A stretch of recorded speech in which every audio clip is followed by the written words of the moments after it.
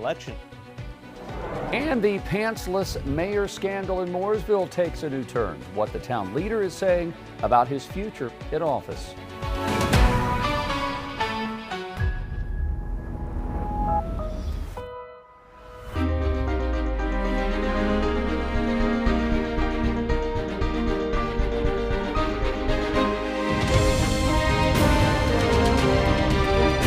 Queen City News starts now. Good Wednesday morning. Happy Hump Day, everyone. Welcome into Queen City News at 6 o'clock. I'm Jason Harper. I'm Julian Sador. Andy Satowski is off today. Jason, did you enjoy the extremely hot temperatures? You know, enjoy, that's a tough word. Tough? You know, Okay. I enjoy ice cream. I enjoy going to the beach. I enjoy, slow walks in the park with my wife, those kind of things. Yesterday, no, I did yard work and was covered from head to toe in sweat and dust. So, if that's your idea of enjoyment, it was fantastic. There we Julian. go. Well, I guess, Ted, the good news is that we'll have some rain to wash away all the heat, right? Yeah, that rain will wash away the heat, but unfortunately the timing is not the best as we head into a very active weekend, whether it's the Charlotte FC, Coca-Cola 600, or Memorial Day festivities. We don't want to have too much of that rainfall impact those plans. So download the Pinpoint Weather app to stay updated on when the rain is detected in your area. 68 degrees, winds out of the south here, 5 miles per hour.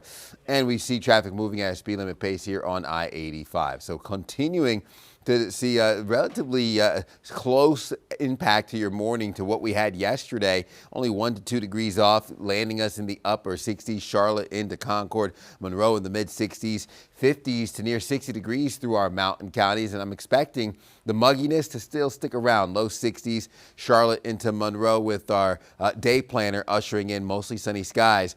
Peaking in the low 90s, landing just a few degrees shy of our record high of 95 degrees we see that we've set back in 1964.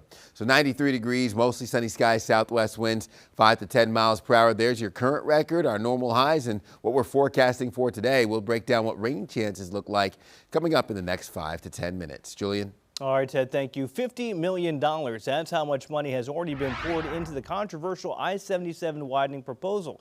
Now its future is up in the air after the plan lost the support of the Charlotte City Council. Chief Political Correspondent Andy Weber is digging into the numbers as supporters of the project warn of a major funding loss if current plans are stalled. There's no guarantee that the $700 million would stay in Charlotte. NCDOT has a STIP, which outlines large projects throughout the state. The next project in line would likely get those funds. The Charlotte Regional Business Alliance repeating a warning issued by the state's top transportation official last week.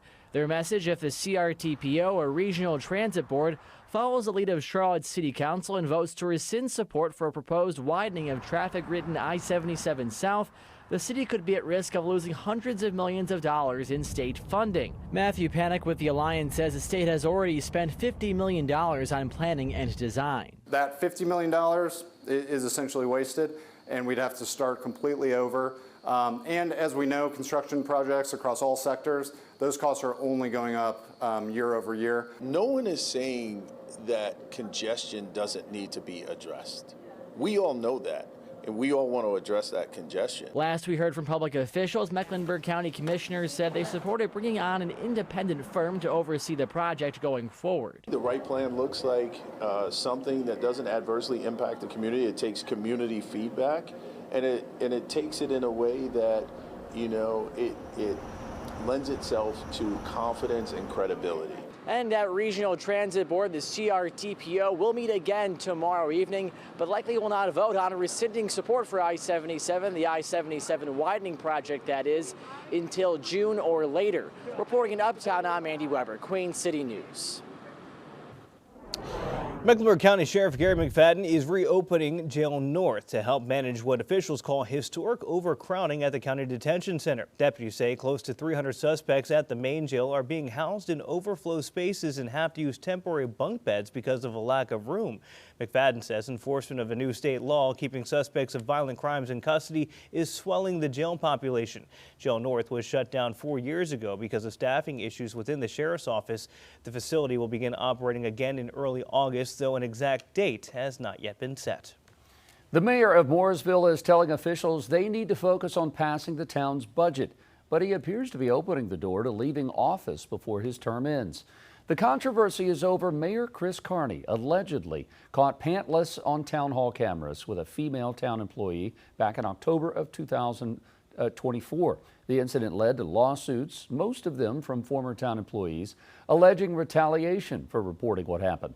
Last month, town commissioners voted to censure Carney over the incident, but they can't remove him from office. Carney previously said that he would not resign over the incident, but hinted at last night's meeting that could change. I'm going to have it dictated by the fact of getting the budget done and then us making a reasonable decision on what makes sense for the citizens and what makes sense for my family. As some of you know, I had even talked about us appointing somebody before the election to finish out the last year. So it had always been my intent that I probably wouldn't make it to the end of this term. This is a mayor decision. Last month, town attorneys filed to block the release of surveillance video from the night that Carney was in town hall with his pants off, allegedly. They say that the appeal was not meant to shield the mayor or dodge transparency about what happened. Primary election results are in across the country, with the biggest headline coming out of Kentucky. Trump-backed Ed Gallerin beating Kentucky Republican incumbent Thomas Massie by nearly 10 points in the state's GOP House primary. Massie has been an outspoken critic of the president. He's recently called for the release of the Epstein files, spoke out against the war in Iran, and voted against Trump's One Big Beautiful Bill. The president took to Truth Social following the election, calling Massie, quote, the worst congressman in the Republican Party. Meanwhile, the race for Georgia's U.S. Senate Republican primary is headed to a runoff with nearly 100% of the votes in. Candidates needed at least 50% of the votes to get the bid, which did not happen. Mike Collins will now take on Derek Dooley in a June 16th race. The winner is set to take on first-term Democratic Senator John Ossoff.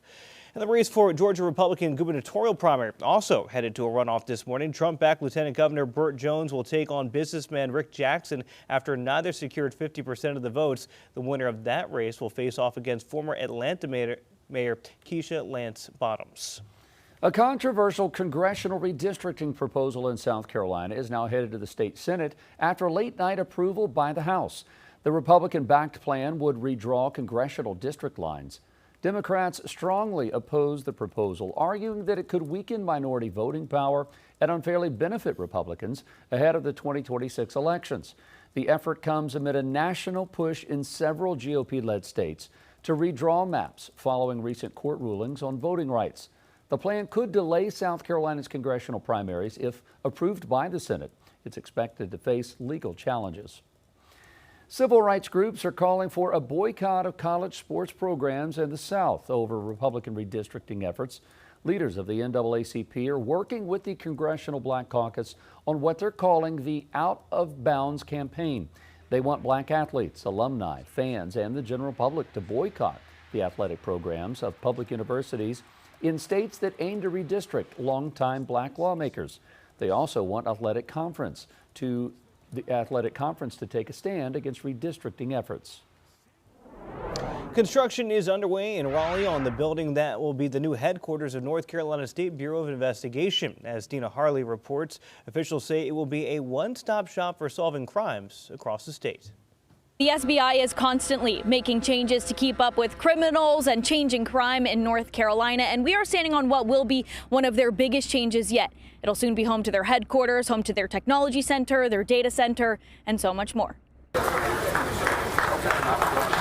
An exciting day for the North Carolina State Bureau of Investigation. This project represents more than just new buildings. The agency broke ground on what will be their new headquarters, home to state-of-the-art technology. We'll have a new logistics building, and it'll house our fusion center. It'll house all our technology under one umbrella, of course. Having that access and having the new infrastructure, like I said, this is half a century old. So we had to dig everything up and put in new fiber, new technology, things that will help us navigate the crimes that are going across the state. It'll also house SBI employees, most of which are scattered across North Carolina right now.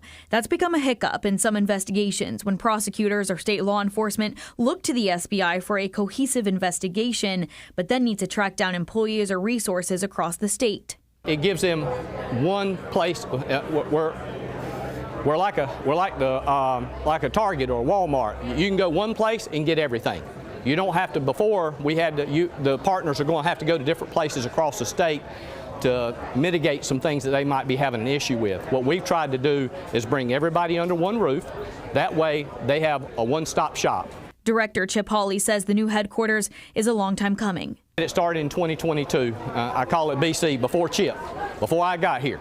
And on property that has served the agency for decades, the new home is welcome, but not possible without partnerships from state agencies and lawmakers. The legislators, they understood that this was super important. They understood that the buildings that were here were antiquated, that they were, there was asbestos, there was all these different things here. So to create a safe work environment and an efficient work environment, they bought into the vision. While construction is slated to be done in 2027, employees won't be in the building until 2028.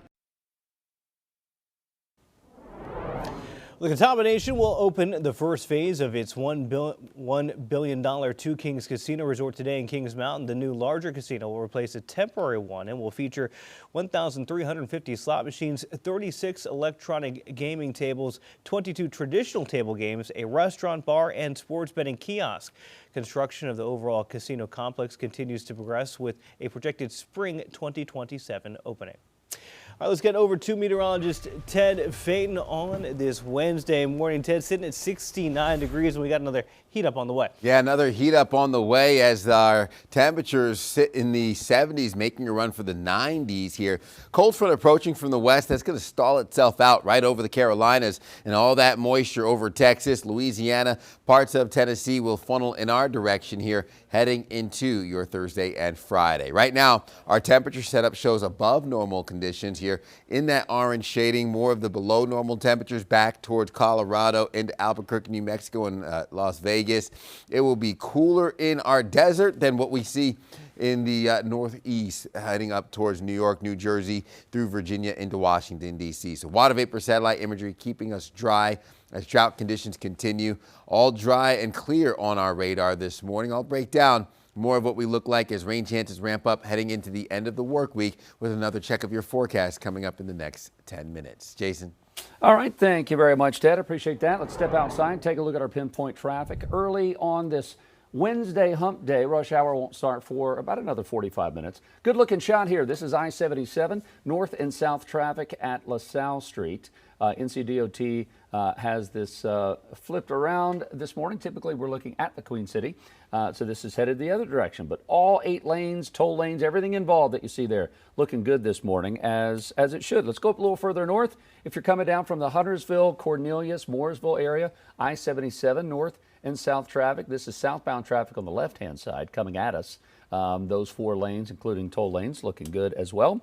Overall, things aren't too bad. We've got 3 or 4 incidents scattered around the Queen City. The newest one is kind of in the northwest part of the city on that 485 inner loop. We're hearing there might be a new accident, 45 inner at Oakdale Road. We'll keep looking at that and let you know if there's any issues with that. In the northeast part of the city, 85 at Mallard Creek. This stretch looking good here. All 10 lanes across 5 and 5 in both directions. Looking really nice this morning. Out west, 85 northbound. This is at Main Street in Lowell, which is in Gaston County. Give it a second here. That camera will jump start, I promise you. But traffic's looking good on both sides of 85 north and south, whether you're going towards South Carolina or headed in to the Queen City. Now's the best time to get out to the airport if you're headed there to pick some folks up or headed out yourself. All under 30 minutes. Looking good from Uptown, Rock Hill, Cornelius. You're all in a good situation so far. We'll give you another update. We'll take a look at that possible 45 incident coming up here around 6:30. Julian. All right. Thank you, Jason. Dozens of teens in the streets, cars drifting, and flamethrowers. It was all front and center for members of one Virginia neighborhood. What we know about the investigation this morning. You're watching Queen City News, the most local news in Charlotte. We'll be right back.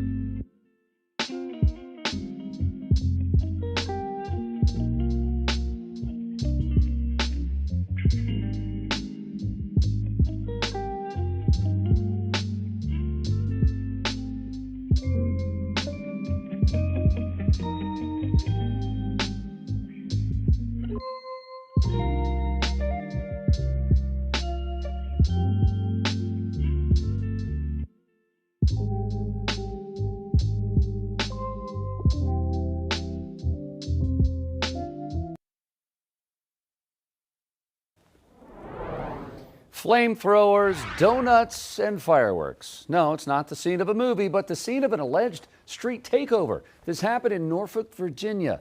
Michael Rickner was at the neighborhood that the crimes took place at over the weekend and spoke with neighbors who say they are scared for their safety. This looks like it's out of Mad Max or The Purge or something like that. You know, some pretty wild stuff you would definitely not expect to see again. A fiery, chaotic scene Sunday night on Redgate Avenue. New video shared with 10 on Your Side shows a person doing donuts nearly hitting the bystanders recording. Then as people stand around, a firework is set off right on the road, barely missing those around it. For residents, they're left wondering how this happened. You know, I was going around the neighborhood while this was going on, and I don't even know where they parked their cars or really where they came from. It was like, 50 to 100 people just kind of organically just showed up. Dempsey says the chaos started around 8 Sunday. Residents called 911 first about the cars, and then again when the flamethrower was brought out. I think the police response time could have been a little bit better, but I will say as soon as we called about the flamethrower, the fire truck was here within like 30 seconds. So at least we had that. But yeah, I mean, this easily could have been on fire. There's no doubt about it. Neighbors told me they're worried of another takeover happening. They hope the city can do something to prevent that. For Dempsey, his concern is about resident safety. I mean, this is 8:30 p.m. It's not late. It's not early morning. This is like prime time for a post-dinner walk type of thing. There's plenty of people out walking their dog, doing that kind of thing at that time of night. It could easily have resulted in something much more serious. I'm really surprised that it didn't. And that was Michael Rinker reporting. Norfolk police are still looking for the people responsible for that takeover. A recent poll shows President Trump's approval rating has sunk to a second-term low amid the war with Iran and rising gas prices. The poll from the New York Times and Siena University show Trump at a term low 38%, while his disapproval rating sits at a term high of 60%. Nearly two-thirds disagree with his decision to go to war with Iran. Trump was rated the worst on the topic of cost of living, with 69% of pollers unhappy. Well, you might be unhappy with the temps that are going to be rolling out today. I mean, if it was officially summer, it's a little easier to swallow. You know what, Jason, the other part of it is we've been talking about this. It seems like every year, without fail, Coke 600 rolls around, we're going to have hot temps and rain chances. Yeah. I mean, every year. Maybe, Julian, the scientist in the room, could help us understand what is it? Yep, put those professor glasses on, Ted. What is it about? Is it just it is so hot that causes storms? What is it about that weekend? Yeah, I mean, well, we're looking at Memorial Day weekend. It's the time of year, spring into summer, where we have the heat that locks in around the Carolinas, the humidity, and with our pattern usually gives us the active cold fronts that produce those rain and storm chances this time of year. So it's really the roll of the dice that we tend to just keep landing on sixes. Might want to take that luck to the casino as we are looking at another weekend with active weather. So 68 degrees, south winds at 5 miles per hour, dew points in the low 60s. Independence Boulevard, nice and quiet here this morning, mostly sunny skies locked in. Upper 60s, Charlotte, Concord, we're looking at those low to mid 60s through the I-40 corridor. 50s on tap, Boone and Jefferson, cool in our mountain counties, warm around uptown. Everyone's going to get hot through the peak heating hours of the day, more in the way of the low 90s, mid 90s from Charlotte into Monroe up through Concord. And we're looking at those 80s in our mountain counties. That lands us just shy of our record highs for this time of year. We'll be well above our normal high of 81 degrees, cooling down and just in time for the end of the week, Friday into Saturday, upper 70s near 80 degrees. But that comes at the expense of some rain and storm chances as we gradually climb back into the mid 80s by early next week. So muggy meter shows will be sticky, slightly humid for your Wednesday into Thursday. Rain chances ramp up to provide a little bit of relief, but still sticks around through your weekend, impacting the Coca-Cola 600 if you'll be at Charlotte Motor Speedway this weekend, especially Sunday, where we race to the checkered flag starting at 6 p.m. Could see some lingering showers and storms finishing off the weekend. So cold front to the north and west, tracking east towards the Carolinas. That's going to provide the heavy rain from eastern Texas into Arkansas. Moisture arrives here heading into the Queen City starting Thursday into your Friday. That kicks off the intermittent pattern of those rain and storm chances that will stick around here heading into your holiday weekend with 80s locked in from your Saturday all the way into Monday and Tuesday. Julian? All right, Ted, thank you. Well, as we count down to America's 250th birthday, we're also taking time out to observe a very special day here in Mecklenburg County. It's the reason we say North Carolina was a first in freedom. Every May 20th, Charlotte celebrates Mech Deck Day. It's an observance of the first Declaration of Independence against British rule. The Spirit of Mecklenburg statue at the entrance to Elizabeth Park celebrates Captain Jack James, who risked his life and delivered the Declaration in Philadelphia. According to legend, the Mech Deck was signed May 20th, 1775. A full year before the country's official Declaration of Independence, July 4th, 1776. Sounds like an American hero to me, kind of like Paul Revere, going on horseback, spreading the message. Today, Captain Jack is also recognized with an adult beverage. Old Mecklenburg Brewery's Captain Jack Pilsner is like a patriotic message in a bottle. You can watch the intoxicating story on Queen City News tonight at 10 as we continue our special coverage of the Spirit of America 250. All right, taking it out to New York City, we're talking Wall Street futures with Jane King next. She'll join us live from the New York Stock Exchange. Don't go anywhere. You're watching Queen City News Now.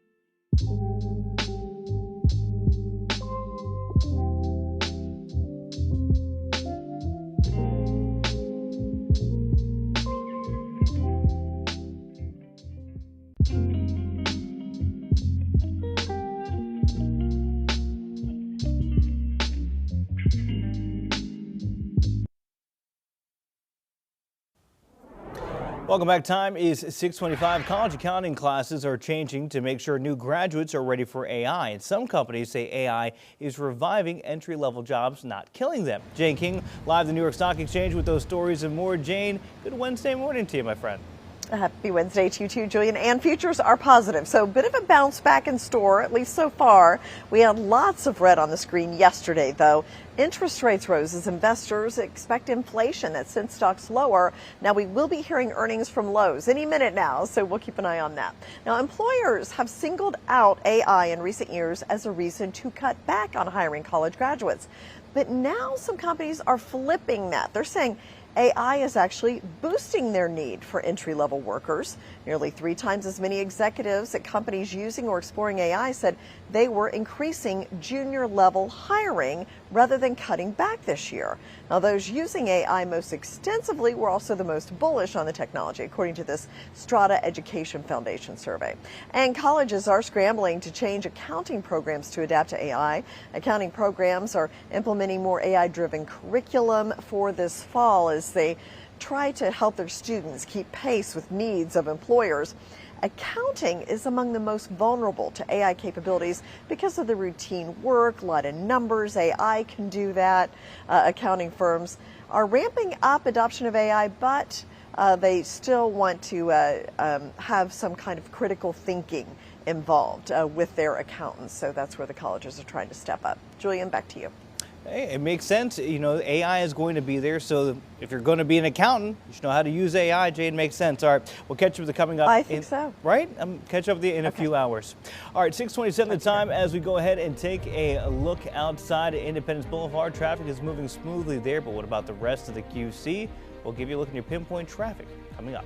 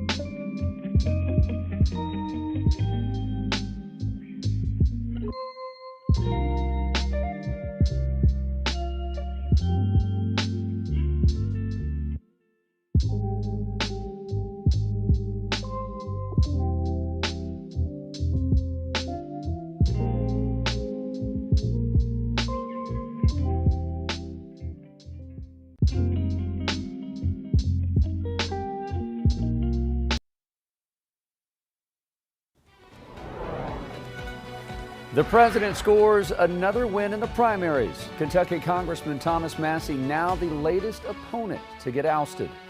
Plus, we now know the names of the victims shot and killed at a mosque in San Diego, why the police chief there is calling them heroes. And with a hospital for Indian land still years away, there's now a different answer for medical care. We'll take you inside the newest healthcare facility.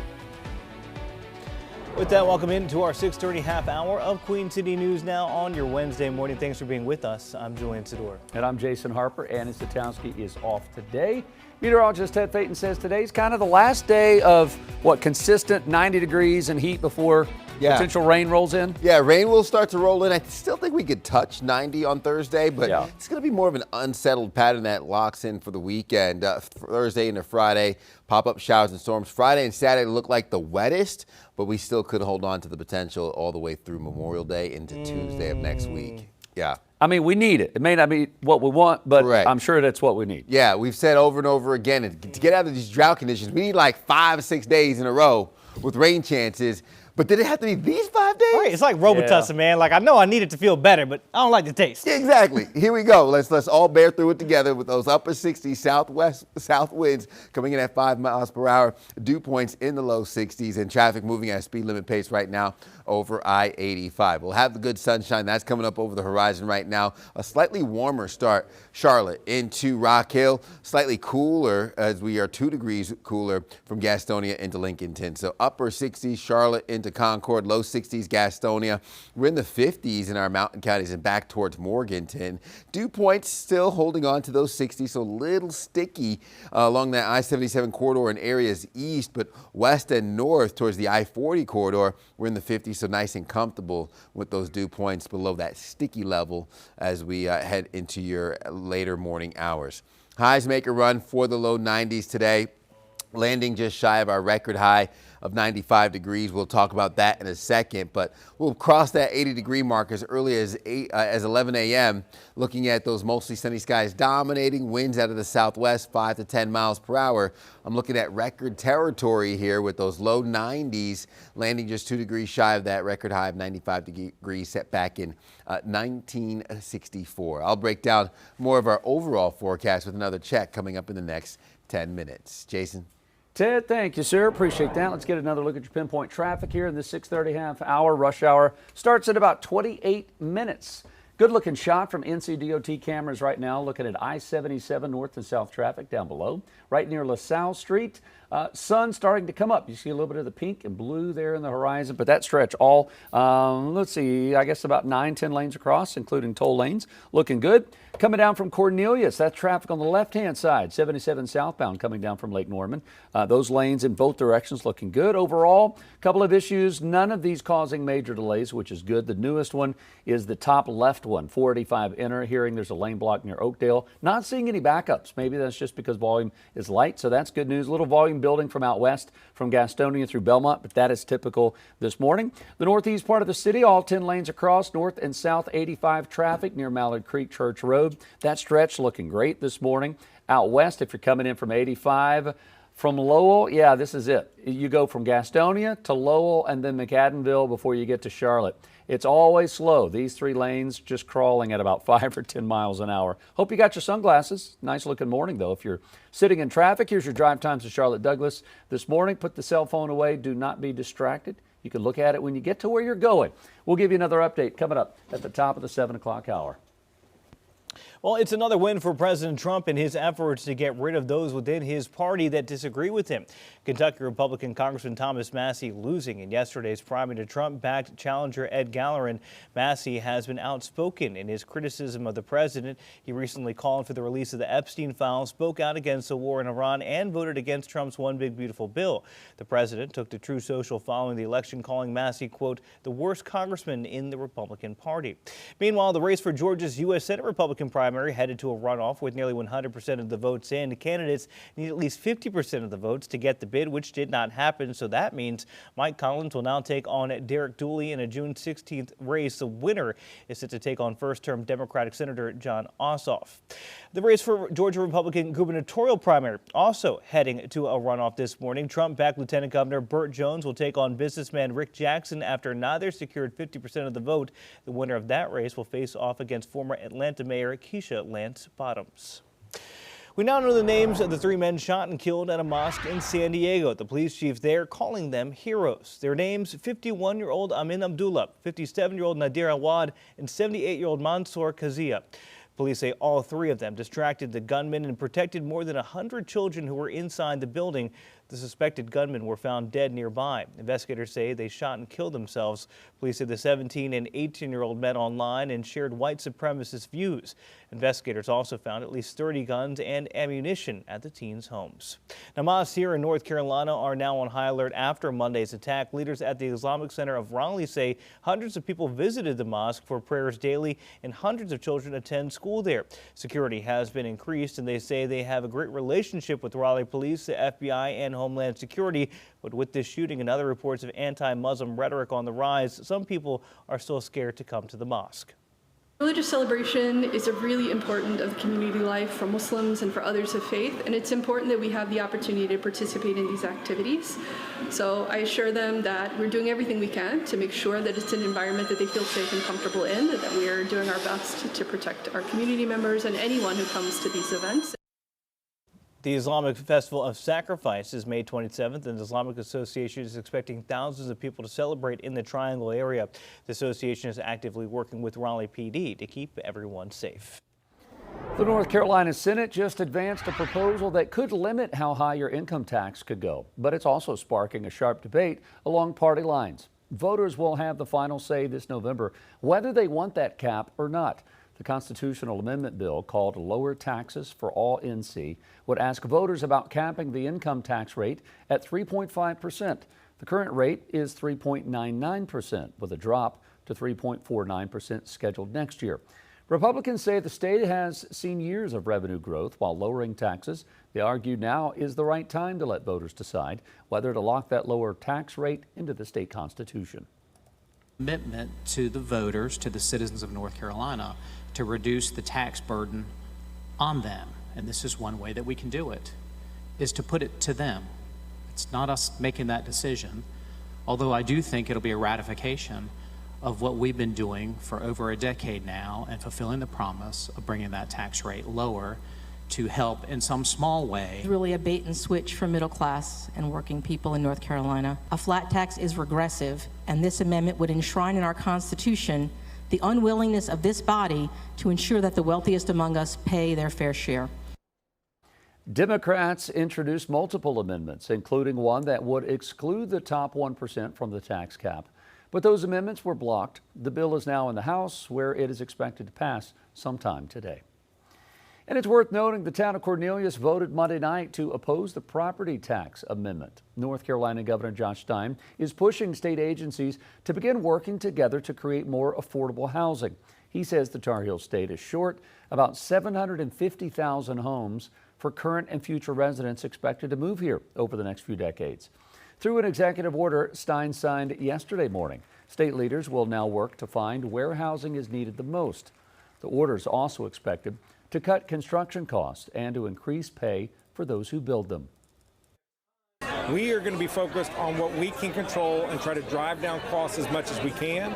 The more qualified labor there is, the less you have to pay a premium to get people on the job. So we want to increase the workforce. The more land that's developable, then the lower the cost of each unit of piece of land. That lowers the cost for the ultimate purchaser. The governor says as tariffs increase the cost of building homes, he hopes this measure can help offset that. Lancaster County currently has a moratorium on building new homes for 9 months. It comes as officials work to provide essential services for residents moving in at record numbers. Queen City News anchor Will Lewis reports on how some residents will get medical help closer to home.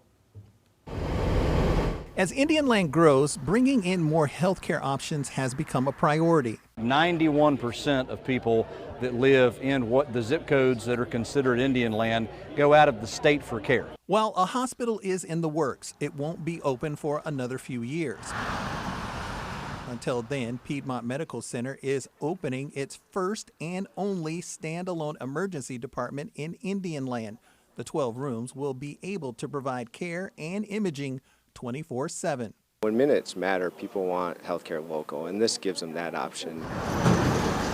Lancaster County has seen tremendous growth, close to 20,000 new residents from 2000 to 2020, and everywhere you look, you see construction. Currently, there is a 9-month moratorium on new housing, leaving some to think more health facilities, shopping, and other foundation needs will be met. To date, $400 million has been invested into business development, meaning residents may have to deal with the pain of growth, but when complete, essential services will be around the corner. Whether it's roads or hospitals or emergency departments, this is us growing with the community and giving them local access. Piedmont Medical Center says the new emergency department should be open in the next month. Will Lewis, Queen City News. Well, the search is over for the body of a missing swimmer on Lake Wiley after crews had to call the search Monday night. They resumed yesterday morning in the area of the Ebenezer Park boat landing. Deputies say the victim jumped off of the boat and did not resurface. Investigators are now working to notify that swimmer's family. Authorities are reminding boaters ahead of Memorial Day weekend to take safety seriously and wear a life jacket when you're out on the water. Well, still to come, the Canes are once again looking to take the Stanley Cup home to Raleigh, but the job isn't finished yet. How they're approaching the Eastern Conference Finals after a long break. You're watching Queen City News on this Wednesday. Here's a good-looking shot of Bank of America Stadium, home to the Carolina Panthers. We'll be right back.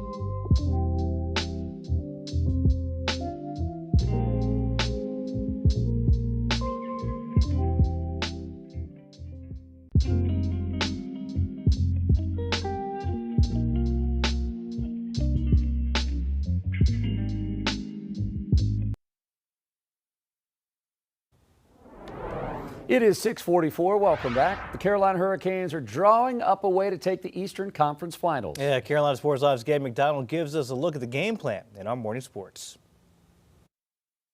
Well, the Stanley Cup playoffs are now in the conference finals as we inch closer and closer to the Stanley Cup finals here in 2026. And in the Eastern Conference, we are down to just 2 after Montreal put out a Game 7 win over Buffalo. The stage is now set for the Eastern Conference finals. The Carolina Hurricanes will finally return to the ice for a game on Thursday after back-to-back sweeps through the first 2 rounds. The team's best postseason start in history.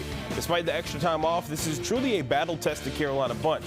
3 of the Canes' 8 wins so far this postseason came in overtime. So not only should the extended rest help Carolina physically, the mental break is something Rob Brindamore feels was much needed for his squad. I think when you get to this point of the year, I don't know if starting at home or I don't know if that's an advantage.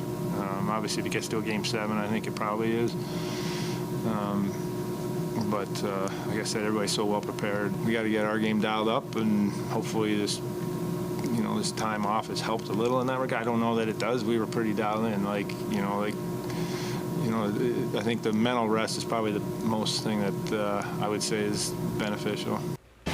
So let's break down the tale of the tape for the upcoming series. When you factor in Montreal playing 6 more games this postseason than the Canes, you get a major disparity in certain numbers, including goals scored. It's 43-24 in favor of the Habs. The goals against, though, that's where the Canes have a major edge. Just 10 allowed in the playoffs compared to 38 for Montreal. The Canadians do have the edge when it comes to the power play, though. 13 goals with a man advantage in the playoffs compared to just 5 for Carolina. The Canes have a save percentage of .950, while the Habs sit at .908. Montreal also leads in penalty minutes with 247 in the postseason, Carolina with only 131. Now we know the opponent, we can talk the schedule. Game 1 of the Eastern Conference Finals goes down tomorrow night at the Lenovo Center at 8 p.m. Game 2 back in Raleigh Saturday with a 7 p.m. start.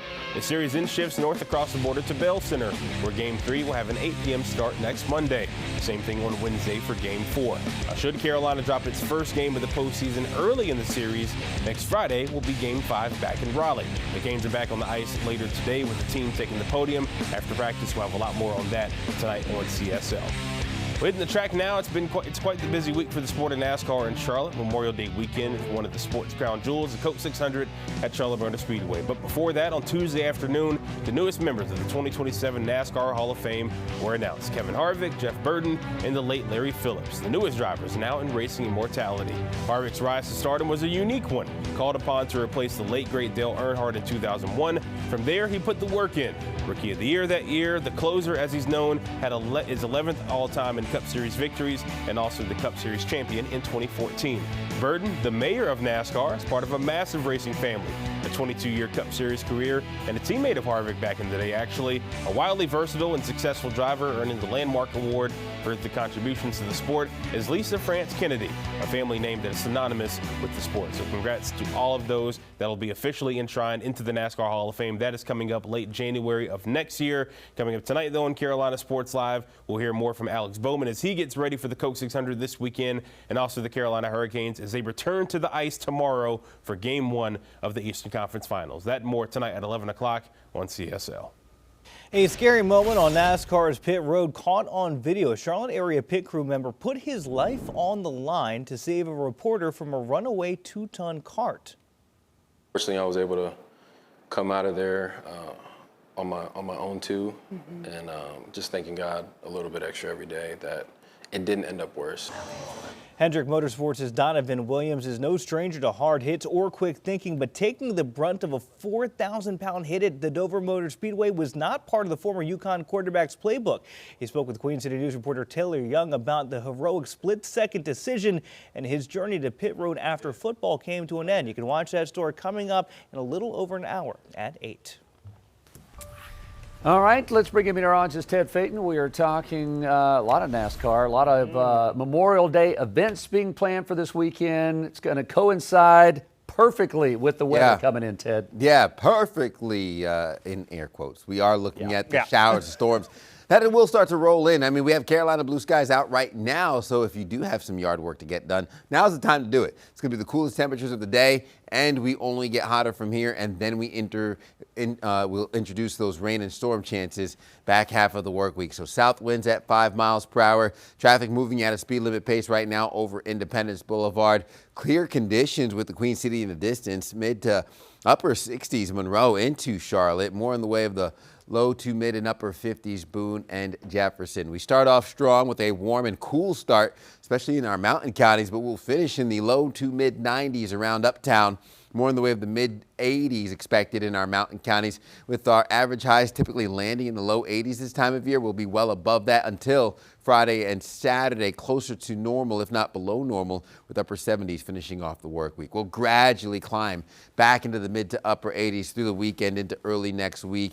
I'm expecting our rain and storm chances to roll in, which will give us a little relief with that muggy meter showing sticky to slightly humid conditions from Thursday into your Friday, but I'm looking at the second half of the work week and the weekend, giving us a little bit of relief when those rain and storm chances wash some of the moisture out of the atmosphere. Coca-Cola 600 forecast.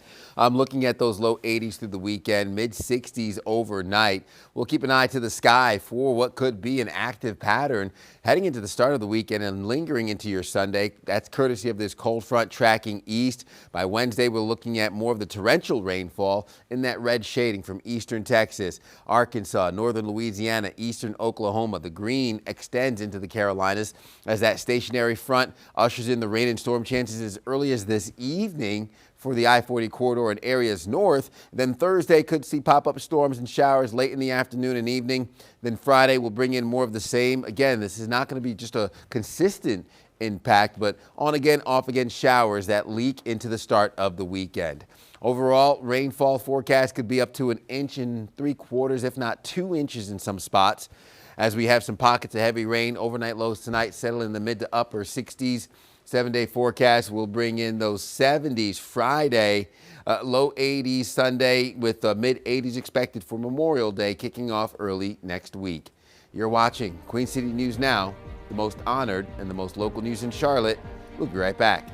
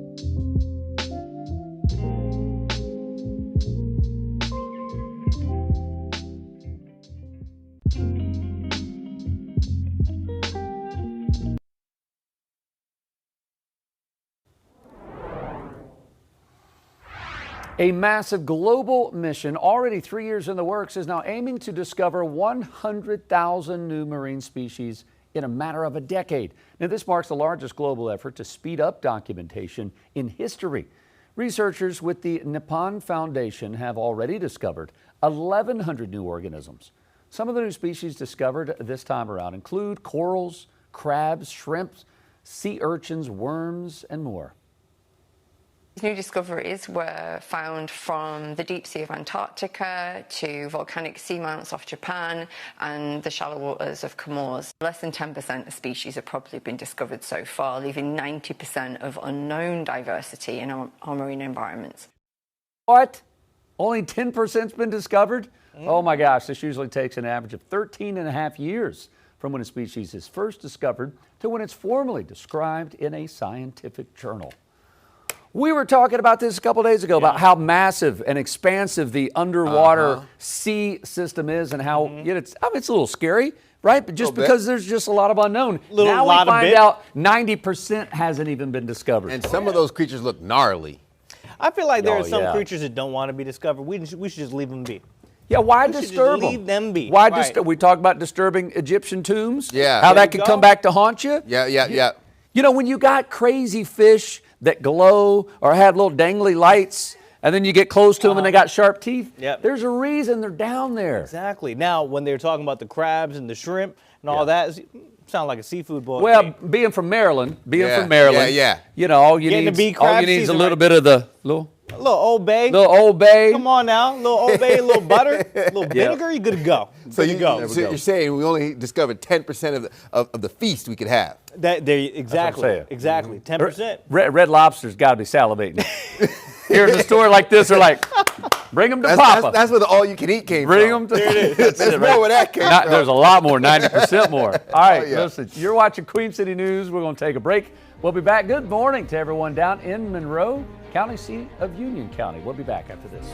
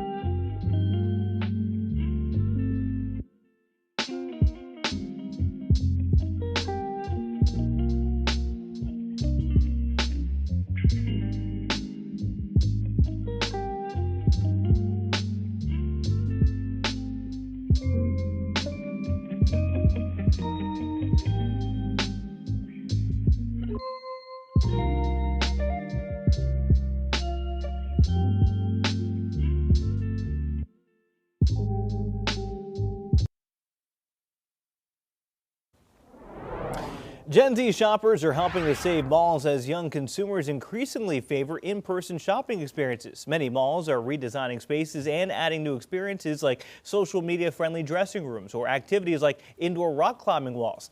Gen Z retail spending is expected to pass $12 trillion globally by 2030, outpacing every other generation. Some Gen Z shoppers say malls offer a social connection that online shopping just can't replace. You don't say. All right, 6:59 the time. Stay with us as we head straight into our 7 o'clock hour.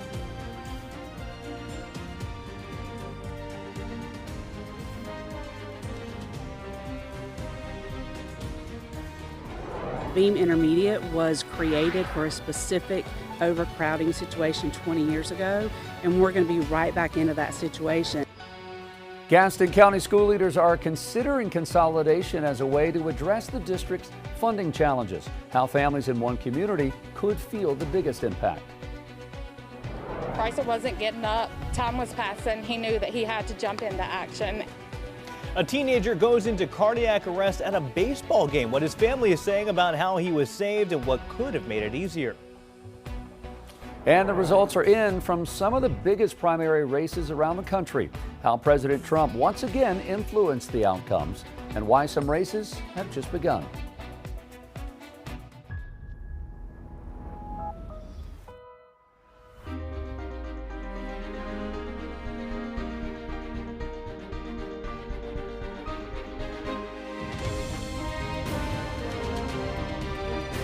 Queen City News starts now.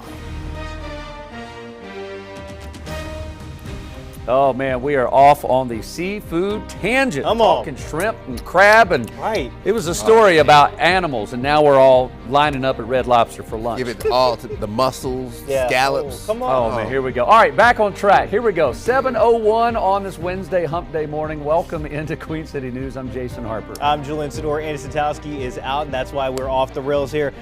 Ted, as far as the forecast, I feel like the heat has been off the rails. Yeah, oh my gosh, someone pull it back because Come on. Mother Nature's getting a little out of control, back into the low 90s, above normal, closer to record highs.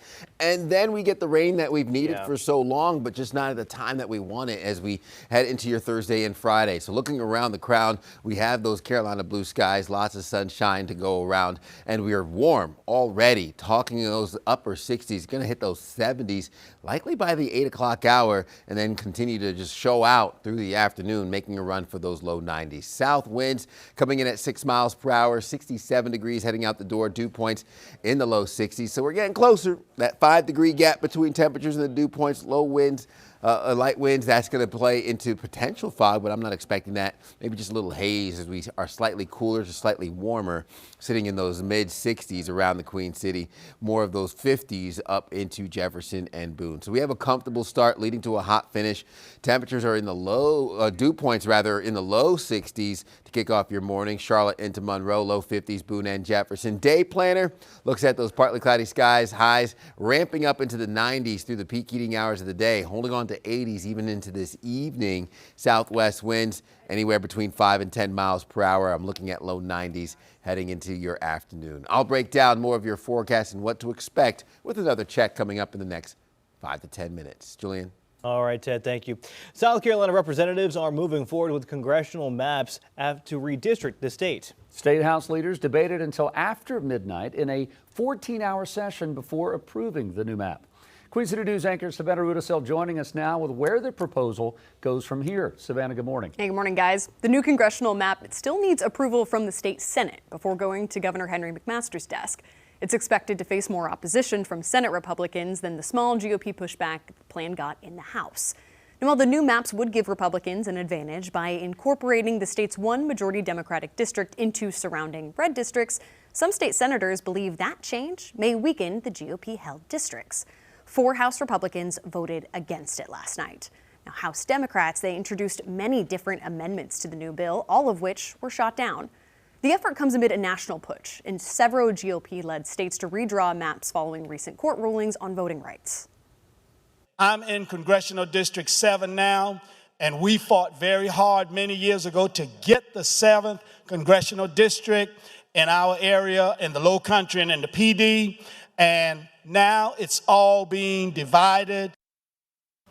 If the plan passes, the June primaries would be pushed back to August. Now, the hundreds of absentee ballots state elections officials have already received from overseas military members and residents, those would be considered void. The state would need to send out new ballots for the delayed primary. Back to you. All right, Savannah, thank you. Well, it's another win for President Trump in his efforts to get rid of those within his own party that disagree with him. Kentucky Republican Congressman Thomas Massie losing in yesterday's primary to Trump-backed challenger Ed Gallerin. Massie had been outspoken of the president. He'd recently called for the release of the Epstein files, spoke out against the Iran war, and voted against Trump's One Big Beautiful Bill. The president took to Truth Social following the election, calling Massie, quote, the worst congressman in the Republican Party. Meanwhile, the race for Georgia's U.S. Senate Republican primary is headed to a runoff with nearly 100% of the votes in. Candidates needed at least 50% of the votes to get the bid, which did not happen. Mike Collins will now take on Derek Dooley in a June 16th race. The winner is set to take on first-term Democratic Senator John Ossoff. Meanwhile, the race for Georgia's Republican primary for governor is also headed to a runoff this morning. Trump-backed Lieutenant Governor Burt Jones will take on businessman Rick Jackson after neither secured 50% of the vote. The winner of that race will face off against former Atlanta Mayor Keisha Lance Bottoms. Gaston County Schools officials are now considering closing a charitable school to help meet budget requirements. Gaston County administrators are mulling a proposal to shift 4th and 5th grade students of WB Beam Intermediate to another location next fall to alleviate overcrowding. There are 3 options on the table of where the 2 grade levels would go. But as Queen City News anchor Caroline Boyer reports, the community hopes doing nothing at all is what Gaston County School Board members will ultimately decide. We need to protect our children. Heather Holt is one of the people who formed the Charitable Education Alliance. It's a response to Gaston County leaders saying they may close WB Beam Intermediate School to save money after only receiving 35 of their $60 million budget request from county commissioners. The kids didn't cause that problem.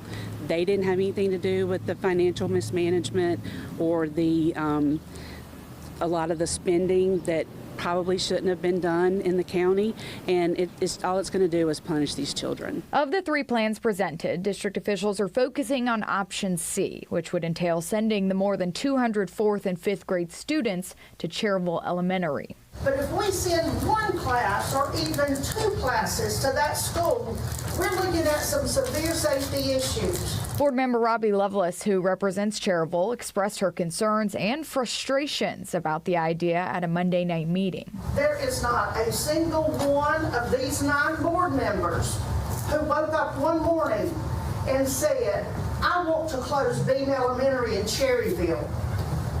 That didn't come from the board. We're given options that we have to vote on. It did not come from these 9 people sitting here. And I want to tell you one darn thing. I'm tired of this board taking the blame for everything that happens in Gaston County schools. District officials say closing Beam would save more than $288,000 per year. But community members believe there are other ways the county can cut costs. The charitable school system is working, and Beam Intermediate was created for a specific overcrowding situation 20 years ago, and we're going to be right back into that situation. And that was Caroline Boyer reporting. The school board has to hold a public hearing ahead of any vote on whether or not to close Beam, and that's expected to happen in the 2nd week of June, ahead of the board's June 15th meeting.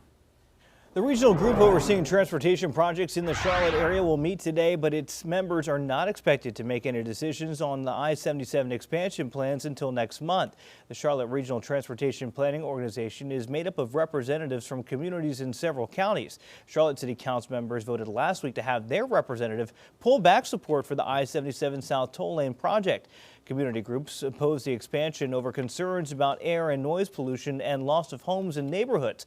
But Charlotte business leaders say they've already put $50 million into plans and designs. They stand to lose that investment and the hundreds of millions the state planned for I-77. No guarantee that the $700 million would stay in Charlotte. NCDOT has a STIP, which outlines large projects throughout the state.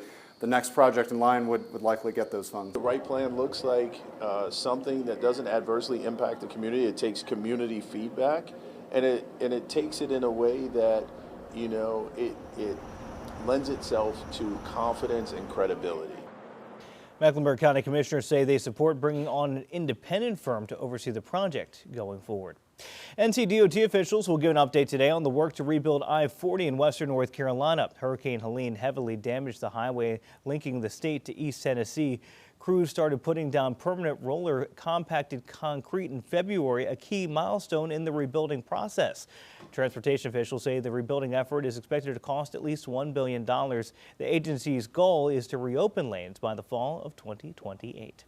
All right, let's get over to meteorologist Ted Phaeton as we take a look at radar. Ted, what are we seeing? Yeah, we're seeing mostly clear, mostly dry conditions here around the Carolinas, but that cold front knocking on our doorstep, sweeping through the northeast, the Ohio Valley region. region into the Kentucky Valley and even through the deep south, Texas, Louisiana, even into Mississippi, dealing with the brunt of that rainfall right now. Cool air infiltrating some of the warmth and above normal temperatures that are locked in over the deep south, all the way up to the mid-Atlantic into the northeast. That's where we see more of the potential of the record-breaking highs that could take hold from Virginia up through New Jersey into southern New York and Connecticut. Water vapor satellite imagery looking at the dry air indicated by that brown over the Queen City.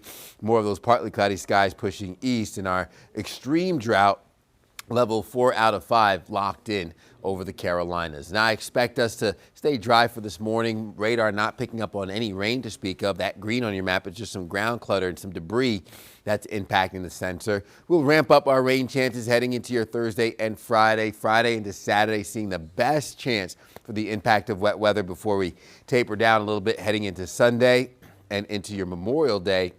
This stretch of active weather, very much needed, but some would say the timing is just not ideal. Weekend looking at 80s on tap, overnight lows in the 60s. Rain and storm chances roll in, which will give us the potential for some isolated downpours, but some pockets of sunshine as well through your holiday weekend. We'll break down what to expect with another check coming up in the next 10 minutes. Jason. All right, Ted, thank you very much. Well, we told you rush hour would start at around 7. We are noticing it big time. It happened in the last 11 minutes. A couple of issues that we want to point out to get you going to wherever it is you're going. The first one, 85 northbound. We've got a lane blocked right at the entrance ramp to Sugar Creek Road, so just be aware of that if you're trying to work your way up from I-77 towards the University City area. Another one on the south side of the city is 485 inner. We've got a lane blocked near Pineville Matthews Road, right near Main Street there, so just be aware of that. If you're heading in the south part of the city, here's a good-looking shot from NCDOT. All 10 lanes across, I-77 north and south near LaSalle Street. Looking good this morning. Further up, coming down from Lake Norman, slow traffic on the left. 77 southbound. Unless you're in the toll lanes, you are creeping along. In the northeast part of the city, we got 85 at Mallard Creek. Those 10 lanes, that stretch looking good this morning. And then if you head out to Gaston County, a little bit slow this morning. Not that slow. The camera is slower than the traffic, I promise you. Give it a couple seconds. This is near Lowell, McAdenville on 85 northbound, those lanes on the left-hand side. Moving at about 15, 20 miles an hour. So just keep your speed in check. You don't want a speeding ticket today. We'll give you another look at traffic coming up at 7:30. Julian. All right, Jason, thank you. Artificial intelligence is invading politics at a local level. How one raised out west could be determined by the shift in tech. You're watching Queen City News, the most honored and the most local news in Charlotte. We'll be right back.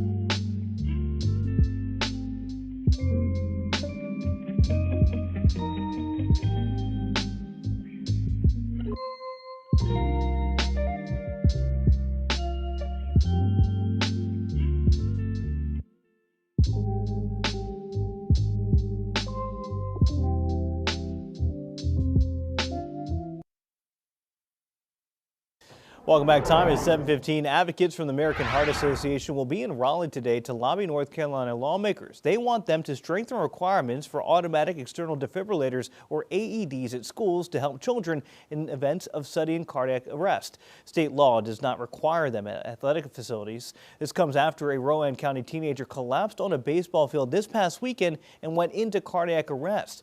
Queen City News reporter David Schumann spoke with his mother about that scary moment. Bryson Blanton is fighting and appears to be winning. God is real. God is great.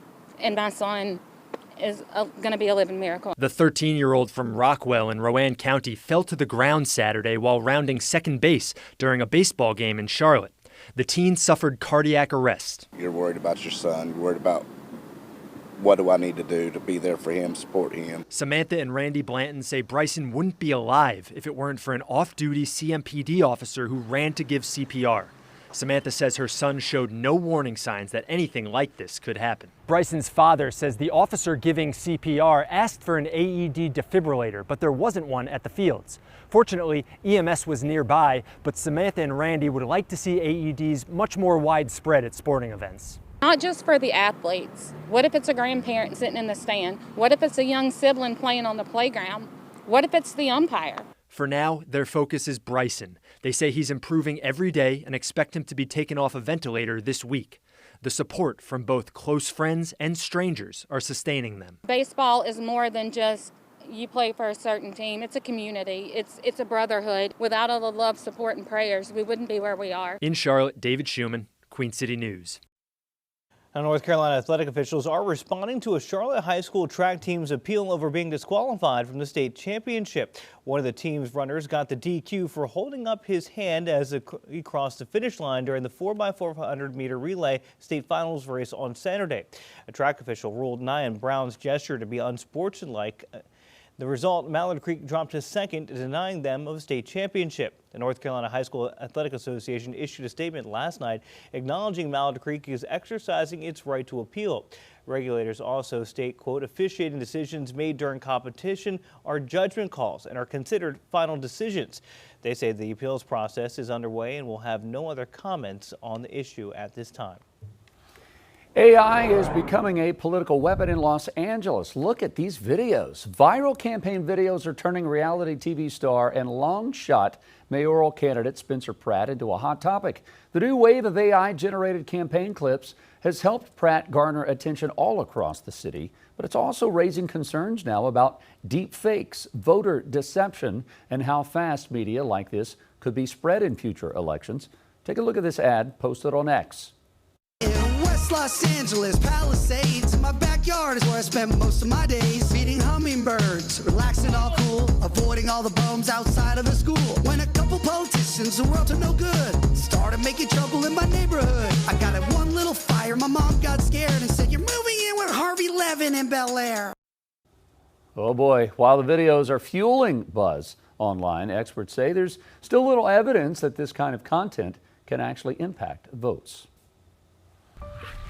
Coming up on 7/19 on this Wednesday. Man, we're getting close to the 70s already. How are we going to climb, Ted? Yeah, we're going to be climbing into the low 90s. Sunshine dominating right now. Upper 60s, south wind 6 miles per hour.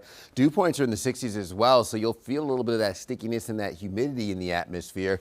Low to mid 60s, I-40 corridor, 50s, Boone and Jefferson. I'm expecting us to hold on to those 60s here around the Queen City. Highs will make a run for the low to mid 90s, Charlotte into Monroe. Low to mid 80s, Boone and Jefferson. High temperatures ramp up, low 90s Wednesday into Thursday. I'm looking at upper 70s to near 80 degrees Friday into your Saturday, with your average highs typically landing in the low 80s this time of year. We'll get closer to that through the start of the weekend, back into the mid to upper 80s early next week, starting with Memorial Day on Monday.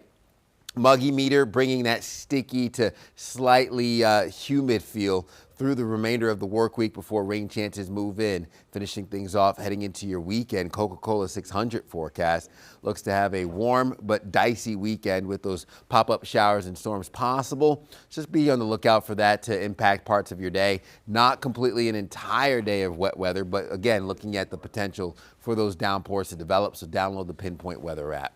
Cold front approaches from the west. That's going to deliver some downpours for eastern Texas into northern Louisiana and Arkansas. Green extending into the Carolinas as that moisture approaches, giving us rain and storm chances as late as this evening north of the I-40 corridor. Notice as that stationary front dips south, we'll get more of the pockets of rain late Thursday afternoon and evening. Lull in the rain chances for your Friday morning before Friday afternoon and Friday night brings in another round of wet weather that lingers. That pattern sticks around heading into the weekend. So overall, we could see 1.75 inches, maybe 1.5 inches up towards Statesville, close to 2 inches further south towards Rock Hill. Overnight lows bottom out in the mid to upper 60s before we rebound into the 90s Thursday. 80s on tap this weekend with our rain and storm chances lingering through Memorial Day. You're watching Queen City News Now, the most honored and the most local news in Charlotte. We'll be right back.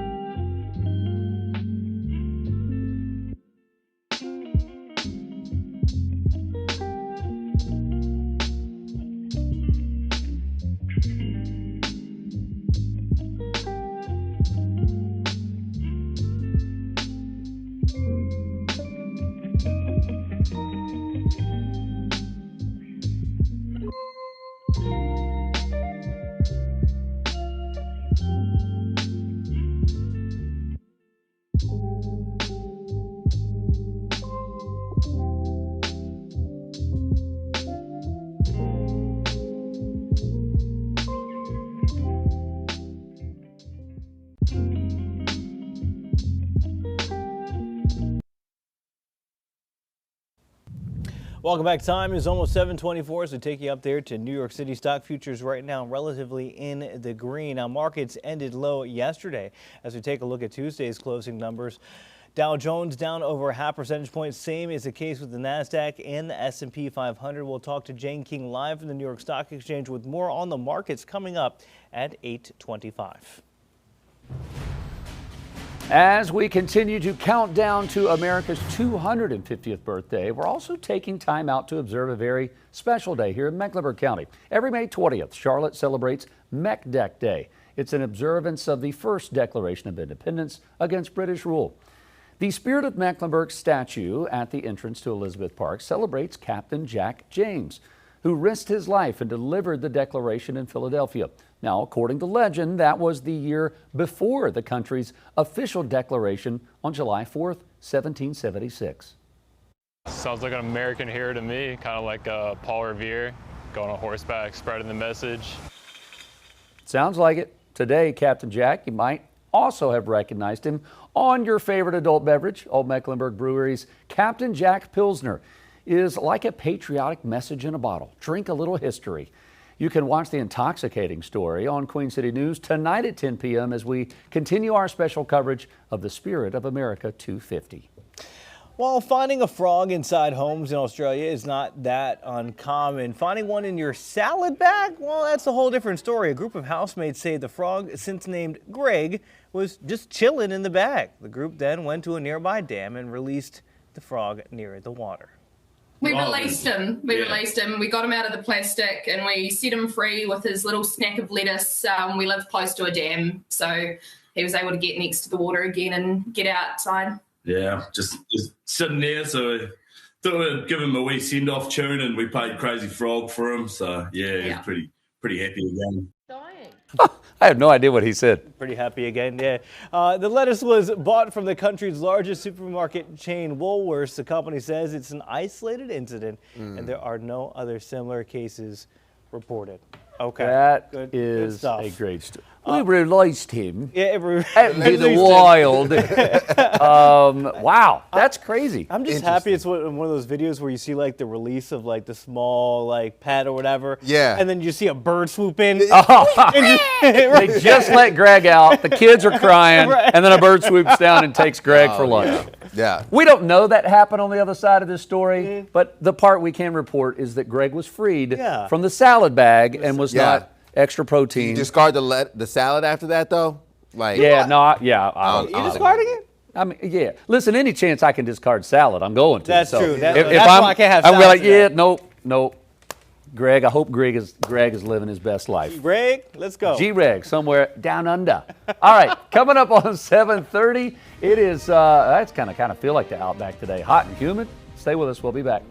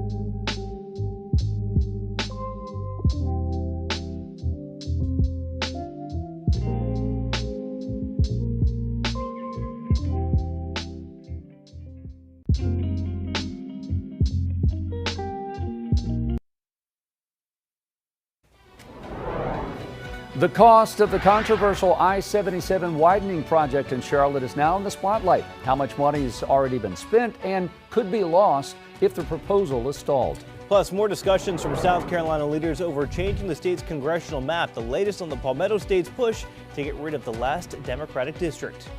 And the pantsless mayor scandal in Mooresville takes a new turn. What the town leader is saying about his future in office. With that, we want to welcome you into our 7:30 half hour on your Wednesday morning. Thanks for being with us. I'm Julian Sador. I'm Jason Harper. Anna Satowski has the day off.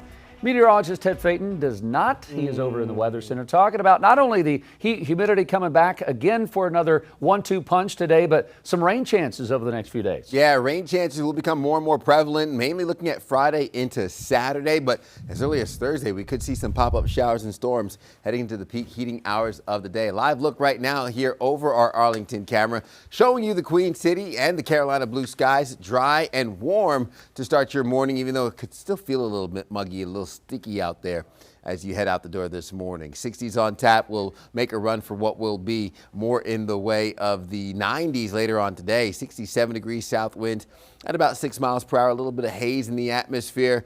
I'm looking at those temperature changes anywhere from 2 degrees to 4 degrees cooler, slightly warmer Rock Hill and Lancaster. That's giving us mid to upper 60s around the Queen City, mid 50s Boone and Jefferson, upper 50s Morganton, 60s on tap through the I-40 corridor. Our dew points are sitting in the low 60s right now. From Wadesboro into Albemarle, still holding on to mostly of the light mugginess that you're feeling with those dew points in the 60s. We'll cross the 80-degree mark as early as 11 a.m., hitting 90s in your afternoon, low 90s today with southwest winds anywhere from 5 to 10 miles per hour. I expect us to land just about 2 degrees shy of our record highs for this time of year, which was set back in 1964. We'll still hold on to a warm overnight, dropping down into the upper 60s, heading into your early morning hours, combating that tree pollen. Still very much concerned with hickory, maple, and birch being medium to high heading into the second half of the work week, but rain chances should help us out just a little bit. We'll get the rain and storm chances as early as this evening north of the I-40 corridor. 80s turn to 70s Thursday, low 60s Friday.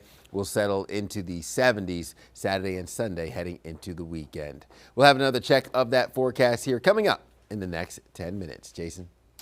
All right, Ted, thank you very much. Appreciate it. A busy half hour for pinpoint traffic. Here we go, especially if you're in the central to the north part of the city. A couple of different issues going on that we want to pinpoint. We want to dive right in. 85 northbound, got a lane blocked right near the entrance ramp to get on West Sugar Creek Road. So that is headed from 77 north towards University City.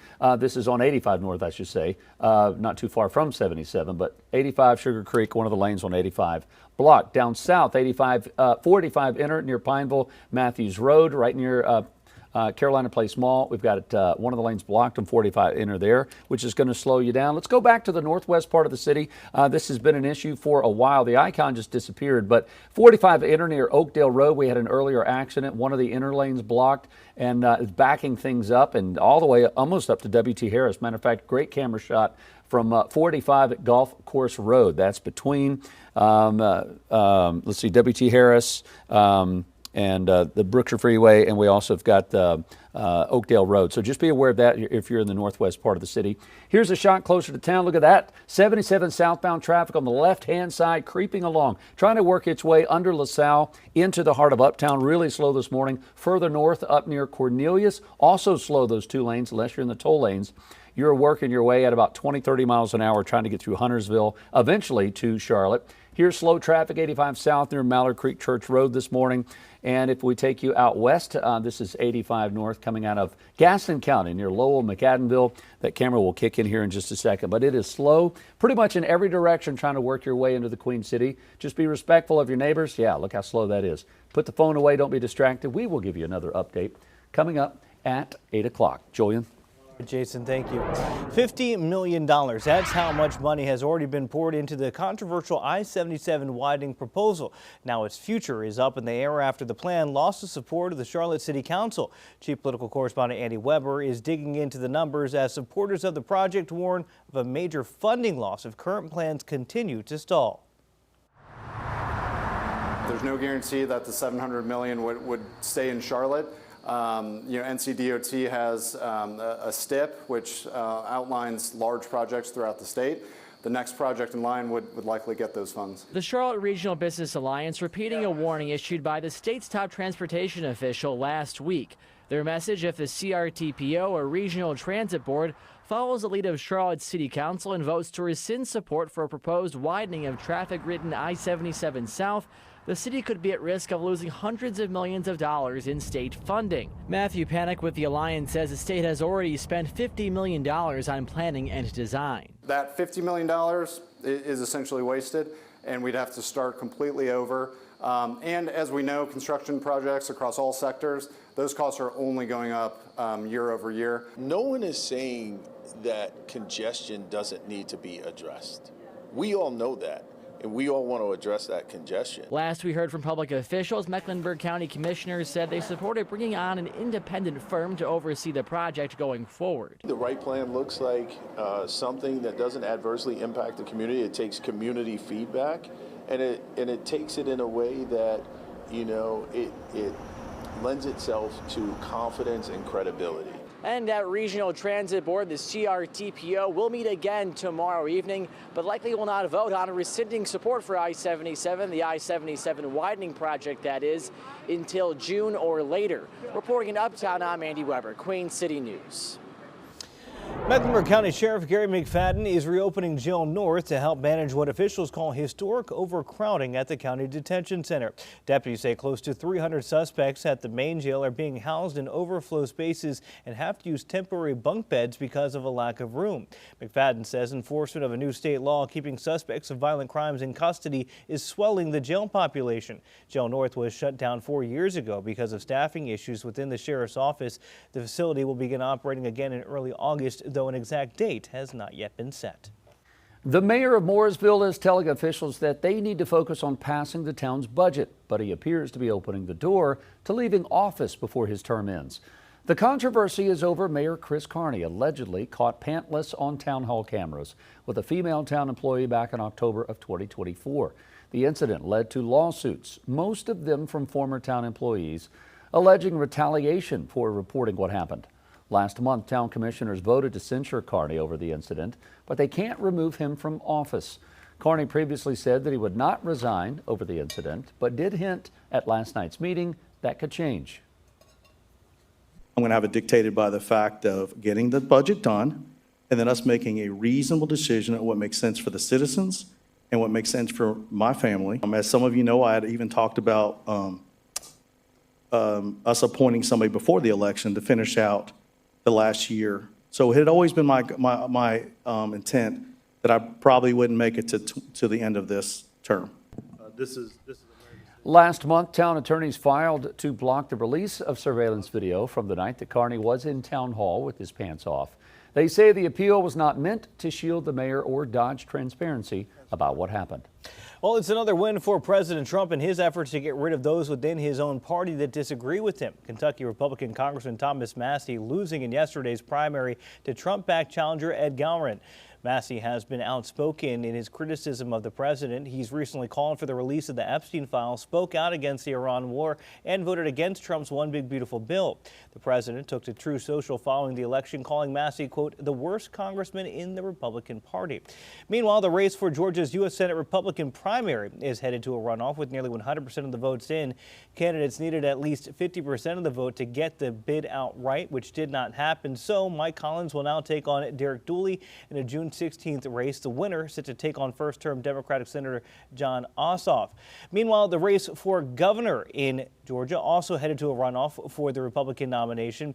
Trump-backed Lieutenant Governor Burt Jones will take on businessman Rick Jackson after neither secured 50% of the vote. The winner of that race will face off against former Atlanta Mayor Keisha Lance Bottoms. A controversial congressional redistricting proposal in South Carolina is now headed to the state Senate after a late-night approval by the House. The Republican-backed plan would redraw congressional district lines. Democrats strongly oppose the proposal, arguing that it could weaken minority voting power and unfairly benefit Republicans ahead of the 2026 elections. The effort comes amid a national push in several GOP-led states to redraw maps following recent court rulings on voting rights. The plan could delay South Carolina's congressional primaries if approved by the Senate. It is expected to face legal challenges. Civil rights groups are calling for a boycott of college sports programs in the South over Republican redistricting efforts. Leaders of the NAACP are now working with the Congressional Black Caucus on what they're calling the Out of Bounds campaign. They want black athletes, alumni, fans, and the general public to boycott the athletic programs of public universities in states that aim to redistrict longtime black lawmakers. They also want athletic conference to take a stand against redistricting efforts. Construction is underway in Raleigh on the building that will be the new headquarters of North Carolina State Bureau of Investigation. As Dina Harley reports, officials say it will be a one-stop shop for solving crimes all across the state. The SBI is constantly making changes to keep up with criminals and changing crime in North Carolina, and we are standing on what will be one of their biggest changes yet. It'll soon be home to their headquarters, home to their technology center, their data center, and so much more. An exciting day for the North Carolina State Bureau of Investigation. This project represents more than just new buildings. The agency broke ground on what will be their new headquarters, home to state-of-the-art technology. We'll have a new logistics building, and it'll house our fusion center. It'll house all our technology under one umbrella, of course. Having that access and having the new infrastructure, like I said, this is half a century old. So we had to dig everything up and put in new fiber, new technology, things that will help us navigate the crimes that are going across the state. It'll also house SBI employees, most of which are scattered across North Carolina right now. That's become a hiccup in some investigations when prosecutors or state law enforcement look to the SBI for a cohesive investigation, but then need to track down employees or resources across the state. It gives them one place. We're like a Target or a Walmart. You can go one place and get everything. You don't have to. Before we had to, the partners are going to have to go to different places across the state to mitigate some things that they might be having an issue with. What we've tried to do is bring everybody under one roof. That way they have a one-stop shop. Director Chip Hawley says the new headquarters is a long time coming. It started in 2022. I call it BC, before Chip, before I got here. And on property that has served the agency for decades, the new home is welcome, but not possible without partnerships from state agencies and lawmakers. The legislators, they understood that this was super important. They understood that the buildings that were here were antiquated, that they were, there was asbestos, there was all these different things here. So to create a safe work environment and an efficient work environment, they bought into the vision. While construction is slated to be done in 2027, employees won't be in the building until 2028.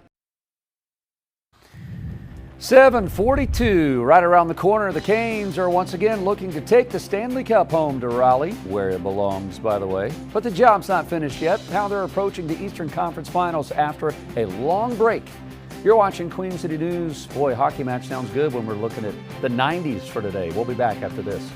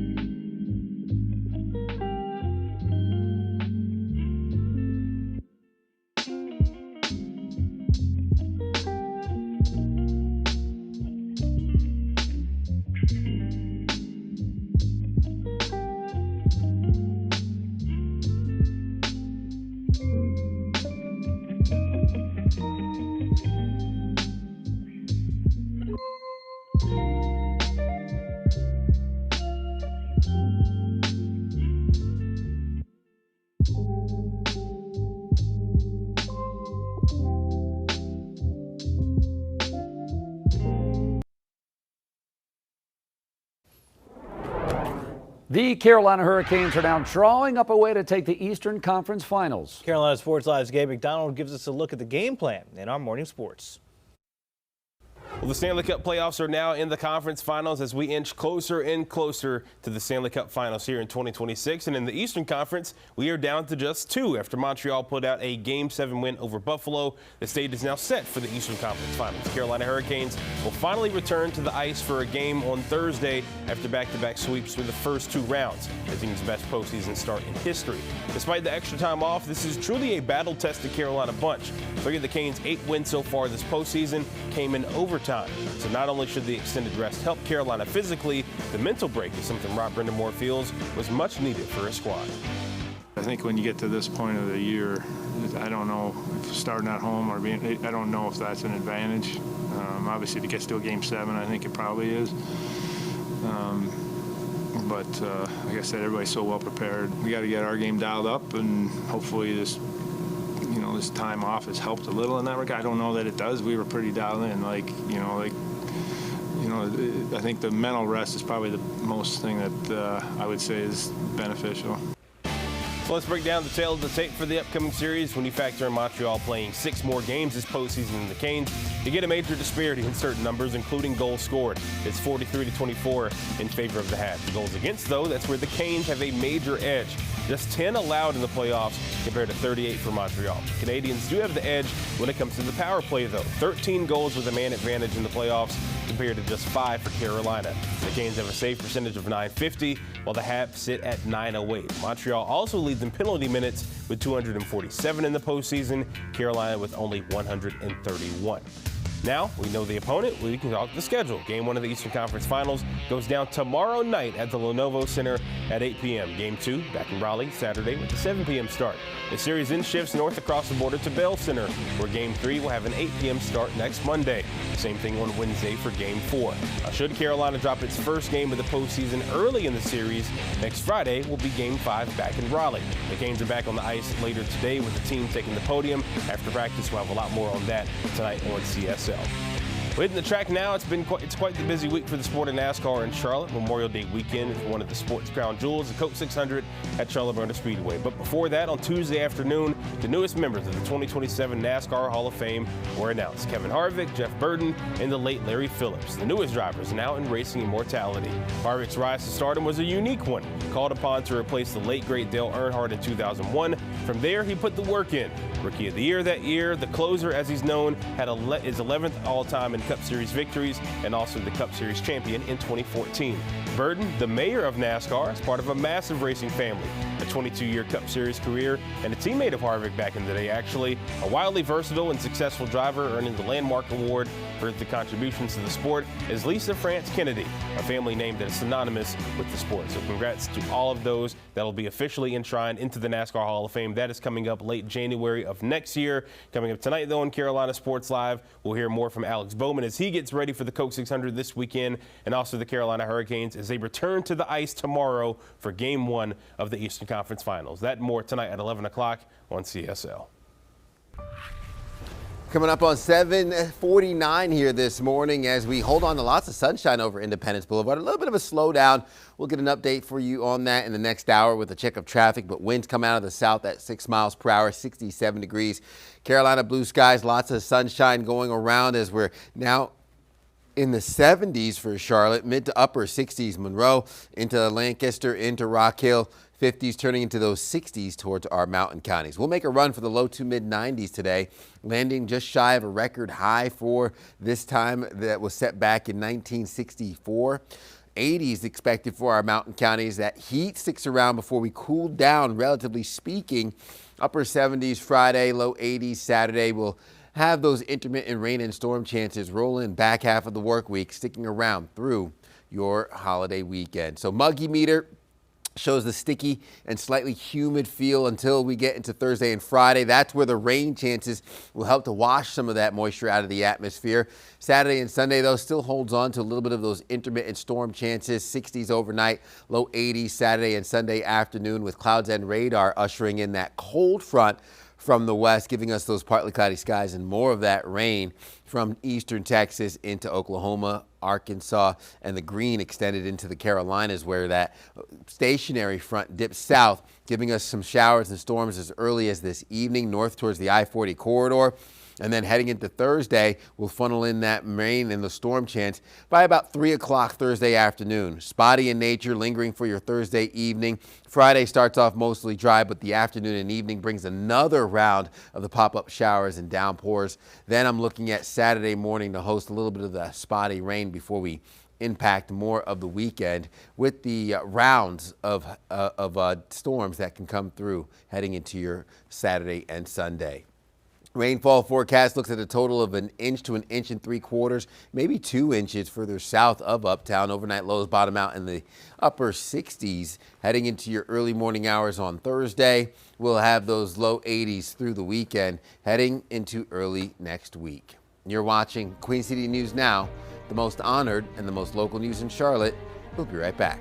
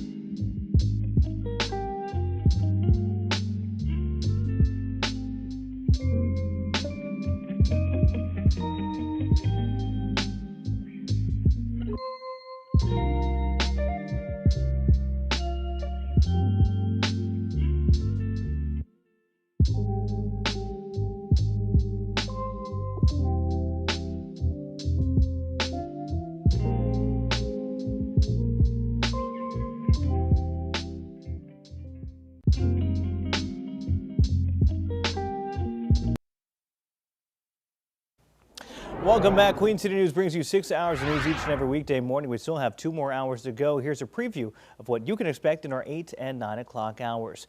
Spurred on by President Trump, Republicans in South Carolina State House have approved a controversial plan to redraw the state's congressional map. Coming up in our 8 o'clock hour, Queen City News anchor Savannah Rudisell is looking into whether it will become law and what this could mean for South Carolina's primary that's just weeks away. Plus, contractors were renovating a business near Charlotte when they made a pretty disturbing discovery. Coming up when investigators want to know about what was found in a crawl space. And a terrifying moment on NASCAR's pit road, a runaway 2-ton cart barreling towards a reporter. That's when a Charlotte area man put his life on the line to save her. Coming up, Queen City News anchor Taylor Young has the exclusive interview with the former quarterback turned pit crew member who is now being called a hero. You're watching Queen City News, the most honored and the most local news in Charlotte. We'll be right back after the break.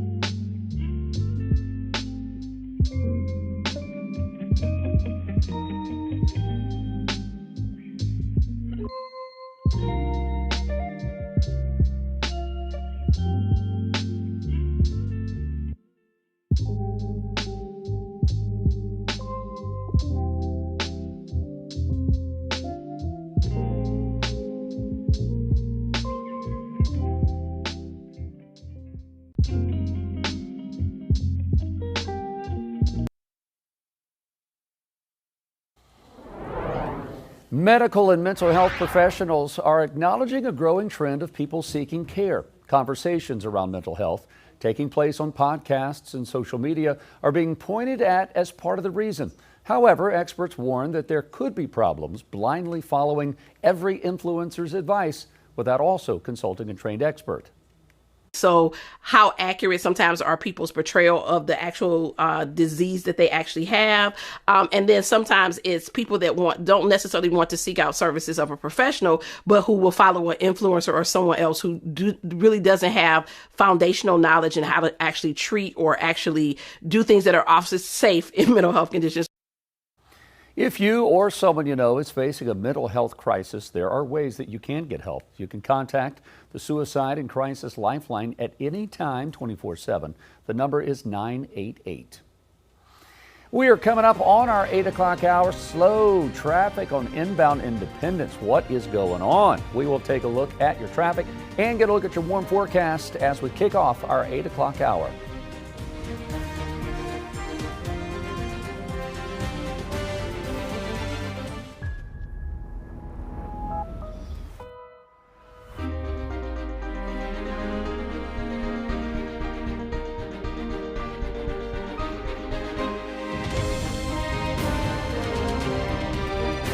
Queen City News starts now. Good Wednesday morning, everyone. It is Hump Day. Welcome into our 8 o'clock hour of Queen City News. I'm Jason Harper. I'm Julian Sidor. Andy Satowski is off today. I'm meteorologist Ted Payton with your pinpoint weather forecast. And that heat's not going to take the day off. It's going to be coming in early, working overtime. Saying it's welcome and, yeah, just not being cool. Well, because Mother Nature, I see what you said, not being cool there. And she's working overtime, Mother Nature is, even through the holiday weekend. Yeah. Holiday, you take the day off. You don't work overtime on a holiday, but she's going to. What are we doing? Taking a look right now around the crown, we have the Carolina blue skies. Yes, we're going to usher in the rain and storm chances heading into your Thursday, Friday, and that's going to stick around, an active pattern heading into the weekend. Right now, as clear as we could be with those warm temperatures. Yesterday hit 90 degrees above our average high of 81 that we typically see this time of year.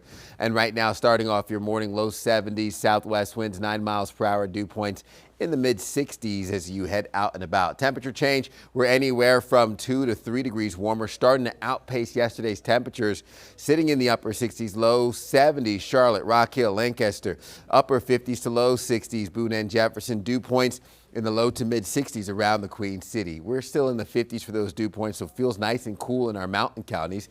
We'll ramp up into the 80s as early as 11 a.m., mid 80s by lunchtime. I'm looking at highs landing in the low 90s through the peak heating hours of the day, and overnight lows settling into the upper 60s before we peak in the low 90s heading into Thursday. So 93 degrees for your highs. Southwest winds anywhere from 5 to 10 miles per hour. We might land 2 degrees shy of our record high set back in 1964.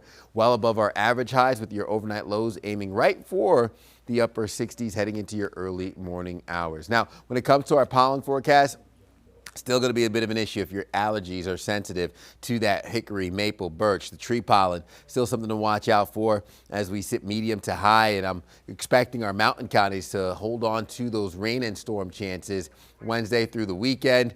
80s turn to the 70s and even 60s to finish off the week. We'll be in the low to mid 70s with intermittent showers and storms impacting your Saturday and Sunday, which I'll detail more of here, coming up with another check in the next 5 to 10 minutes. Jason? All right, Ted, thank you very much. Man, we got a mess going on here in our 8 o'clock hour. Let's get to it. We've got about a dozen incidents scattered from all the way out in Gaston County down to the southeast part of the city down towards Union County. So let's get to it. Starting with your drive times, coming in from Gaston County, you're looking at around half an hour, over 35 minutes coming down 77 from the Lake Norman area, around half an hour coming up from South Carolina. We've got a new incident, 77 southbound, right near the heart of Uptown, near the John Belk Freeway. As you are working your way down, one of the lanes blocked. You can see it, the traffic underneath here in this camera. The John Belk Freeway is coming at us, 77 stop and go traffic down below, causing some slowdowns right in the heart of the city.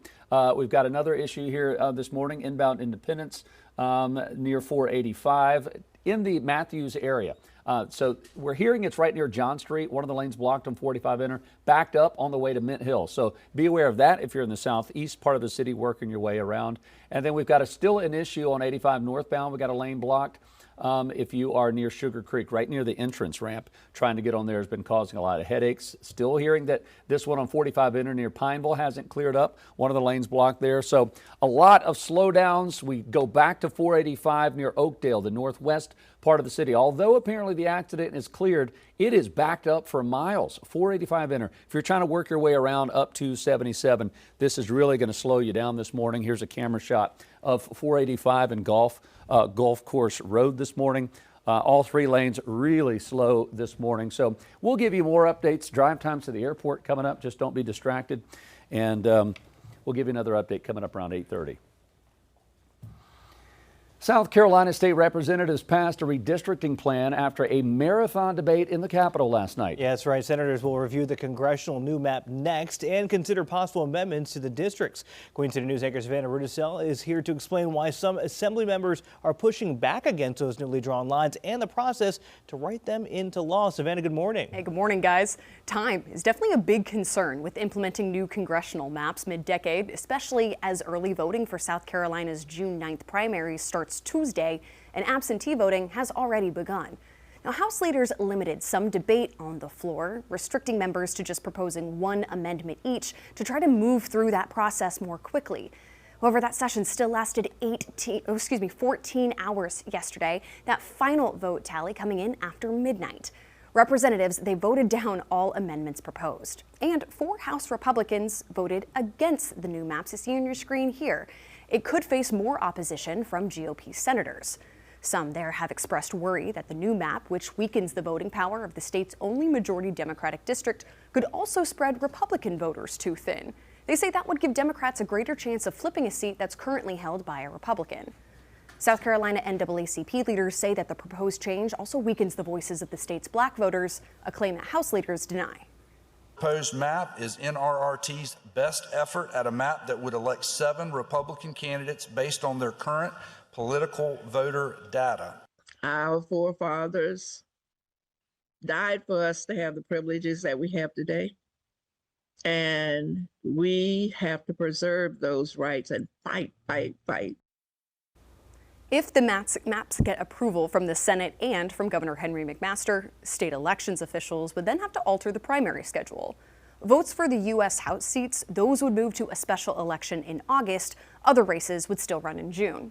The Elections Board says an additional statewide vote just for the House would cost about $3 million. Back to you. All right, Savannah, thank you. Well, it's another win for President Trump in his efforts to get rid of those within his party that disagree with him. Kentucky Republican Congressman Thomas Massie losing yesterday in the primary to Trump-backed challenger Ed Galleran. Massie has been outspoken in his criticism of the president. He's called for the release of the Epstein files, spoke out against the war in Iran, and voted against Trump's One Big Beautiful Bill. The president took to Truth Social following the election, calling Massie, quote, the worst congressman in the Republican Party. Meanwhile, the race for Georgia's U.S. Senate Republican primary is heading to a runoff with nearly 100% of the votes in. Candidates needed at least 50% to get the bid outright. That didn't happen, so Mike Collins will now take on Derek Dooley in a June 16th race. The winner is set to take on first-term Democratic Senator John Ossoff. Meanwhile, another runoff will decide who will be the Republican candidate for governor. Trump-backed Lieutenant Governor Burt Jones will now take on businessman Rick Jackson after neither secured 50% of the vote. The winner of that race will face off former Atlanta Mayor Keisha Lance Bottoms. Acting Attorney General Todd Blanche says the IRS cannot look into President Donald Trump's taxes or the taxes of his family members. This is all part of a settlement of a $10 billion lawsuit. News Nation Washington correspondent Vinay Simlot joins us live to explain what we know about the settlement this morning. Vinay, good morning. Jason, Julian, good morning to both of you. And this settlement is raising questions because the president is over the Department of Justice and the IRS. The president initially sued the IRS for $10 billion over an illegal leak of some of his tax information. After that, the Department of Justice this week announced that it would be settling. The White House insists President Donald Trump won't be paid after he settled a lawsuit with the IRS. As part of the deal, Acting Attorney General Todd Blanche says the Department of Justice is forever barred and precluded from looking into President Trump's finances and legal conduct. And DOJ will create an anti-weaponization fund of $1.776 billion for people who believe they were prosecuted for political reasons. $1.7 billion? That's a lot of money. That's your taxpayer money. You worked hard for that money. Democrats seized on the anti-weaponization fund, calling it a slush fund that could pay President Trump's allies. Acting Attorney General Todd Blanche answered questions about it on the Hill Tuesday. Will individuals who assaulted Capitol Hill police officers be eligible for this fund? Anybody in this country is eligible to apply if they believe they were victim of weaponization. We do have people who were accused of attacking law enforcement officers. That doesn't mean that we're going to completely ignore some of the claims that they're going to make. We're going to evaluate these things on a case-by-case basis. Some Senate Republicans sounded skeptical. There are and will be, continue to be, a lot of questions around that. Obviously, we want to know where the money comes from.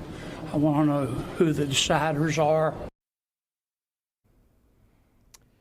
And the chief legal counsel of the Treasury Department resigned on Monday. This is a couple hours after the Department of Justice released information about the settlement. He was appointed by President Trump and served for about 8 months. Jason Julian. All right, Vinay Simlot live in D.C. Vinay, thank you so much. 8:09 right now. The North Carolina Senate just advanced a proposal that could limit how high your income taxes could go. But it's also sparking a sharp debate along party lines. Voters will have the final say this November whether they want that cap or not. The constitutional amendment bill, called Lower Taxes for All NC, would ask voters about capping the income tax rate at 3.5%. Current rate is 3.99%, with a drop to 3.49% scheduled for next year.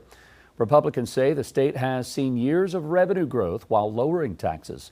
They argued now is the right time to let voters decide whether to lock that lower tax rate into the state constitution. Commitment to the voters, to the citizens of North Carolina, to reduce the tax burden on them, and this is one way that we can do it, is to put it to them.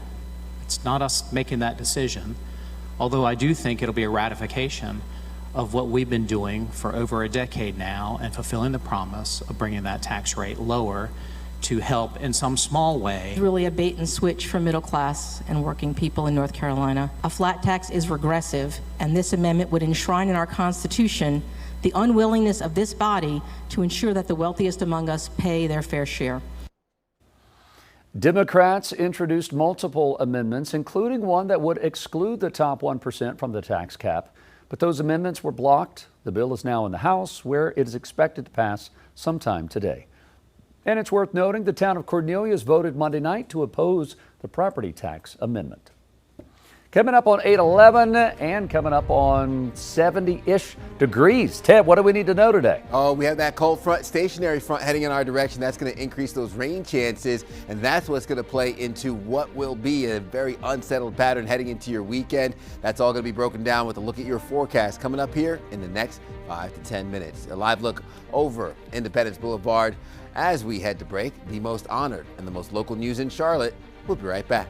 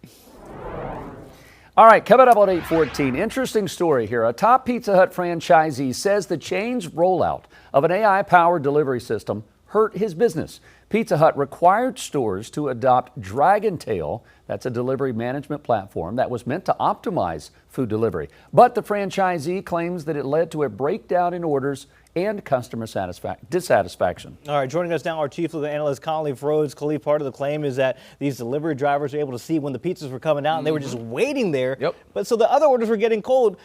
Khalif, what, I guess, obligation does Pizza have to franchisees to make sure that they're giving them a service that works? Yep, to not put them in a position where they're losing funds, to respond to their complaints when they're recognizing that things are not working on the ground level. I mean, it's like, you know, if you ever work retail, they say the top never recognizes or understands what's happening at the bottom. This is a clear example, and this is not like a one-off, like a one franchisee. This is one of the largest franchise owners in the country, 111 plus locations, New York, Pennsylvania, Washington, they're all over the place. And so they're saying we were plus 10 year-over-year profits. You implemented this thing, now we're minus 10 year-over-year profits. And they're connecting it specifically to this program. And it's crazy when you read these stories for me, and it's like, we don't order pizza a lot, but I can recognize that there is a problem or a difference in the system once you implement these types of things. Because it's like, wow, this is like ice cold. What's happening? Now I read the story, I can see, well, there was a driver waiting for a better tip. Or there was a driver waiting for multiple pizzas so they can drop off multiple orders. You can see it when you do your Instacart orders.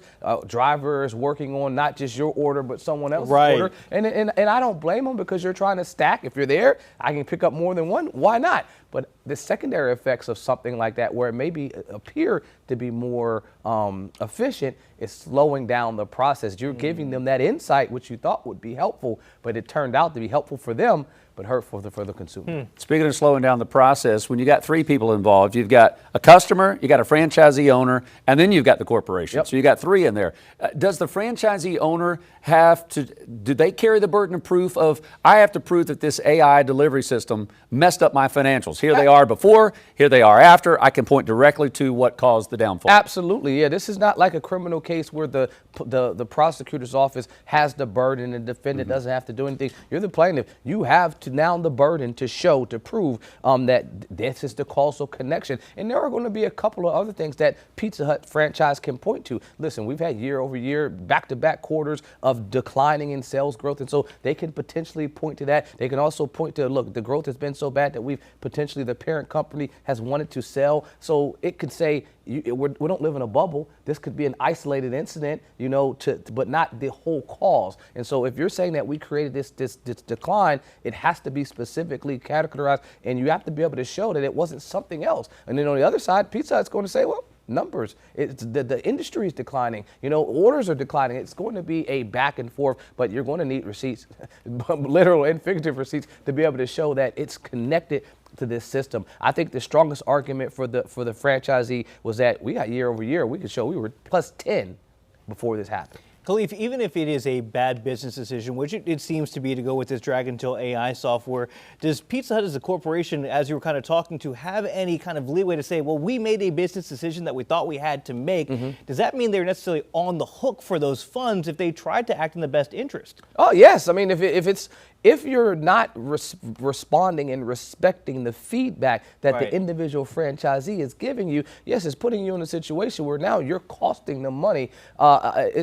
When I first saw the headline, I'm like, okay, what AI, what are they doing? Are they using an image of someone? And then it's like, okay, this is an efficiency use. You know, we're attempting to use AI to streamline our process. And it seemed like it was something that's working. But like anything else, AI or not, if the process isn't working and the actual people that are doing the job are giving you that feedback, specifically the franchisees that are on the ground doing it, you got to respond, because if it's costing them money, now you are in breach of your responsibility. Like on the other end, because it was mandatory. So if they didn't implement this process, right, and the franchisee was like, we're going to do our own thing, and then they were now losing Pizza Hut money, Pizza Hut could have came back and say, hey, franchisee, you're in breach because now you failed to implement something that we knew could have, allowed you to gain more revenue. So I think both of them are going to have a strong strong argument. This isn't a cut and dry. And also, I don't think this is a settlement, because this is one where you're going to have to flush out a lot of details through the discovery process that will let you know who's on the hook for this. So many companies rolling out new AI technology all the time, so we'll see. Could set a precedent. Khalif, thanks. More topics with Khalif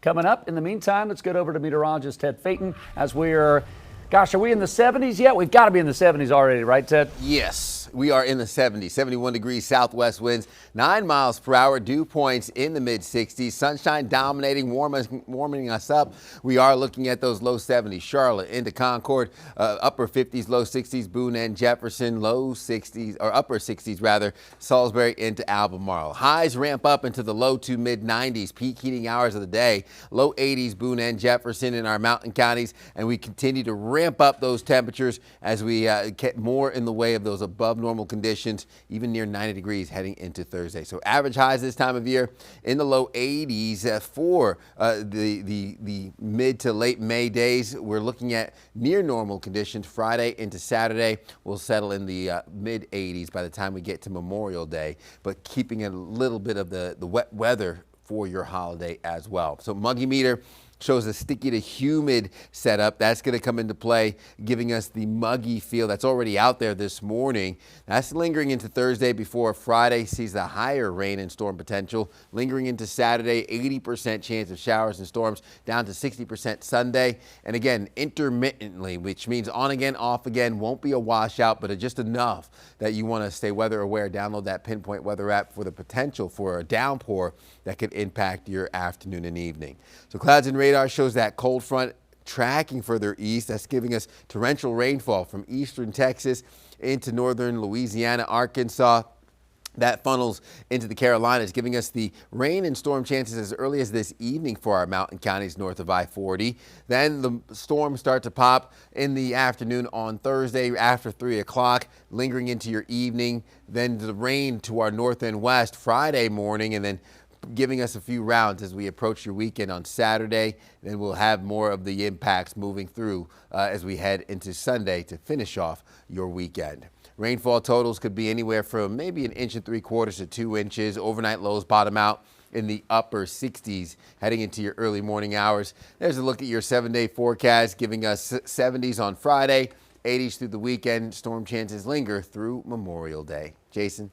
All right, roller coaster coming up for sure, Ted. Thanks. Here's a live look. Beautiful sunrise and start over New York City this morning. Futures also looking just as nice. The Dow's up 137. S&P, NASDAQ also in the green. We'll join Jane King live at the New York Stock Exchange right after this break.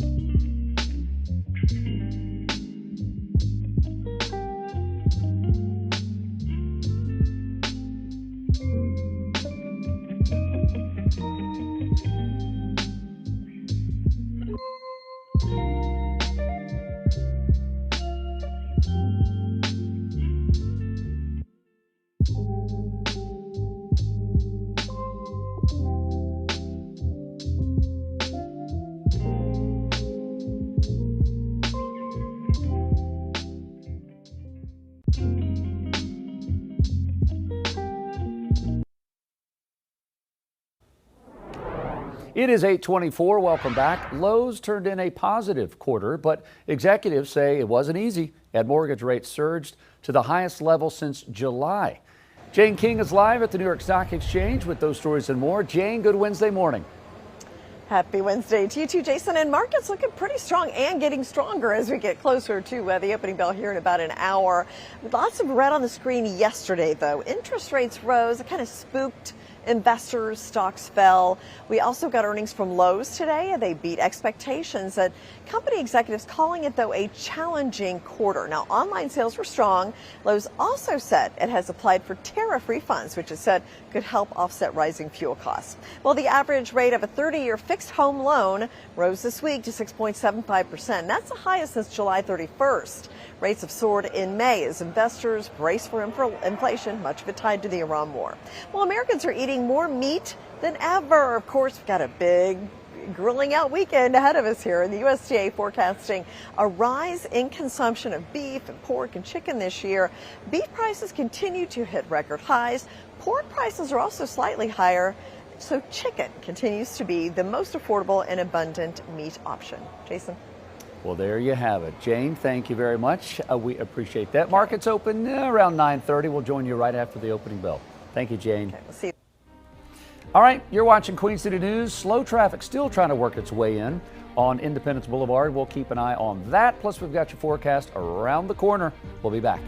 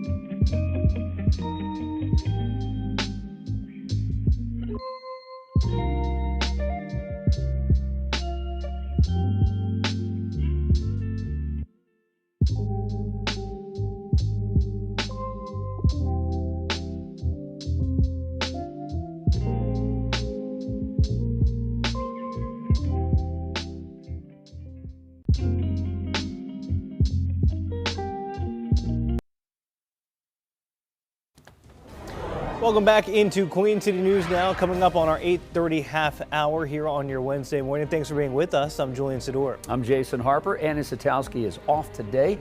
Today's show is a show built on trust, that the three of us guys can be in here without Annie Satowski, making sure the train stays on the tracks. Can't promise. We're wobbling. We're doing our best. We're a little wobbly. A lot of the wobbling is coming out of the weather department this morning. Yes, I'm going to say, because I feel like Julian and I are trying to hold our own at this desk. We have been doing, the straight and narrow. Ted, though, you know what? We'll give you a kind of excuse. You've been wobbly because you're trying to wrangle in the heat. I'm trying. That's it. I'm That's trying. tough. Like with Rick Flair, I'm having a hard time holding these alligators down. Come on now.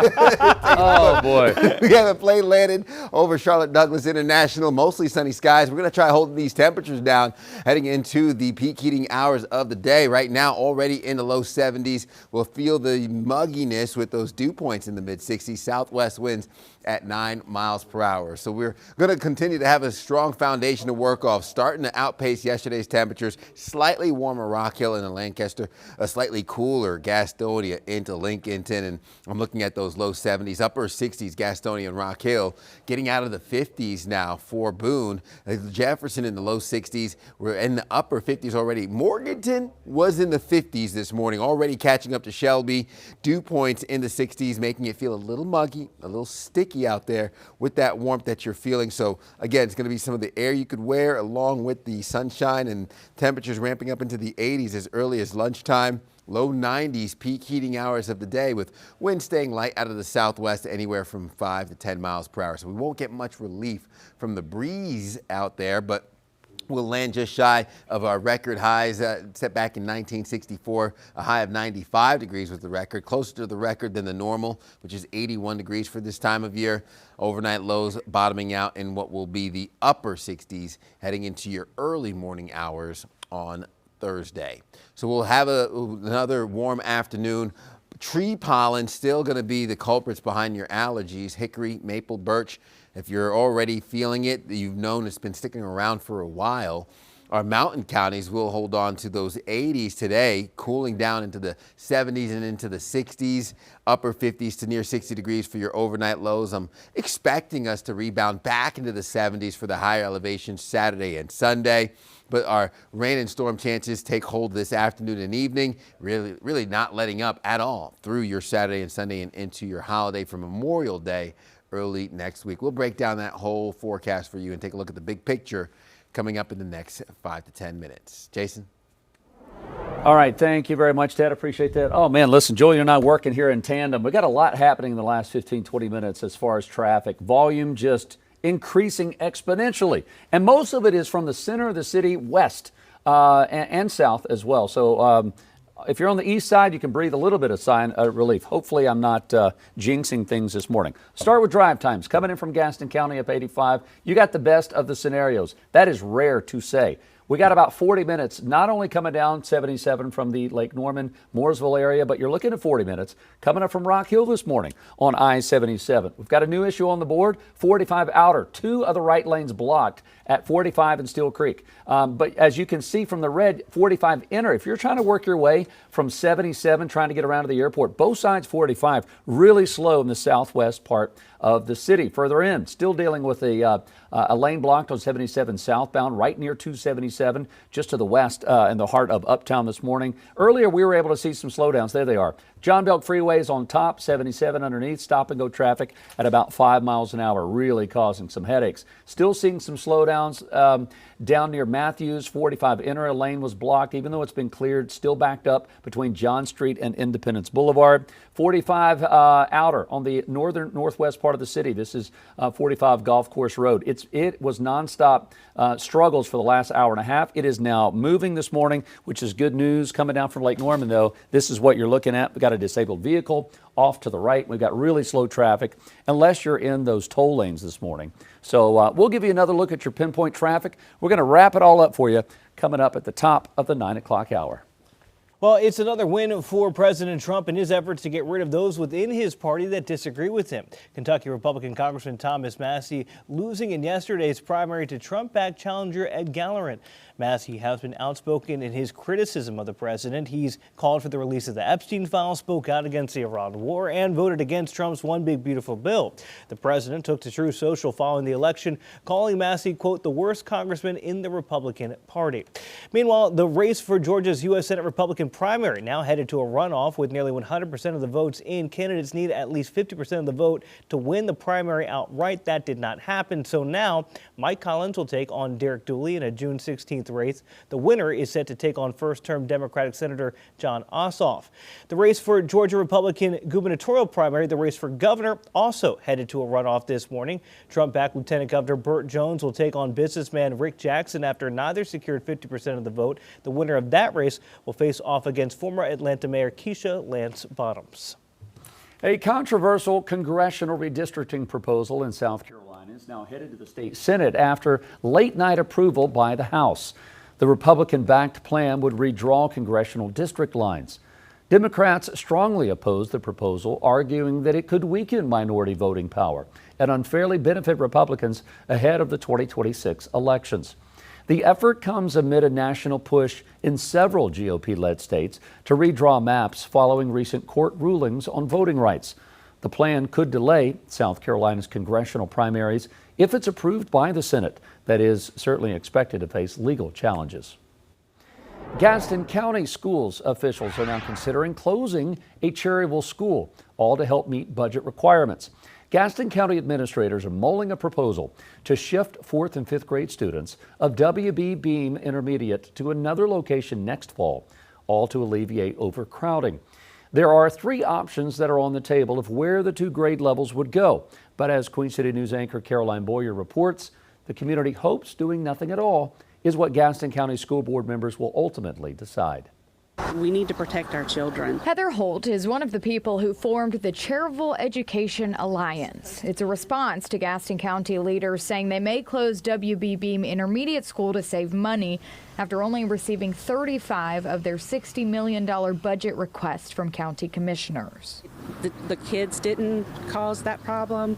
They didn't have anything to do with the financial mismanagement or the a lot of the spending that probably shouldn't have been done in the county, and all it's going to do is punish these children. Of the 3 plans presented, district officials are focusing on option C, which would entail sending the more than 200 4th and 5th grade students to Cherryville Elementary. But if we send 1 class or even 2 classes to that school, we're looking at some severe safety issues. Board member Robbie Lovelace, who represents Cherryville, expressed her concerns and frustrations about the idea at a Monday night meeting. There is not a single one of these 9 board members who woke up one morning and said, I want to close Beam Elementary in Cherryville. That didn't come from the board. We're given options that we have to vote on. It did not come from these 9 people sitting here. And I want to tell you one darn thing. I'm tired of this board taking the blame for everything that happens in Gaston County schools. District officials say closing Beam would save more than $288,000 per year. But community members believe there are other ways the county can cut costs. The Cherryville school system is working, and Beam Intermediate was created for a specific overcrowding situation 20 years ago, and we're going to be right back into that situation. And that was our Caroline Boyer reporting. Now, the school board has to hold a public hearing ahead of any vote on whether or not to close that school. That is expected to happen in the 2nd week of June, ahead of the board's June 15th meeting.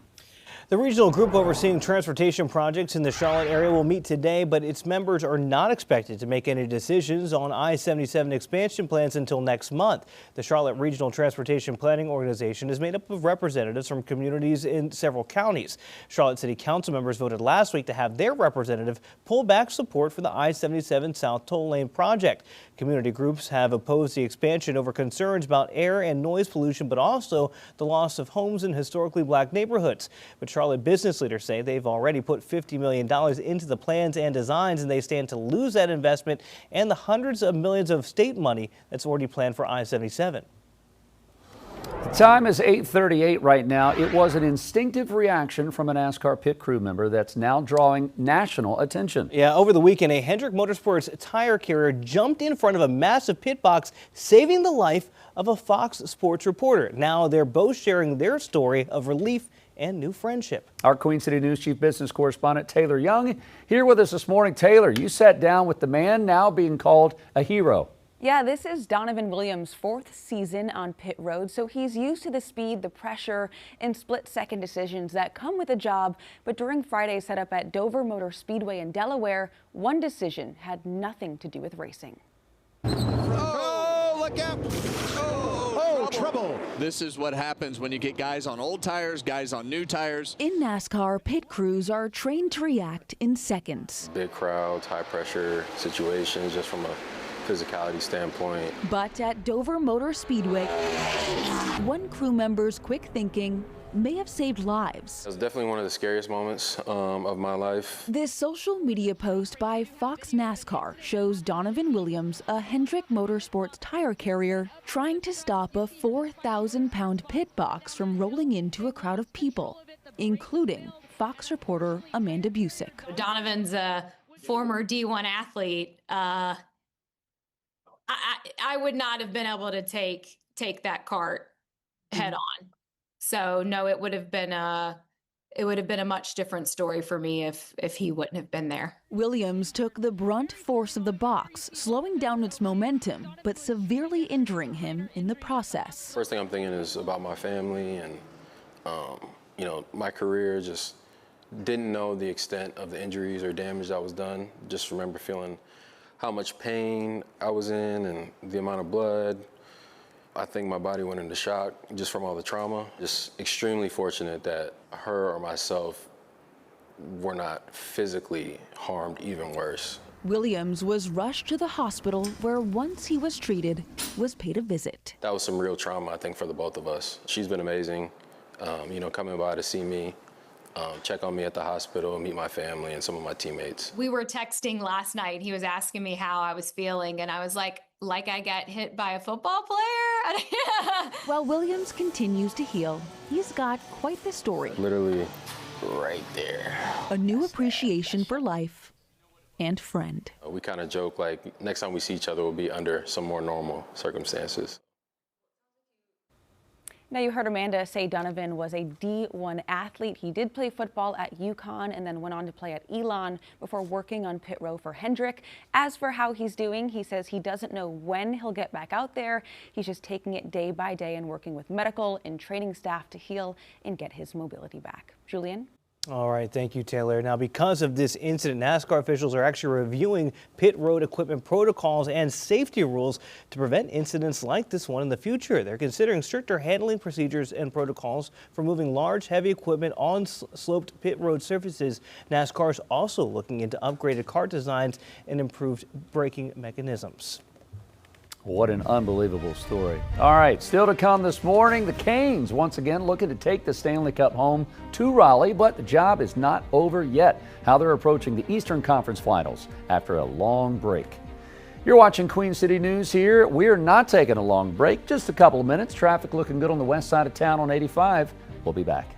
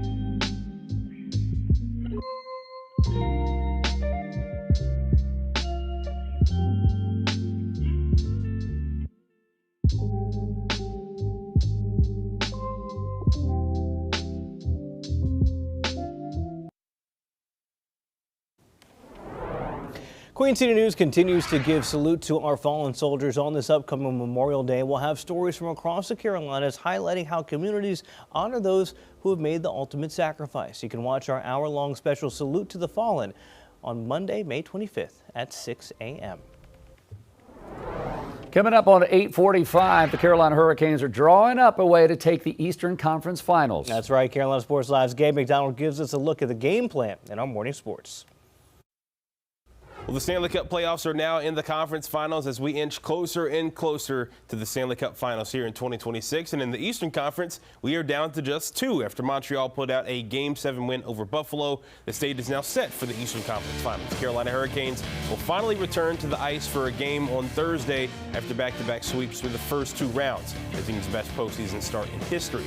Despite the extra time off, this is truly a battle-tested Carolina bunch. Look at the Canes' 8 wins so far this postseason came in overtime. So not only should the extended rest help Carolina physically, the mental break is something Rob Brindamore feels was much needed for his squad.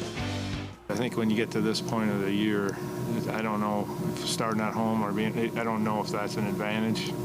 Obviously, if it gets to a Game 7, I think it probably is. But like I said, everybody's so well prepared. We got to get our game dialed up, and hopefully this time off has helped a little in that regard. I don't know that it does. We were pretty dialed in. I think the mental rest is probably the most thing that I would say is beneficial. So let's break down the tale of the tape for the upcoming series. When you factor in Montreal playing 6 more games this postseason than the Canes, you get a major disparity in certain numbers, including goals scored. It's 43-24 in favor of the Habs. Goals against, though, that's where the Canes have a major edge. Just 10 allowed in the playoffs compared to 38 for Montreal. The Canadians do have the edge when it comes to the power play, though. 13 goals with a man advantage in the playoffs compared to just 5 for Carolina. The Canes have a save percentage of .950, while the Habs sit at .908. Montreal also leads in penalty minutes with 247 in the postseason. Carolina with only 131. Now we know the opponent, we can talk the schedule. Game 1 of the Eastern Conference Finals goes down tomorrow night at the Lenovo Center at 8 p.m. Game 2 back in Raleigh Saturday with a 7 p.m. start. The series then shifts north across the border to Bell Center, where Game 3 will have an 8 p.m. start next Monday. Same thing on Wednesday for Game 4. Now, should Carolina drop its first game of the postseason early in the series, next Friday will be Game 5 back in Raleigh. The Canes are back on the ice later today with the team taking the podium. After practice, we'll have a lot more on that tonight on CSL. We're hitting the track now. It's quite the busy week for the sport of NASCAR in Charlotte. Memorial Day weekend is one of the sport's crown jewels, the Coke 600 at Charlotte Motor Speedway. But before that, on Tuesday afternoon, the newest members of the 2027 NASCAR Hall of Fame were announced. Kevin Harvick, Jeff Burton, and the late Larry Phillips, the newest drivers now in racing immortality. Harvick's rise to stardom was a unique one, called upon to replace the late great Dale Earnhardt in 2001. From there, he put the work in. Rookie of the Year that year, the closer, as he's known, had his 11th all-time in Cup Series victories and also the Cup Series champion in 2014. Burton, the mayor of NASCAR, is part of a massive racing family. A 22-year Cup Series career and a teammate of Harvick back in the day, actually. A wildly versatile and successful driver, earning the landmark award for the contributions to the sport is Lisa France Kennedy, a family name that is synonymous with the sport. So congrats to all of those that will be officially enshrined into the NASCAR Hall of Fame. That is coming up late January of next year. Coming up tonight, though, on Carolina Sports Live, we'll hear more from Alex Bowman as he gets ready for the Coke 600 this weekend, and also the Carolina Hurricanes as they return to the ice tomorrow for Game 1 of the Eastern Conference Finals. That and more tonight at 11 o'clock on CSL. All right, Gabe. Well, listen, Lowe's is honoring Lionel Messi's final World Cup with a 10-foot tribute. Look at this guy, not the one on the left, the big one right there. The Mooresville-based company is releasing the giant inflatable of Messi ahead of the 2026 World Cup, which is kicking off soon, June 11th. The inflatable features Messi in a Lowe's jersey that you can see right there. Guess what? It even lights up. Only $99. You can get it through a members-only access experience on Lowe's website. It'll also be available across the 11 U.S. host cities starting today. See, you don't have to wait for a 4th of July Uncle Sam in your front yard. You don't have to wait for Christmas for an inflatable, Ted. You could start today by having a 10-foot Messi in your front yard. Yeah, I don't know how I feel about that. If my neighbor's got that up, I feel like it's just going to be like looking at me through the windows or something. Maybe. It might get a little creepy. Yeah, might be. A little creepy. You're right. A little creepy, yeah. When you got the hot temperatures, too, might be full of hot air, might start floating away on you. as we get into the peak heating hours of the day. 71 degrees, southwest winds 9 miles per hour as we hold on to the traffic over Independence Boulevard. We'll get one last check of traffic here in the next 20 minutes, but sunshine dominates, warming us up into the low 70s, upper 60s, Hickory, Morganton, low 60s, Boone and Jefferson. Highs are aimed for the mid 90s. That's well above normal for this time of year. 80s on tap in our mountain counties. High temperatures leak into the upper 70s Friday, Saturday in the low 80s. Average highs this time of year. Typically peak in the low 80s. Will be closer to that to finish off the work week heading into your weekend. Dew points in the low to mid 60s. Will stay a little sticky, a little humid as we head into Thursday. Friday dries out with the feel, but still will bring in rain and storm chances. I'm looking at an active weekend Saturday into Sunday, low 80s with overnight lows in the 60s. Your Coca-Cola 600 on Sunday is going to be a warm one, especially by 6 o'clock when they start that race to the checkered flag. Cold front to our west, becoming a stationary front, but still delivering the heavy rain for parts of eastern Texas into Arkansas, Louisiana, eastern Oklahoma. Green up through the Carolinas, indicating the wet weather we'll get from this setup as early as this evening for our mountain counties. And then heading into your Thursday, mostly dry in the morning. It's the afternoon, 3 to 4 o'clock, and into the evening that brings the potential for pop-up showers, more of that moisture turning into downpours. Could be heavy rain at times, and then tapering off, intermittently moving through your Friday into your Saturday morning here, 7 a.m. with a batch of heavy rain, catching a lull before Friday evening brings another round south and east of Uptown. So again, not a washout, but enough of an impact here intermittently to give us more of that weather awareness heading into your holiday weekend. So 1.75 inches to maybe 2 inches of rain. I expect us to see overnight lows warm and mild, dropping down into the mid to upper 60s. 90s on tap for Thursday, upper 70s, low 80s Friday into your Saturday, with our rain and storm chances lasting into early next week. You're watching Queen City News Now, the most honored and the most local news in Charlotte. We'll be right back.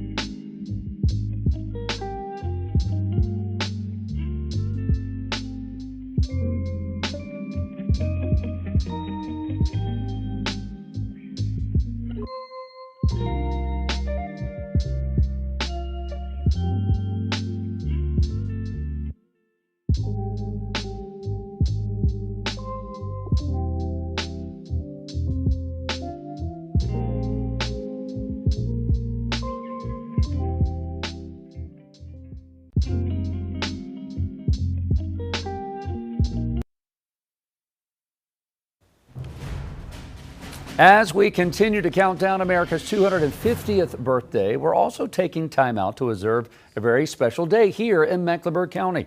Every May 20th, Charlotte celebrates Mech Deck Day. It's an observance of the first Declaration of Independence against British rule. The Spirit of Mecklenburg statue, which you can find at the entrance to Elizabeth Park, celebrates Captain Jack James, who risked his life and delivered the Declaration in Philadelphia. Now, according to the legend, that was the year before the country's official declaration on July 4th, 1776. Sounds like an American hero to me, kind of like Paul Revere, going on horseback, spreading the message. So today, Captain Jack is also recognized with an adult beverage. Maybe you've seen it, maybe you've had it and didn't realize, but Old Mecklenburg Brewery's Captain Jack Pilsner is a kind of patriotic message in a bottle, if you will. You could watch the intoxicating story on Queen City News tonight at 10 p.m. as we continue our special coverage of the Spirit of America 250. You're watching Queen City News. Still slow inbound independence. What is happening, people, on the east side of the city? We're going to take a look and wrap up your traffic. Coming up in about 5 minutes. Stay with us.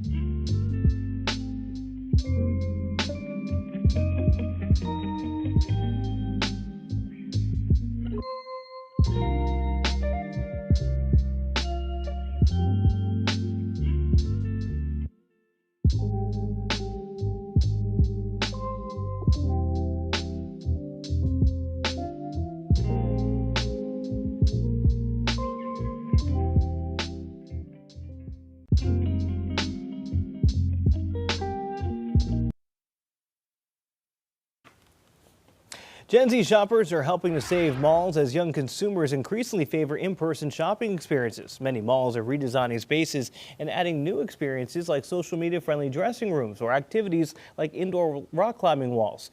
Gen Z retail spending is expected to pass $12 trillion globally by 2030, outpacing every other generation. Some Gen Z shoppers say malls offer a social connection that online shopping just can't replace. Well, if you're open to relocating after retiring, there are 5 cities you might want to consider to get the most bang for your buck. According to Go Banking Rates, Asheville ranks in the top 5 for cities that nail the retirement sweet spot. The company took into account cost of living, housing prices, quality of life, and senior amenities. Asheville hits the mark for outdoor access and median home prices, sitting around $442,000. Other cities on the list include Midland, Michigan, Rio Rancho, New Mexico, and Homosassa Springs, Florida. All right, our last hour of Queen City News Now starts right now.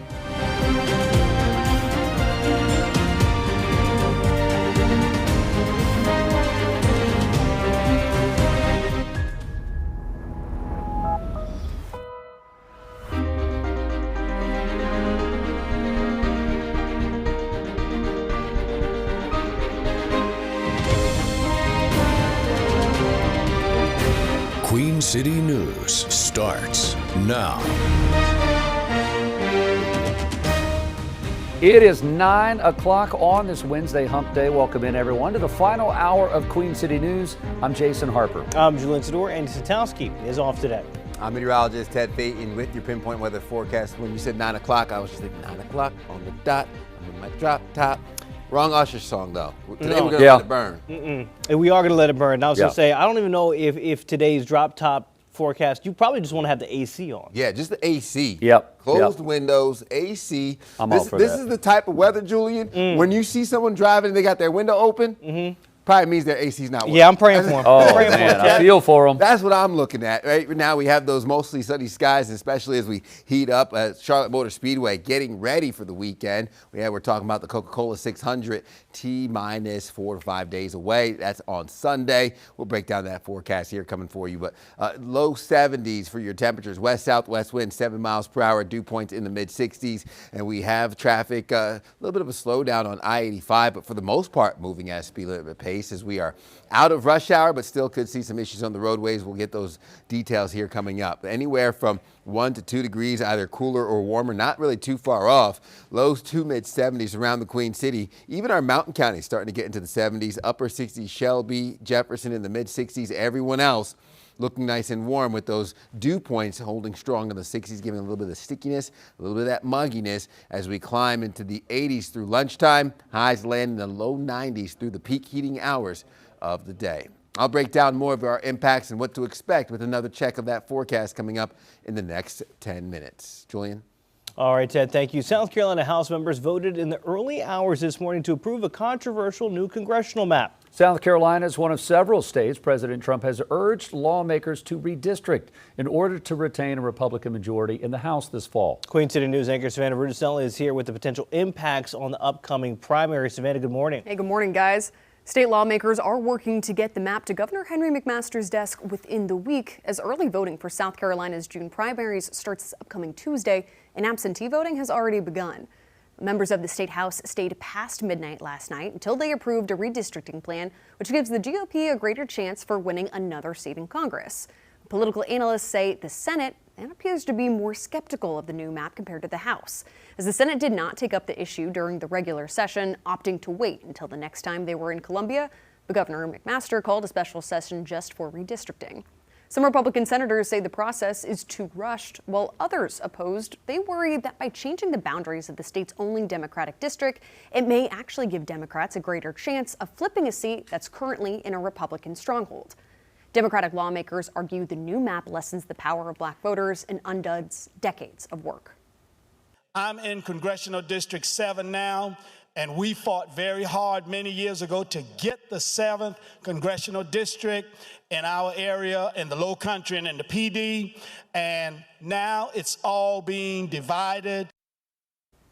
If the maps get approval from the Senate and Governor Henry McMaster, state elections officials, they would alter this primary schedule. So votes for the U.S. House seats, those would move to a special election in August. Other races would still run in June. The Elections Board says an additional statewide vote would cost about $3 million. Back to you. All right, Savannah, thank you. Well, it's another win for President Trump in his efforts to get rid of those within his party that disagree with him. Kentucky Republican Congressman Thomas Massie losing in yesterday's primary to Trump-backed challenger Ed Gowron. Massie had been outspoken of the president. He recently called for the release of the Epstein file, spoke out against the war in Iran, and voted against Trump's One Big Beautiful Bill. The president took to Truth Social following the election, calling Massie, quote, the worst congressman in the Republican Party. Meanwhile, the race for Georgia's U.S. Senate Republican primary headed to a runoff with nearly 100% of the votes in. Candidates need at least 50% of the vote to get the bid outright, which did not happen, and that means Mike Collins will now take on Derek Dooley in a June 16th race. The winner is set to take on first-term Democratic Senator John Ossoff. And the race for Georgia's Republican gubernatorial primary, the race for governor, also heading to a runoff this morning. Trump-backed Lieutenant Governor Burt Jones will take on businessman Rick Jackson after neither secured that 50%. The winner of that race will face off the Democratic nominee, that's former Atlanta Mayor Keisha Lance Bottoms. A military veteran from Graham is suing CMPD officers and the city of Charlotte after he says police wrongly charged him with crimes committed by another man. The lawsuit claims officers arrested Kamardrick Sherrod at a Royal Inn in February of 2023, where he allegedly gave police multiple false names, including Kendrick Gonzalez. The real Kendrick Gonzalez says that officers compared DMV records and should have known that he was not the suspect because the records and prior criminal history did not match Sherrod. Now, despite that, Gonzalez's name was allegedly placed on a resisting a public officer charge connected to the investigation. Sherrod later pleaded guilty to misdemeanor breaking and entering after spending about 15 days in jail, while the charges tied to Gonzalez were eventually dismissed. But Gonzalez claims the false charges damaged his reputation and caused him to lose or be denied employment opportunities. Joining us now, our chief legal analyst, Khalif Rhodes. Khalif, how serious is mistaken identity when it could lead to serious criminal charges like this? Extremely serious. I have a number of clients that have gone through this, and they're currently going through this now. And so when I first saw the story, I was like, well, hopefully this isn't one of my guys that's talking about this. And it's not a laughing matter. If an employer, potential employer, current employer sees a pending charge, red flags will be raised. I mean, if you work for CMS, the school district, you got 30 days to respond, to do something, or they'll terminate you. You work for the bank, it's pretty much the same thing. They'll give you that 60-day window, and then they'll figure out, okay, we'll have to move on. And if this is actually not you, it's not actually your charge, but you still have to go through the process of trying to figure out how to fight this, remove it, get it dismissed. And then after it's even dismissed, you still got to go through the expungement process. North Carolina has an automatic expungement for cases that are dismissed. In North Carolina, we call them expunctions, but that process is still long. So even if it's taken care of, resolved, it will still show you had a charge at some point, even if it wasn't you. So yes, I can understand and appreciate what he's saying. Listen, this has caused me economic harm that is real. And I mean, I listen to folks, they call me multiple times a day saying, has this gotten taken care of yet? And that part of the process is slow and it's not quick. Okay, slow, not quick, but is the city, CMPD, are they on the line for it? On the line for it, it really just depends on the facts. I mean, every case will be different. If that individual on the left and the individual on the right were the two connected to that charge, and they arrested the one believing he was the guy on the driver's license, Gonzalez, then yeah, you would think that you knew or should have known. You had a reasonable expectation to do and verify. This person gave you their identification. You can see from the pull up of the other guy's mugshot that this is not even the same person at all. But if you still arrested him, that's a problem. If you still charged him, that's a problem. It really just depends. It's going to be a case-by-case scenario. One scenario I have, an individual, my guy wasn't there. Someone else used his name. Right. Now he has the pending charges connected to it. So wasn't arrested, wasn't detained, but the pending portion is still there. It really just depends on what happens in this situation. According to part of this complaint, Khalif, some of the officers had information that wasn't matching up, but they moved forward anyway. Yep. So how does a court decide whether this was just an honest mistake or they were actually acting improperly? It really just, I look at body cam. If I'm following this claim, I'm going to see what they're actually saying, the conversations. Like sometimes I've had DWIs, for instance, and the officer may step away from my client and say, hey, talking to the other officer, I don't think he's there. I don't think I have probable cause. We'll keep going a little bit. Well, so then I'll use that and say, hey, did you believe you had probable cause at any moment in this? Did you doubt it? And if they hadn't looked at the video, I can say, well, do you remember having a conversation saying I didn't even think I had it? Those are the types of things where there was probably a conversation between the officers like, is this the guy? Are we sure we got the right guy? And if someone says, well, let's just take him down there anyway and we can deal with it later, those are the red flags that you're looking for. And those kind of conversations that are happening between officers or between an officer and when he's calling it in, those are the types of things that you want to see if you're trying to prove that, hey, you had doubts in the beginning. I mean, even if you don't have that on body cam, isn't there enough to say, well, he gave you the wrong name first and he switched up, he gave him like 2 or 3 names. So wouldn't you have to verify that one of the 3 names is actually the guy you're talking to? Yeah, I mean, they're going to use the best information that's available to them on the field. Once the person gets down there to the, say, Mecklenburg County, to the jail, they'll go through the arrest processing process and they'll have a deeper system to be able to look. And so if that person is arrested with a false name, that false name will still be listed as an alias. But then after you go through and run it and say, hey, this guy this not even the same picture that pops up when they do a background check on those individuals. Yes, it can be a number of concerns, but on the road, in that process, they're not doing an extremely deep dive. If that person they believe has committed a crime, they're going to arrest them and attempt to try to find out who he is when they get him down there to intake. All right, Khalif, we appreciate it, sir. Thank you so much. Coming up on 9:10 on this Wednesday, all right, in the mid-70s this morning. What are we doing, low 90s today, Ted? Yeah, low 90s this afternoon. We're mostly sunny and clear. Cold front becoming that stationary front here from eastern Texas through the Tennessee Valley region, up through the Ohio Valley towards the northeast. We're still warm, well above normal with high pressure off the North Carolina coast, giving us those winds out of the south, playing into the warmth that we feel while all that cool air sits west over Nebraska, the Dakotas, into Colorado, and we have the potential record-breaking heat, that warmth extending into Virginia, up through parts of New Jersey, into New York and Connecticut. Water vapor satellite imagery showing that dry air in place with the brown shading on your map. Partly cloudy skies rolling in with our extreme drought, level 4 out of 5, still very much locked in and settled across the Carolinas. So rain chances non-existent for today, at least for uptown. Mountain counties north of I-40, we could see some pop-up showers and storms later on this afternoon and evening. Radar is quiet for the most part, but your best chance of the intermittent showers and storms and the downpours will settle in heading into Thursday, into Friday and Saturday, lingering through Sunday into Monday with, again, some of those impacts being felt through Tuesday of next week. So when it comes to your weekend forecast, looking at those low 80s, pop-up showers and storms, 80% chance of those impacts for your Saturday morning and evening. Sunday, you'll be in the low 80s with the random downpours rolling through as well. I'll break down more of that setup and what it looks like coming up with another look at your forecast in the next 10 minutes. Jason? All right, Ted, thank you very much. Man, the last couple hours have been busy when it comes to pinpoint traffic. And as we take a look right now, you can still, a lot of this is really concentrated from the center to the west and south part of the city. So still a lot of struggling going on. Let's give you some drive times. If you're coming in 85 from Gaston County, you've got the best stretch. Down from Mooresville, you're now under half an hour, which is good. Coming up from Rock Hill, you're around 17 to 20 minutes. The newest issue is a new one reported outside of our station. This is 85 northbound at the 485 interchange. And so this is right in between the Sam Wilson exit, which is outside our studios, and 485. You can see how backed up 485 outer is, and that 85 stretch. Matter of fact, here's the camera to kind of show you some of that 85 northbound traffic where it splits to 485.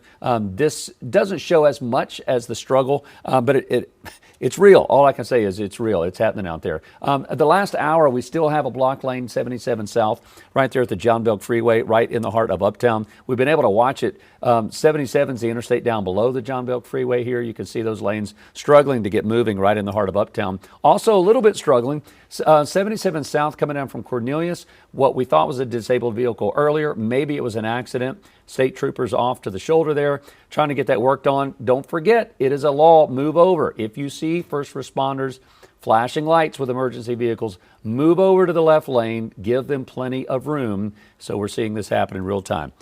There you have it. Be safe. Don't get a speeding ticket on this Wednesday. Julian?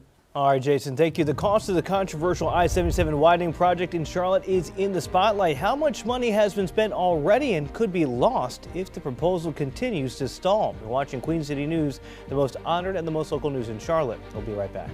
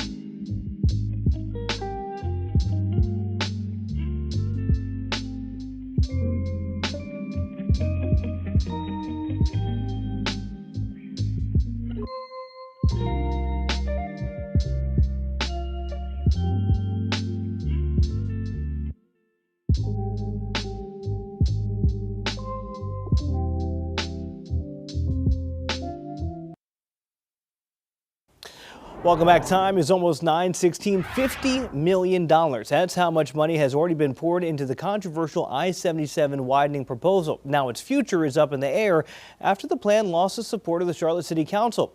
Chief Political Correspondent Andy Weber is digging into the numbers as supporters of the project warn of a major funding loss if the current plans continue to stall. There's no guarantee that the $700 million would stay in Charlotte. NCDOT has a STIP, which outlines large projects throughout the state. The next project in line would likely get those funds. The Charlotte Regional Business Alliance repeating a warning issued by the state's top transportation official last week. Their message: if the CRTPO, or Regional Transit Board, follows the lead of Charlotte City Council and votes to rescind support for a proposed widening of traffic-ridden I-77 South, the city could be at risk of losing hundreds of millions of dollars in state funding. Matthew Panic with the Alliance says the state has already spent $50 million on planning and design. That $50 million is essentially wasted, and we'd have to start completely over. And as we know, construction projects across all sectors, those costs are only going up year over year. No one is saying that congestion doesn't need to be addressed. We all know that. And we all want to address that congestion. Last we heard from public officials, Mecklenburg County commissioners said they supported bringing on an independent firm to oversee the project going forward. The right plan looks like something that doesn't adversely impact the community. It takes community feedback, and it takes it in a way that, it lends itself to confidence and credibility. And that Regional Transit Board, the CRTPO, will meet again tomorrow evening, but likely will not vote on rescinding support for I-77, the I-77 widening project, that is, until June or later. Reporting in Uptown, I'm Andy Weber, Queen City News. The mayor of Mooresville is telling officials that they need to be focusing on passing the town's budget, but he appears to also be opening the door to leaving office before his term ends. The controversy is over Mayor Chris Carney, allegedly caught pantless on town hall cameras with a female town employee back in October of 2024. The incident led to lawsuits, most of them from former town employees, alleging retaliation for reporting what happened. Last month, town commissioners voted to censure Carney over the incident, but they can't remove him from office. Carney previously said that he would not resign over the incident, but did hint at last night's meeting that could change. I'm going to have it dictated by the fact of getting the budget done and then us making a reasonable decision on what makes sense for the citizens and what makes sense for my family. As some of you know, I had even talked about us appointing somebody before the election to finish out the last year. So it had always been my intent that I probably wouldn't make it to the end of this term. Last month, town attorneys filed to block the release of surveillance video from the night Carney was in town hall with his pants off. They say the appeal was not meant to shield the mayor or to dodge transparency about what happened. 9:19 the time as we bring in meteorologist Ted Faden. Okay, we got one more day of extreme heat, and then we get the scattered storms. Yeah. Scattered storms will be moving in. That's going to be the cost at the relief from the heat as we head into the end of the week and into your weekend. Unfortunately, the rain that we need so bad lines up with when we have things going on around the Queen City. West-southwest winds coming in at 7 miles per hour. Temperatures in the low 70s. Dew points in the mid 60s. I'm looking at low 70s, Charlotte into Rock Hill, Monroe, and mid 60s into the 70s, Boone and Jefferson. Highs today still ramp up into what will be the low to mid 90s. Peak heating hours of the day, low to mid 80s, Boone and Jefferson. So we'll have that heat stick around, more in the way of the above normal temperatures, even heading into your Thursday. I expect us to hold on to that warmth, and even further, we'll continue to hold on to those sunny skies through the peak heating hours of the day. Taking a look at your temperature trend here, heading into the second half of the work week. Thursday into Friday, we'll be bringing in those 70s to even low 80s Sunday into Monday of next week. And again, looking at what will be a bit of a muggy midweek into your Thursday as we hold on to our dew points in the 60s to mid 60s. A little sticky, a little humid, but your Coca-Cola 600 should be warm with those pop-up showers and storms moving in through parts of your afternoon and evening. Clouds and radar holding on to that cold front to our west, becoming a stationary front with warm air in place. The red indicating where we have more of the heavy rain, the isolated downpours, torrential rainfall from eastern Texas into Arkansas, northern Louisiana, and that tracks right towards the Carolinas where the green shading was, giving us rain and storm chances as early as this evening for our mountain counties. Overnight into your Thursday, that stationary front dips south enough to funnel that moisture right into the Carolinas, giving us the showers and storms throughout the day and evening on Friday. And then Saturday morning, we have the pop-up rain early around 7 a.m. leaking east as we head into your peak heating hours of the day. Another round of wet weather for Saturday afternoon. Total, could see 1 3/4 inches to maybe 2 inches of rain when everything is said and done. Overnight lows settle in the mid to upper 60s. 7-day forecast will give us those 70s on Friday, back into the 80s Saturday to start your holiday weekend. We'll be in the mid to upper 80s heading into early next week. You're watching Queen City News Now, the most honored and the most local news in Charlotte. We'll be right back.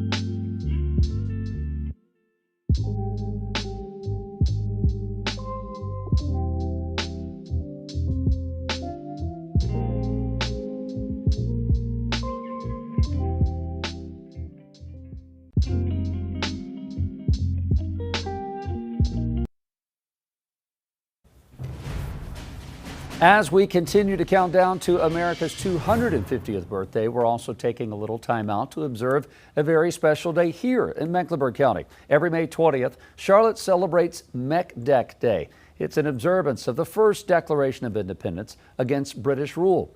The Spirit of Mecklenburg statue, which is at the entrance to Elizabeth Park, celebrates Captain Jack James, who risked his life and delivered the Declaration in Philadelphia. Now, according to the legend, that was 1 year before the country's official declaration on July 4th, 1776. Sounds like an American hero to me, kind of like Paul Revere, going on horseback, spreading the message. Today, Captain Jack's also recognized with an adult beverage. Old Mecklenburg Brewery's Captain Jack Pilsner is like a patriotic message in a bottle.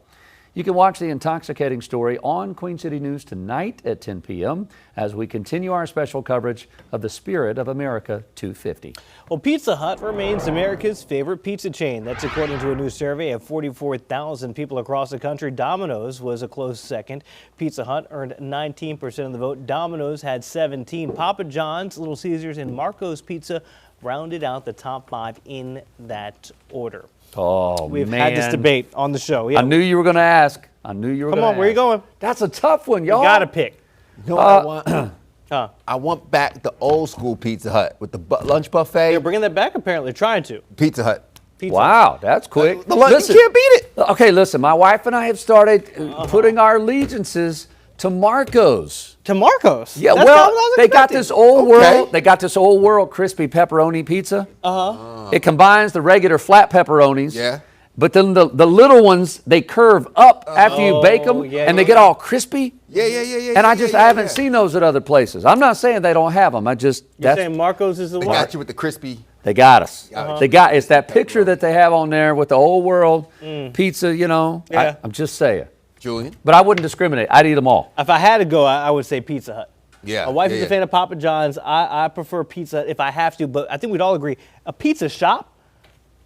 Yeah. Elite. Right. And I would, nothing against the chains, but I would much rather, support local small business pizza shop than some of the big boys. There you go. Sal's is going around here doing Michi. Sal's. Love that one too. So yeah, Luigi. if you have a good pizza place, let us know. Let us know. Love to eat. We will do our journalistic efforts. Yes. To study, to research, and get back with you with the evidence found. I'm going to the pizza shop. They have like all the flour all over the apron and everything. Oh, yeah. That's when you know it's good. That's when you're working. Come on working now. hard. All right, we're going to work hard. 30 minutes left. Take a quick break. Coming up here, we are going to track down Jane King. She is live at the New York Stock Exchange this morning. Futures have been in the green all morning. We'll see how opening bell is in 3 minutes.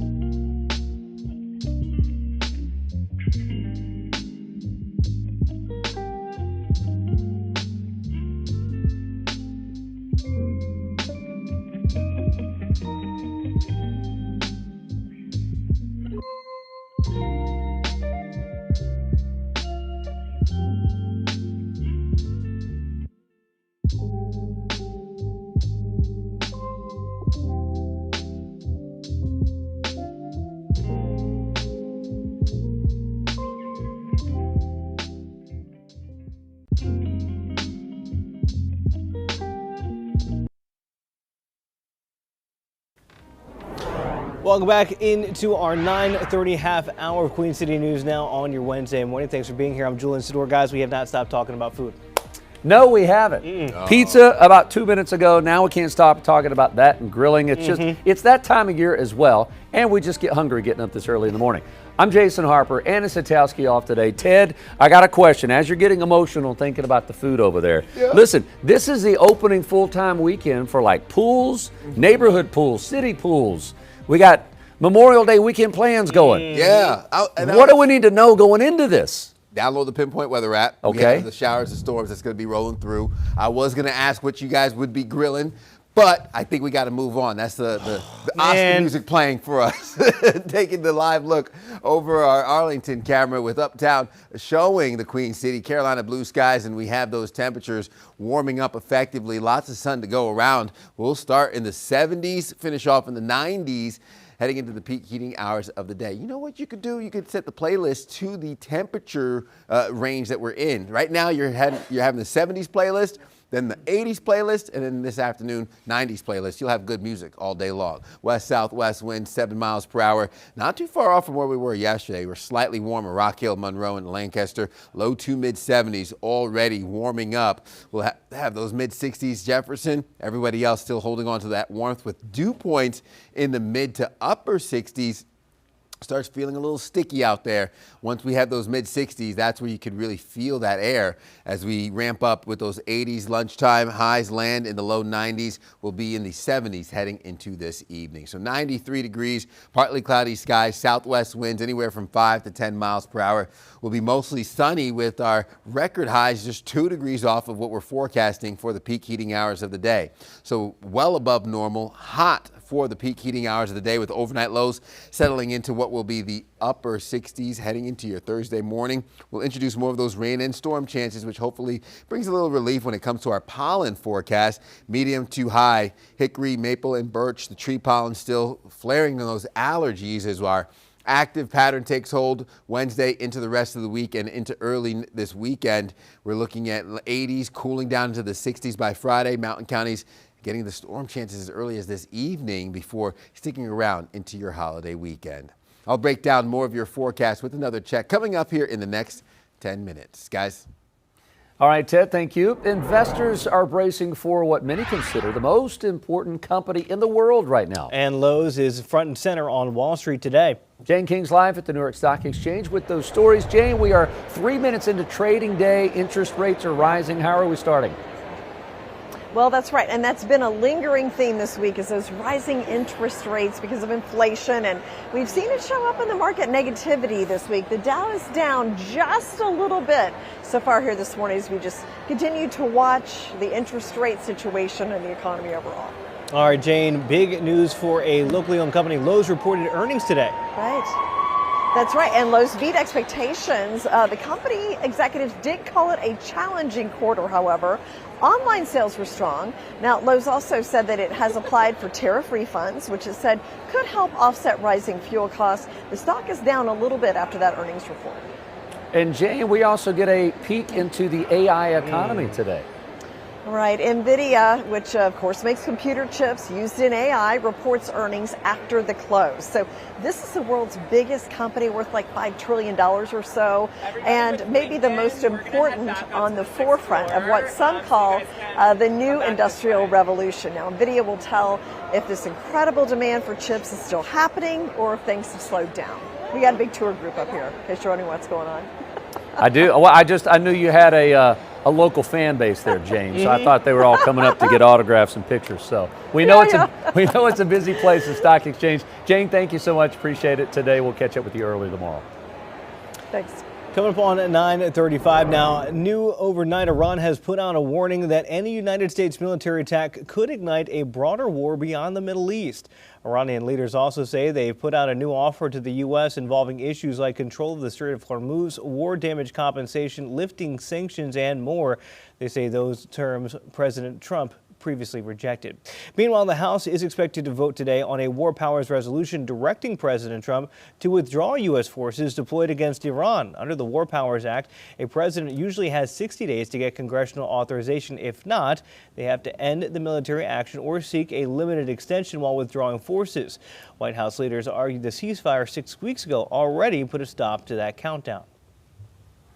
9:35 right now. More Americans mid-career are considering major pivots, and experts say this isn't about burnout anymore. Many workers are increasingly questioning whether traditional career paths still offer the stability they once did. All right, let's bring back in our chief business correspondent, Taylor Young. Taylor, career pivots years into your career can be considered risky, so why are we seeing more people saying to heck with it? I'm going to change. Yeah, so in the age group that we're talking about is the mid 30s to 40s, even early 50s. We're seeing people kind of making these major career changes. And what we're seeing is a lot of people really questioning the old rules of work, right? We're always been told work hard, stay loyal, climb the ladder. But, you know, after rounds of layoffs that we've seen over the last couple of years, the return to office battles, of course, the AI fears, I think a lot of people are kind of reevaluating what they really want from work. And a recent study by FlexJobs found that 80% of all professionals say they're ready for a new job, and about half are kind of willing to even look outside of their current field. So that's a totally big change. And this is a trend that you don't typically see for this age group of people mid-career. Yeah. Is the grass greener on the other side, right? The age-old question. And it's not just about money, right? Yeah, and I think that's an interesting point here. So for many people, it's about stability. I think that's a common factor in a lot of talkers that we do now, right? People want stability, whether it's financial or in their job. They're also looking for flexibility just as much as they are prioritizing money.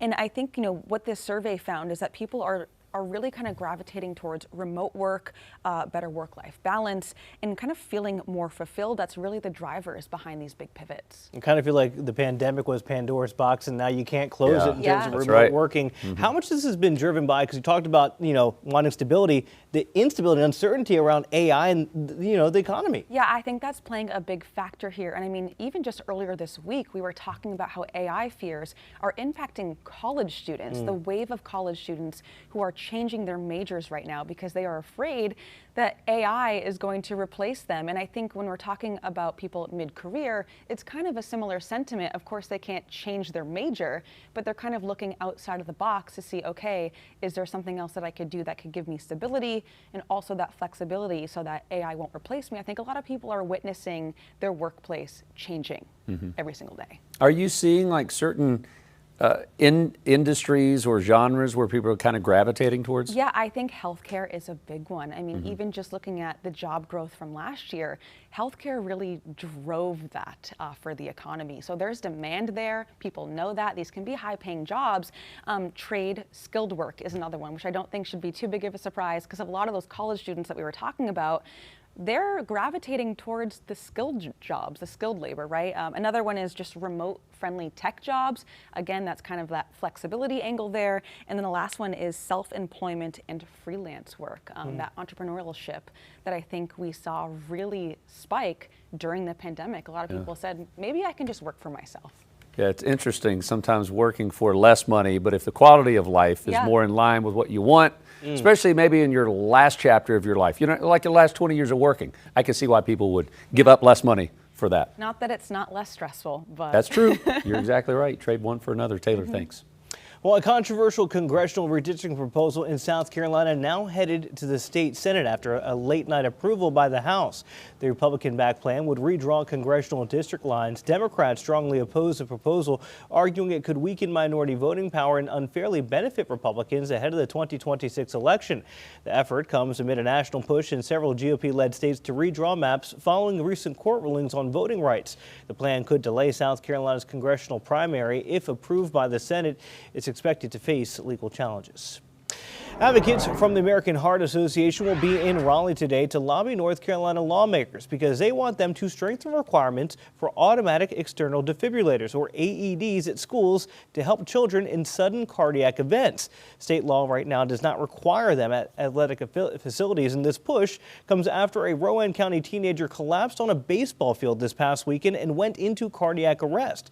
Queen City News reporter David Schumann spoke with his mother about the scary moment.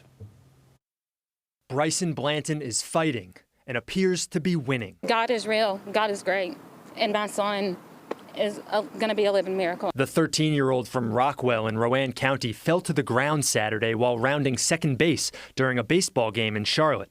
The teen suffered cardiac arrest. You're worried about your son. You're worried about what do I need to do to be there for him, support him. Samantha and Randy Blanton say Bryson wouldn't be alive if it weren't for an off-duty CMPD officer who ran to give CPR. Samantha says her son showed no warning signs that anything like this could happen. Bryson's father says the officer giving CPR asked for an AED defibrillator, but there wasn't one at the fields. Fortunately, EMS was nearby, but Samantha and Randy would like to see AEDs much more widespread at sporting events. Not just for the athletes. What if it's a grandparent sitting in the stand? What if it's a young sibling playing on the playground? What if it's the umpire? For now, their focus is Bryson. They say he's improving every day and expect him to be taken off a ventilator this week. The support from both close friends and strangers are sustaining them. Baseball is more than just you play for a certain team. It's a community. It's a brotherhood. Without all the love, support, and prayers, we wouldn't be where we are. In Charlotte, David Schumann, Queen City News.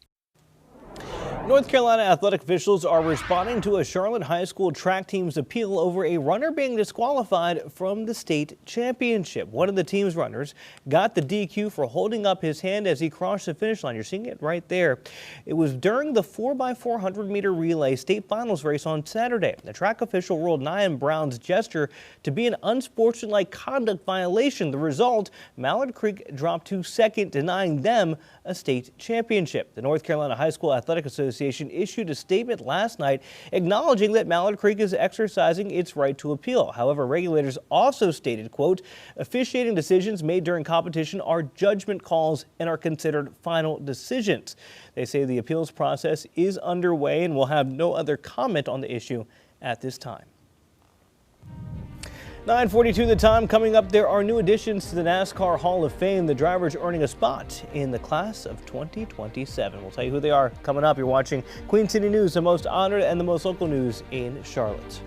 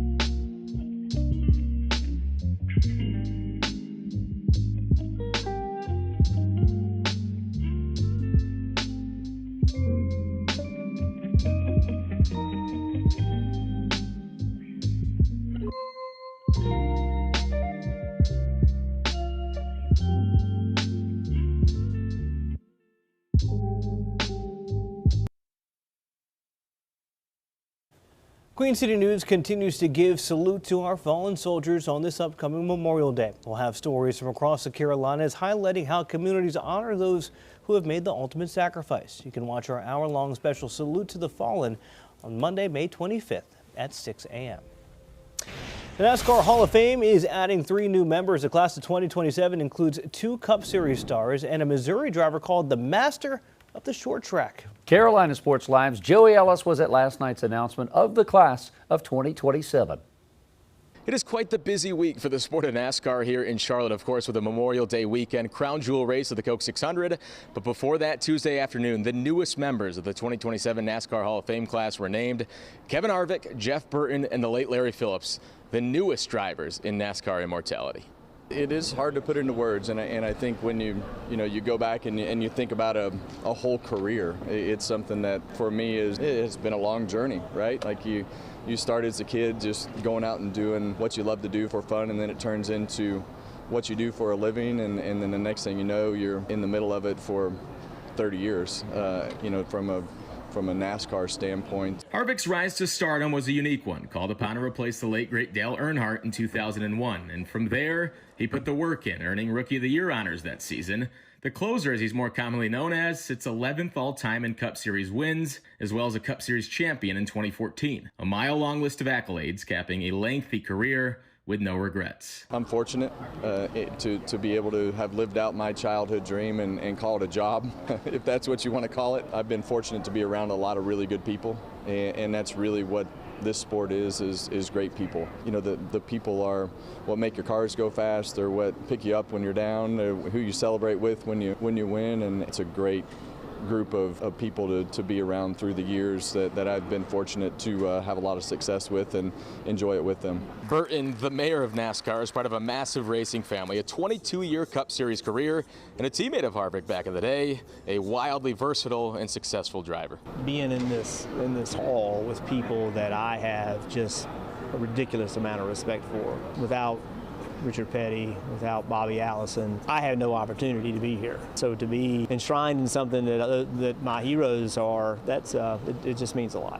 And earning a landmark award for contributions to the sport is Lisa France Kennedy, a family name certainly synonymous with NASCAR, a pivotal force in establishing racing in the Midwest while bringing back to life tracks on the NASCAR schedule. She is a titan behind the scenes. She's not somebody that you know a lot of, but she wants it that way. She wants to be, she's somebody that just kind of works quietly and does her job. But you look at this sport and really how this sport kind of, just blew up and became a national phenomenon. A lot of that was because of what Lisa did behind the scenes. Daytona International Speedway is a stadium. When we look at some of the other refurbishing projects at Richmond or Phoenix or Talladega and the like, those are massive palaces now that you can really be proud of, and she deserves a large credit for that.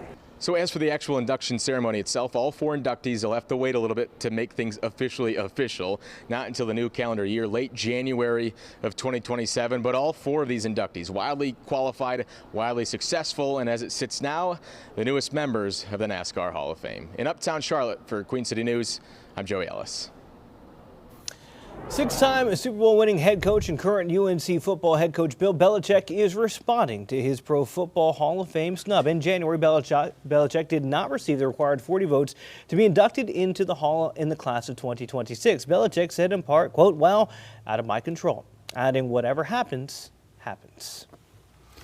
Tennis legend Billie Jean King earned an award off the courts on Monday, a college degree. The 82-year-old first enrolled in classes at Cal State Los Angeles back in 1961. She left, though, soon after to pursue her tennis career. Decades later, she still had an urge to finish that degree. She is now the first in her family to graduate from college. That's awesome.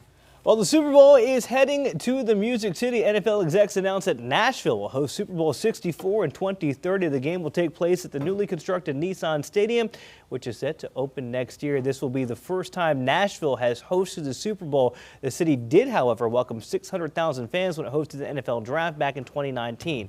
I'm just going to say it right now.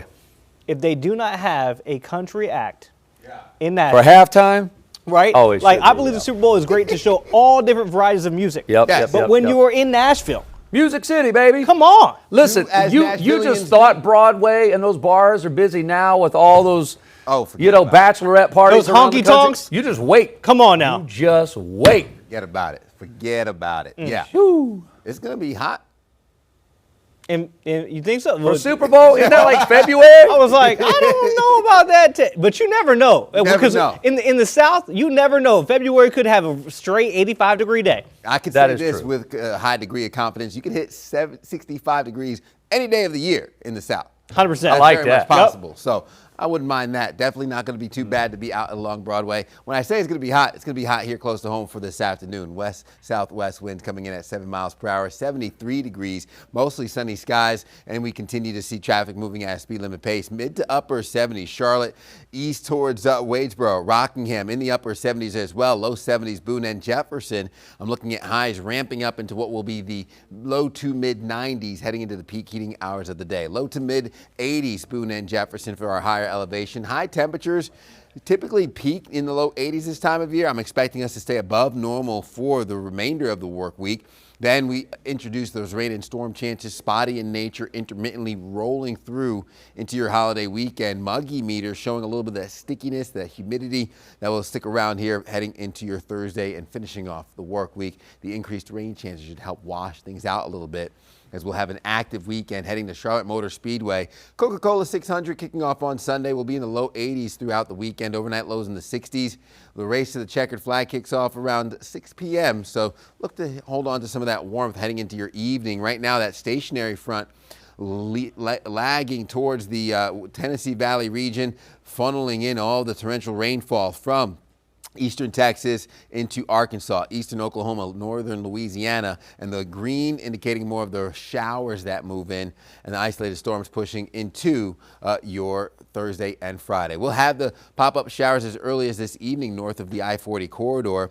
There's the rain that moves in first in the afternoon Thursday into Thursday evening. Then Friday morning could see a pop-up shower or two. But again, here's the intermittent pattern that I'm looking at. The rounds of rain coming in and out. Another batch early Saturday morning, and then spotty in nature Saturday afternoon and evening, giving us what could be 1 3/4 inches, maybe even up to 2 inches when everything is said and done heading into the end of the weekend. Overnight lows settle in the upper 60s. Another warm start to your morning. I'm looking at the 7-day forecast, holding on to an active pattern. We need the rain, probably not the best timing, as we hold on to 80s heading into Memorial Day and early next week.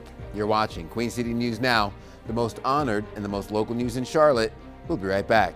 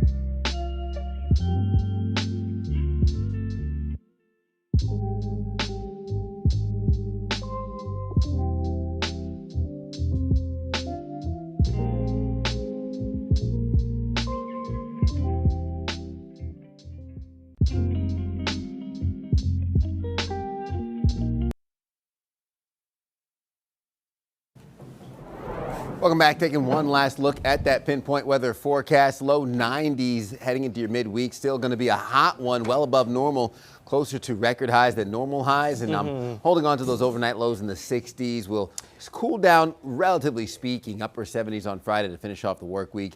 Yes, the rain and storm chances will roll in starting Thursday. We could see some Mountain County rain as early as this evening, then holding on to 80s through your holiday weekend. Not ideal for the timing, but we certainly need it when it comes to our drought conditions we've been putting up with here through most of this spring. All I see is a 40% chance that it doesn't rain where I am. That's what I see. About. That's right. Why don't you give us the good news, Ted? Exactly. There we go. Let's look for the glass half full. Right.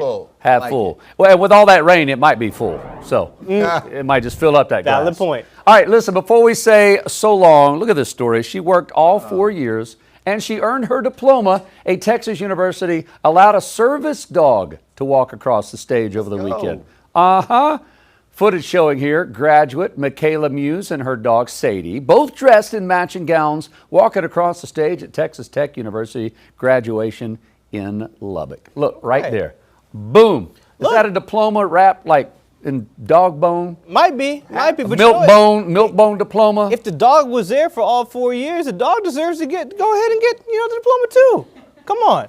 Was there any point in the 4 years where the dog ate her homework? Probably. Maybe.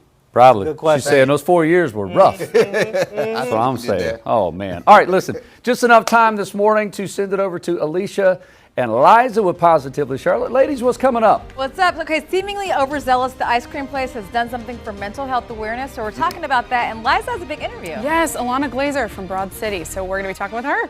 I like City, it. Love that. Stand by. Have a great Wednesday, everyone. See you back here tomorrow.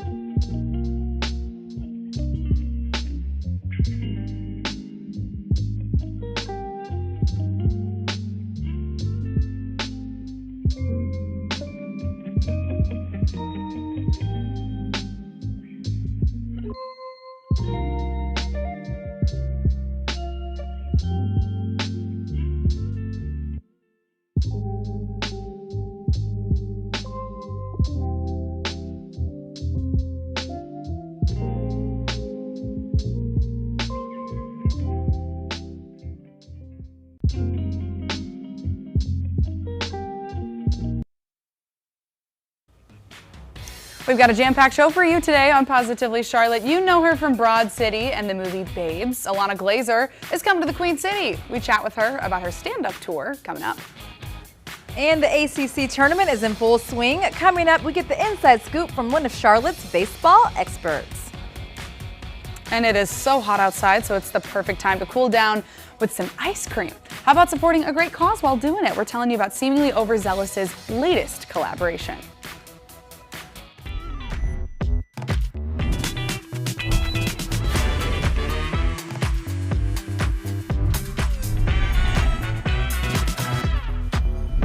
Good morning, y'all. Welcome to Positively Charlotte. Thank you for starting your day with us. I'm Alicia Coral. And I'm Liza Mahachek. It's so great to have you joining us today. That's right. And we've got so many exciting things coming up in today's show. First of all, we are talking with Ilana Glazer. She is coming to the Queen City. Yep. So we got a chance to talk with her about her stand-up tour a little bit ago. You know Ilana Glazer from Broad City and Babes, and she's got a tour going on. She is going all around town, and she is coming here to Charlotte. And we've got Miss Girl here with us today. Thank you so much for joining us, Ilana. How are you? Thanks for having me. I'm pleased to talk to you today, Liza. I'm so excited to talk to you too. Now, you are busy. You are just all over. I know you've got your podcast going too. It's open with Ilana Glazer. You're coming here to Charlotte, and we are so excited to have you. But also, with a lot of people who come through the Charlotte comedy scene, they say that it's a good spot to pass through. Have you been here before? Dude, I forget if I'm doing the same venue, but my last Charlotte show, I was like, whoop, whoop. And like, it was so the Southern energy. Like, I'm just such a New York Jew that, I'm like, will they accept me down there? This little Jewish whatever. But it was such a blast. It was honestly raucous. And I'm really excited about this new hour. And I am so excited to bring it to y'all. So many people love you from Broad City. I absolutely love that show. Thank you. I love it so much. It's their comfort show. What is your comfort show? And also, do you watch Broad City? I haven't watched it since, I don't think Abby has either, like since it aired. And then at this point, it feels so emotional. Like, would I just weep? I tried watching it starting from the beginning, and I was like, I'm going to watch every episode. I made it through one act, and my husband and I were watching it, and we were dying laughing. I was like, oh, like when I see a clip, I can't believe that's me and Ab. My comfort show, do you know Ina Garten? Yes. Our girl. I just watch Ina, and like I'll watch the same episode. It's like there's no story. I'll watch the same I'm on this roast beef sandwich right now that I cannot get past. It looks incredible. Also, did you see that her chocolate, what was it, like the brownie pudding that went viral on TikTok? No. Oh my gosh, you need to try it. It's basically like if you think of like brownie soup, the top of it is like crusted over, but then the bottom's kind of batter. Look this up. Are you not on TikTok? No, I'm not on TikTok. Because I was going to say also, it must be weird hearing your voice, because the clip that went viral of the In the Club We All Fam, I can only imagine what that must have been like. It was like genuinely emotional. It was like so heartwarming. We were like, it was just so sweet. In the Club. And it's like so like awkward and nerdy, and these like white girls, like it's so funny, dude. And like it was just so sweet. For a lot of people, like comfort shows, reality TV, like I love Dancing with the Stars. Would love to see you on Dancing with the Stars. That is so funny. So do you have a reality show that you feel like you would do well on? Do you think you would succeed at I think Dancing with the Stars would be good. I honestly would like to try Survivor. I want to know survival skills. You know what I mean? I feel like this would be like a rude awakening as a jump start. So I would like that. Dancing with the Stars sounds, I'm not going to do these things, but like it would be hysterical, like almost like a goof in a way. You know what I mean? Like me in reality setting would be like so nuts. I feel like when you're a kid, you think that you're either going to end up like getting hit with a tsunami, you think you're going to end up stranded on an island. And so you're like, I need to know these skills. And now as a full grown adult, I'm like, I couldn't go camping by myself. Like I couldn't. I know. I can't really drive out of the city. I'm such a nervous driver. I'm like, I feel so disempowered that I literally need my husband to drive me, like my grandma Blanche. She would call Dave, pull the car up, and it's like I am Grandma Blanche now. Like I'm already Grandma Blanche. That just means you're a true New Yorker, you know? Like you're also, a I know real my New limits. Yorker. I don't have to do everything, you know? when are you coming to Charlotte? We're so excited to have you. I got so many dates going on. I know. What's the date? You tell me. The date is May 28th at the Night Theater, Yes. and we're so excited to have you. Yes, and I believe this was where I went last time. Dude, it was so much fun. I had so much fun. People can get tickets at alanaglazer.com. And literally already, thank you, Charlotte, for giving me such a fun show in the past. I cannot wait to perform for y'all. Oh, we are so excited to have you. Alana, thank you so much for your time. We so appreciate you having a little chat with us today. Thanks, Liza. I so appreciate your time. Thanks for having me. Of course. Talk soon. Well, as the country's 250th anniversary gets closer, we wanted to take a look at what it means to be American, both across the country as well as right here in the Queen City. This is Bradley's story. Take a look. Once the restaurant business gets in you, bud, it's in you. Like, you're not getting out. I'm Bradley, I'm a restaurateur, and this is my American story. We're at Randy's Diner. We've been in business for 44 years. Family owned. We're the local diner spot.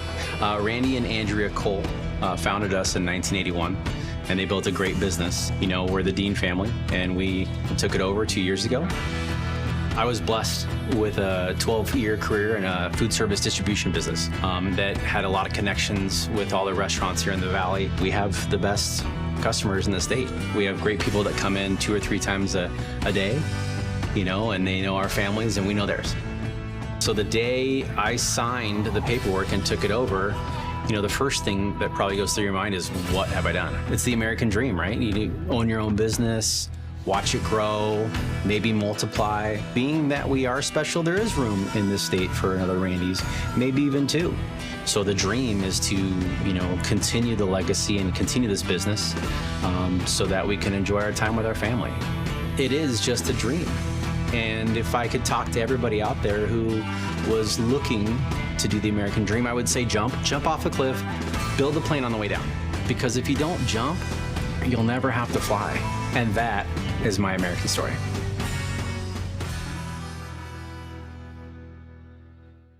And be sure to join us every Monday and Wednesday leading up to the 4th of July for more stories about community, greatness, and pride. And be sure to check out our own QCN Plus exclusive show, Stars of Service, hosted by our Brian Christensen. All right, guys, she's our Charlotte Knights team announcer, and Kendall Smith, well, she knows all things baseball. Coming up, Kendall fills us in on the ACC tournament taking place right now. And we're also talking seemingly overzealous and their new collaboration that they have coming up. It's adorable, it's sweet, and you're going to want to treat.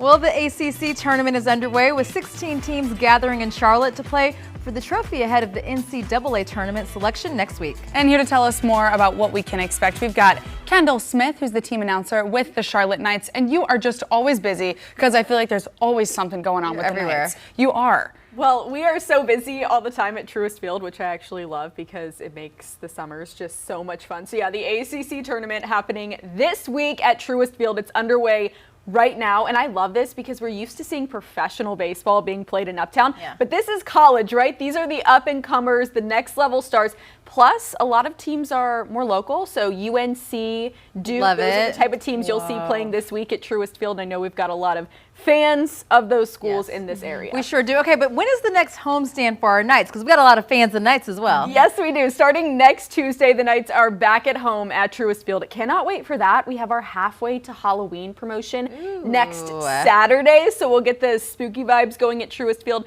SpongeBob night on Friday. Wait, shut up. Okay, tell me more. No. So wait until you see our jerseys. These jerseys are off the charts, unreal. We're doing a reveal later this week. Okay. But the SpongeBob jerseys.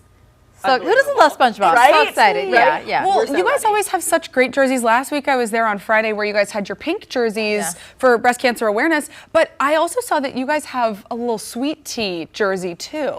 That just dropped a couple weeks ago. So the Carolina Sweet Teas are debuting this June with the Charlotte Knights. It's our alternate identity. We're like, what better than sweet tea? Because obviously it's we all love sweet tea, yes. Right? And so I love the look of the jerseys. They're kind of a powder blue. They have that little picnic table or picnic pattern, vibe. yeah. Yeah, the pattern. So, and the actual photo shoot that our team did of it was awesome. So you can see it on our social media at Knights Baseball. Can't wait for those to debut in June. So every Tuesday, we've been getting to know our Knights and interviewing you and the players, people behind the scenes. But Truist Field is just such a special place, right? Such a special place, and we actually have Banana Ball that's coming to Truist Field June 4th through the 6th. So again, we talk about the Knights all the time, and of course the Knights are the marquee thing that we do at Truist Field, but we also have a million other events. Cosmic Baseball, which is like glow-in-the-dark baseball, that's coming in September. We've got a lot of mini plans that we're bringing out right now too, so like you'll have the opportunity to come out to a Knights game and then maybe go to a Cosmic game or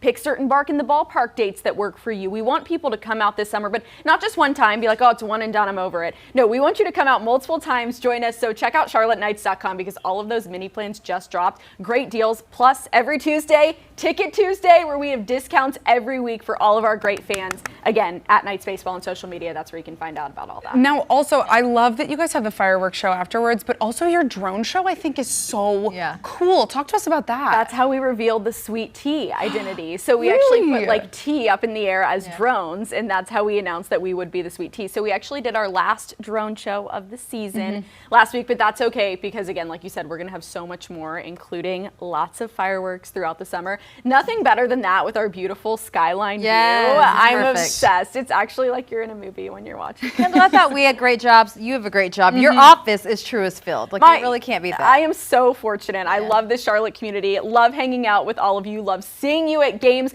So join us here this week at Truist Field for the ACC Championship. And then next week, we are back with more Knights baseball. I miss our team. I can't wait for them to come back. But you're not going anywhere. You're actually going to stay with us for our next story. Are you ready, Kendall? I'm ready. Okay, let's do it, Liza. Okay, so switching gears to a little bit of drama. We love scrolling through Reddit. Well, really, I do. Especially the posts where people ask, am I the bad guy? And boy, did we find a good one. So check this out. This person lives out of town but has a great relationship with their parents, except for one thing.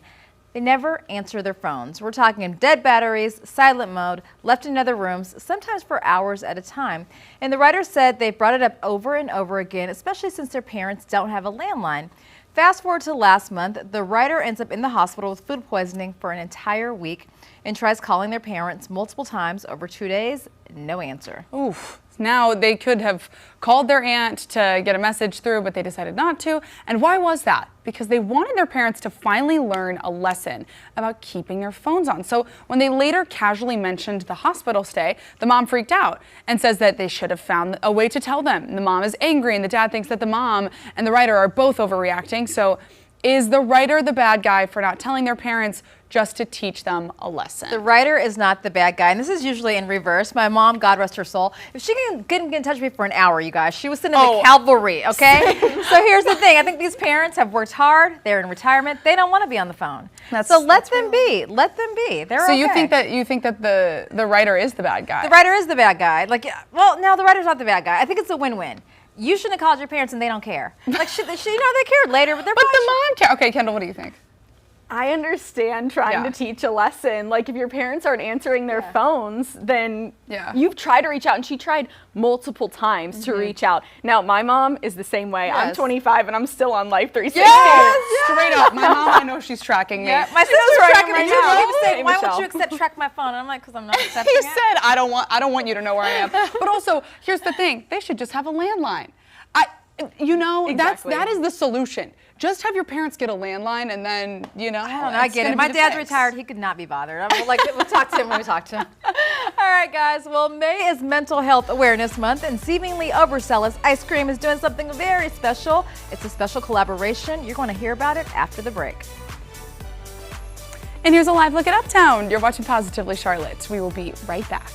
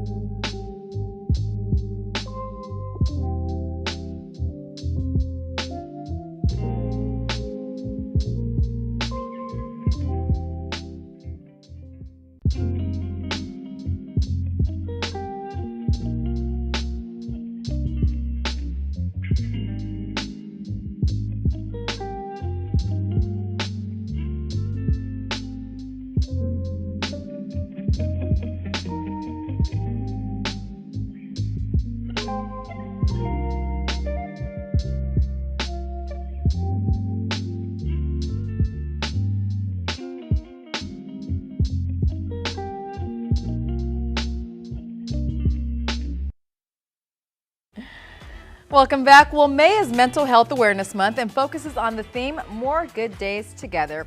It aims to reduce the stigma, foster community connections, and promote mental wellness. And two local brands, Seemingly Overzealous and Dunlap Love, are teaming up to support the initiative all month long. We're excited to have them with us today. We've got Jess from Seemingly Overzealous and Kaylin from Dunlap Love.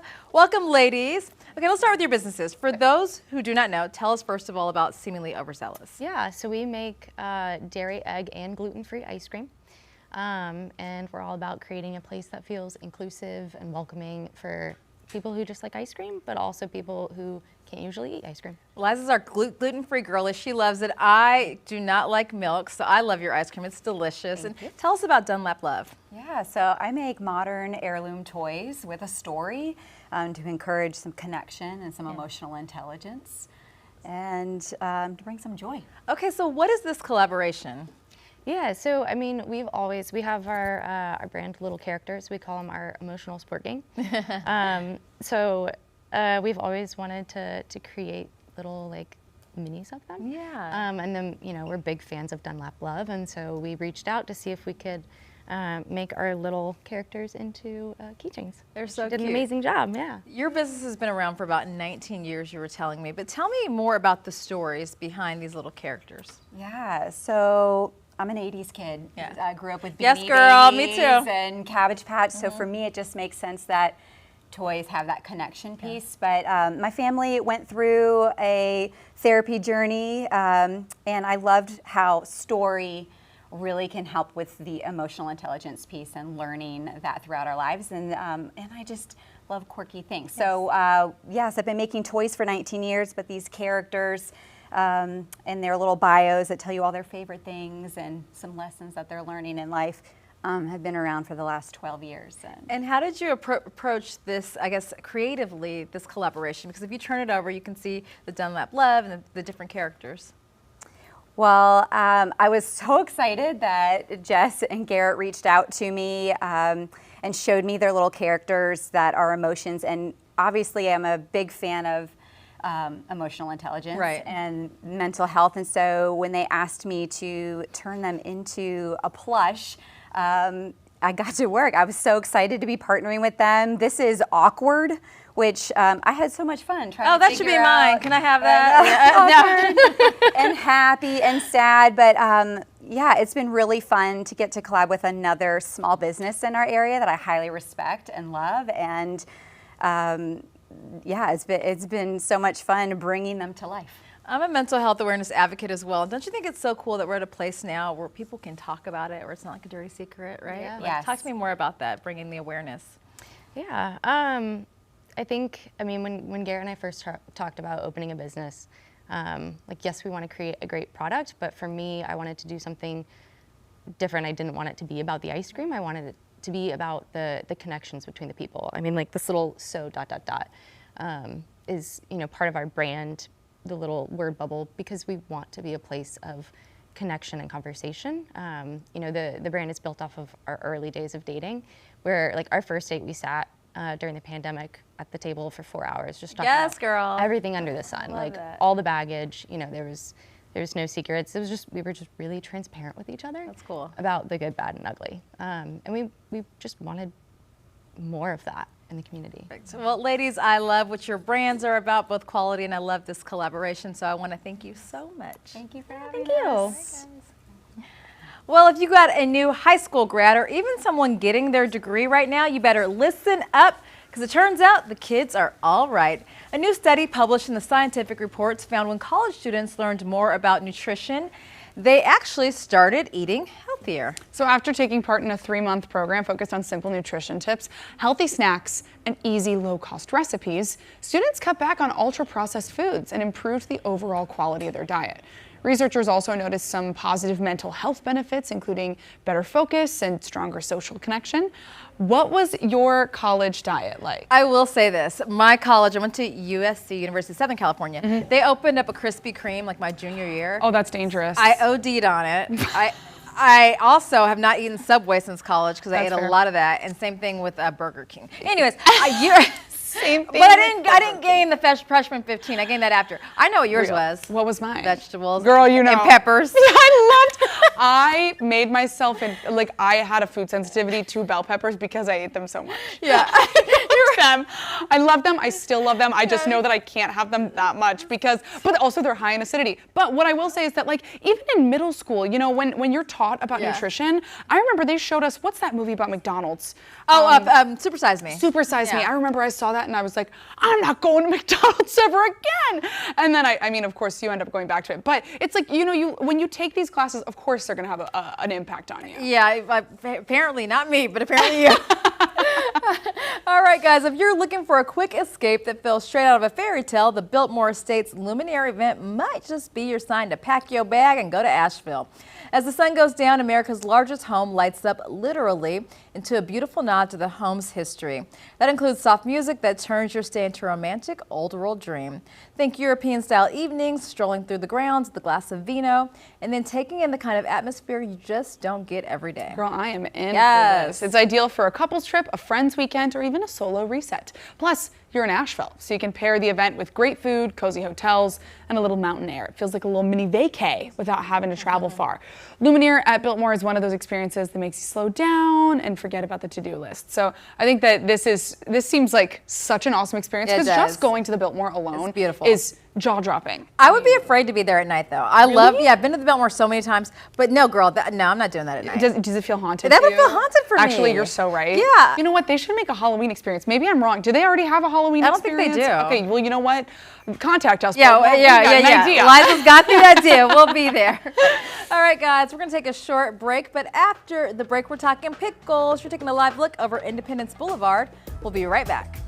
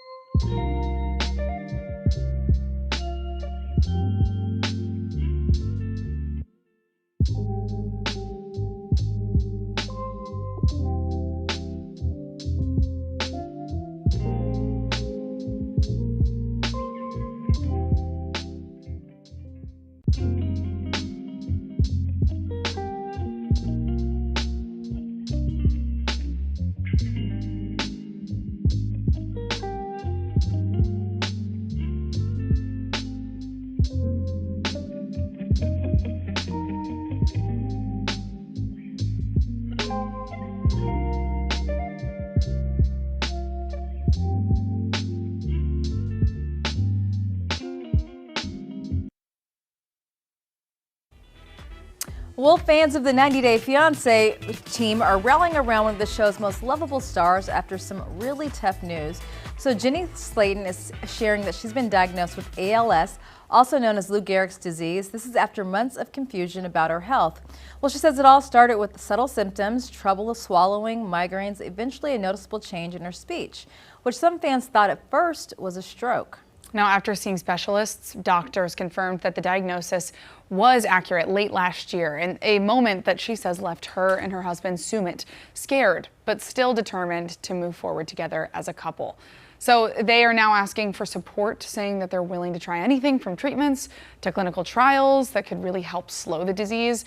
And through it all, Jenny has one big message for fans. Don't treat her any different. She wants to keep living life just as she always has. She's 68. Yeah. Typically people get diagnosed between 55 to 65. So I watched this show though. So I've watched for years. And if you watch the last season, she moved to India for this guy. They fell in love and she's, I think, like 30 years older than him. He's 38. But if you watch this show, you can see her speech slowing. And I was wondering, did she have a stroke? Like, what happened to her? So it was fans that were writing in saying, hey, we think you have ALS. And she was misdiagnosed in India. She said that she got some treatment, but it wasn't really helping her.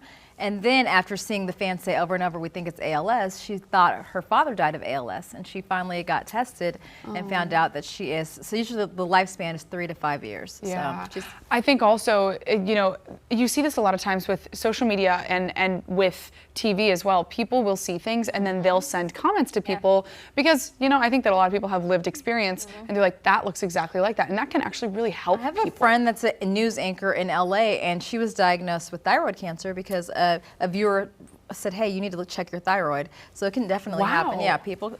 But I mean, I feel like it's one of the things where, you know, people's experience can be one of the most helpful things in terms of letting other people know, because awareness is a tool that is very powerful. It's a rough disease, so we definitely are praying for her. That's right. Well, some classic comedy cinema and a new addition to the Wayans brothers arsenal are in the spotlight today. Here is Melvin Robert with your entertainment report. We are getting a new series based on another Mel Brooks comedy classic. It's pronounced Frankenstein. Do you also say Froderick? No, Frederick. Well, why isn't it Froderick Frankenstein? It isn't. It's Frederick Frankenstein. I see. You must be Igor. No, it's pronounced Igor. Okay, so look, however you pronounce it, a series for Very Young Frankenstein is now in the works at FX. Details on the plot are limited, but it will be based on the Mel Brooks 1974 cult classic Young Frankenstein. Taika Waititi is set to direct, with Brooks returning to executive produce. The cast includes Zach Galifianakis, Kamal Nanjiani, and Carrie Elwes. Now, that's some movie news for you. The Scary Movie is a Wayans family affair, right? That franchise. Here, Marlon Wayans takes us behind the scenes. Wayne's movie ain't a Wayne's movie until you have multiple Wayneses in there. We back. I am Greg Wayans. Hey, what's up, Mom? Oh. I was drafted with the 11th pick in the Wayans family. Sweet. We squad deep. It's good. You're teaching the young ones how to do it. Oh. There's me, Sean, Lil Damon. Damn! Kim. This white girl came down my shift. I love working with my brothers. I'm a DEI hire. This makes me wonder why I wasn't in 1 and 2. Craig. It's like a big reunion. Shaw C. It's gonna be dope. It's gonna be crazy. It's gonna be super Wayans. Aaliyah. The original cast is back. I got to see my dad on camera. My daughter, Marlon's son, and my son doing a scene in here too. Which uncle does the script feel most like? What's up, y'all? Definitely Marlon. I call it Shorty Movie 6. Scary Movie is in theaters June 5th. I think many folks looking forward to that. In Hollywood, with your entertainment report, I'm Melvin Robert. Well, Saweetie and Jason Derulo are making headlines, but this time it's for legal drama overseas. The two artists are now being sued by promoters in Japan who claim that they backed out of a performance at a major Afrobeats festival after allegedly taking hefty advance payments. According to the lawsuit, Derulo was paid about $200,000 up front, while Saweetie received around $100,000, but neither ended up performing as promised. Promoters also claimed Derulo had a scheduling conflict with the show in Spain and that Saweetie still traveled to Japan, performed at other venues instead of the festival. Now organizers, they want their money back plus hundreds of thousands in expenses and even millions in damages. So bottom line, what was supposed to be a big music moment has turned into a full-on court battle. I don't know about that. Look, we don't know the details, but here's the thing. If you got the money, you kind of need to perform. That's true. And I think that the other thing is that it's like, how can you go to Japan and perform in other venues and not go to the one that and they're watching you in real time, but they're watching Homeboy in Spain being like, where are you? That's like posting on your Instagram story after telling your one friend that you couldn't hang out with them and going out with other friends. Didn't that happen to you? Probably. Me too. Actually, yeah. Do you remember that? Actually, yeah. I was mad for you. I was like, hold up, that's not nice. Keep your life straight, person. All right, guys, we are celebrating all things Coca-Cola 600 this week. Yeah, we are. Of course, the race is this weekend with all the drivers vying for one of the coolest trophies in racing. Liza and I want this. It's the Coca-Cola vending machine. I got an exclusive up close and personal in Victory Lane. Take a look. I'm here with Terry in the winner's circle, and this is definitely the trophy that every single driver wants to take home. Terry created it. You've done it for 30 years. Tell us about the inspiration for this year. Well, this year, this is a 1953 Coke machine. Holds 51 bottles of Coke, and it's highly sought after. A lot of people want this machine because it's so rare. So it's just a lot that goes into restoring this. It's so beautiful. Well, let's talk about this. When did you start the restoration project? When did I start it? Yeah. Actually, I started this one about 3 months ago. Okay. It's very time consuming, takes a lot of time, a lot of money I might add to restore something like this. It's just like restoring a car.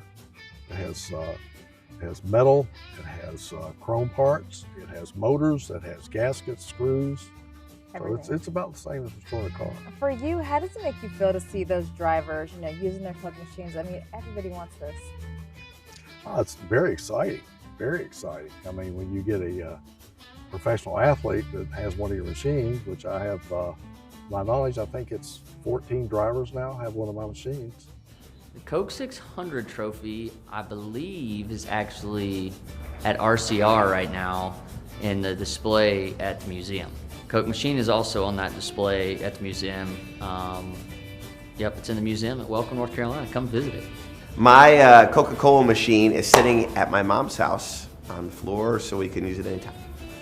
I love it. It's one of my favorite trophies. Take us through the details on this one, if you don't mind. As far as? Just the craftsmanship. Oh, the craftsmanship. Oh, my goodness. Well, when I get a machine, it's a lot of times they'll be rusty. They'll be really nasty. So I take it completely apart and the insulation comes out. Then I take it to the sandblaster. I have a sandblaster, get all the old paint off. And then once it's blasted, I take the internal parts and I have those powder coated. I take the machine to my painter and he puts an automotive paint job on it. And then once he's finished, then I pick it up from the painter, bring it back to my shop, completely put the entire machine back together again. So from beginning to end, about 60 hours. Terry, so appreciate this preview. My colleague Liza will be out here live for the Coca-Cola 600, so you can see this up close and personal once again. Thanks so much. We're excited, and we got a little swag. This is a little mini race car. Some merch. I've got the Coca-Cola 600 hat for 2026. It's got look at that. The 2026 on the back. It's got the logo. Very exciting. You'll be out there on Friday. Are you looking forward to it? Excited. It's going to be fun. Energy's going to be in the air. Yeah, girl. But there's so much happening. I mean, there's going to be a Brad Paisley concert. There are so many things aside from just the race. A weekend of events leading up to Sunday. That's right. All right, guys. Well, 1-800-CARS-FOR-KIDS, they're canceled. Find out why after the break. That's coming up. And you're taking a live look at the Charlotte Motor Speedway, very much in theme with our talk about Coca-Cola 600. We'll be bringing you more from that later on this week, but we'll be right back.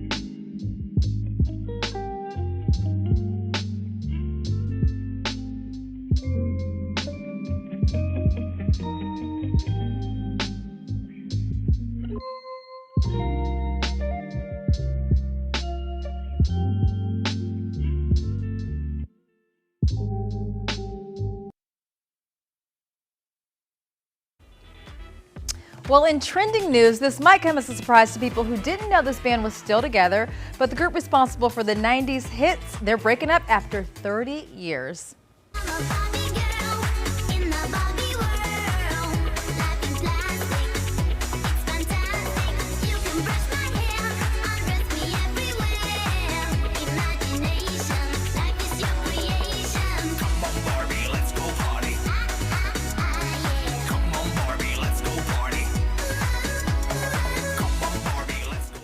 This also had a major resurgence on TikTok in the past few years, but the party is over for Aqua, the Danish Euro dance group behind Barbie Girl.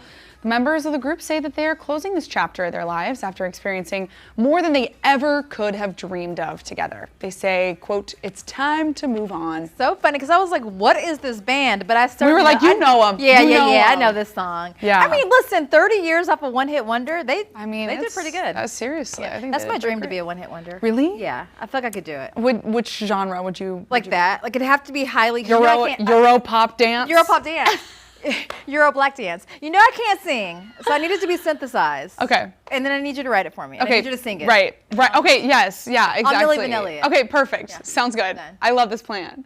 Okay. Well, 2 Americans have been arrested in Japan for breaking into the enclosure of Punch the monkey. Punch is the 9-month-old who's gone viral for bonding with a toy orangutan. You're just seeing him there. But police in Japan say a 24-year-old college student and a 27-year-old singer climbed the fence to Punch's enclosure to film a video. And prosecutors argue it was a stunt connected to cryptocurrency, and the suspects are charged with obstructing zoo operations. They are denying the charges, though. But I don't know how y'all are going to deny it. It's on video. But anyways, the zoo is now putting more restrictions on the public's access to view Punch's enclosure. So these idiots ruined it for the rest of us. Seriously. Punch makes us happy. Why would you do this? And you're making us look stupid. You're making us Americans look bad. Dumb. You need There's to the 2 stop. culprits right there. Yeah, this is so unfortunate. Yeah, I mean, because also Punch, I mean, he's just trying to live his life. He's trying to He's acclimate. just starting to fit in. That's what I'm saying. Don't do that not to be him. ruining this Don't for do that Punch. to him. Lock do him not up. be doing that to him. Not right. Oh man. All right. Well, switching gears now. You may have gotten an ad while you're on your phone regarding AI companion apps, but people aren't really using those for real, are they? Cade Garner has some information that you may find interesting. A year ago, researchers asked young adults a simple question: how common are AI romantic companions? And what they found is that a surprising number of people in real-life relationships are chatting with an AI romantic companion on the side. We're finding that people, like with a lot of modern technology, are saying, hey, technology is meant to make my life easier.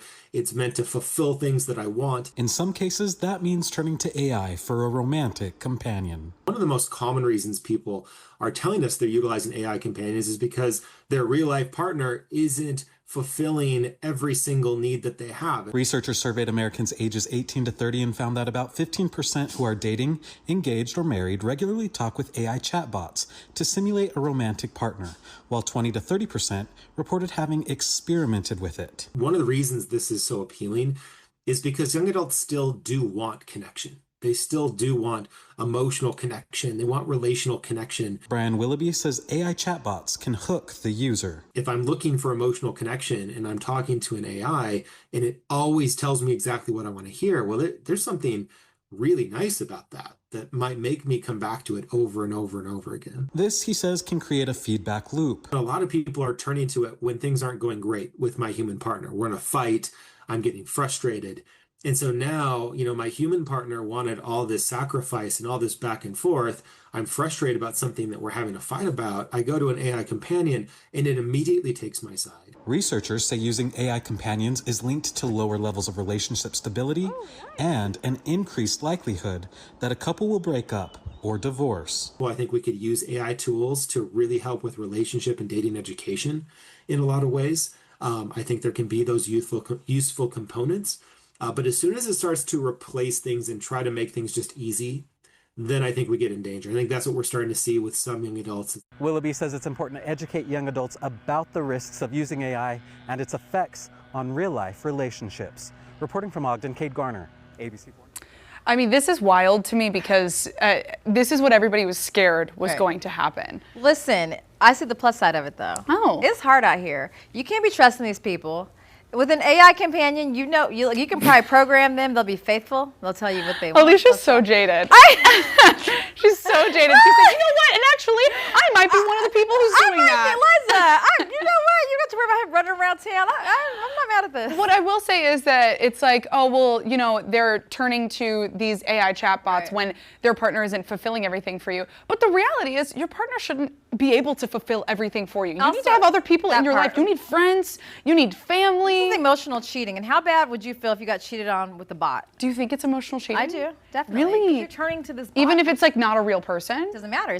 I think emotional cheating is worse than sexual cheating. I think that most people kind of feel that kind of way. But I mean, oh, wow. Ooh. It gets deep. Man, we're just bringing up, AI is adding some new problems to every sector of life. Darn AI. Okay, you guys know that jingle, 1877 cards for kids. Okay, it lives rent-free in everyone's head. Well, in California, they just got canceled. So it all starts with one guy, one very old Volvo, and a serious case of buyer's remorse. Okay, so get this. The man donated his car thinking the money would help go to underprivileged kids. Seems pretty straightforward, right?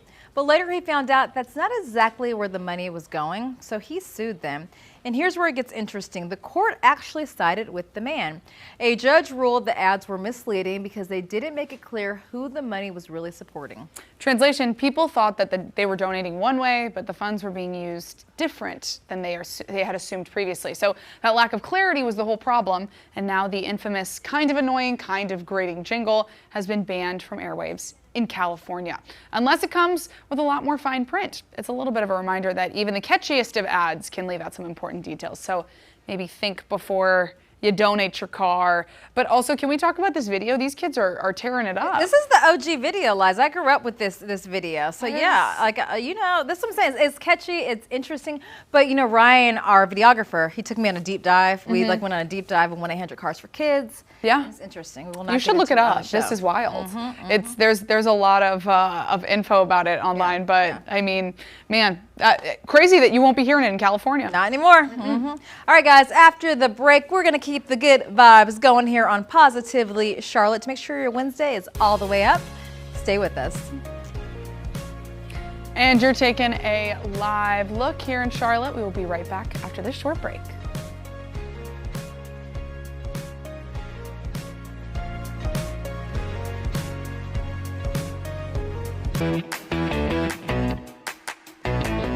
Welcome to Epic Discounts by BestReviews.com. I'm Ashley Howard. And I'm Melissa Bergamini. Scan that QR code on your screen to get ready to save big. Today we are featuring products designed to help make life cleaner, easier, and more organized. Whether you're at home or on the go or just getting ready for summer fun. First up, the Shark Stain Striker Rug Cleaner. This powerful cleaning system is designed to help remove tough stains, pet messes, and everyday spills from carpets, rugs, and upholstery. From high traffic areas to accidental messes, the Shark Stain Striker helps deep clean surfaces while helping eliminate odors.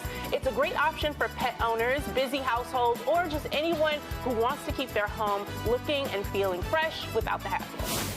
And if your devices are always running a little low on power, the Anchor Prime 3-in-1 charging station helps keep everything charged in one convenient place. This compact charging station is designed to power multiple devices all at once, including smartphones, wireless earbuds, and smartwatches. Next, get ready for sunny days with the Sun Ninja Rubber Beach Bag.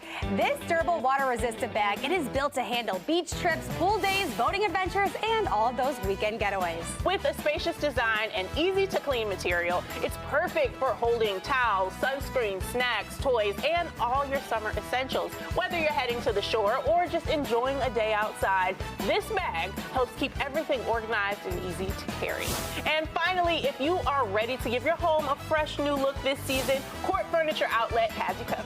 For more than 50 years, Court has helped people create stylish, comfortable spaces with quality furniture at incredible values. You can find everything from sofas and dining sets to bedroom and home office furniture, all with modern styles that work for real life. And right now, during the Memorial Day sale happening through May 31st, you can save an extra 25% off with code MEM25. Ooh, shop in-store or online and refresh your space for summer without breaking your budget. All right, let's take take one last look at today's products helping save you money. Whether it's keeping your home clean, staying organized, or on the go, or refreshing your living space. Head to epicdiscounts.com or scan the QR code on your screen to help scan, shop, and save with Epic Discounts by Best Reviews.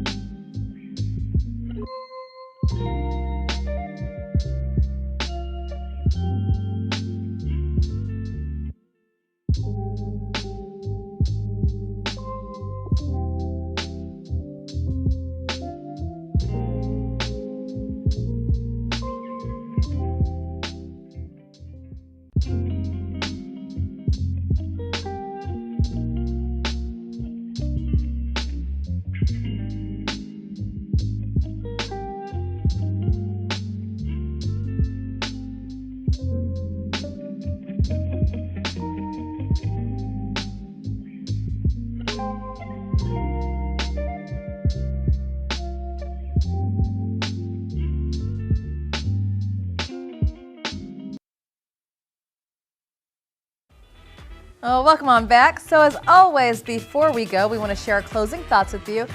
And here's mine for today. Some days you're the bug, some days you're the windshield. I'm definitely the bug today. Today is I'm the bug today. Today's the day, y'all. And it's not even 11 a.m. Liza, we're the bug. Exactly. Steven Tyler, some days you're the bug, some days you're the windshield. I know, that's true. That is one of the worst parts of a long road trip is seeing your windshield after that. Oh, you know the worst parts? On 485 today, the commute from HE-double hockey sticks. But I'm sitting behind one of those big trucks. Yeah. I knew it was gonna happen. Boom, the rock hits my, and I was like, ah. Well, what was the traffic this morning? It was There so was a terrible odd. accident on 485 at least, but my side, people were rubbernecking. So it took, but I hope that person's okay. I know, seriously. All right, well, here's my quote. The only limit that matters is the one that you refuse to challenge. That's from Jordan Hale. So you better keep on challenging yourself. Alicia was sitting here looking so puzzled. She goes, huh? I was like, now what does that mean? Okay, The only limit that actually truly matters is the one that you will allow yourself to observe. No limits. You know? Because like if you don't tell yourself that you have a limit, no limits. Then there's no limit. Okay, so we've got some good stuff coming up this week on Positively Charlotte. Chance the rapper, he is performing at the Valentine Amp. I did an interview with him, so you're going to hear all from Chance. Our exclusive interview here on Positively Charlotte. Looking forward to that. And he seems like such a fun time. He was so nice. He was so cool. He's got roots here in Charlotte and in the Carolinas. So he said his whole family, his relatives, are coming out for the Charlotte show. So fun. And, you know, back in Chicago, we love Chance. We love He's Chance. your Chi-Town boy. And he talks about the stuff that he's done for the Chicago youth and the public school system. Which it's amazing. But, you know, I feel like we've always got so many stars coming here to Charlotte, you know. We do. Because Alana Glazer will be on the 28th. Yeah. He's coming That up was a great interview. So much fun. And Chance is coming this weekend. But also, we're going to have all the NASCAR stars here this weekend, too, with the Coca-Cola 600. So we're going to have that on Friday as well with more coverage from that. You're taking a live look at the Charlotte Motor Speedway right there. But we will be back here tomorrow, same time, same place at 10 a.m. Thanks so much for sharing a bit of your Wednesday with us. Bye.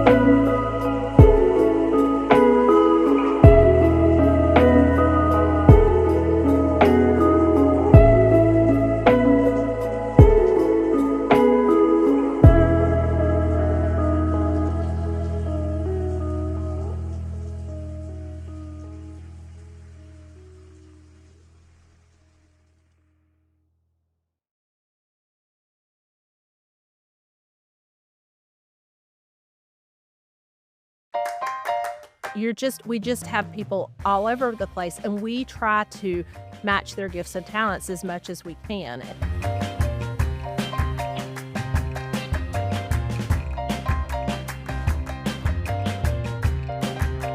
So today we're stepping into Fort Mill and checking out the Fort Mill History Museum as we celebrate 250 years of the American story. Just redefining, reflecting our past, building on our future. And Fort Mill, that's where the rich history, small town charm, and proud traditions come to life. From railroad beginnings to textile mill history and the people who helped shape this growing community, the museum welcomes visitors to explore the local roots that continue to define Fort Mill today. I want to thank you for streaming with us on Queen City News Plus and welcome you into Local Roots. I'm Alicia Barnes, and I have two amazing guests joining us today. I have the Executive Director, Christia Humberg, and also board member, Kaylin Detman. Thank you so much for being here with us on Queen City News and Local Roots, talking all about Fort Mill. 250 years What kinds of things are going on in Fort Mill? South Carolina is doing a great thing with the southcarolina250.com, and they have a committee, and each county has a committee. So in York County, it's York County, it's YC250. And so that committee has a group that, and they're working on different things, but each county is doing that. So we are, even though we're not part of that committee, we are supporting that committee in our activities that we're doing. We're doing, one of our projects that's coming up is next Thursday, where we are taking, this project started out as we wanted to honor our veterans. We wanted to tell a little bit more about military history. And we know there's organizations out there. You've got American Legion and VFW, but we wanted to, because of our role with the history, we wanted to take that part of it and support them in that. So we have formed a research team. Well, we have a research team, and they took on the project of this veteran history. And so what they did was they researched approximately 20 veterans. They've been in touch with the families. They've gotten their veteran stories, and they've gotten some hard facts, but also those more personal stories on the veterans. And so we have taken that, and now we know more about these 20 veterans, and we want to continue this project, and we want to honor more veterans. But we've got their story on the website, and then what we're going to do on the 21st is we're going to recognize those, and we're going to have banners in the backyard. And it'll be like an open house from 5 to 6, and then at 6 o'clock we'll do a ceremony. And we've got several families coming. They're coming from all over. Some are coming from out of state. And this is Thursday. What's the date? Next Thursday, the 21st. Okay. And so it'll be an open house from 5 to 6, and the program starts at 6. Program will be about 30 minutes. And we want to tell about this project, that it really started out one way, and now it has evolved. And so now not only are we going to we'll have banners, we'll have a recognition, and the American Legion, they'll have a little part in it. And we just want to honor those that are hometown heroes. Yeah. And it is open to the public, and we've had quite a response. We want to grow the military history. We see that military history is so important to our community, and we want to be able to grow that. And so that's just one event that we're doing that's coming up, and that we are very proud of. Kaylin, you're on the board, Yes. right? So what attracted you to the museum, and how did you become on the board, and what all does that entail? Well, I actually met Christia when I was working at Visit York County, so I felt like I knew enough about the area. And then when she asked me to be on the board, I thought it was just a good fit. And then this year she actually convinced me, because she's very convincing and wonderful, to help with their social media. Okay. And take photos and whatnot for the museum. So it is probably, it's been good because I'm now more invested in it. I'm not just a board member. I've got a responsibility. Yes. Right. So, and also too, from the social media aspect of, I mean, we're streaming here, so this kind of shows you where we're going and how people are watching and how people are learning. What was kind of surprising to you as you were posting things and you could see certain interest, people being interested in this versus this, or, has that been able to kind of surprise you a little bit with anything? well, the first month we started was when the monks walked through, and Christia was waiting for them, and she was waiting for them in front of the peach stand, which is iconic in Fort Mill. Absolutely. And they were walking past the peach stand, and she sent me that video, and I was like, this is gonna do so well. Posted it. It was like, what, not even a 10-second clip. I don't even remember. And it Basically took off. went viral. Yes, Yeah. it was awesome. So it's like, okay, this is gonna be fun. Yeah. Yes, and I've also tried to switch the lens of the museum to not just being the place, but like sharing about everything around downtown Fort Mill. So not just being like, we're this house in downtown, come visit us, but we're a part of Fort Mill. So when people are having events like our neighbors or restaurants, I would like to share that on social media as well too, just to get people to come and experience everything. I think you really get that too, because it's when you go to the Fort Mill History Museum, I love how you share what else is going on. Like you'll say, hey, around the corner they're doing this, or on Main Street they're doing this. So there really is a sense of community. And speaking of the sense of community, we're going to go inside the museum next. We're going to take a little short break right now, but coming up, you're going to meet a volunteer that most people in Fort Mill may know. Her name is Libby Chambers. She's an amazing woman, and she's going to take us on one spectacular tour next.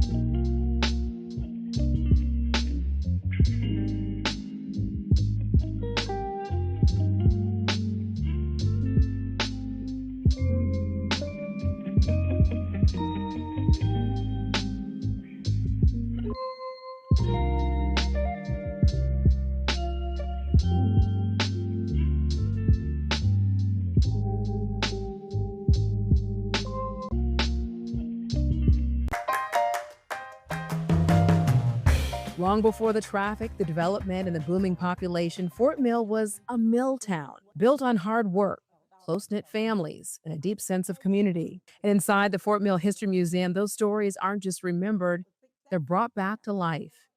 From the textile era that defined this town to the people and the moments that shaped generations, this is where Fort Mill's past meets its present. So today on Local Roots, we're stepping inside to uncover the history that continues to shape this community and why it still matters today. I'm Alicia Barnes. Thanks for joining us here on Local Roots. Let's get started. Let's talk about why we're here and where history lives. You're going to show me around. All right, this house was built in, we think, around 1869 on Main Street. And then it was moved here And we used to think it was the 1920s, but I think research has shown that it was a good bit earlier, maybe early 1900s, maybe 1908, 1909, something like that.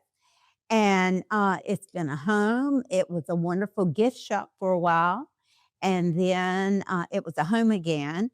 And the guy that owned it last, a very talented artist by the name of Jim Kamen, gave us such a good deal that we were able to purchase it. And we have paid off our mortgage. So the museum owns the building now. It owns this. If you'll come around here, you can see this is our tribute to Main Street. There were pharmacies on Main Street. The old buildings are all the same. They've been changed and painted and things like this. This right here is a real treasure. This guy, his name was Lee Walters, and he came to Fort Mill between 1936 and 1942, and he just filmed people living their lives. It doesn't have any audio, but we have a nearly 99-year-old volunteer here who I think is on this tape about 4 times. She still lives in the house that she was born in. Yeah, so that's really cool. But you can see, that this is all Main Street. And look how busy Main Street was. That's the thing. I mean, it was the hub of the community. The Center Theater building is still down the street, and it houses a restaurant now. But at the time this photograph was taken, it was showing Gypsy with Natalie Wood in color. They made sure you knew it was in color. And this is the actual poster box from the Center Theater, and we were able to get a reproduction of the poster that's shown there. One of the things that Fort Mill is most proud of is our school. None of these schools are around anymore, but Fort Mill Academy was down on Academy Street. The Carruthers School it's where the First Baptist parking lot is. Central School is where the post office is. And the old high school there's a housing development near the golf course, and that was Fort Mill High School. The new high school opened in '86, and that's the year that I came to teach in Fort Mill. So we're very proud of our school. We're also proud of the African American school that was part of Fort Mill for many years, the George Fish School. And the man who was the principal had all the students. They were at the old school on Academy Street, and they marched to the new school. This is where the Duke Power Group, that thing is. It's where that's located. Of course, bands have always been important at Fort Mill. We still need to get something from Catawba Ridge, but the old Fort Mill uniform, Nation Ford uniform. One of our bands went to the Macy's parade. They pretty much go back and forth winning state competitions, including the Catawba Ridge School. This is a tribute to the journalistic family in Fort Mill, the Bradford family. Mr. Bradford's father started the Fort Mill Times over 100 years ago, and it was always owned by the same family. And Mr. Bradford used to write a column every week, and it was always very, very interesting. He was, their family, it says, was the news source for 47 years. It's unfortunate that local papers have pretty much died out now. But Fort Mill Times was around for a very long time. That was Mr. Bradford's typewriter. This was something where they would do some kind of press so they could check out the paper proof press before it actually went into production, to check for any kind of problems or mistakes that are made or anything like that. So we're very fortunate to have this. Obviously, with any history, there's a dark part of the history. Is there anything that you feel comfortable talking about for people to understand? If you go down to where the Center Theater is, where that little restaurant is, this building has been taken on. you can see a place where there was obviously a door that went in. And that's where, if you were African American before desegregation, you had to go in that door, go up the stairs, and sit in the balcony, because that was the rule. That was the law, actually, and very much the tradition. And you can see, if you look at the side of that building, you can see where the entrance was. And if you were African American, I don't imagine you were able to go into the concession area either. But you would go up and sit upstairs to watch the movie. And that was one of the, it's like I said, it's not all of our history is pretty, but it's history. Talk to me here about the George Fish School. The George Fish School was established in 1925.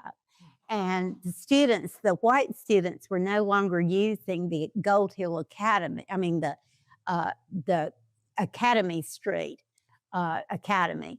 And so that's where the black children were going to school. Everything was segregated. And they got their own school when the George Fish School was built. And it was built there. Julius Rosenwald was a multi-millionaire business person. And he was the president of Sears and Roebuck. And he became very philanthropic. And he gave a lot of money away to build schools for African Americans. And so George Fish was partially funded from that. And it was, and the people in Fort Mill that I know that went to the George Fish School, it was very important to the community, but it was also very important to them. I mean, they have a special place in their heart for this school. And so it was quite a...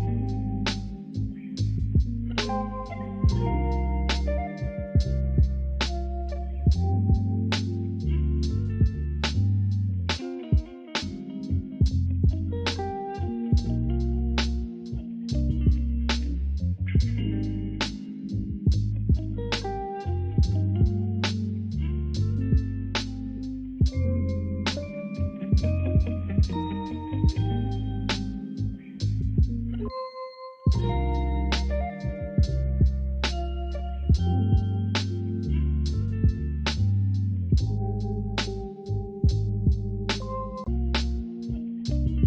asset. Welcome back. I'm joined with Executive Director from the Fort Mill History Museum, Christia Humberg, and also board member Kaylin Detman. You guys know that volunteering is huge at the museum, and I was like kind of wowed to learn how many people volunteer at the museum. Fill us in. Yes, we are super proud of that. We have over 250 volunteers, and it has really grown since I started 7 years ago. Yeah. But we feel like the History Museum is a family. So we have all types of different volunteering because we really look to the gifts and talents of our people that come in that want to volunteer. So what we do is you're not going to have the same person that's going to be a museum guide as the same person that might go out and work a beer event at one of the downtown events, or might not be the same person that maybe serves on the board or does one of our Lanterns and Legends tours. We just have people all over the place, and we try to match their gifts and talents as much as we can, and that is so important to us. And so you find a place for them. Yeah. So we're super proud of our volunteers and very blessed to have them because we're a nonprofit, we don't always have the money. So we rely a lot on our volunteers. Well, one of your super volunteers is Ray Felder, and I had the chance to be able to sit on the porch in front of the History Museum and hear why the Fort Mill History Museum, which is so important, not only to her, but to the people of Fort Mill. Take a listen. We are very blessed that we have had several families that have made a conscious effort to protect and preserve that history. So it is here. The Unity Presbyterian Church, a very old building here. St. John's Methodist Church, a very old building. We have the old armory, which sits now behind our current United States Post Office. The old armory we hope to restore, to bring it back. That building has been in Fort Mill and a major part of Fort Mill. Anyone that attended high school here in the 60s, 70s, and 80s remember having their high school dances, their proms, their events at the old armory building. What do people need to really know when you walk into the museum and you start seeing the history? I mean, there's kind of little bits of everything. Even when you talk about the Catawba, in the Catawba, I guess you want to say how that leads into where we were pre-Civil War, where we were after the Civil War. There's so many assets. When people walk in, what kind of take me through your lens? I think when people first walk in and they put on the audio tour, the first thing that really kind of brings you around to not hearing the noise, not hearing the hustle and bustle, but actually feeling the feeling that it gives you to hear the stories, to see the video, to see what Main Street looked like, 75 years ago. That's when we talk about Main Street. There it is right there. I think Ray just knocked it out the park in terms of the feeling that you get being inside the museum. But watching that, what comes to mind, Christia? It's just the fact that, it's a feeling, it's a community, it's bringing people together. And that's also a testament of the celebrating 250 years. And that's what, with America's 250, that's what we're all trying to do. We're all trying to build community and be kind to each other. And Fort Mill has that. Fort Mill has that all around us. And we're a huge part of that, I feel like. Kaylin, from the social media aspect of it, I mean, you get to be able to see a lens in a different way. And you mentioned a couple things. You could tell people are excited about certain things.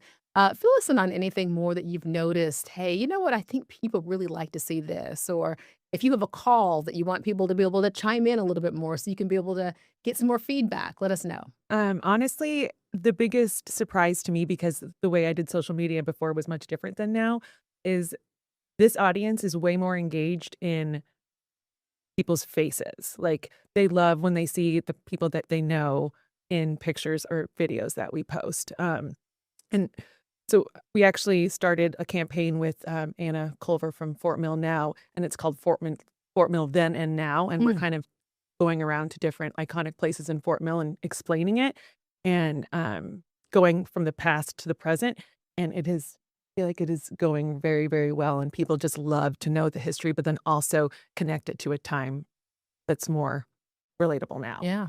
And just so people know, if you volunteer, I mean, you guys say younger people, older people, all across the board, because my first experience going into the Fort Mill History Museum is I was over at the Speckled Pear, had a couple minutes before I had to go in for dinner. That's a restaurant in Fort Mill, and a fabulous restaurant in Fort Mill, by the way. And when I went in, I was like, let me check this place out. And I was given a tour by 2 high school students, blown away by the knowledge that they had and the fact that they were so interested, this volunteering. Yes, and that's another thing we're very proud of. Our youngest volunteer is 10 and our oldest volunteer is 99. And we have captured a lot of high schoolers that are interested in Fort Mill history. And those 2 high schoolers that you're referring to, which I'm pretty sure it's the same ones, they have graduated. One goes to Brown and the other goes to Duke. And high achievers. Yes, very much so. And they were amazing. And to be on a tour with them and for them to and they're so engaging. They're young and they're enthusiastic about the history and they're excited about the learning. And they've actually already signed up to work this summer when they're home. So they've just finished a year of college and they're coming back. And I think that says a lot. I mean, we are really instilling something in them that's so important that they are carrying with them all over the place. So, well, hopefully we've spoken about why you want to come visit the Fort Mill History Museum. As we close out, for those who want to volunteer, you want to be in the number of the almost 50 volunteers as we celebrate 250 years of America's history. How do they do that? Here, you can just go on our website. It's fmhm.org, and there is a section on support and how to get involved. And you just look under that section, and there's a volunteer tab. And not to be intimidated, right? Because you don't have to know all about Fort Mill history. You kind of meet people where they are. Is that right? Okay. Exactly. We want to talk to you, and we want to know what you want to do, what you find that's interesting to you. We can always use museum guides like you just showed with Libby and Ray, which they're amazing.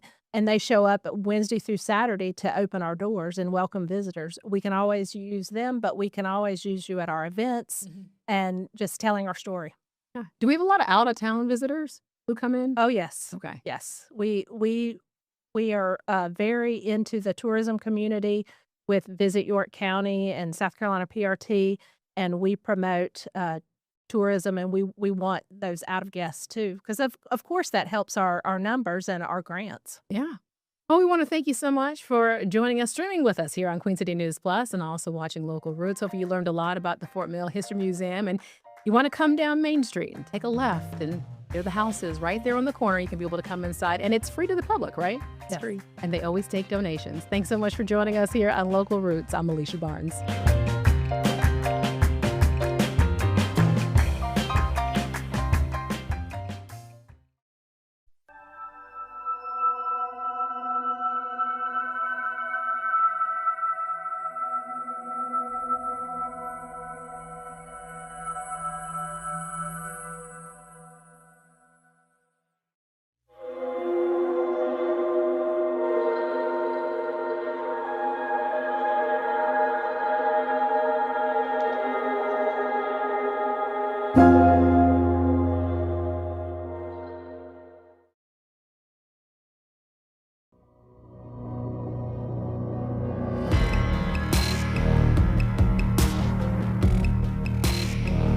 All right, welcome to Queen City News Plus. In order in the court again, Brian Blakely here. And I'm Chief Legal Analyst Khalif Rose. Khalif, we're going to get into it right now because this is one story that is really just burning up in North Carolina.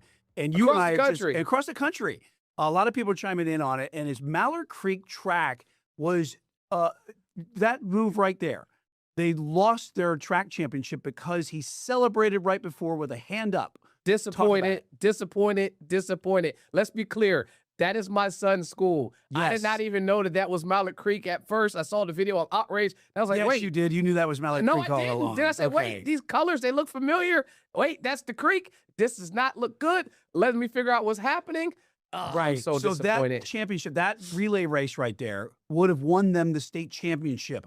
But as you can see, right as he crossed the finish line, he celebrated with the hand up 5, and then he was disqualified from that, and then You lost can the see it. championship to Jordan High School out of Durham. You can see it in real time. As he crosses the finish line, in the process of crossing the finish line, has the hand up. The lady's walking across the screen, and she says something to him. From most of the audio that I've seen, sounds like that's her that's saying, can't celebrate, can't celebrate. And then you see the kid's immediate reaction after that. I believe that that's the judge that called it, the DQ'd him right there on the spot. As you see it, you'll see him hold his hand up, and as she walks across right here, he's finding out. Watch him drop his head.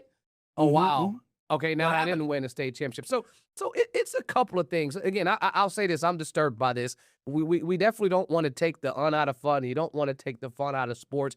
This type of scenario is one that I just think is bad. Let's look at what the rules say. North Carolina. Let's look at the rules here first. North right? Carolina High School Athletics Association. Who have declined to say that they're going to do anything about this. Right, but they have what's called a sportsmanship policies emphasize zero tolerance for bad sportsmanship. And I would want that and empower officials, this is key, to strictly enforce behavioral standards.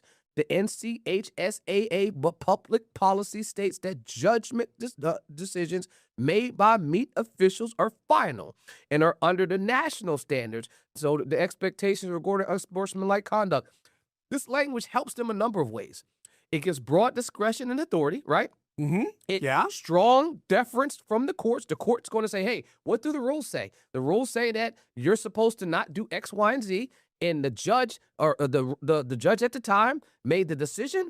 We're going to kind of step away and allow the decision to stand. And it protects them against lawsuits most of the time when it's discretionary. So then I asked, well, do they have a lawsuit? Is there potential for this? First, you want to appeal the decision. Appeal it to the North Carolina State Board, right? Which they did today. And it rightfully so. Principal of Mallard Creek High School has appealed that decision. It's a Monday of when we're shooting this right now for the weekend event that happened at North Carolina A&T State University in Greensboro over the weekend. Dr. Thomas, a really good guy. I know him personally. Stand-up guy for the kids in these scenarios, wants to ensure that the kids are done right. So, yeah, you appeal. If that decision doesn't go right, you file a claim. You file an injunction, and you get the court to rule on this for a couple of things. What I would say is it unequal or selective enforcement? That's my argument. If you have this because this is a hand gesture that is used widely by athletes, but we've seen certain times with celebratory things that can be thought of as showboating. Yep. Or taunting.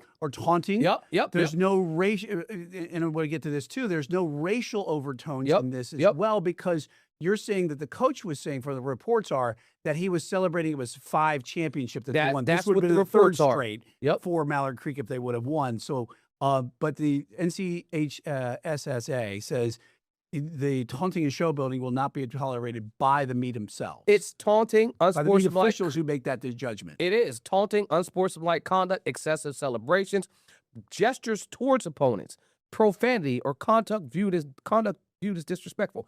In this scenario, the kid didn't do either one of those. So I looked at the other video when they talked about he was previously warned. In the hurdles, he ran an amazing speed. I mean, there was no one even in 300-meter hurdles. Right. He was warned. They said he was warned. And that's going to be a point of contention. The coach or the athletic director says he doesn't remember them being warned at all. I watched the video. You don't see anyone he was just coming tipped off with what he was saying, that the reports are that after the 300-meter hurdles. In the video, you don't see anybody coming up to him. You don't see anyone telling him, like in this one, where you see the woman there with her hand raised. You see him celebrating, and now in that scenario, he crosses the finish line. A few steps later, he does gesture, towards the ground, celebrating this, amazing speed that he ran. If he was warned right there, that's fine. What I would say is, if you're talking about the selective enforcement, I'm not talking about him. I'm saying, let me look at all of the races throughout the entire weekend and show me where there are people that are not crossing the finish line, because that's the issue. It's celebrating before you cross the finish line, celebrating after you cross the finish line. But in this scenario, they will always equate it to taunting if you haven't crossed the finish line first. So you can see in this one, he started the hand gesture before he gets to the finish line. Only about 5 yards, maybe even 4 feet. So what I would say is, show me other examples, if I'm representing them in this scenario, of other kids that are celebrating prior crossing the line that didn't get DQ'd. And I can guarantee there were a number of videos. Our own Will Lewis is in the process of doing this story now, has went over a number of videos showing exactly that. Those are the story types posted of on QCnews.com, and worth seeing because he's got a lot of great stuff that's comparing a lot of athletes who do any kind of celebratory type of stuff. You're celebrating prior. So then my argument will be, well, it can't be selective. Yeah, your rules give discretion to the judges, but I would say courts. The discretion needs to be some standard. There needs to be some uniformity. It can't be, I'm just going to decide that this kid's expression of celebratory emotion in a height of achievement. I mean, as an athlete, you want to celebrate when you win something. It's a line. It's a thin line between celebrating and taunting. Well, and I don't even think this was close. No, well, it was a celebration in some regard. If they're saying, I mean, if you look at it on the nature, he was doing something obviously with a hand raised. Yep. But as you're saying, the reports are that he was celebrating 5 championships. Yep. I think this would have been, like I said, would have been a 3rd straight. But if that's the case, that's a celebratory type of thing before the finish line. And I've saw the comments online. The hard, fast track rules is if you celebrate before the finish line, you're DQ'd. That's what all of the track folks that I've talked to have said. But what I can tell you is it's not uniform. It's not across the board. And if you're not subjective to what the meat officials think. It is. And if you're not going to call it in those other instances, you can't call it when the state championship is on the line. You can't call it right there. If I've been not calling it all game, all meet, I've been not calling. That's what I will argue in court. I say, listen, Your Honor, we got all the video. We looked at it, every race that they had this entire meet. And there were, say 100 instances of them not DQing someone for celebrating. And in this instance, they do. If that is existing in this video, yes, that would be, I believe, grounds for the court Where to say, does this go after this? Because the the State High School Athletics Association has said, no, we're going to let this stand. We're not going to do anything about it. They've also filed the appeal with Q Tucker, who is in charge of the State Athletics Association. What I could say is a couple things. First of all, sometimes the court isn't the way to go. I'd say first you start with filing the appeal. If the appeal is unsuccessful, you file a claim. But historically, like I mentioned before, courts are reluctant to overstep conferences and regulatory authorities when they have clear rules on it, right? So you're trying to say, yes, your rules are clear, but the application is not clear. How you've applied it across the board is not clear. You've selectively applied it to this group of individuals and failed to do it to this other group of individuals. That's what I'd argue. But if either one of those are unsuccessful, the appeal or the attempting to win in court with some type of injunction, public pressure. That's probably going to be. There's going to be a lot of public pressure. That's probably received a lot of headlines all over the country. Right. You got Robert Griffin, right, former Heisman Trophy winner, making comments on it. Those are the types of things that will get folks to say, okay, maybe we didn't handle this right. While I am a big fan of rules, I think the rule of law.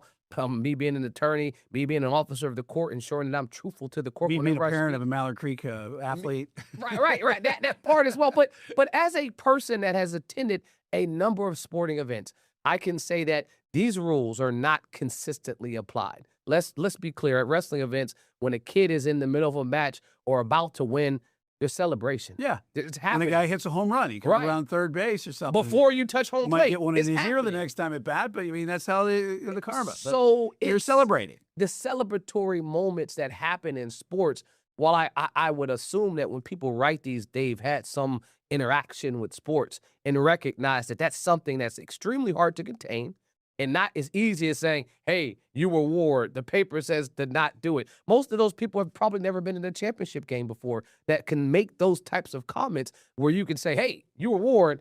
You just won a state championship. You just brought up something I always say. You say, being a former athlete myself, I'd always say, you can tell that person who's in charge right there never played the game. Because obviously, these kids have never set foot on a football field or a baseball field or a basketball court or a track meet or whatever. You're in this moment right here, and you're telling me you just had a something that everybody can't say they did. You won on the last race to win the championship for your team. And you're telling me the last 5 steps maybe or it loses it for you? So I think from a legal grounds, I think there is a basis for a couple of ways for this to be successful in Mallard Creek's favor. And I hope that it avoids litigation. We I do. do. I mean, we hate to see things like this happen. We understand there is laws and guidelines and certain things for keeping everything in line, but certainly feel bad for the runners and the track athletes at Mallard Creek. Look at Happy that for the kid. Jordan. Devastated, man. Yeah, Devastated. he doesn't understand. And he doesn't look like he ever got a warning either. Right. And then here's the other thing. You got folks that are saying, but now the lesson is learned. In his other race, he ran a number like, what is it, 36, 35, 9, something like that. That's D1. That's Olympic type speed that kid has right there. I don't think you're learning the lesson by taking a state championship away from that kid. He'll go on to race other days and be 5. But what I talk about with the criminal justice system, even though this isn't a crime, are we doing things for rehabilitative purposes? Are we doing things for deterrence? This rule was not going to deter someone from doing that because in 2 years, no one will remember that. What they will recognize is you took this kid's moment from him. And that's something that I think when I'm addressing the court, I'd want to say, what's the spirit of the law? Are we trying to stop taunting because taunting could lead to fighting? Then yes, you want those types of laws. But if we're trying to stop celebrating is different than taunting. It's not unsportsmanlike.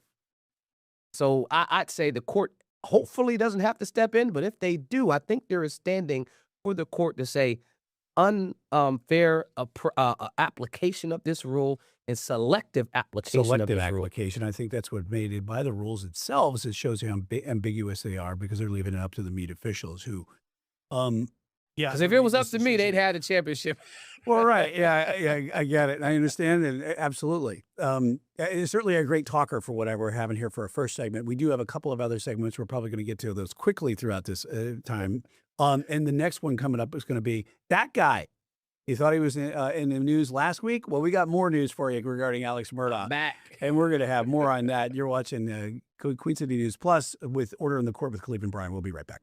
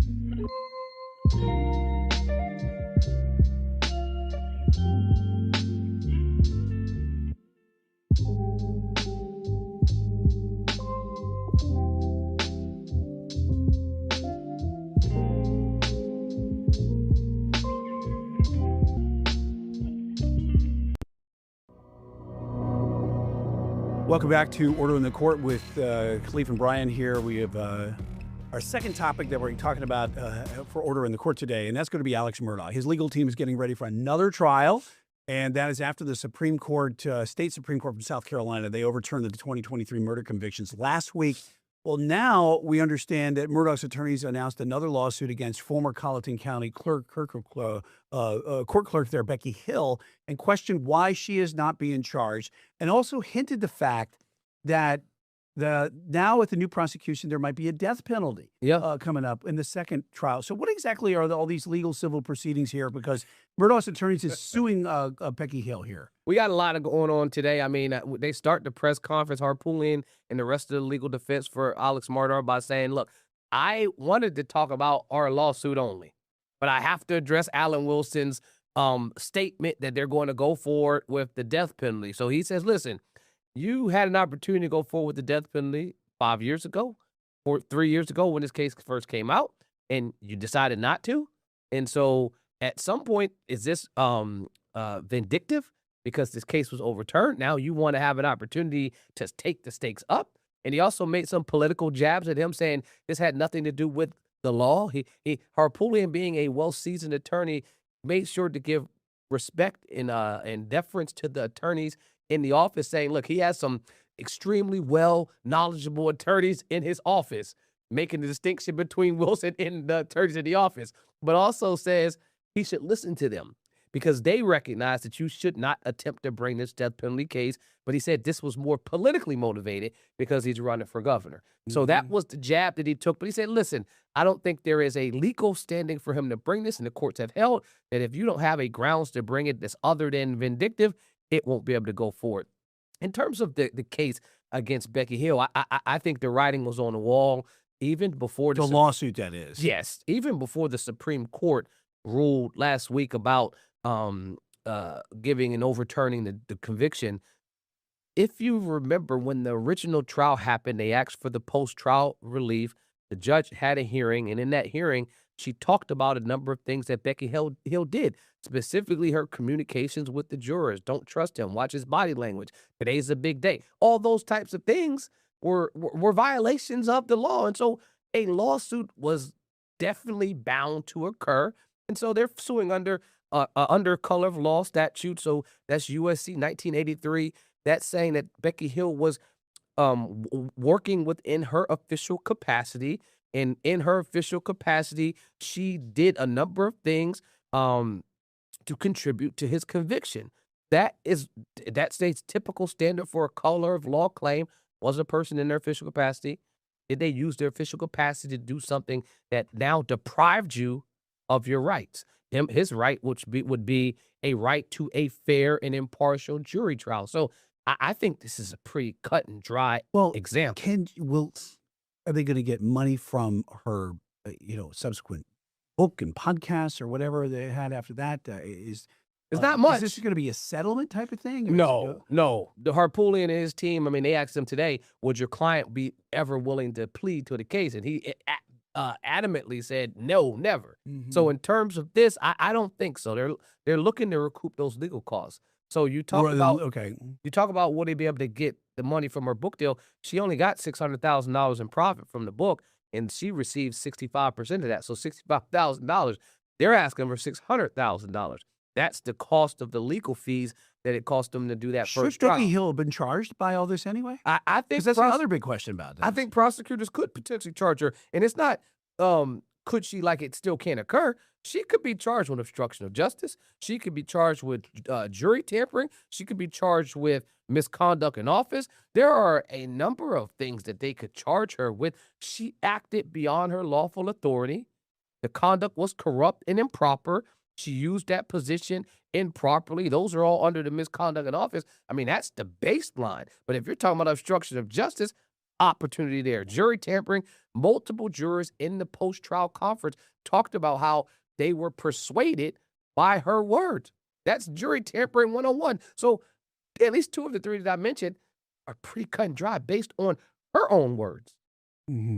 All right, we're going to leave that one there because we're going to get to our other one topic. That is our third topic, and that's Elon Musk and Sam Altman here. That trial What happened to it? We'll let you know when we're coming up after the break. You're watching Queen City News Plus and Order in the Court.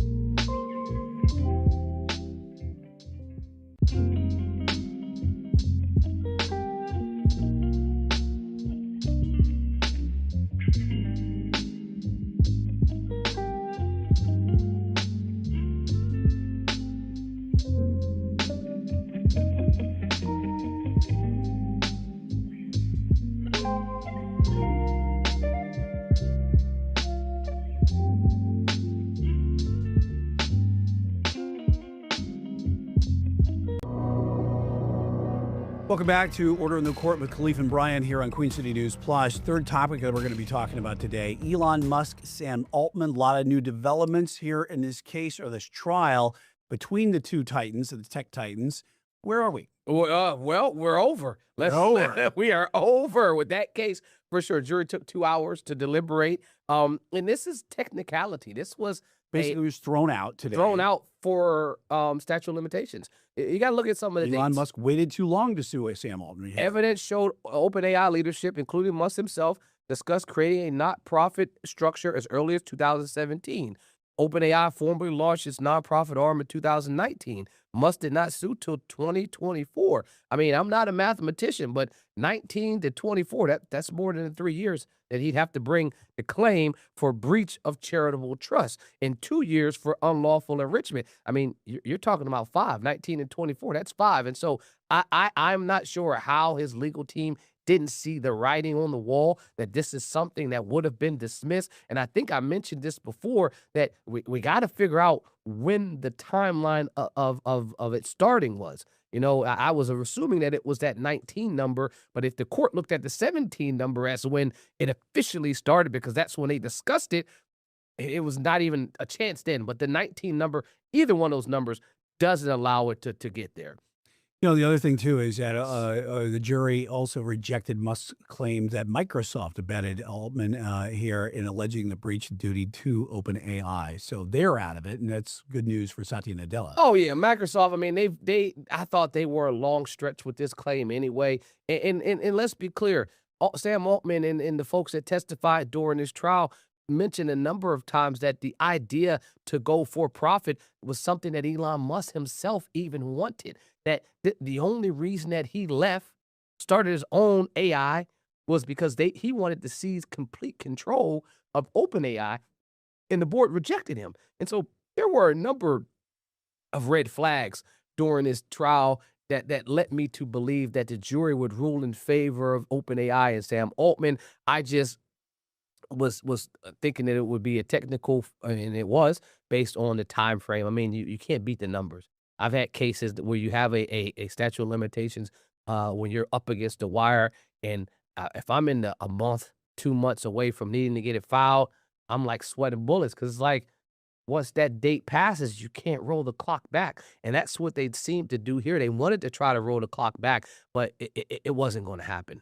So, yeah, this opens the thing up for OpenAI, their big IPO coming Oh, up. yeah. And so that's going to be a big money thing. And XAI, Musk deal, they're kind of behind the times here as far as being not as technically advanced as OpenAI with what they're going forward with. I mean, the goal with a lot of this was to slow down the process of OpenAI. Remember, as I mentioned, and you just mentioned, Elon Musk comes out once that he leaves OpenAI and starts this XAI, a for-profit model, not a non-profit model. And so if he could slow down the for-profit generating model that OpenAI was already doing, then that would give him an opportunity to be able to speed this up. And those are things that Sam Altman and his team alleged during the trial, that this has nothing to do with us having a nonprofit arm, has more to do with wanting to slow down our for-profit model that is revving up and about to do an IPO for record numbers. Right. And a lot of folks are wanting to know if they should get in on that. That is a good financial question you could ask your financial advisor. Right. Is this case dead? No appeal? I mean, this team is they said today that they are evaluating appeal options, but I think that would be, I mean, I can't advise them what to do, but I think that would be a waste of your client's money unless you can find a way to go back 3 years. If you can make it 2022 instead of 2026, then yes, you'd have an opportunity to bring this claim. But if it was dismissed solely on the reasons of statute of limitations, you want to go back 3 years. You definitely want to go back 2 years for the unlawful enrichment claims. I mean, that's the $10 billion question that I think the court answered today, at least this jury did, in a record time, 2 hours. They didn't take long with this one. He testified 3 days. Elon Musk himself did. And it took them only a couple hours to come back and say, hey, I mean, ultimately, you wasted our time. If a jury comes back in my trial extremely fast, and I know it's not good. Yeah. If the jury comes back and they've taken time, that means they're thinking about the evidence that was presented. This is not an example of that. And our time is up as well. Thanks for joining us on Order in the Court with Khalif and Brian. Good discussions today about Mallard Creek, Elon Musk, and also Alex Murdoch. Appreciate you.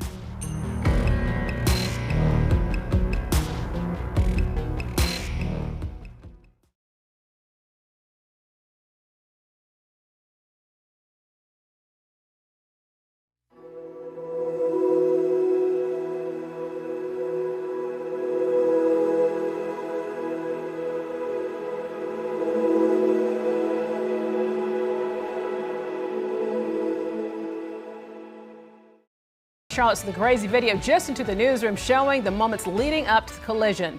Andrew. It is a beautiful but hot Wednesday across the Carolinas. I'll show you how long the heat is sticking around and a whole lot of wet weather potentially for Memorial Day weekend at noon. And a casino just a short drive from Charlotte, now nearing another milestone. The updates on the overall project, including the new 24-story hotel. Good afternoon to you. I'm Alicia Barnes. Queen City News at noon starts right now with breaking news out of Gastonia. Taking you there now, police are on the scene of a barricade situation, so you're looking live here near the scene in the area of Airline Avenue and Pryor Street. We're going to zoom out just a little bit so you can be able to see what's going on there. But details very limited at this time, but officers are now shutting down many of the neighboring streets as a precaution. Again, this is a barricade situation going on as breaking news. This is an active police situation. Queen City News, of course, will bring you the latest both on air and also online as we receive more information. We're also following breaking news out of West Charlotte. So, new video now shows the moment a car flipped several times after a crash, seriously injuring one person. So this all happened this morning on I-45 outer near exit 6. The wreck caused heavy backups for hours. No word though on what led up to the crash or how the victim is doing at this time, but the area has since now reopened to traffic.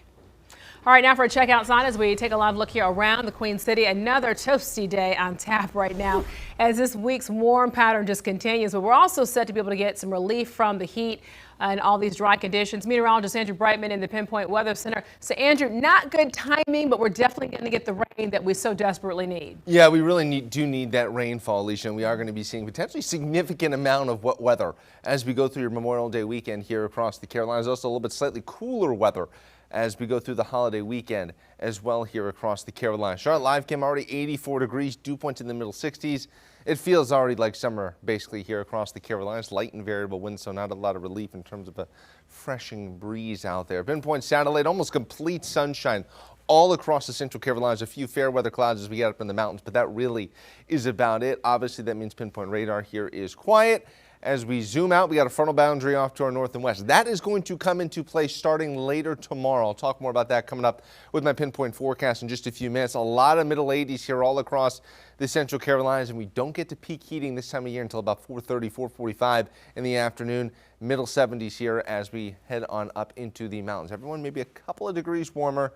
So again, maybe a couple of degrees warmer this afternoon here across the region. I've got more on your forecast, Alicia, what we can expect for the Coca-Cola 600 this weekend and all throughout your Memorial Day weekend coming up with my pinpoint 7-day forecast. All right, yeah, lots going on. Thank you, Andrew, for that. Charlotte Mecklenburg Police now investigating the shooting death of a 16-year-old. Now, this happened yesterday afternoon in the area of Tom Hunter Road near North Tryon Street in northeast Charlotte. Officers found Joseph Samuel shot several times. Well, he later died at the hospital, and there's no word now as to what led up to the shooting or police have any lead on any suspects. Rockhill police are also working to determine if a skull, I mean, look at this, found in a building belonged to a human. Right now, officers were notified yesterday after contractors made that discovery while working in the crawl space of a lawyer's office. This happened in the office building in Oakland Avenue, on Oakland Avenue. Good look, that skull, just kind of disturbing there. Detectives now will work to identify the skull and if it's confirmed as it being a human being. Mecklenburg County Sheriff Gary McFadden now will reopen Jail North this summer to be able to help manage what officials call historic overcrowding at the county detention center. Deputies say close to 300 suspects are at the main jail and now being housed in overflow spaces, and they have to be able to use temporary bunk beds because of a lack of room. So McFadden blames increasing jail population on a new state law. Jail North was shut down 4 years ago because of staffing issues within the sheriff's office. A North Carolina military veteran now suing CMPD officers and the city of Charlotte after he says he was wrongly charged with crimes committed by another man. According to the lawsuit, a man identified as Kamardrick Sherrod told police that his name was Kendrick Gonzalez during a 2023 arrest in Charlotte, but then Gonzalez argues that officers should have known that he was not the suspect when they compared the DMV records. Well, despite that, Gonzalez now says that his name was placed on a resisting of a public officer charge connected with this investigation. So while that charge was dismissed, Gonzalez says it just damaged his reputation and also cost him job opportunities. Well, Chief Legal Analyst Clive Rhodes spoke about how the courts, how they decide whether this man and this was an honest mistake or if it was a sign of negligence. Take a listen. I look at body cam. If I'm following this claim, I want to see what they're actually saying. The conversations, like sometimes I've had DWIs, for instance, and the officer may step away from my client and say, hey, talking to the other officer, I don't think he's there. I don't think I have probable cause. We'll keep going a little bit. Well, so then I'll use that and say, hey, did you believe you had probable cause at any moment in this? Did you doubt it? And if they hadn't looked at the video, I can say, well, do you remember having a conversation saying I didn't even think I had it? Those are the types of things where there was probably a conversation between the officers like, is this the guy? Are we sure we got the right guy? And if someone says, well, let's just take him down there anyway and we can deal with it later, those are the red flags that you're looking for. That full conversation with Khalif is on our website at qcnews.com.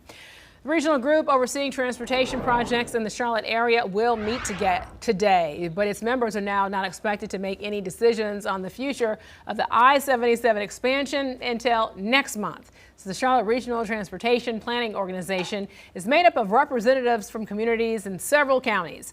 Charlotte City Council members voted last week to have their representative rescind support for the I-77 South Toll Lane project.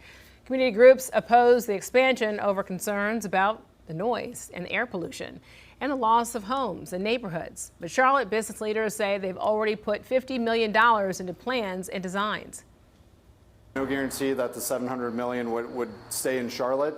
NCDOT has a STIP, which outlines large projects throughout the state.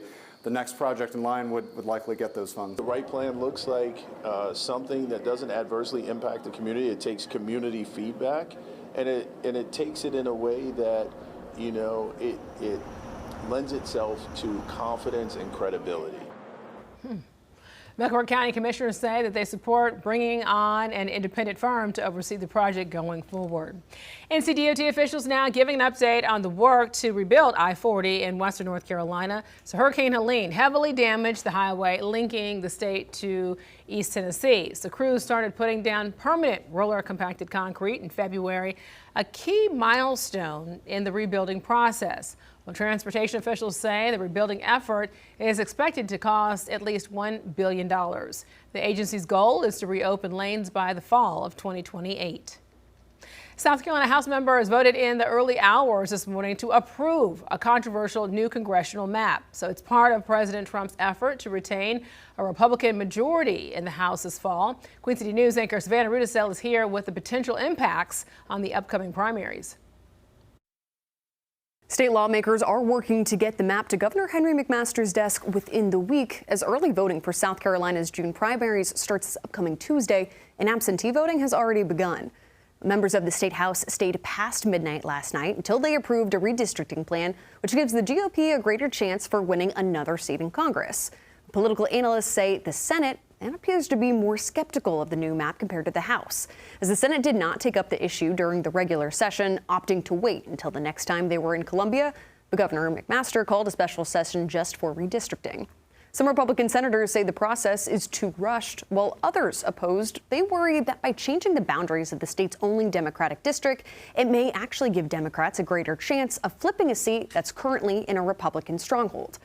Democratic lawmakers argue the new map lessens the power of black voters and undoes decades of work. I'm in Congressional District 7 now, and we fought very hard many years ago to get the 7th Congressional District in our area, in the Low Country and in the PD, and now it's all being divided. If the maps get approval from the Senate and Governor Henry McMaster, state elections officials, they would alter this primary schedule. So votes for the U.S. House seats, those would move to a special election in August. Other races would still run in June. The Elections Board says an additional statewide vote would cost about $3 million. Back to you. Thank you, Savannah, for that. Looking live here at the White House, the Russian President Vladimir Putin and China's President Xi Jinping now sending a clear message to the Trump administration. They say they want an end to the conflict in the Middle East. So the message comes as both leaders meet in China today. Officials say that Putin is now looking to strengthen relations with China, the biggest buyer of Russian oil, during his two-day visit in Beijing. So the two are now also discussing the wars in Ukraine and Iran. And Chinese state media sources now say that President Xi stressed the need for a complete end to the conflict in the Middle East. Putin's visit comes just days after President Trump visited China. All right, back here at home, the Catawba Nation now opening the first phase of its $1 billion Two Kings Casino Resort today in Kings Mountain. The new larger casino will replace the temporary one and then also feature 1,300 slot machines, 36 electronic table games, 22 traditional table games, a restaurant bar, and also a sports betting kiosk.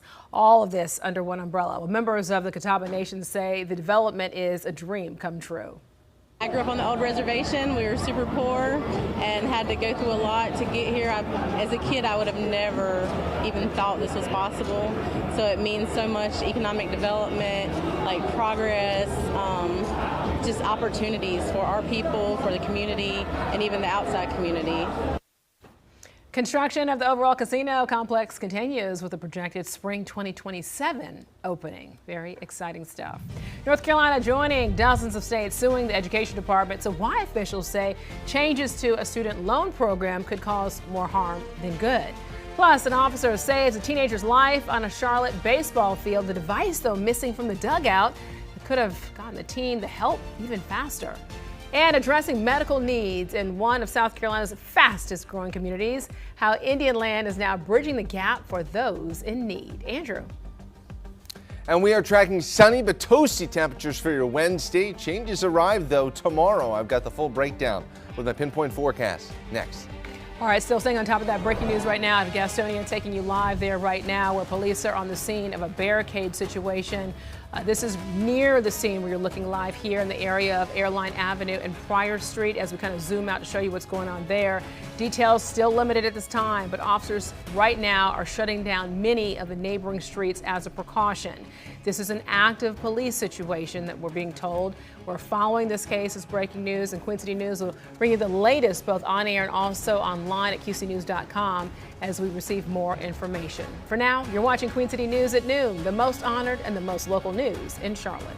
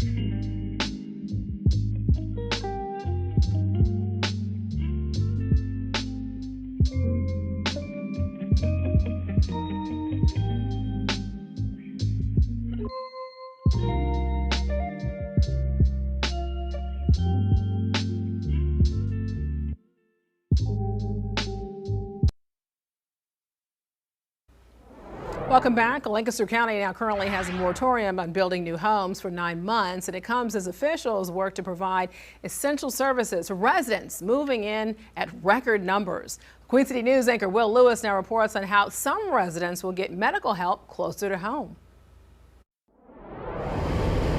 As Indian Land grows, bringing in more healthcare options has become a priority. 91% of people that live in what the zip codes that are considered Indian Land go out of the state for care. While a hospital is in the works, it won't be open for another few years. Until then, Piedmont Medical Center is opening its first and only standalone emergency department in Indian Land. The 12 rooms will be able to provide care and imaging 24/7. When minutes matter, people want healthcare local, and this gives them that option.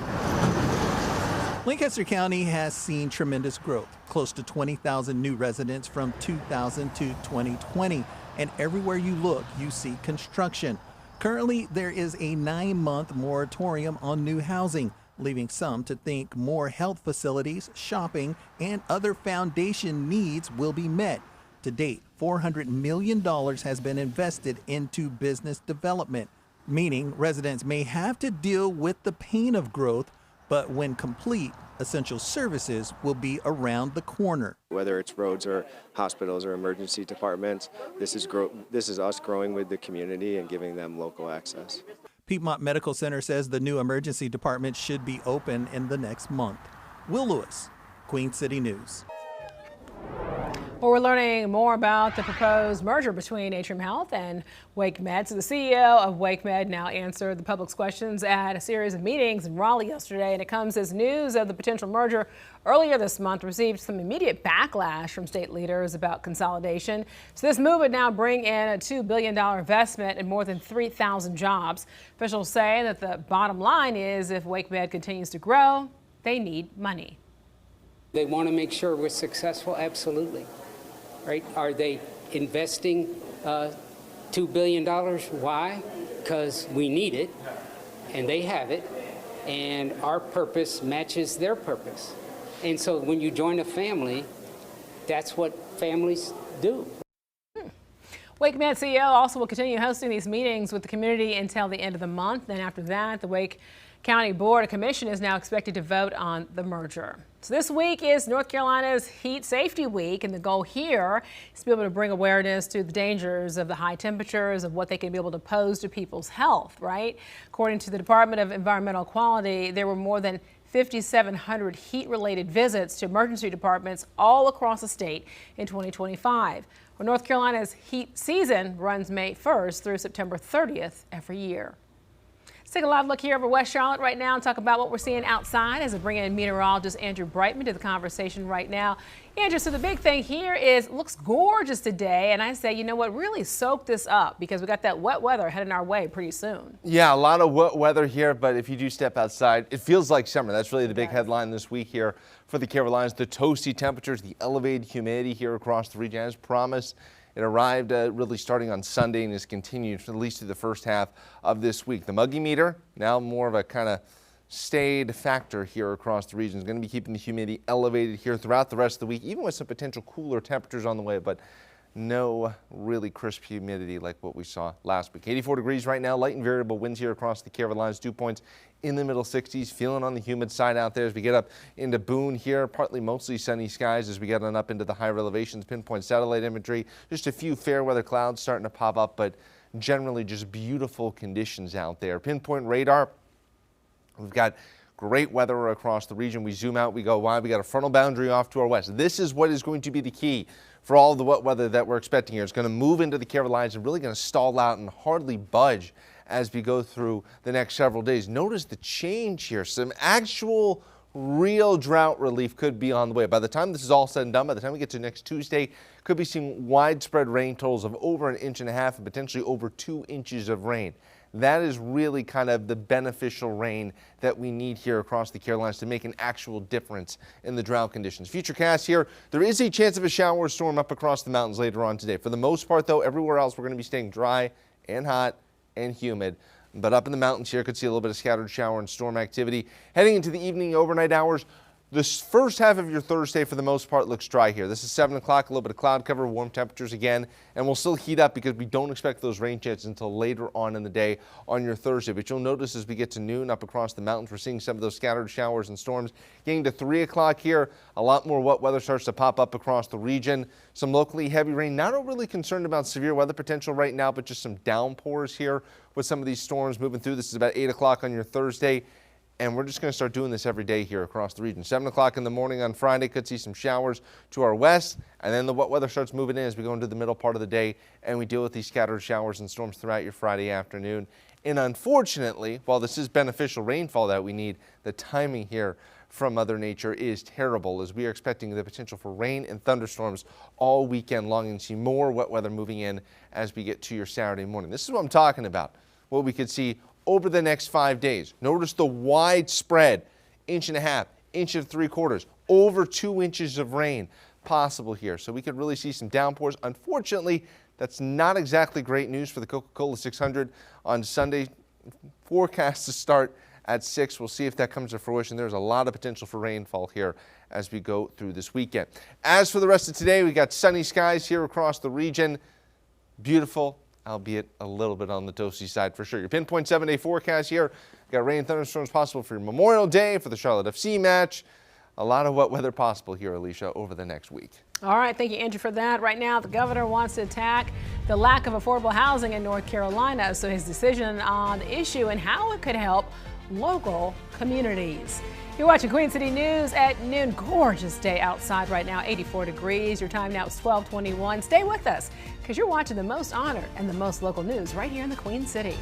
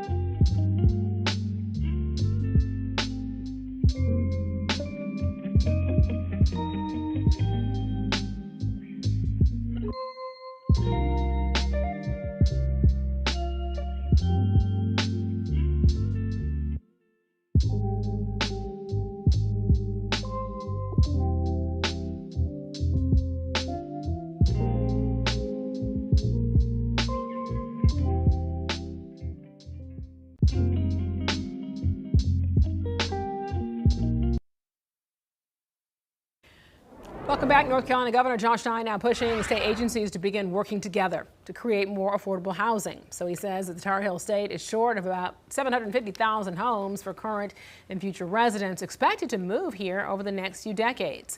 But through an executive order Stein signed yesterday morning, state leaders will now work to find where housing is needed the most. The order is also expected to cut construction costs and also increase pay for those who build them.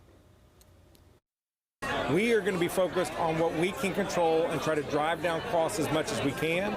The more qualified labor there is, the less you have to pay a premium to get people on the job. So we want to increase the workforce. The more land that's developable, then the lower the cost of each unit of piece of land. That lowers the cost for the ultimate purchaser.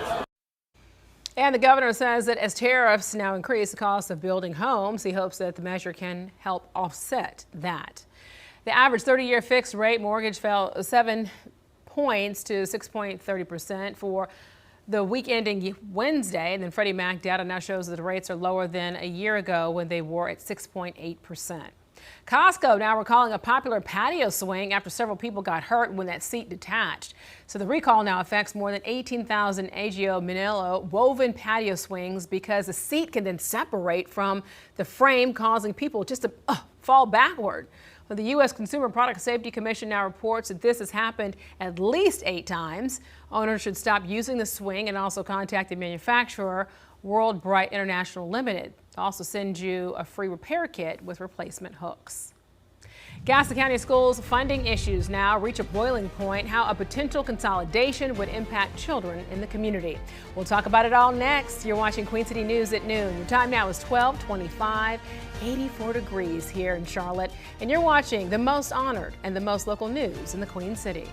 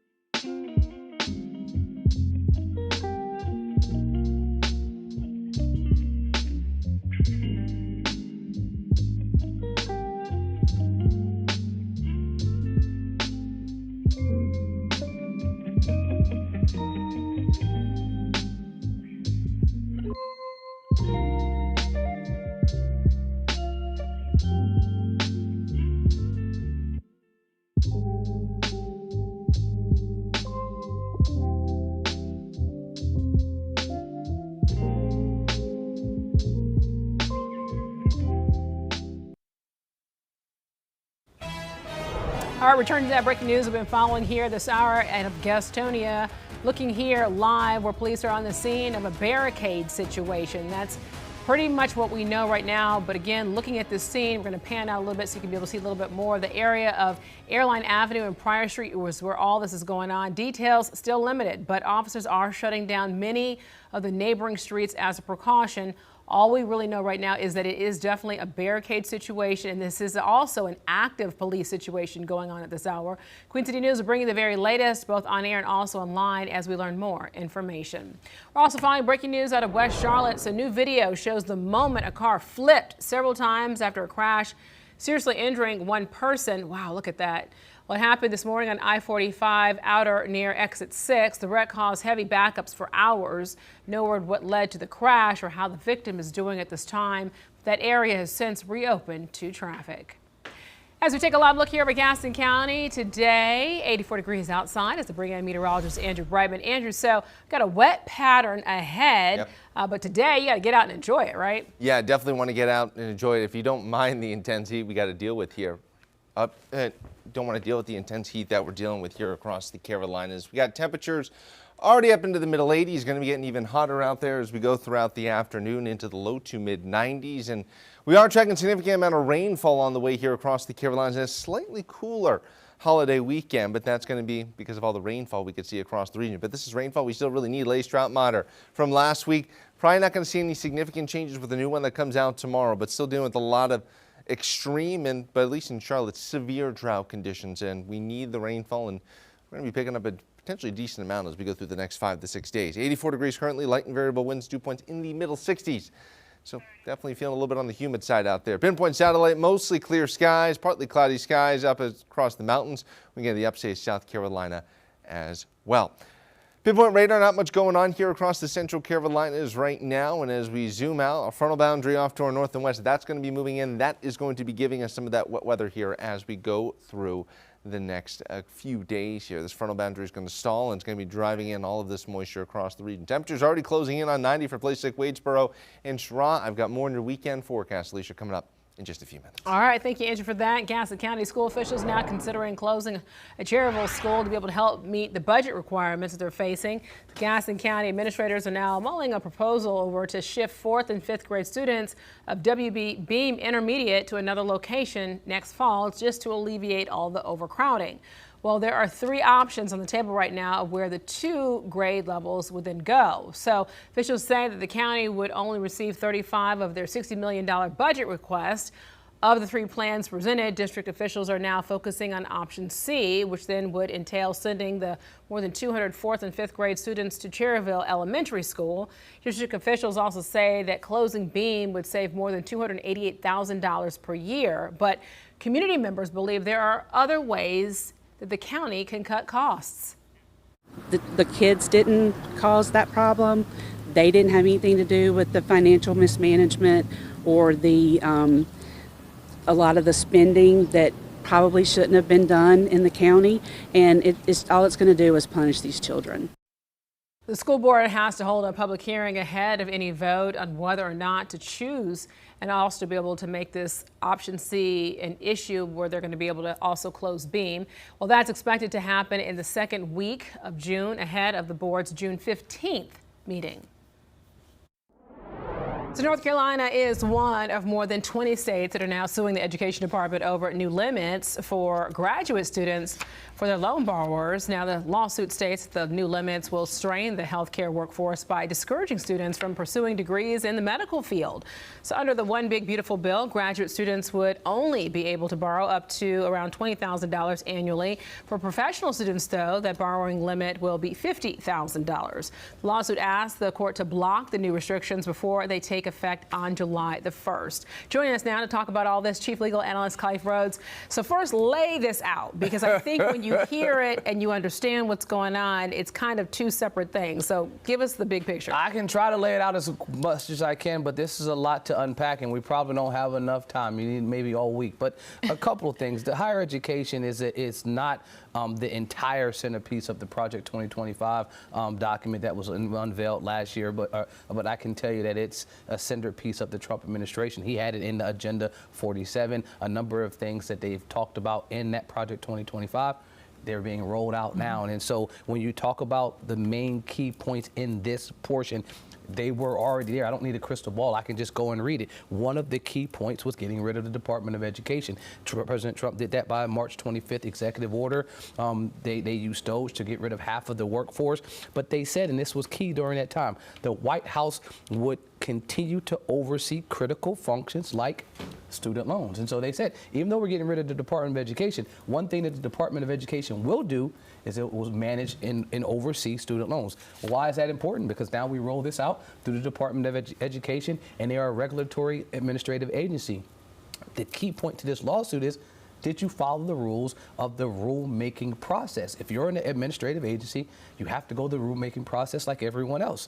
These 25 states, half of the states in this country, plus Washington, D.C., says, hey, too fast. You moved a little too fast with creating this rule. And the key portion is it's arbitrary and capricious. If a rule is arbitrary and capricious, it cannot be a federal rule. And so that's where we stand. That's their argument. And I think they have a number of legs to stand on. All right, just to point out, though, Khalif, it says that now that Education Secretary Linda McMahon told the House Education and Workforce Committee just last week that nursing wasn't included because the majority of those programs do not require loans near that cap of $50,000. So for that to be the response, what do you take of that? $50,000 annually, $200,000 for the 4-year process or total process. I just go to what the complaint says. This list was not meant to be exhaustive. And when you talk about the list, because that's what they created, these 11 programs that qualify for a higher cap: pharmacy, dentistry, veterinary medicine, chiropractic, law, medicine, optometry, theology, clinical psychology. This list What they argue, the 25 states, is that this wasn't an exhaustive list. This list was created in the 50s. Congress drafted this list as a guideline, but not the actual end all of the list. That's the argument that Jeff Jackson made the other day. That's the argument that the other attorney generals and governors that have pushed this in their states are saying, that that list wasn't something that was supposed to be all of what professional degrees would encompass. All right, so did the federal government here overstep in terms of its authority by capping and then restricting the graduate students' loans without congressional approval? Well, I think congressional approval is there. They're an administrative agency. The sole goal of the Department of Education is to give rules and give guidance for situations like this. But I have to go back to my first answer. Under the APA, if you have a rule that's arbitrary and capricious, you have to be able to prove that they relied on Congress. They got their authority from Congress. They ignored important aspects of that authority, failed to adequately explain their reasoning, applied some inconsistent standards. That's what they'd be arguing. But on the other side, the Education Department would say, hey, we have a historical context for regulating these types of things. We're just adding another layer to what we've already regulated. And it's not arbitrary, it's not capricious, and they list historical reasons as to why. Colleague Rhodes, it's our time. Thanks so much. Appreciate it. So the NAACP now calling on black athletes and fans to boycott college sports games and programs in states that are restricting voting rights. They're also calling it the Out of Bounds campaign. This group says the states are now weakening black voting and it shouldn't benefit from the black athletes and their talent. So they now are urging students to not choose major public universities in southern states as they now urge cutting donations. The Congressional Black Caucus is also supporting the effort. Advocates from the American Heart Association will be in Raleigh today to lobby North Carolina lawmakers. So they want automatic external defibrillators, or AEDs, to be required at schools to help children in sudden cardiac events. Well, state law right now does not require the devices are at athletic facilities. So just this past weekend, 13-year-old Bryson Blanton now collapsed on the baseball field in Charlotte and then went into cardiac arrest. Well, his parents say that their son wouldn't be alive if it were not for an off-duty CMPD officer who ran to give CPR, and they would like to see the AEDs much more widespread at sporting events. Not just for the athletes. What if it's a grandparent sitting in the stand? What if it's a young sibling playing on the playground? What if it's the umpire? His parents say that he is improving, which is such good news every day, and they expect him to be taken off of a ventilator this week. A prayer vigil will also be held tonight at East Rowan Diamond Sports on Link Street in Rockwell, and that event is set for 7 p.m. North Carolina athletic officials are now responding to a Charlotte High School's track team's appeal over a runner being disqualified from the state championship. So one of the team's runners got the DQ for holding up his hand as he then crossed the finish line during the 4x400 meter relay and state finals race on Saturday. That's what you see right there. So a track official ruled that Nyan Brown's gesture when he put his hand up in the air to be unsportsmanlike conduct and considered it a violation. So the result, Mallard Creek dropped to second, denying them of a state championship. North Carolina High School Athletic Association issued a statement about all this, and last night they acknowledged Mallard Creek is now exercising its right to appeal. Regulators also state, quote, officiating decisions made during competition are judgment calls and are considered final decisions, end quote. They say that the appeals process is underway and they will also have no other comment on this issue at this time. Charlotte man now living in the Charlotte area, he put his life on the line to save a reporter during a terrifying moment on NASCAR's pit road. This exclusive interview with a former quarterback turned pit crew member who is now being called a hero. This is one amazing story. Also returning to that breaking news we've been following this hour in Gastonia, where police are now on the scene of a barricade situation. You are now looking live here as we pull out of that scene in the area of Airline Avenue and also Pryor Street. Details still limited, but we do know that this is a barricade situation and we are keeping our eye on this. And they're also shutting down many of the neighboring streets as a precaution. This is also right now an active police situation. So Queen City News will bring you the very latest both on air and also online at qcnews.com. For right now, you're watching Queen City News at noon. Your time now is 12:40, and you're watching the most honored and the most local news in Charlotte.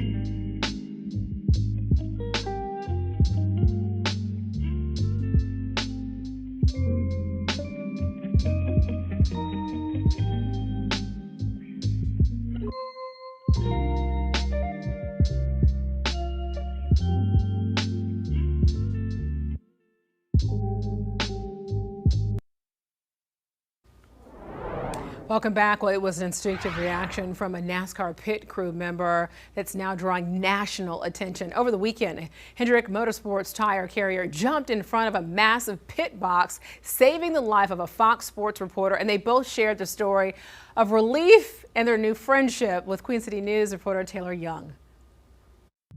Oh, look out!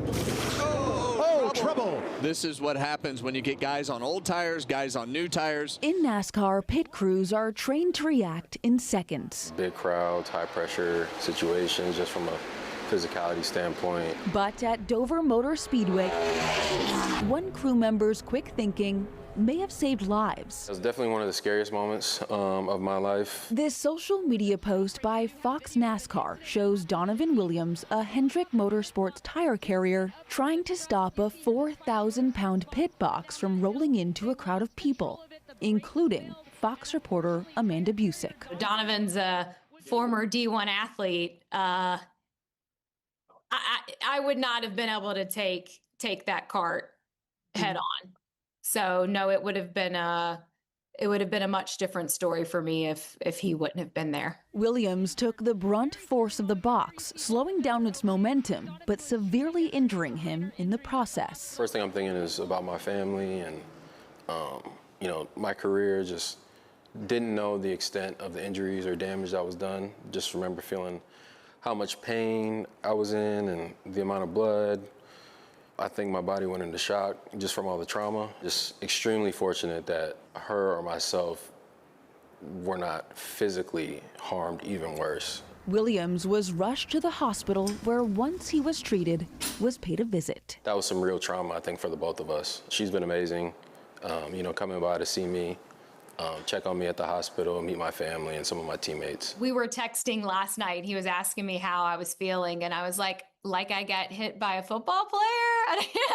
While Williams continues to heal, he's got quite the story. Literally right there. A new appreciation for life and friend. We kind of joke like next time we see each other will be under some more normal circumstances. What an amazing story. Taylor Young reporting there.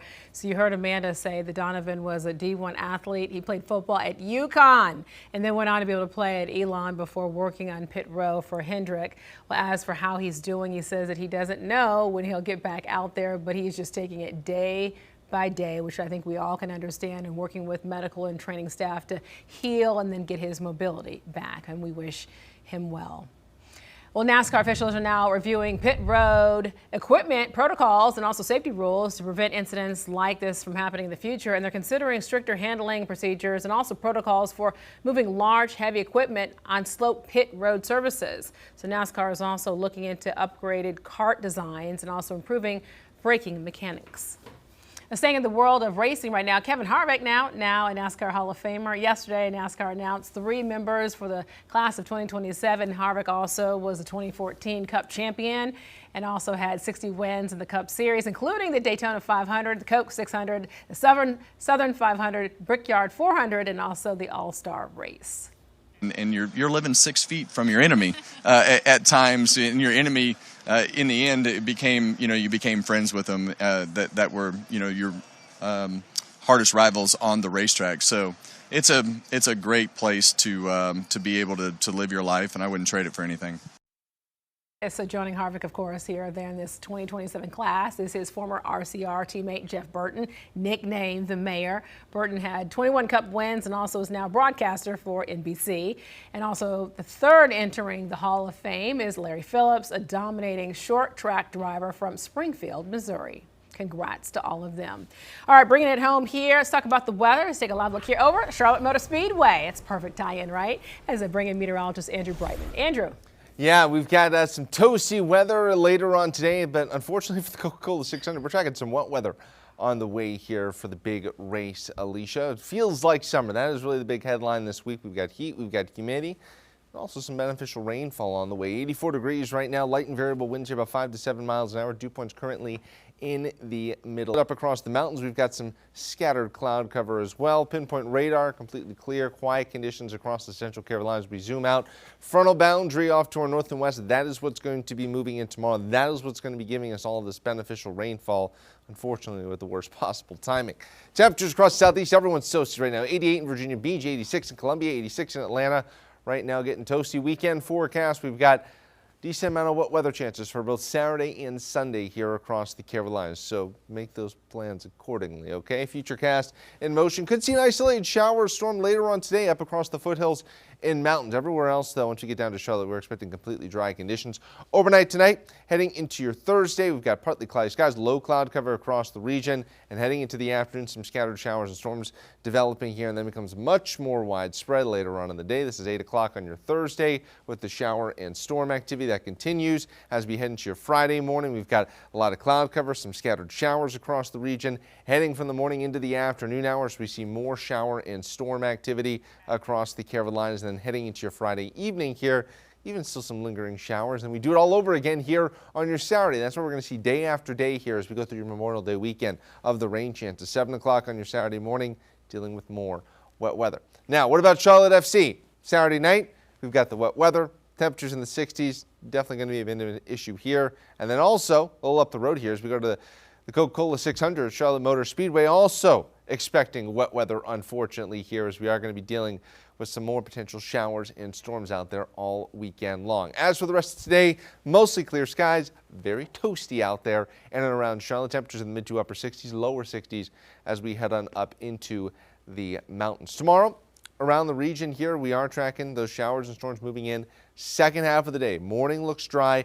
Upstate South Carolina, it's a similar story here. Charlotte, Concord, Albemarle, expecting those showers and storms really after about 1 or 2 o'clock in the afternoon. The rain chances will start to ramp up. Shelby and Gastonia, it's the same story. Statesville and Salisbury, make sure you have the rain gear here later on in the day. Up across the foothills, no difference here. The rainfall might be moving in, though, a little bit earlier. And that's also the case, especially as we head on up into the mountains. Speaking of the mountains here, a lot of unsettled weather for you as we go through your holiday weekend, unfortunately.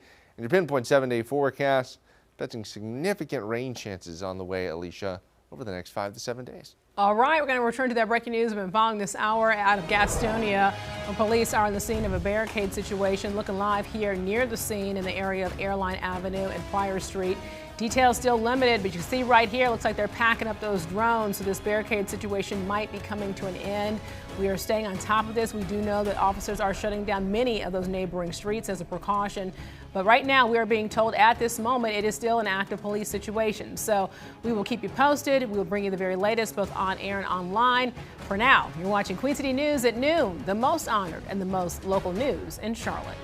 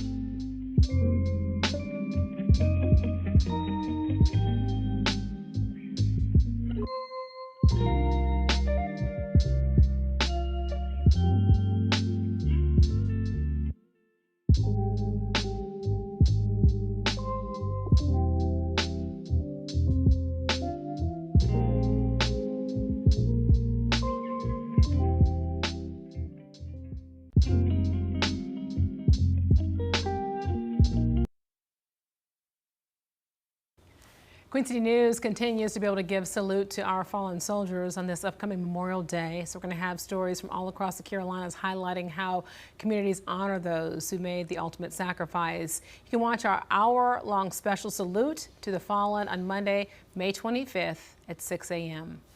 As we continue to count down to America's 250th birthday, we're also taking time out right now to observe a very special day here in Mecklenburg County. So every May 20th, Charlotte celebrates Mech Deck Day, and it's an observance day of the first Declaration of Independence against the British rule. The Spirit of Mecklenburg statue at the entrance to the Elizabeth Park there, it celebrates Captain Jack James, who risked his life and delivered the Declaration in Philadelphia. According to that legend, that was the year before the country's official declaration on July 4th in 1776. Sounds like an American hero to me, kind of like Paul Revere, going on horseback, spreading the message. Well, today, Captain Jack is also recognized with an adult beverage. Okay, this is very fitting. Old Mecklenburg Brewery's Captain Jack's Pilsner is a kind of a patriotic message in a bottle. You'll be able to watch the intoxicating story on Queen City News tonight at 10 as we continue our special coverage of the Spirit of America 250. Queen City News brings you 11 hours of news every weekday. So this is what we're working on today, starting on Queen City News at 4. So we're hearing from South Carolina Attorney General Alan Wilson about the retrial of disgraced attorney Alec Murdaugh. So his response to claims made by the Murdaugh's defense team about the overturned conviction. And quick thinking from 2 Union County teens saved a woman from a burning car. So we're going to hear from the young heroes about the April incident. You're watching Queen City News at noon, the most honored and the most local news in Charlotte.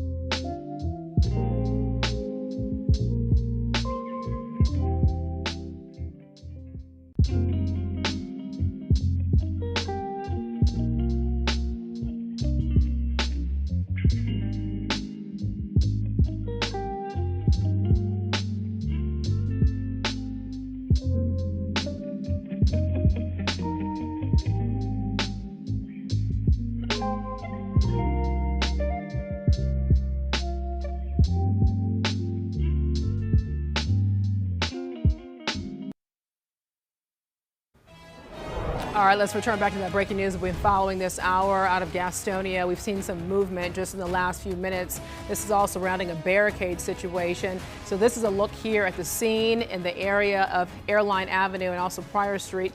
Details, though, still limited at this hour, but officials, we just saw they were packing up some of the drones there that they were using. So they've also shut down many of the neighboring streets as a precaution. But we're still staying on top of this breaking news right now. We do know that it was a barricade situation. If we learn any new information, we'll also bring you the latest, both on air and also online on Queen City News at 4. But you can also check us out at qcnews.com. Andrew.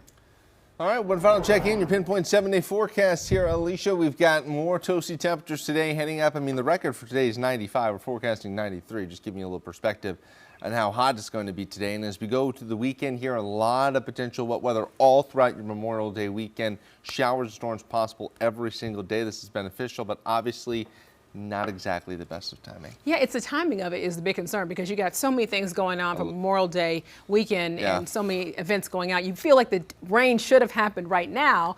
Yeah. But the good thing, though, Andrew, when you look at the weather, this is beneficial rain, so we really definitely need it. Yeah, and this could be a significant amount. We're talking maybe upwards of 2 inches of rain possible by the time we get to next Monday or Tuesday. All right, that's good news, I guess. Right, I guess kind of take it, leave it. There you go. Thanks so much for joining us for Queen City News at noon. We'll see you next on Queen City News at 4 today.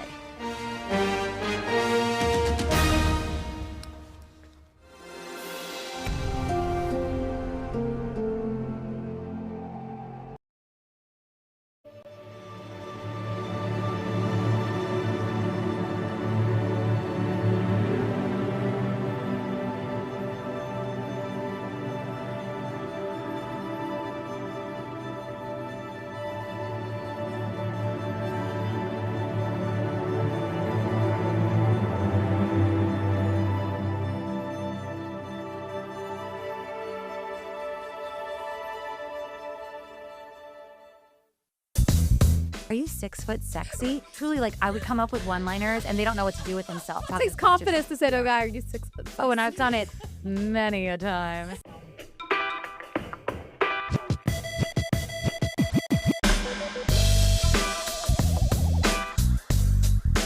Hello, everybody, and welcome into Unhinged, the show where we talk about all things dating around the Queen City, the good, the bad, the in-between.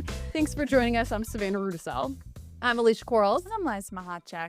That's right. We've got she's going to introduce herself, but we have a very special guest today.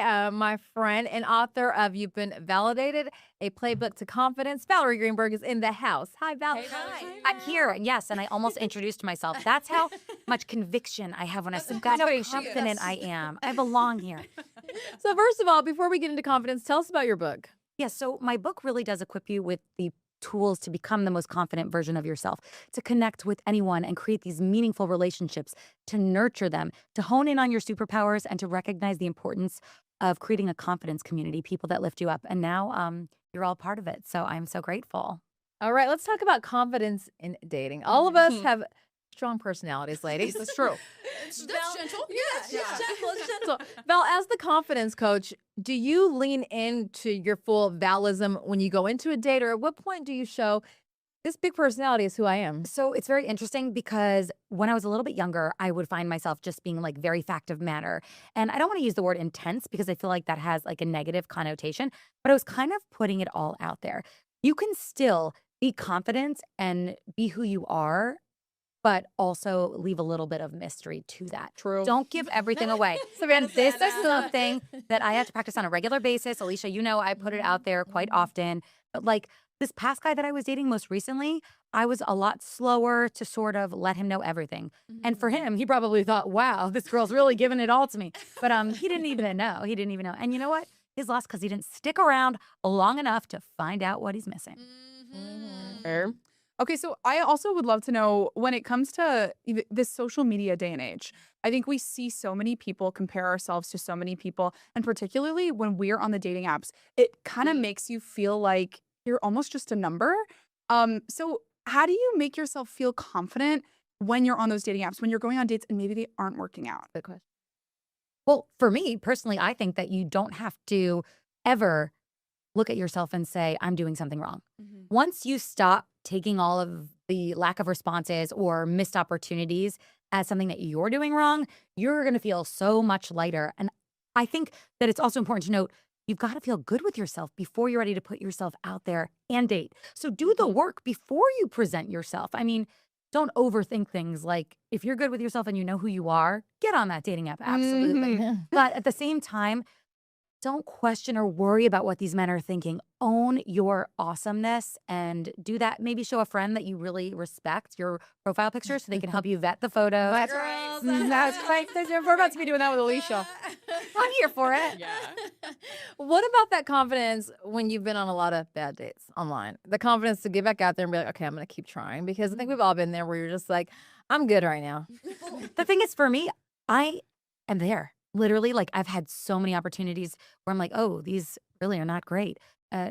What I will say is I'm glad they're there, and I still remain positive because I'm good with me. And I think that when you have that energy that's positive, literally, like, everything amazing will happen at the right time. And I don't know, I just feel like free right now. I just feel like I'm not concerned about men not necessarily biting at the chance to go out with me because I am glowing. And literally, Yes, girl. that's what it comes down to. Taking care of yourself, respecting yourself, valuing yourself, and then the guys will flock. And honestly, I do have a lot of options right now. It's just that I have to decide whether or not these are men that are going to align with where my life is at the moment. Yes, and this is where they're trying to get to. This is where so many people want to be. You're auditioning them.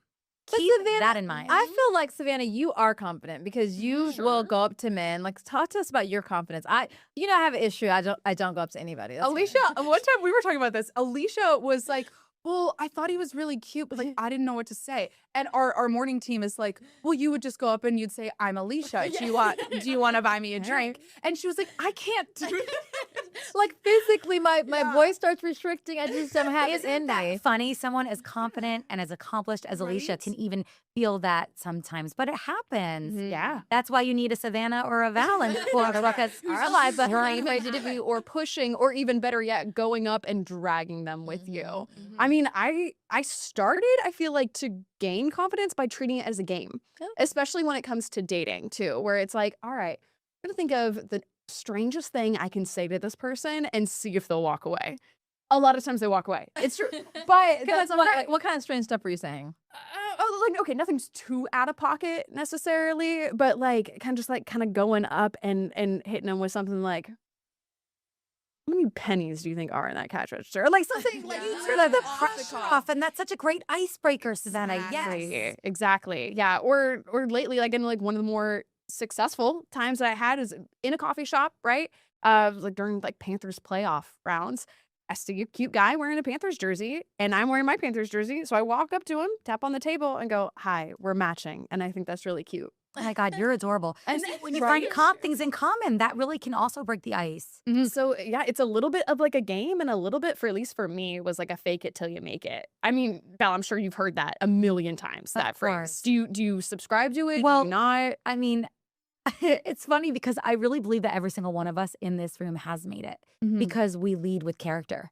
And that, first and foremost, if we can literally lean into it, then we can take that out with us into the everyday world. But there were times where I would say silly things like you, like, are you 6 foot sexy? And these guys, oh my God, these guys, oh yeah, listen to me. But truly, like, I would come up with one-liners and they don't know what to do with themselves. So when you like flip the script and put the pressure on them to respond, that's like a good way if you are in that like fake it till you make it kind of stage. But yeah, you have to say it takes confidence to say to a guy, are you 6 foot? Oh, and I've done it many a time. I think it's also like when you go on these dating apps too, it's like when you start to say things that are random, because, you know, with Hinge prompts, things like that, if you're just saying, oh my gosh, if a guy is saying to a girl, oh, you're so pretty, what? There's only so much that you can say back to that. That's and vice versa. If you are saying to a guy like, oh, you seem really nice or something like that, you need to say something that sparks a conversation like how many pennies do you think are in a cash register? Like, that was a really bad example. Like that, where it just sparks an actual conversation that's not, oh, are we both attracted to each other? It gives you the opportunity to talk about something else. Okay, I get it. It shows personality. Yeah. A lot of these men out there, though, I will say, hey, it's interesting. I just matched with someone that didn't realize I had met him 10 years ago. And he was like, hi. And he's like, and then when he realized, he goes, wow, you look really you look different, good different. I'm like, who are you? I'm not interested in you anymore. Bye. So like, remember, ladies, take your Tell me I look different. Just because you match with them, take your power. Hold your power. Good, that's like, a compliment. Good different. You took offense. Good different, sir. What are you up to? That is not the way to woo me. Try it again. No thanks. I've always looked beautiful, and I love how your look has evolved. That you could say something like that, or how you've really come into your own. But that man is not sitting by my side. Now you see why she's my best friend. I always slap us. Bethany, I have so many more questions for you. Bring it on, sis. Yes, we'll be right back with much more.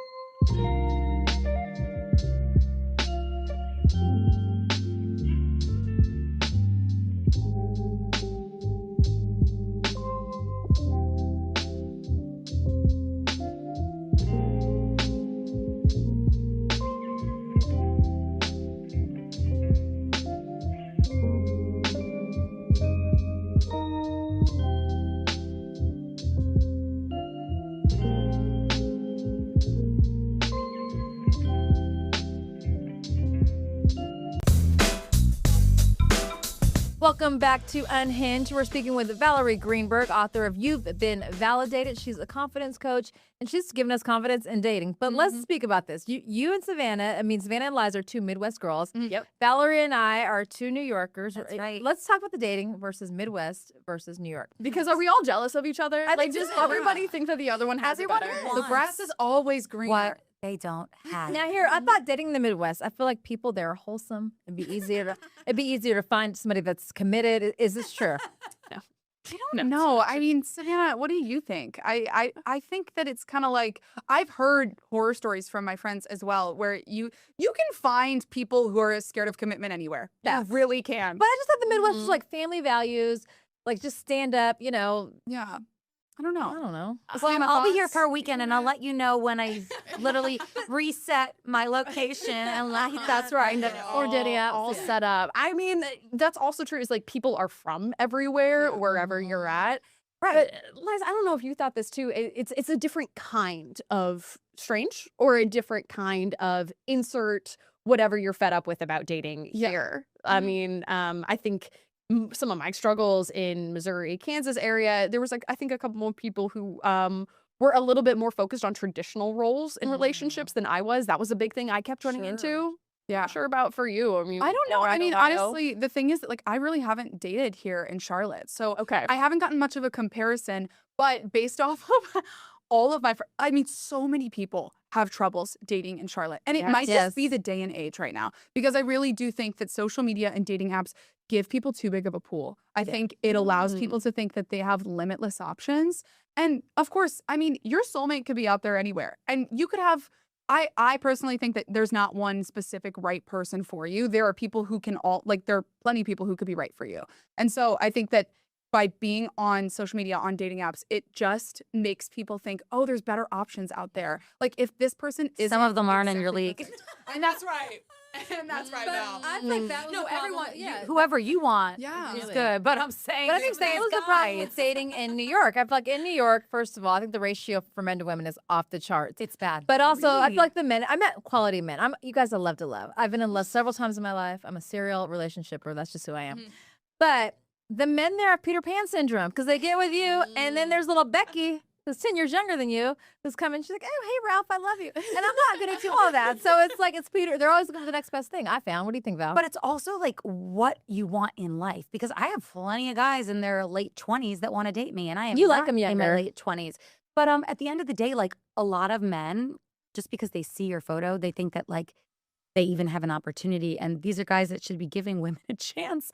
And sorry, dudes, like you've got to really shape up or ship out, because we are prizes. Yeah. And what I also find in New York quite frequently is that these guys, they just kind of, they're just everywhere. They're not focused. They're not I will say prioritizing. this. Now, Val, you can slap me, but you like too far away at the table. You like the shiny boy. She looks like the boy toy model. I do. I do. She knows. And listen, I've dated some of those. She does. You know what I realize is that oftentimes the guys that aren't necessarily the most aesthetically like attractive, they're the ones with the attitude. And it's like the hot ones are the good ones. And I'm like, I see this in you on a regular basis. I dated some ugly guys, and I'm like, how are you? Because I like them ugly. And I'm like, how are you acting like I'm like, I'm the prize here. Yeah. Like, how are you cheating on me? But Alicia's type is so funny because I never will know who it is. Like literally, I mean, it is all sides of the spectrum. Like we'll walk away and she's like, that guy was cute. I'm like, wait, that was not who I expected to be like at all. Plus, that my type is toxic. That's right.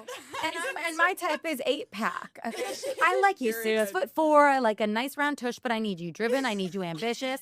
And I also want friends. I actually had a guy that I dated 3 years ago that I randomly ran into at a bar in New York City, which is so bizarre. But no, I ran into him 3 years later, is my point. Like he's been popping in and out of my life, but still no consistency. It's like, why are you messaging me and hitting me up when you're not like, when there is no follow up? He downloaded my book. Oh, this is, he bought the book. This is Trevor. I'm like, supportive. But yeah, no, and he's real cute, but he is not like, honestly, the last time we met up, he was more open with me than we had ever been in like the previous 2 different times we dated. And I was like, what is glowing on here, sir? But he was really, really cute. He's like, you look great. And I'm like, thank you. I know. Like, what's next? I love that about you, Val, is that like you're aware of your qualities and like the good things about you. And listen, I'm humble. I'm joking around. I'm joking around here, but at the end of the day, like we are such winners and we need to continuously look at ourselves in the mirror and say that to ourselves. We have to be our own best friend. And honestly, like obviously be open to growth and learning and collaboration in relationships with friends. But like that's how you get to a place of grace where you're good with you, that you can open up the door to find your partner in life. But why is that so hard? Yeah, Why is people it so hard to do? polyamory. There's a lot of different things that open relationships in New York. There's all these caveats that people come up with, and it's like for me, no. Like I say to men, I'm like, I am looking for somebody to be, just me and you, and that's just, you can put what you're looking for on these dating apps, and I'm shocked how many people are not necessarily just looking for that. We just interviewed the CEO of Ashley Madison. There's a whole, there's a whole, we know a couple people whose husbands were on that. I mean, I do, but I'm not going to name names. Yeah, I did. But that's what happens in New York City. Oh my goodness. Well, also, I mean, kind of to Savannah's point, what do you think it is that makes people struggle so much with the confidence to be aware of their positive qualities? Or just baseline nice to yourself. Yeah. I'm my biggest off. Yeah. Well, that's typically how it is. We're all like going to be our heart. My mom always said, my 4th grade teacher told my mom, you don't have to get on Valerie. She's going to get on herself. And I think that people that happen to be driven and want to achieve a lot in life are wired where we're not necessarily always nice to ourselves. But what it comes down to is asking yourself why, being curious, and then trying to implement actual steps that you can take to change those habits. And listen, we can all get there, and it's one step at a time. I love it. Well, we're going to get some tales from the trenches from Val after this short little break. We'll be back with more Unhinged.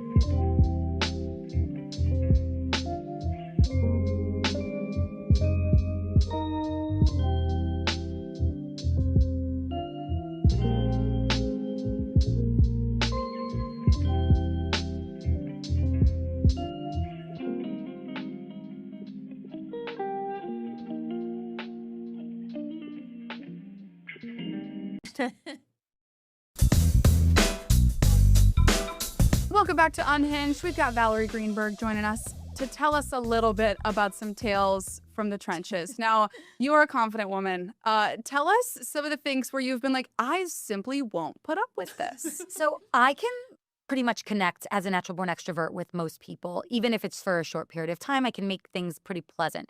But there was a point where Invisalign wasn't quite mainstream and popular yet for people to be wearing throughout the day and at work. And I remember going out with a man that like I thought looked a little nerdy, but listen, I'm grown, I'm evolved. Like if you're a little nervy, that can be a good thing. I want someone with a good heart. All the other stuff, I mean, Alicia says I like them shiny, and I do. But this guy literally took his Invisalign out at the table before we even ordered a drink. And I don't know Invisalign etiquette because I never even had braces, but I was mortified.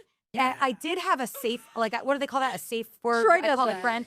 Yeah, but like, oh, she's talking about woo. But I'm like, I was not here for it at all. So that was like quite some time ago. But I've also had experiences where I've shown up and I'm like, ooh, yes. Like, but what I recommend is go in with no expectations, but an open mind. And then you can't be disappointed, but you can be really just excited. That's always good. That's always good. I feel like the Invisalign, that's a struggle. That's a struggle. Table? Shouldn't At he? the table. What's the etiquette there? Should he have gone to the restroom to take it out? Maybe gone to the restroom also. Before we maybe ordered a just drink, don't- Liza. Maybe just don't wear the Invisalign to the date. Also, that's another option as well. The father of my kids does that. He has Invisalign, and he just takes that anywhere. My friends are like, "What?" Oh, there's like the string, like the lip, like the cheek gross. It's gross. That's pretty bad. That's tough. Yeah, it's bad. That's really tough. I'm trying to think of like more. Oh, yeah. Well, I had a guy actually. This is actually one for the books.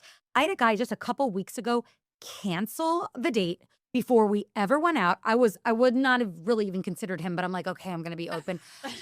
She said I didn't want you money. Our text exchange was so minimal, and all he could see was my actual like. Bottom line is, he picked the place, he picked the location, and then he wrote me this long story of why he's canceling the date because he doesn't think I'm going to be a match or a fit. And it's like, sir, you didn't even meet me. You're the one who asked me out. Now you're backpedaling. I mean, I'm sorry, but This you is why we clearly need a don't have confidence good taste. booster. That would mess with your confidence. Good thing I don't take any of these guys personally. Don't take anything personally with these dating apps, please. And in real life, when you meet men, if they don't show up, they might have something going on with themselves. And that's another thing. Oh, I did once have a guy walk out on me. Which was like weird because this is a visual podcast and I don't know why that would have happened, right? No, but like seriously, and again, this was like many years ago. I just got the joke. Maybe it's not a joke. Yeah. So that was interesting. But really, ladies, I suggest being good with yourselves first. And guess what? You are all going to look in the mirror tomorrow and tell yourself how amazing you are because you deserve that. And rejection is redirection. There we I go. do believe that. You know, I once dated a narcoleptic.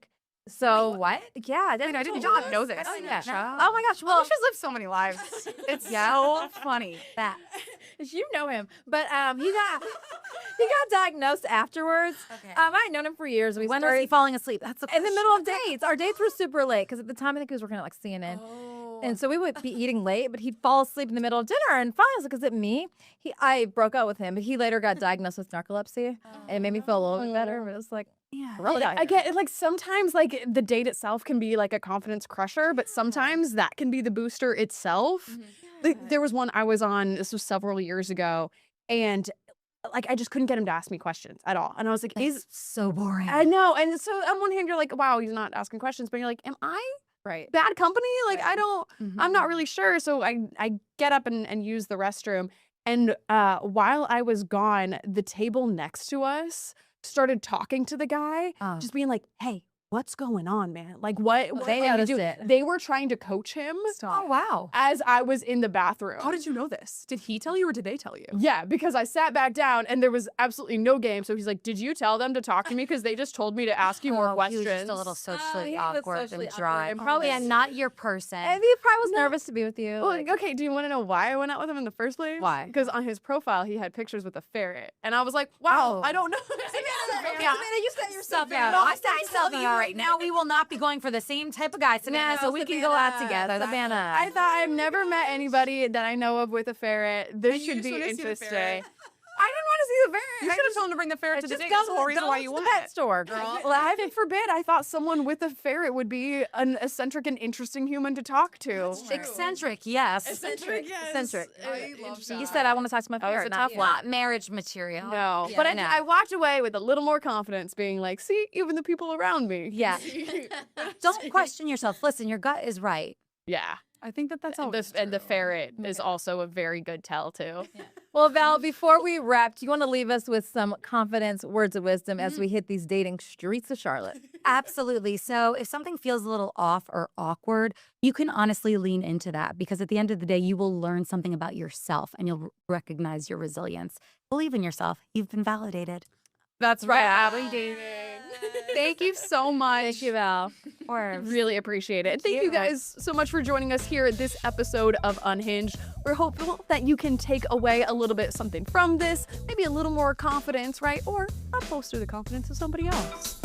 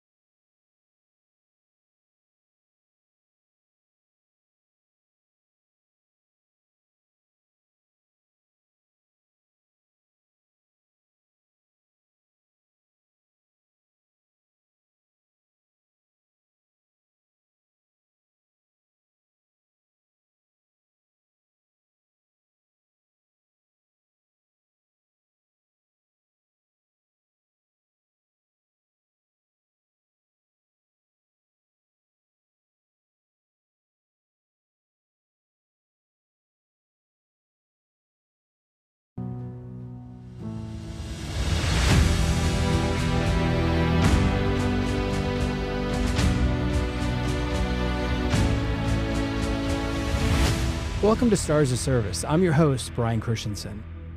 If you're a veteran, you know that the end of May, here comes Memorial Day, full steam ahead, and it can hit you. And every year about this time, that's when I feel my own pace, my well-being, everything else, it just kind of slows down a little bit. And I've always kind of wondered why, and just started to take a look back at my own career in the Air Force when I served, and some of the things that I went through, I endured, and I thought I would bring in a friend to talk about our service and what Memorial Day means to both of us. My friend John Sweat, retired captain, also city council member of the city of Concord. You have a full plate.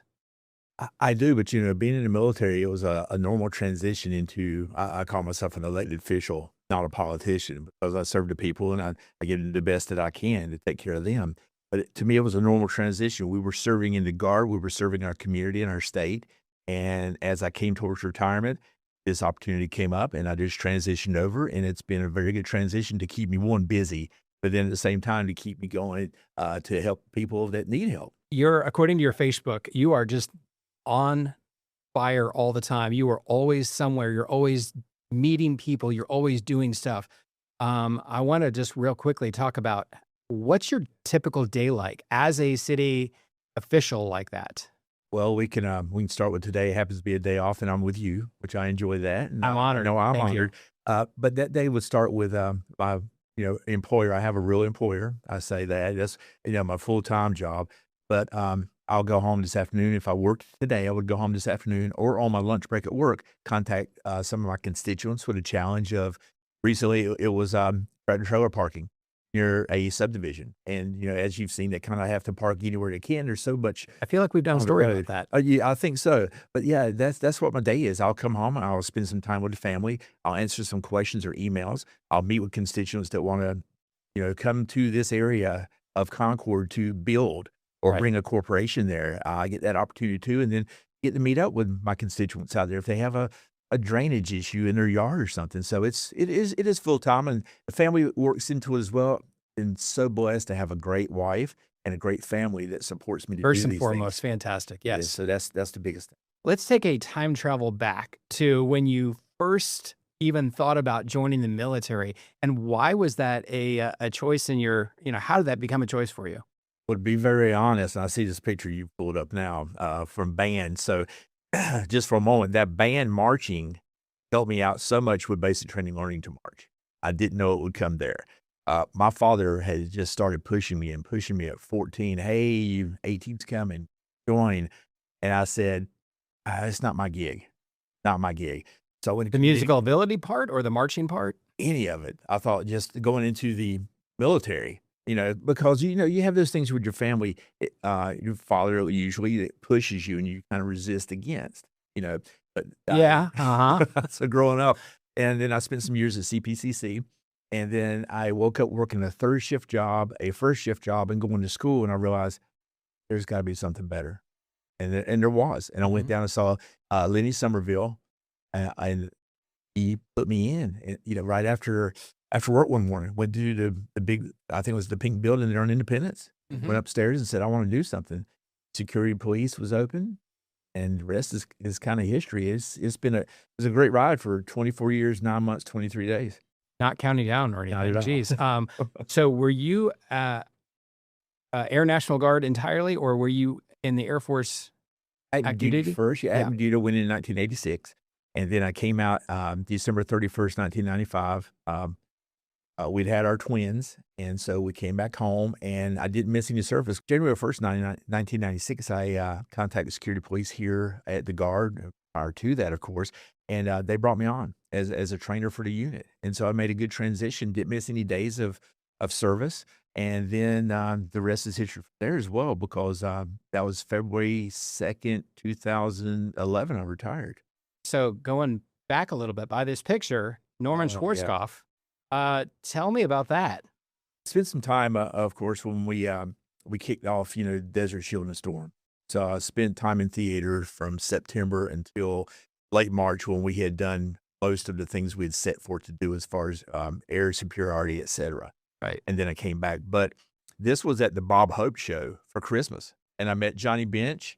Oh, wow. Yes. Aaron Tippin was singing. And then also got a chance to meet Bob Hope's wife. Adorable, awesome. He was so welcoming. And then I saw this big guy. And I walked The up to him. general. Yeah. I walked in and said, I think I know you, because I was working at certain places around Sir, I Saudi think I know Arabia. you. And he said, yeah. And I said, can I get a picture? And he pulled me in and had that big bear grip, and that was his nickname anyway. And I was like, wow. And I've always looked at that and go, that was a great moment in time that somebody that had that type of, I won't say power, but authority and that type of vision took a moment. And that's what I tried to also transition when I would serve with you in the Guard. No matter what rank, you have to know your people. You have to be a people person. You can't let a rank or anything else come to you. You get a big head about it. Right. Or you don't treat people right. Especially when they treat you, they're almost like a father figure towards a large group, squadron, flight, whatever it is. That's right. We've got these wonderful pictures of you all throughout your career and everything else, and basic training and tech school, whatever else. Talk about that camaraderie, that the friendship, the brotherhood, the sisterhood, when you are that tight and you have those hard times. Talk about that.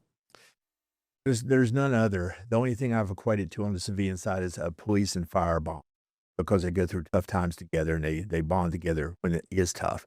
But yes, the military it still is home. I still have some people call me as a retiree and want to talk, but that bond, and you mentioned earlier in the segment here that Memorial Day, that brings us closer. And if you haven't served before, I won't discount anybody that hasn't served or say anything bad about somebody that hasn't served, but you have to serve. And I highly respect everybody that served with or attempted to serve. That bond comes at Memorial Day more. You go through things together. You have friendships you build forever, and you stay in touch with those people.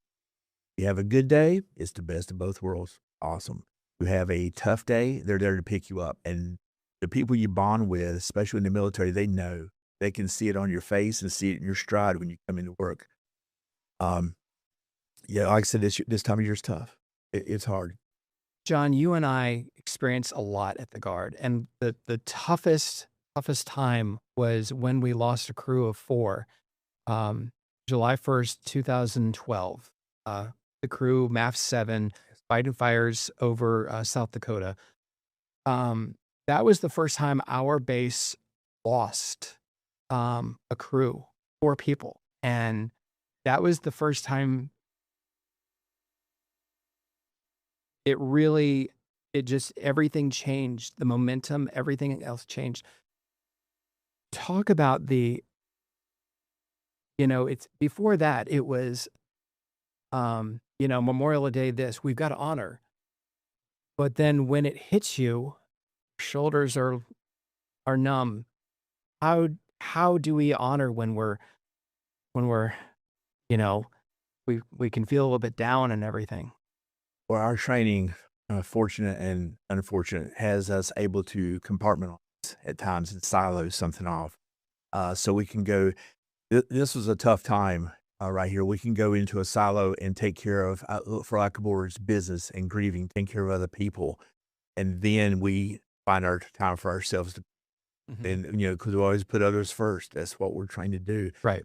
That was like I said, that's a very tough time. And from outside looking in, civilians, you're just going over a weekend a month and a couple of weeks a year. No, this drove that home to where it is peacetime or in war that things can happen. Right. And it's no different serving. The intensity may be different in a wartime versus peacetime, but this team here that went out there, they had their mission to do, and they went at it full force and took care of it and was not scared of what was going to happen if it would happen. They woke up just like you and I today thinking it's going to be a great day. We're going to go out and fulfill the mission. And get a phone call late night, early morning, and it was hard. It was the same phone call. And within days after that happened, and when the news finally got out, Charlotte, most of Charlotte that didn't even know that there was a military base suddenly knows that there's an Air National Guard here. They've lost a C-130. And if they happen to drive down that street and they saw that gate and seeing all of the flags and all of these posters and everything that just random people were leaving during the weeks after everything happened, it showed you that people are kind and they do honor and they do understand on the outside. And that was something that, seeing that was healing to me, especially having to go through 4 funerals. And, I didn't know any of the guys super close, but being that close to everyone else and just being a part of that, just, you feel it. You do, and it was very heartwarming to see that. Okay, you recognize what is done, the seriousness of it. It was much better than some of our troops we've welcomed back in a much supposedly happier setting back in Vietnam, and now it just switched over where wow, we have the whole nation, and because the whole nation knew about this, but we have especially the Charlotte area just coming to us going, hey, look, let me hug you, let me just leave something on the fence, let me in a little bit, and they did not know that we did that kind of mission there. And the dangers that happened. We were Charlotte's best kept secret. It was. It's an awesome secret. Yeah. And I mean, I loved every minute I was there. This was the hard one. This is what we were, trained to weather and understand that it was in the mission, but that didn't make it easy, no matter what training we had.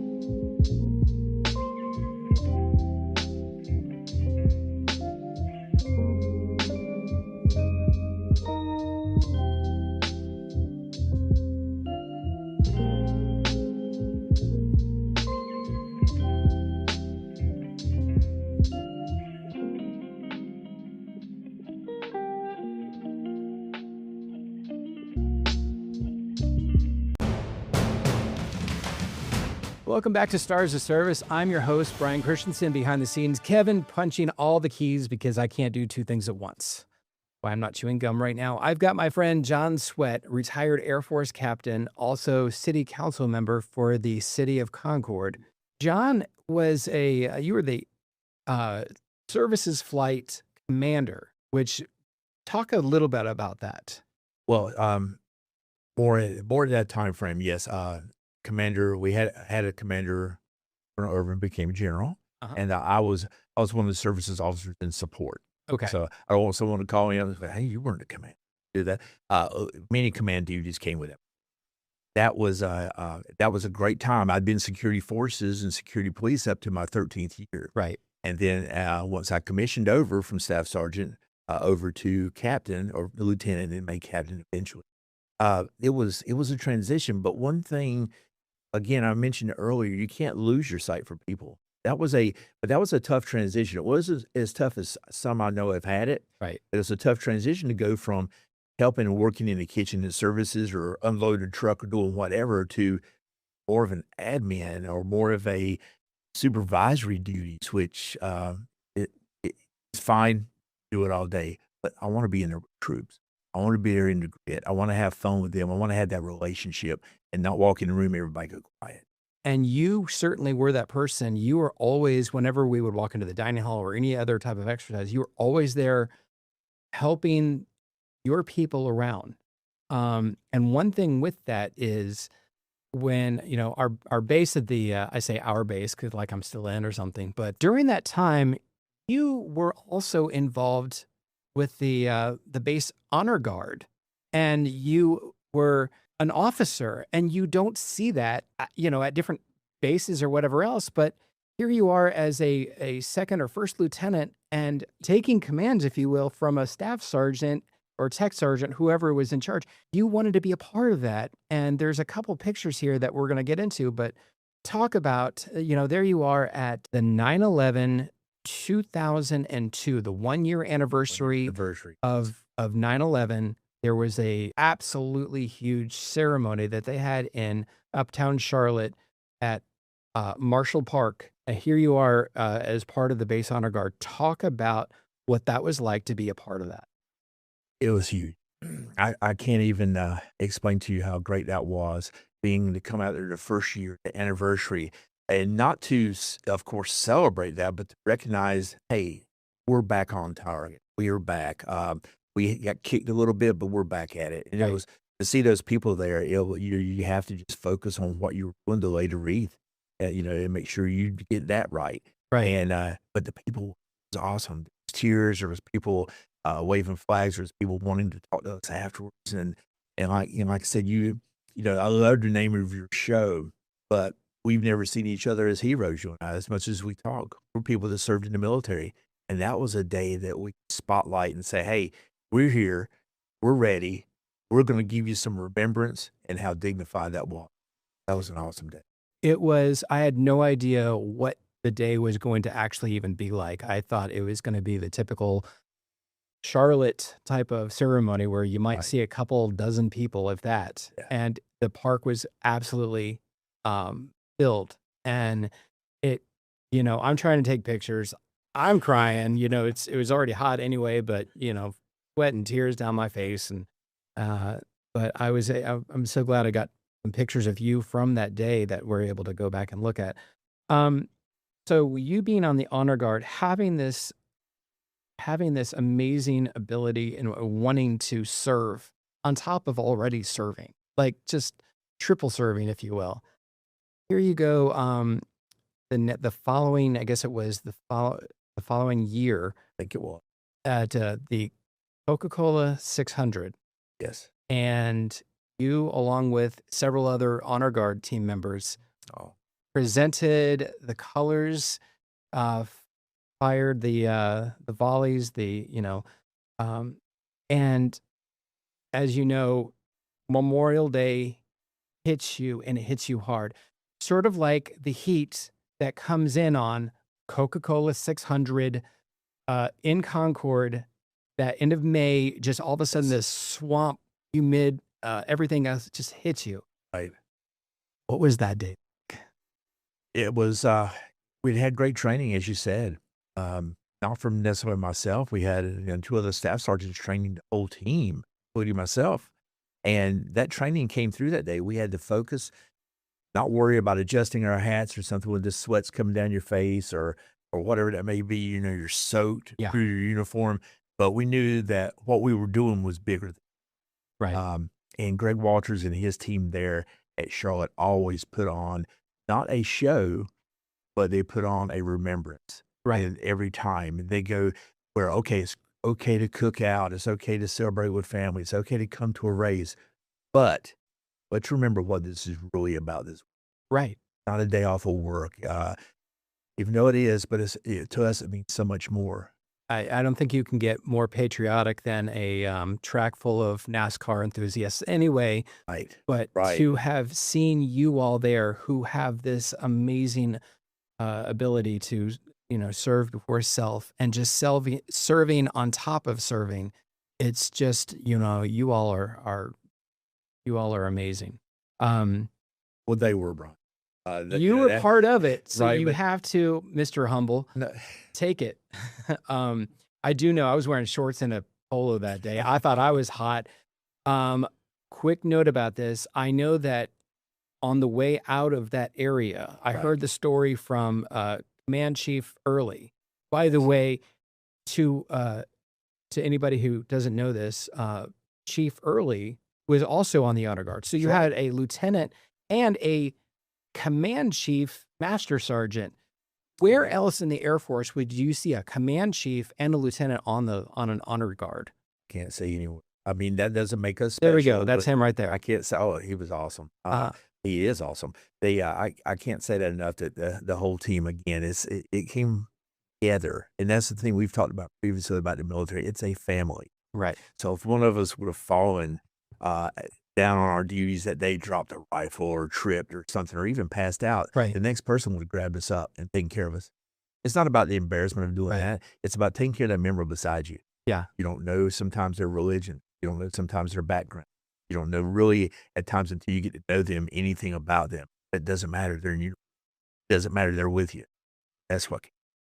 Well, to end with that, I understand that after you guys basically walked away from the opening ceremonies, instead of going to, or however it ended up, it wasn't, you were taken in by some people in a Winnebago, and they just told you, here's some water or whatever else. Took care of it. And so instead of going to, or being led to like some suite or something, you had some fans that took care of you. Of course. Yeah. We had turned down doing anything like that as far as going to a suite or doing anything. It wasn't about us. And then to have a fan that's there not to see us go out and do a volley, not to see us march out or present colors. They were there to see the race. Right. And this was an added bonus to them. That's how they said it. And just offered whatever we needed, to do that. And then afterwards, we saw the Air Force car that was running and some of that team, but we didn't go into the niceties of sitting in air conditioning. We were out there to show the honor guard and what we are, and to give our little bit back that day. But that was awesome to have civilians. Hey, what's going on? Come on, do this. And that wasn't the only one. It was just everyone, almost just brought us meals, for lack of better words. But that was a day I always remember. And thanks to you, you always bring up pictures and send them to me in text and things like that. Just when hey, remember this? Yeah, exactly. Just when I remembered, I've got a picture somewhere. But then, hey, guess what, John? Just like the one you sent me yesterday. So.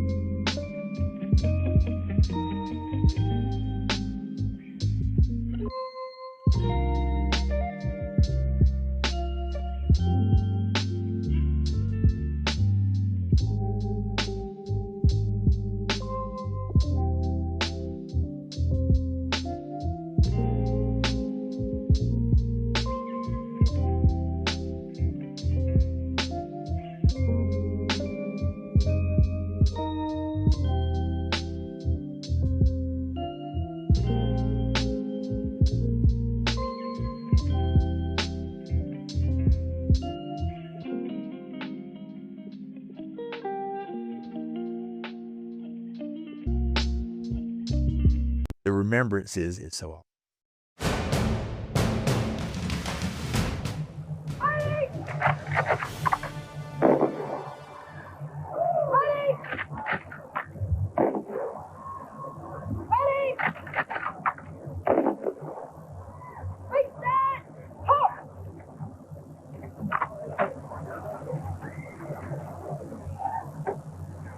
What is that like to go back to that day? I still feel the tears and the sweat. Well, it was just very somber. And there's no time ever when we bury a service member that the taps and the volley doesn't make you cry. Yeah. And I don't care who you are, how Right. big and tough you can be. That's a normal emotion that I don't shy away from. That's not saying, hey, great, John, you do that. No, I don't shy away from that because it's a natural emotion. And I don't mind telling people. When you see people, they wear their whatever type of shirt it is, Air Force or Navy or Marines, whatever, they're wearing their service. When do you stop letting your service wear you? That's always a tough thing. And we really do not. And we do not. It's a check that we've written with an open-ended balance. But we have to find ways to deal with that. We have to find ways to, as I said earlier, compartmentalize or silo some of those emotions and feelings. And we're not taught that way in the military. We're taught to be tough, go forward. Nobody sees you cry. Nobody sees you upset or anything. You just go and do it. Right. Okay. Don't question it. Just do it. And with that mentality and that training, we really have to seek help sometimes to find a way to put that not aside, but put that in its proper place for the proper time and realize there's a world out there with family and friends that they need our attention and help too. And Right. it's so hard to come forward and say that. I've noticed on your Facebook, I do the same thing sometimes. You just post mental health matters, and it wasn't until probably the last 10 years realizing, wow, all of these things, all of these different events have really taken a toll on me. But you got to do stuff to offset it, whatever. But what made you want to do? It does matter. And it didn't come about to take the importance in my life as it does now until about 4.5 years ago. I was very, very tired. I was in a leadership job, management job. There was not exactly proper management. It wasn't leadership above me. Right. And so going to work, it just took its toll. And going to work, I was like, I don't have to deal with the stress anymore. And furthermore, I can't. So when you go, as you know, when we go to the VA, one of the first questions they ask is, have you thought about harming yourself or others? Go out and talk to someone today. And for years, I had said, I got it. We're good. What's Right. next? Right. Blood pressure? Yeah, we got this. But I piped up 4.5 years ago. So yeah, I do. I need to. And from there, I have learned to cope more, and through the therapy and through just the talking to someone on a regular basis about what's going on in your life. And also having your friends and your family see you as, okay, you're a lot less stressed. I don't understand. What are you going through? Well, I've learned to kind of cope a little bit with different ways and channels, and realize you don't have to be that guy. Right. You don't have to go out here and every day not let something bother you because somebody's watching you. You can be that person still. And as I said, sometimes I compartmentalize and go off on my own and do my thing to get therapy on my own. We all do. I do. There are times where I'm just, I just started paddleboarding, and I just can't stop. that. It is the best. It is just absolutely, you remove everything away, and no one's talking to you. Your phone is not going off, whatever else. It is, for me, it is therapeutic in itself. Man, John, I can't tell you how much I appreciate you, how much I've always seen you as not just a brother, a leader, someone who sets the standard. You are continuously serving on top of serving. And I'm like, I have energy to keep going. You're truly an amazing man. Too kind, and I didn't bring any cash with me today for that. But you're too kind. I feel the same about you. I love you, brother. You are a brother. Every time I've seen you on any kind of event, or we just pick up the phone and chat, or we just text, it's timely. Your buddy checks come exactly when I need them. And I don't see that or know that, and I don't think it's that special. I just want to tell people, hey, somebody cares. Hey, how are you doing? It's a check-in because we're all busy. And it's a very easy check-in, but there's a lot of passion behind it and care. Thanks so much for watching. We'll see you next time.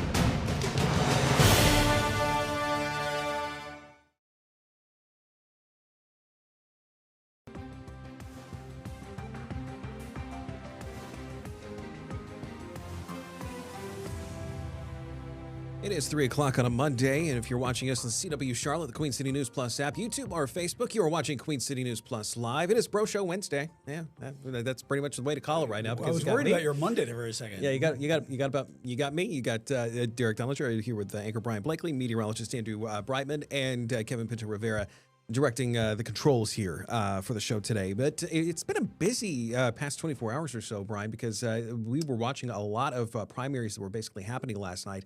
And frankly, a lot of them turned out kind of as expected. A couple of surprises here and there, and let's get right to it. In fact, let's start off with Kentucky and Senator Thomas Massie. Yeah, and that was the big one that everyone was watching last night with all the election primaries that were happening across the country, and that one is in Kentucky. And Thomas Massie went down as Trump scored another win for a candidate that he endorsed, Ed Gowron, as Thomas Massie lost that primary last night by a pretty good margin. And he was a guy who's been a thorn in the side for President Trump. He is the one who has been pushing for the release of the Epstein files. He has also opposed the war in Iran. He's also voted against the big, beautiful bill last year. So President Trump has made it his mission, a retribution campaign. And one of those targets was Thomas Massie in Kentucky, and they went down again last night. And this primary race, there was a lot of money put into it. We're talking millions of dollars just to defeat Massie from some of these Trump-backed opponents. Largest in U.S.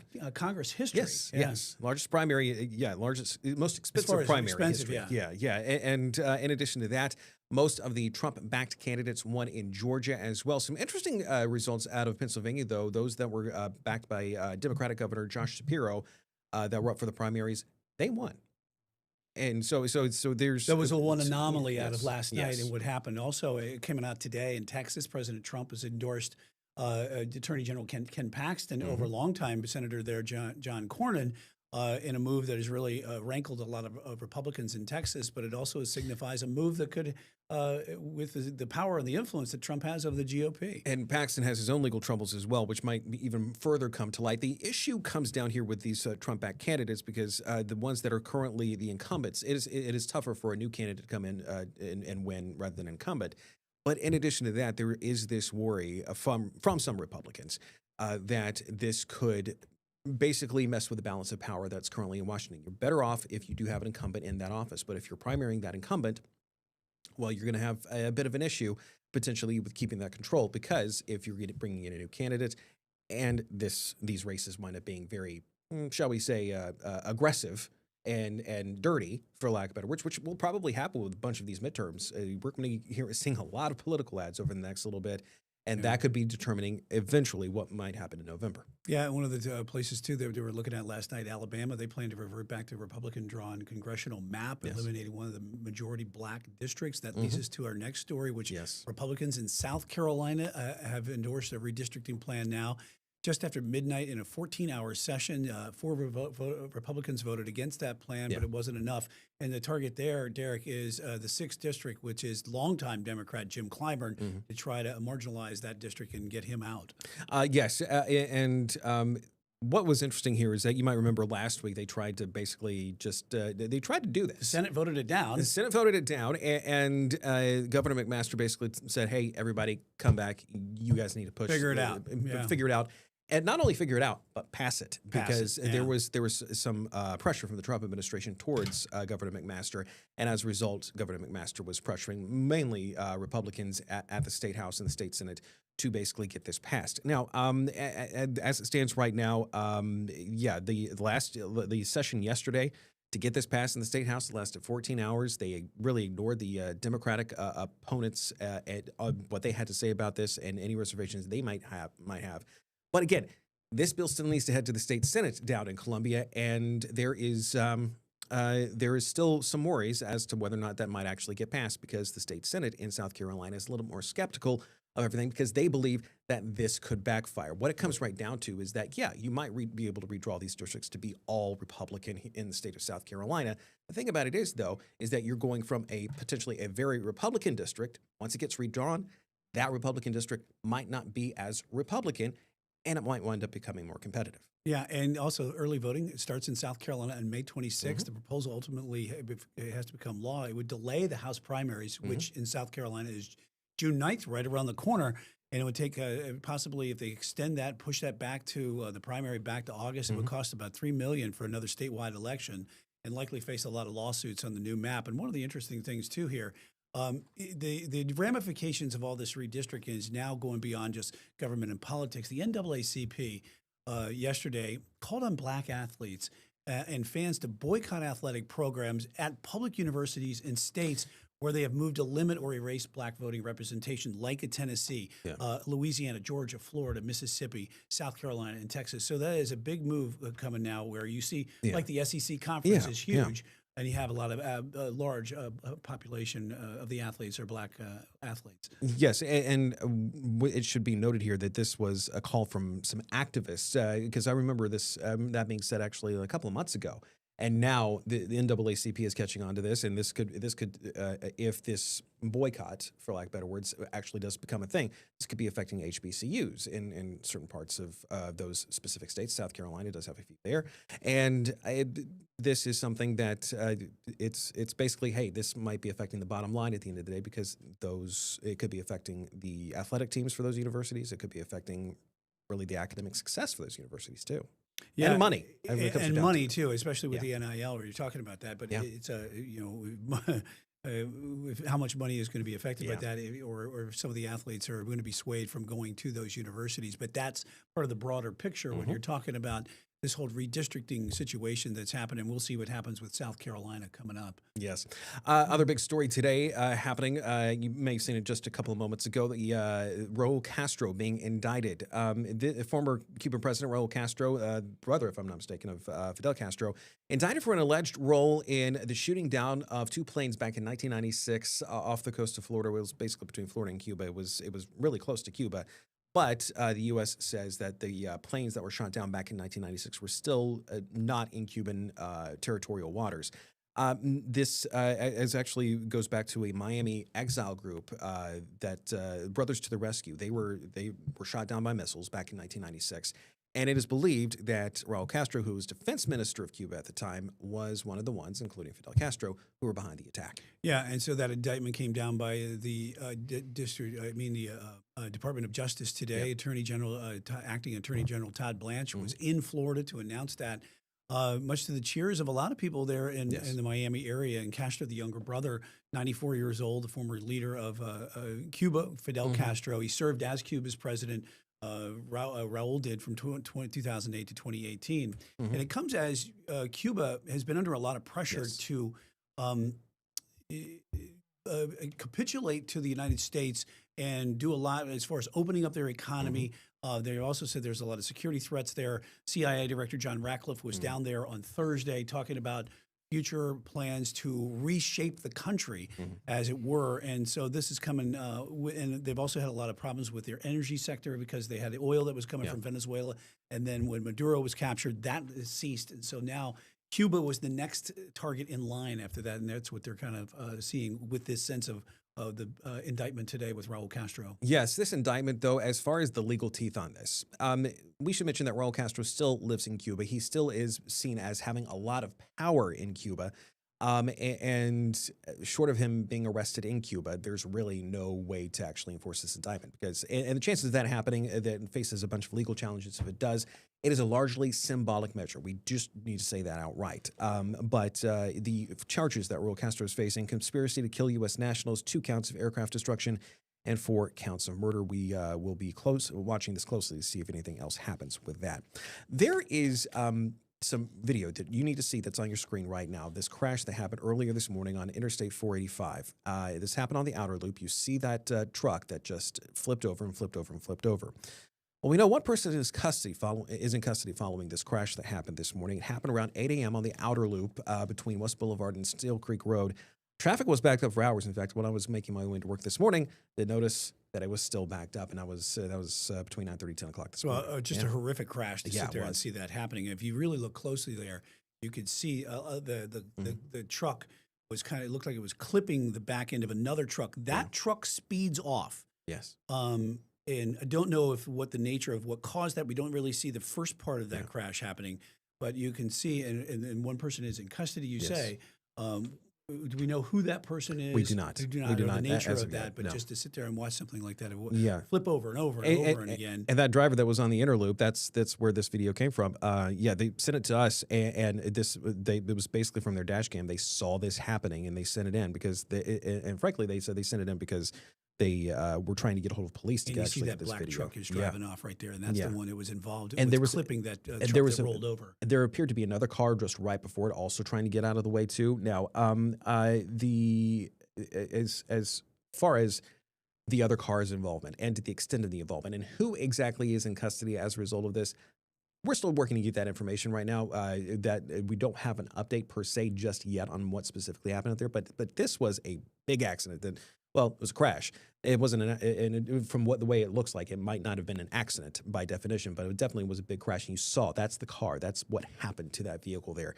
And from that rollover crash that happened just a little bit earlier on this morning. As we get any new details on that, though, we will let you know. Hey, it is race week this week, It is. Derek, and Yes. NCDOT, Charlotte leaders right now, they're warning of the traffic delays that are going to be out there because of all the things that are happening with the Charlotte Motor Speedway this week, of course, culminating with the Coca-Cola 600 on Sunday.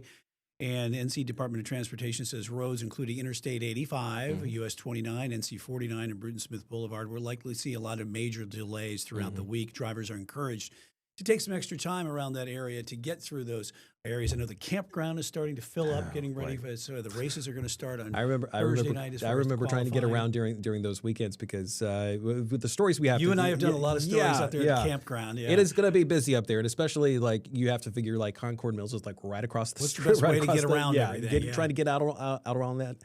Good luck, and we're going to be keeping an eye on the traffic situation. But yeah, I mean, even from the Mecklenburg County side, it is still going to be a bit of a rush. Like basically, once you get out of the loop on 485, the 45 loop, or once you get past that loop on 85, oh boy, good luck. And just give yourself a little bit extra time, maybe like an hour or two, because you know how much it's over gonna be 100,000 fans, and plus much more, but expected at least on Sunday for sure.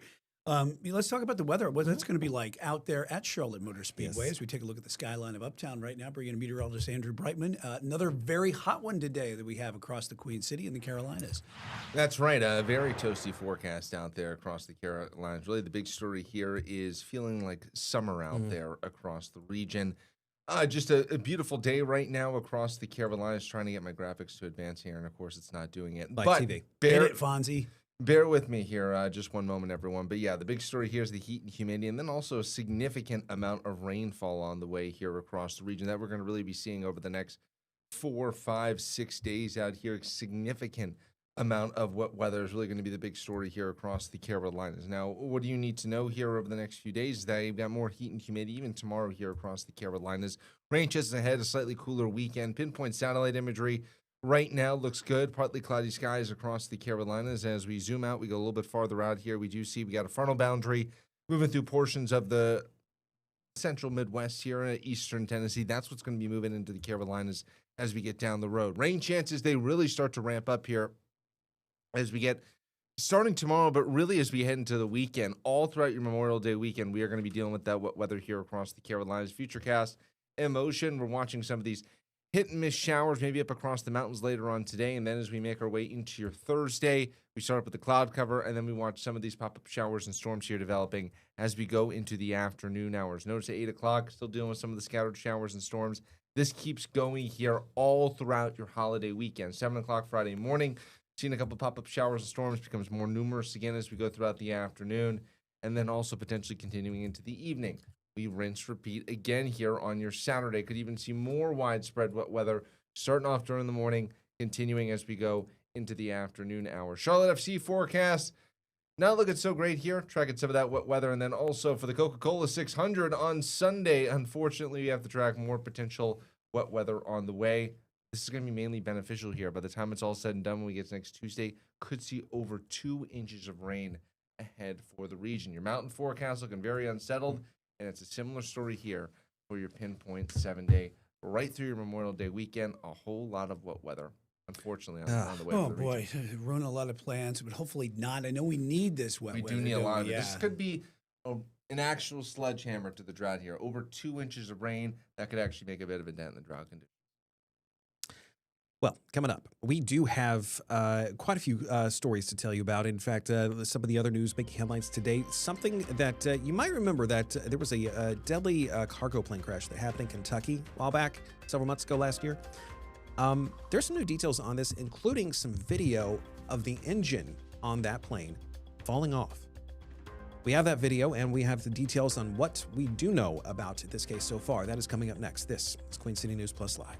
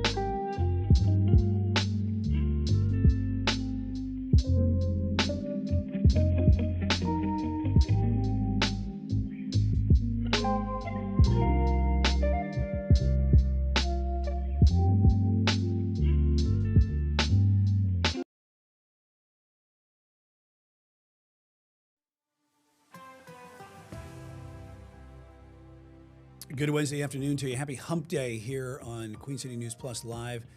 318 as you're looking live outside. Another hot one outside, 89 degrees. Only going to get a little hotter today, but it's also going to give way to some cooler temperatures with some rain that's moving in. Hopefully not too much as we are tracking that for a big race weekend around here, Derek, is because we have the Coca-Cola 600 that's going to be going on at Charlotte Motor Speedway. We were just talking about this. You were talking about this before we went to the break. That horrific crash back in 2025 where that Boeing cargo jet.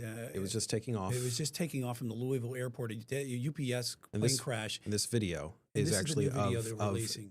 The engine quite literally falling off as it was trying to take off. So yes, that crash, it killed 15 people, 3 people on board, 12 people on the ground. The plane crashed basically into some businesses that were there, and it was a very sad day in Louisville, Kentucky when it happened. Fully loaded with fuel on a 9-hour flight headed to Honolulu. As we were learning a little bit more about, we've seen a lot of the video, of course, but that was seen this video here that we've shown a lot over the news in the last few months. The new video is what we just showed you was the actual engine coming off. And what we're understanding about that engine is that there was a lot of problems with that engine to wing components there Yes. that were never really reported to the FAA. They had these 10 prior defects that they had in some sort of inspections. Yes. And then it raised concerns about the missed warning signs, why Boeing didn't address the underlying flaws sooner.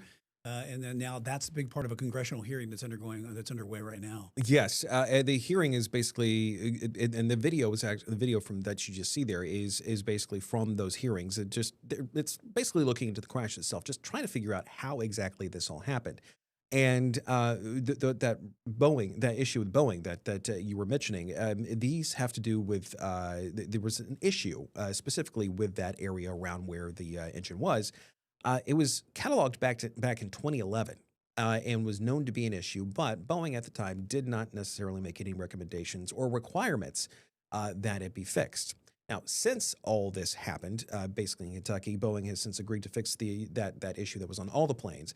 But this comes after basically what happened last year. It was a really bad crash, and you saw like it was just right as it was taking off, and it was hitting all those businesses, and it was just a very, very tragic day that happened there in Louisville.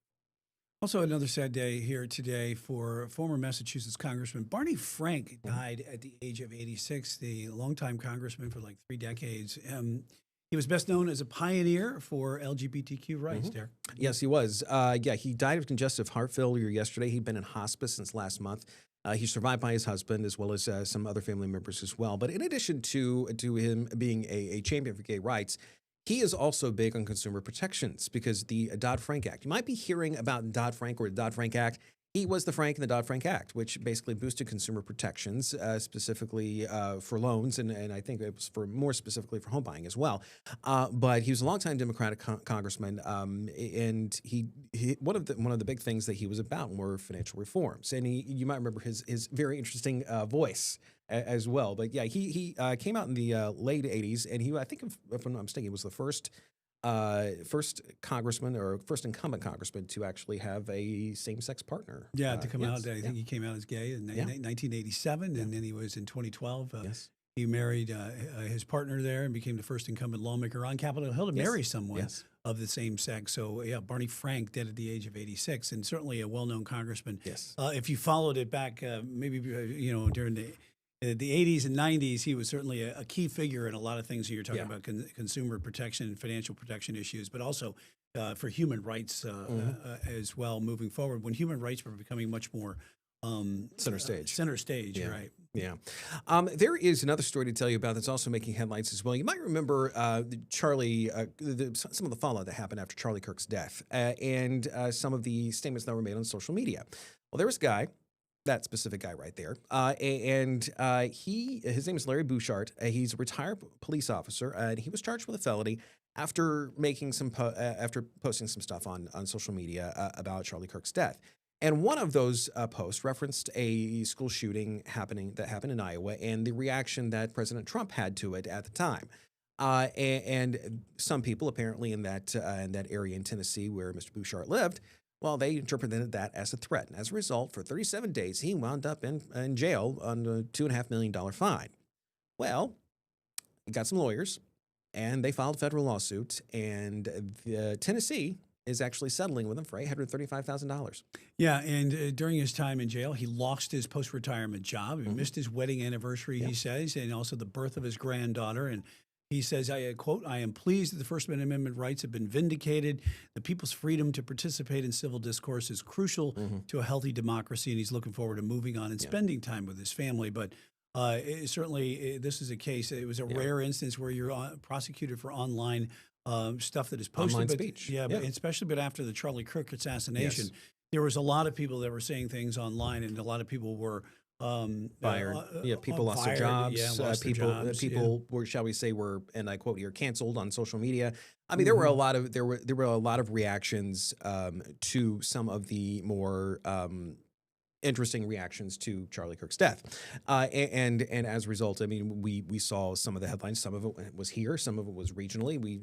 It involved teachers, involved others that were basically being highlighted for some of the things they did post or say about the death of Charlie Kirk and some of the emotional reactions to those posts very specifically. Now, Yeah, the lawsuit, by the way, we should mention here, it has been settled, but again, $835,000 for everything, and this is being seen again right now as a bit of a First Amendment victory, because it's kind of even being noted here by some of the people who did file those charges, or at least some of the law enforcement officials, that yes, this was not a threat to the public. It was basically referencing something that specific post that got him in trouble. Sit there and parse through everything. Yeah. And now he's going to get his pound of flesh in the terms of $835,000 from the state of Tennessee for that. Coming up here, we are going to be taking a look at some good body camera video. And, firefighters, they always do a lot of great stuff, whether it's from the proverbial cats in a tree. But how about catching a baby from a second-story window? We're going to have that story. Literally catching a baby. It's good video. You got to see it. That's coming up next. This is Queen City News Plus Live.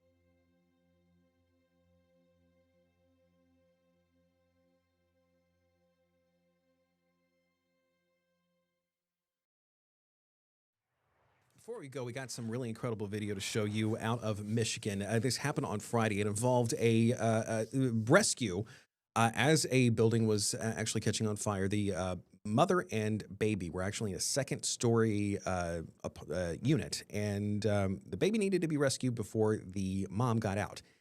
Take a look. Hey, show me your kid. Kick out the screen. Kick out the screen. Okay, hang on. I got it. You see the baby's legs right there. Great catch. Good catch from that officer there. The fire. Show me your kid. Yeah. Great words. Yeah. The fire was on a porch at a home there, and again, the baby and mother were trapped, and baby got safely into the arms of the officer. While the mother eventually, they were able to get a ladder in there and got her out. You can see how raging that fire is. Yeah, they were able to get a ladder to the mother, and they were able to get out. Neither, by the way, we should mention, they were checked out on scene. They were not injured. Yeah, which is amazing too, because all of a sudden you start to panic. You got smoke and fire going on in there, but at least we got everyone out of there safely. And it just goes to show you too the good work that our firefighters are always doing in the community. Yeah, good firefighters, law enforcement officers. This was, I believe, a public safety officer that was actually out there in Kalamazoo, Michigan, that was able to actually get that baby to safety. That will do it for us for today here on Queen City News Plus Live. We'll see you back here tomorrow.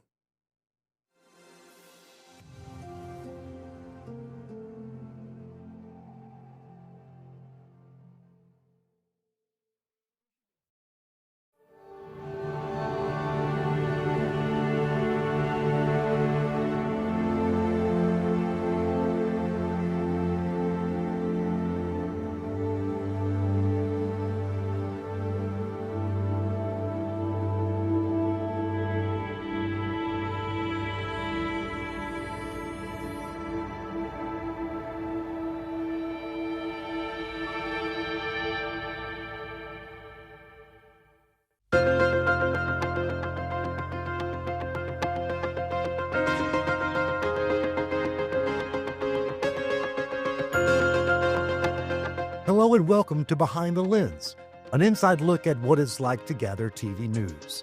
I'm Stuart Pittman, Chief Photojournalist for QCM Plus, and I'm glad you're here.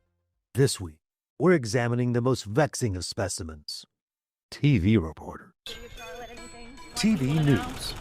It's a team sport. Life of deadlines, discomfort, and occasional danger. Careful who you do it with. Not that news crews have a choice. Reporters and photogs are thrown together at random. It can all make for a very long day. And sometimes, you come away with a lifelong friend. And more work stories than anyone wants to hear. And joining us to discuss all that is an esteemed panel of broadcast journalists, some of whom I've known for an awful long time. Let's start on the very end with Queen City News business correspondent Taylor Young. Taylor, how you doing? It is an honor to be here, Stuart. Oh, I don't know about that. Joining us also is veteran photojournalist Terry Allen, who's been around more times than I can count. Terry, how you doing? Doing great, man. It's great to be here. It's an honor for sure. No, I don't know about the honor. But I'm honored for our third guest because he's a dear old friend of mine, and that is Fox 8 WGHP longtime reporter and morning anchor Shannon Smith. How you doing, Shannon? I'm doing great. Thanks for asking me to do this. It's great to be able to talk to y'all. Well, I'm glad you were available because you're a perfect candidate, along with Terry and Taylor, to talk about news crews. You know, people watch TV news and they watch the product we put on the air, and they don't think much about those of us who do it, and that's just fine. But this small forum is where we can talk all about that. And like you guys, having spent a lifetime in cars I didn't own with people I barely knew at situations I didn't really want to be at, that kind of leaves a mark. Shannon, tell us, and we're just going to jump into the deep end. What do you hope for in a photojournalist when you're assigned one that day?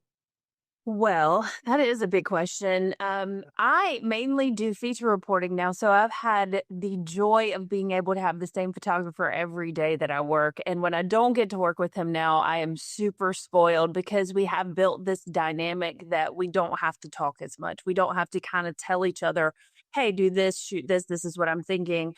All of those things. It's just natural. So now when I do have, Jeff has been on vacation for several days, and when I do have a photographer that I'm not used to, it's like being a new kid in school and meeting somebody and thinking, oh, are they going to think that I don't know what I'm doing? Am I going to think, not what is their video going to look like in the end? It is a little bit scary and intimidating. And I don't know if any of y'all know this. When I first started at Fox 8, my very first interview, they used to make you on an interview, go out with a photog and shoot a package. I was not ready for that in that interview, but I get in the car with who else? Stuart Pittman. And he's like, hey, I'm nervous, right? Because it's an interview. I'm thinking, am I going to get this job? I think I was 24 at the time. And Stuart was like, we got this.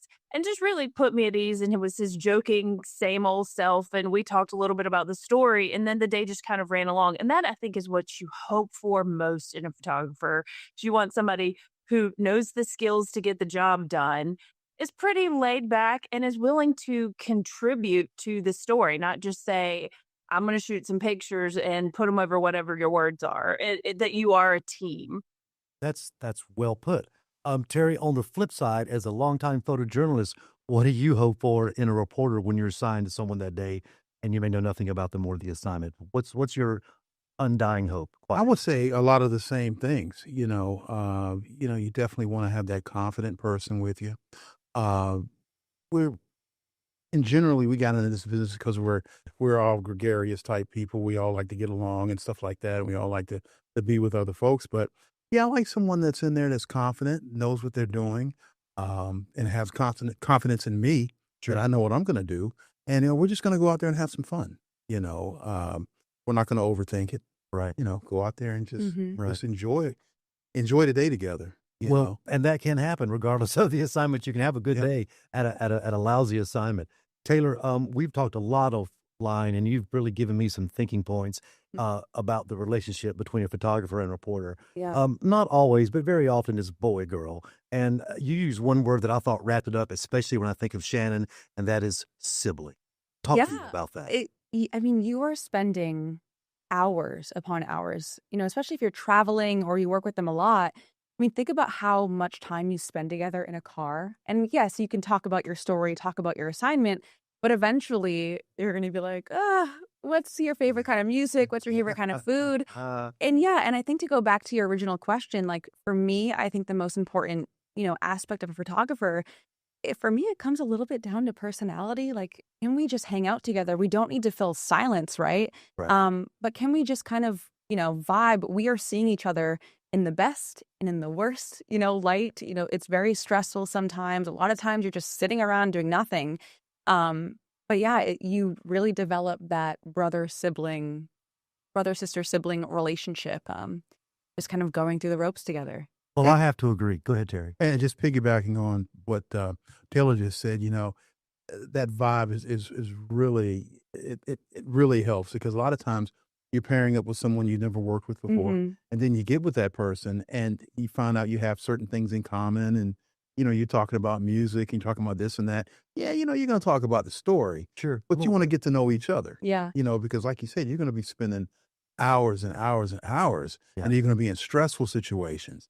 So you got to get to know that person, man, and have some fun and just enjoy being together. And a lot of time there's like an age gap. You're from different parts of the country. I mean, there's a lot to learn about each other too. And that's a very good point, the age gap.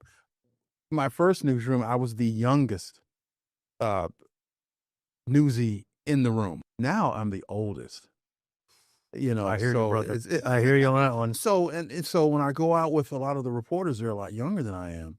And the good thing is I have kids that are in their 20s, so I kind of know what's up. Yeah. So and I'm still kind of in tune to what's happening. So Still hip. yeah, still exactly right. So we go out and we have a great time together, and it's a lot of fun. So yeah, I agree a lot with him.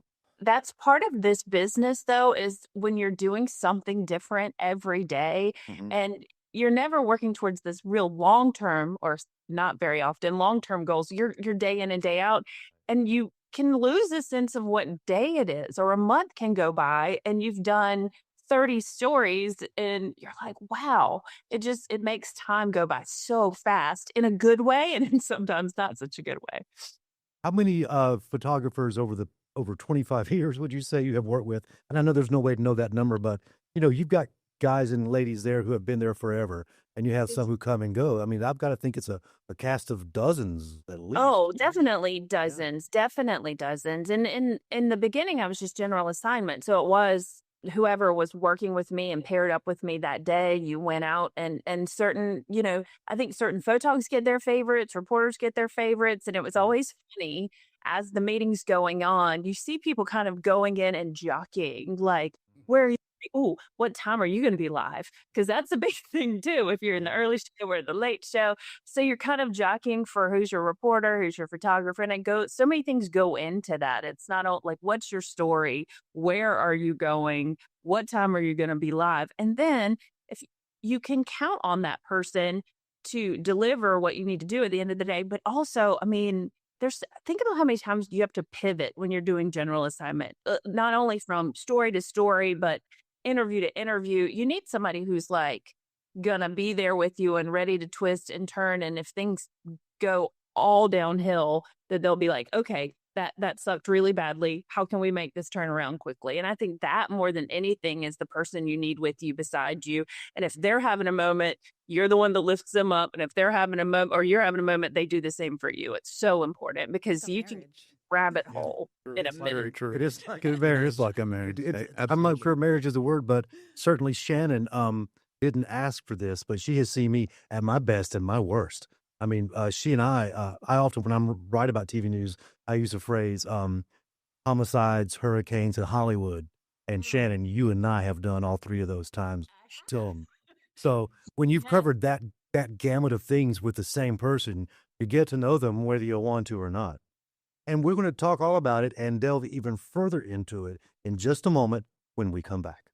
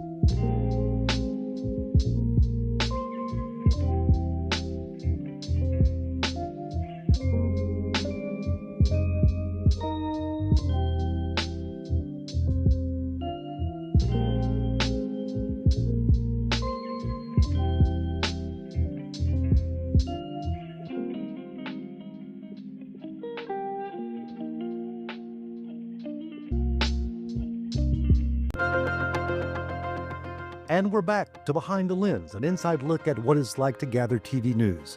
And this week, we're talking about the anatomy of a news crew, photographer, the reporter, and everything in between.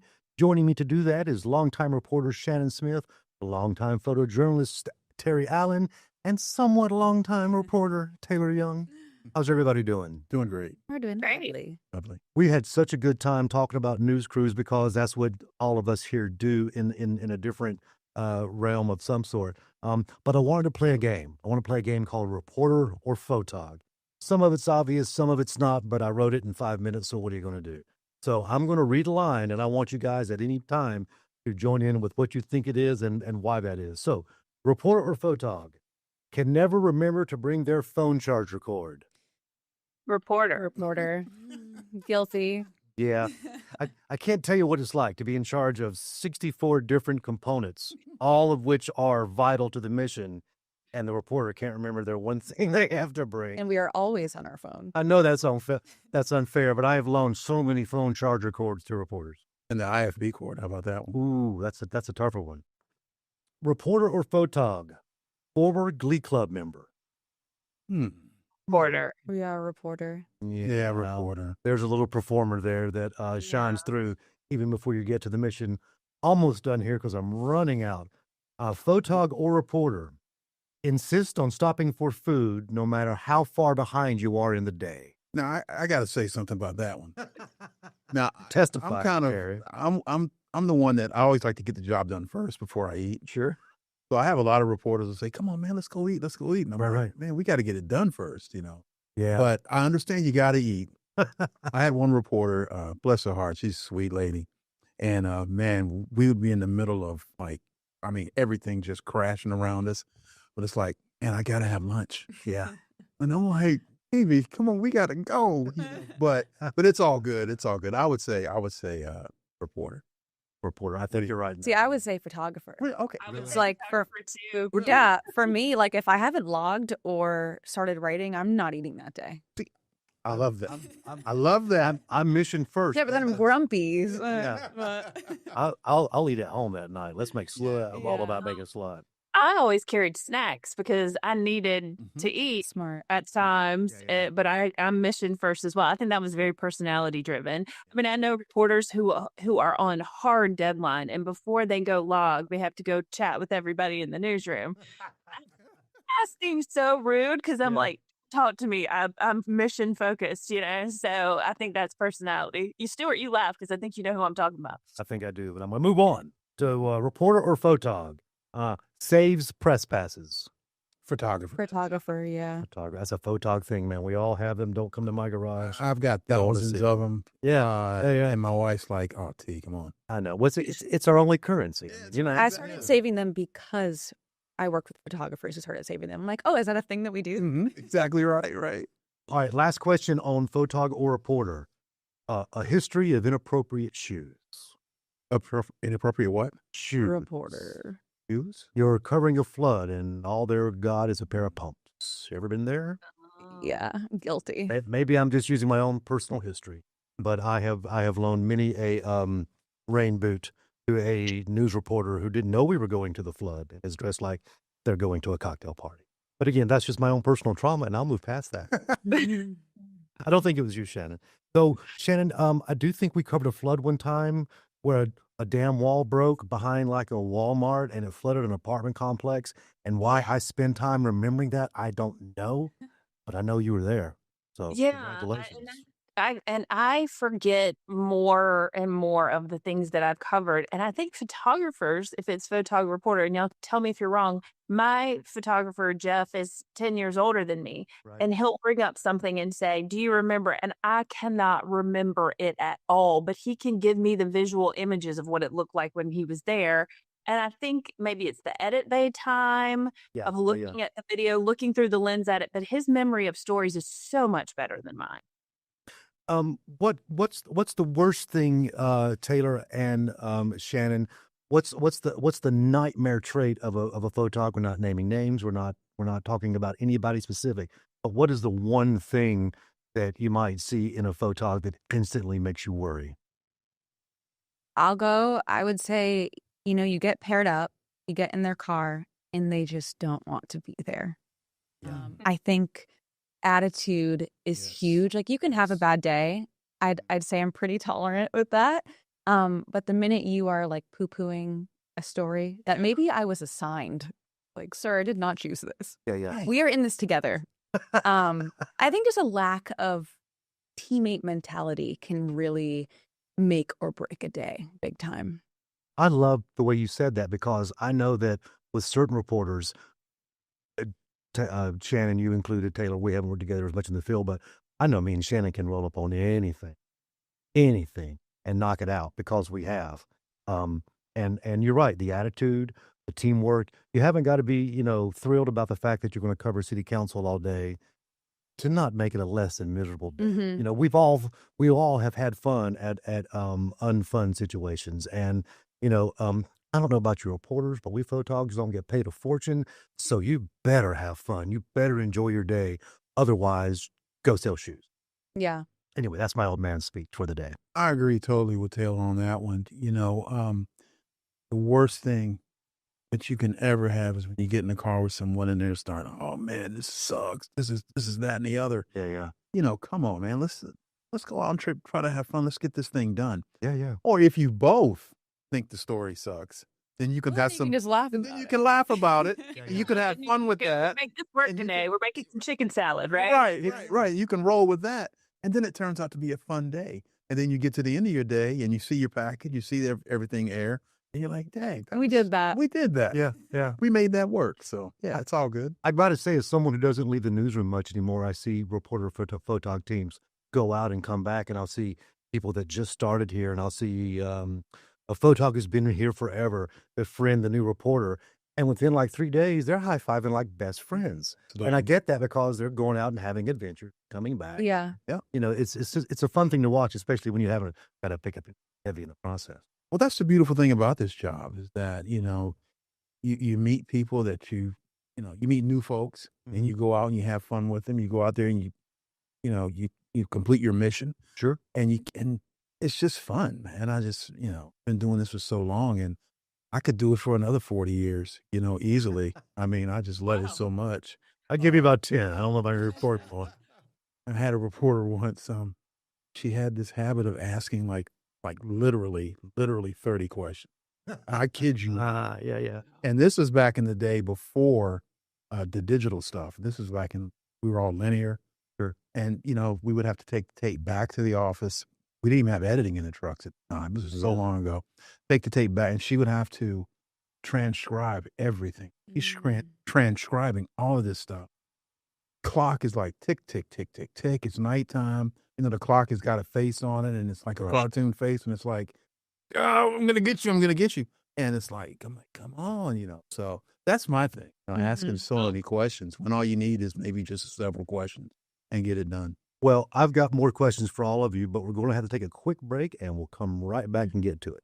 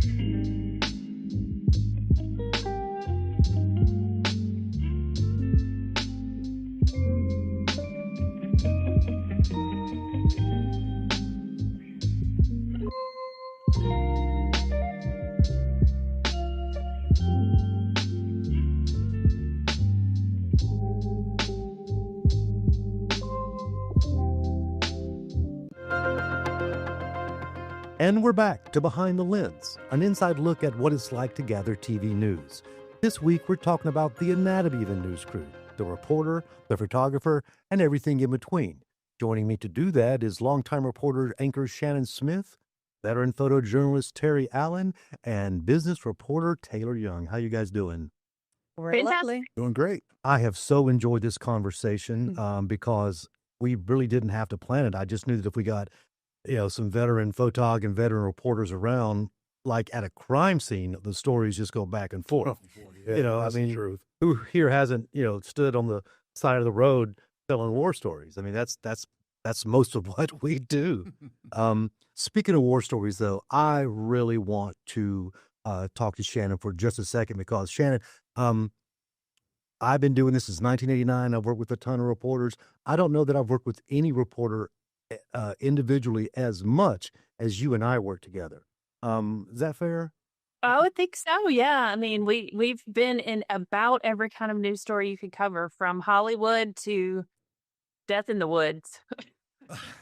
We really have. I know that you started in general assignment, and in general assignment at a media market, it's all, crime, grime, and conference rooms, and we did plenty of that.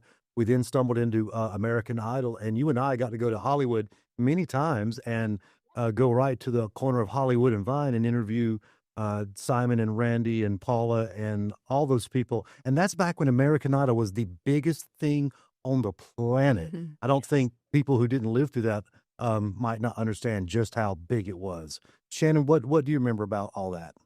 There's us meeting Britney Spears. I'm watching the pictures go by. There's so much. I mean, I am from South Carolina and had never, look at that face. Wow, look at that. Like maybe a bad day, but I had never been out to Hollywood, and I had these expectations of glitz and glamour, and you quickly learn it is all smoke and mirrors. And many of the people are in Hollywood for reasons that they just need to be on screen and loved by many. And so to be doing that with Stuart was great. We have found ourselves in situations where we're around thousands and thousands of people, or we are all by ourselves, like I said, in the middle of the woods trying to get something done. There was a tight deadline. We were working nights for some reason way back in the day. And we had to drive our equipment back because we couldn't get a live signal. Had to drive our story back. And I was driving the live truck as Stuart is trying to edit, driving through like the hills of North Carolina. I'm really surprised you survived that. But I mean, we could give you some serious dirt and write a couple books on the stars that appeared on American Idol. This was X Factor, Yeah. and also American Idol. Well, until you have walked into a stadium full of 70,000 people, all of whom A, want to be on American Idol, and B, are convinced you're Simon Cowell's personal camera crew. Yes. To be swamped by that was incredible. I wish I was taking notes. There's just no better way to get to know the world, the good, the bad, and the ugly, than to grab some camera equipment and go out with a deadline and someone you barely know. It's been what I've spent my entire life doing, so I don't know anything else but that. Terry, are there any overall lessons or things you would tell people, or someone asking you about what it's like to run around with a reporter all day? I would say just have an open mind, have a great attitude, and just be yourself. You have a great opportunity to get to know a person. Sure. And, I think the worst thing you can do is leave this planet without broadening your horizon and your perspectives on things. Mm-hmm. And that's how you do that, is by getting to know someone. And then you're getting to know someone who's in the same business that you are in. Sure. And that you have a lot of the same likes and a lot of the same goals and aspirations.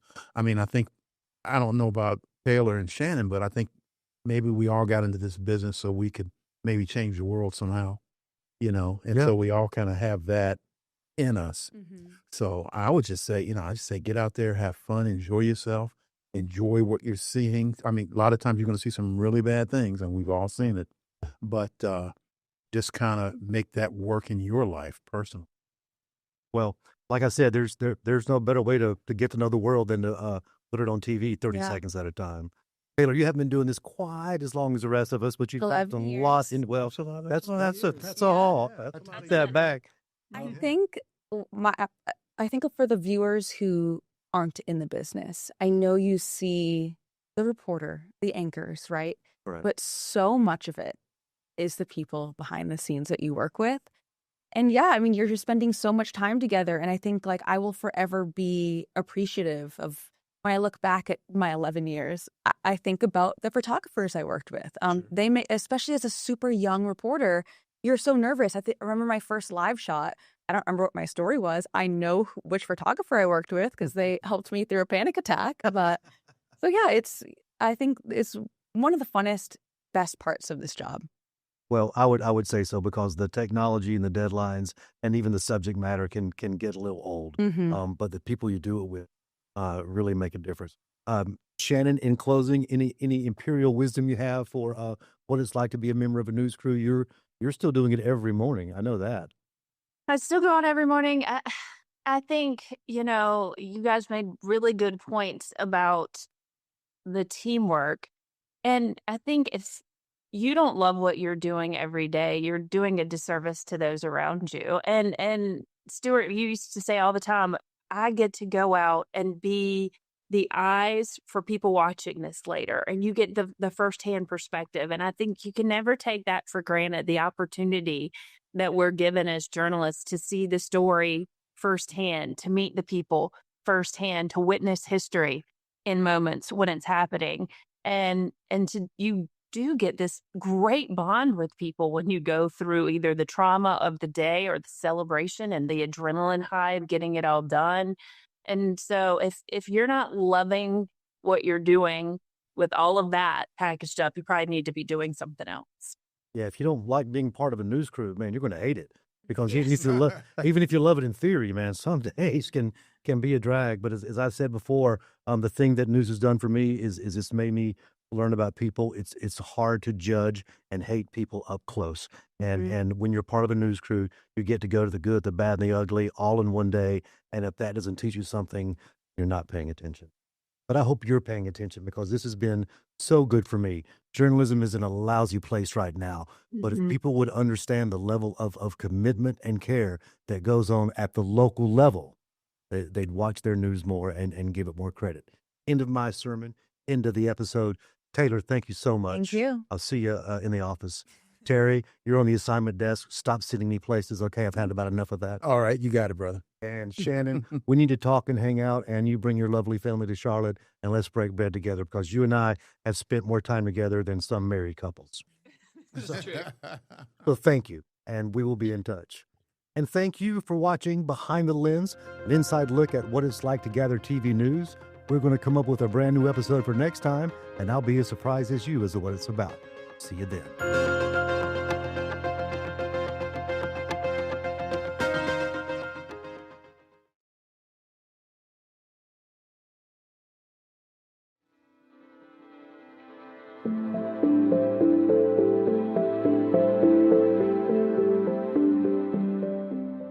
A woman from a burning car fire. So Queen City News exclusively speaks with the high school students about their heroic actions. Well, it's another hot one out there on this Wednesday, and with that daytime heating, we have some storms that continue to pop up in the mountains only so far, but I'm tracking many more shower and storm chances ahead for the next several days everywhere. That's coming up. And fixing an overcrowding crisis at the Mecklenburg County Detention Center. So Sheriff Gary McFadden's solution to the problem and the new law, he says, is to blame. Good afternoon. I'm Alicia Barnes. Queen City News at 4 starts right now.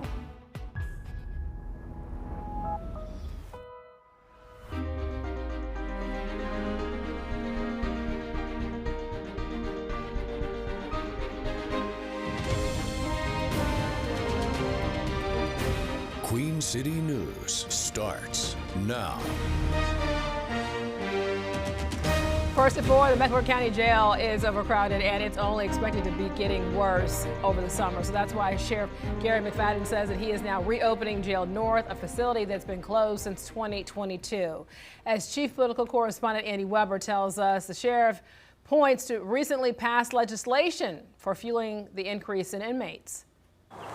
We are running out of space. An urgent need for more jail space in Mecklenburg County. We knew that these numbers were going to go up, and we were watching it. Sheriff Gary McFadden announcing late Tuesday that the county will reopen its detention facility in North Charlotte to alleviate overcrowding at the main facility in Uptown. Jail North, which once served as a juvenile detention center, closed in 2022 because of COVID staffing restrictions. We have an overflow of about 200 to 300 people sleeping on what we say the floor, but they're not sleeping on the floor. They're sleeping on an apparatus with a hard base and a mattress. In an interview with WBT Radio's Brett Jensen, McFadden wouldn't comment on the overcrowding being caused by Irina's law, but the tough on crime legislation has led to fewer inmates being released on bail, one of the primary goals of the bill's authors. We need to keep repeat offenders in jail. We need to end cashless bond. McFadden said he expects the overcrowding to get worse before it gets better as crime tends to increase during the summer months. He will staff the facility by filling already funded vacant positions and will attempt to fill the openings using a more streamlined process. We're not skipping anything. We're just placing them in different environments to learn faster.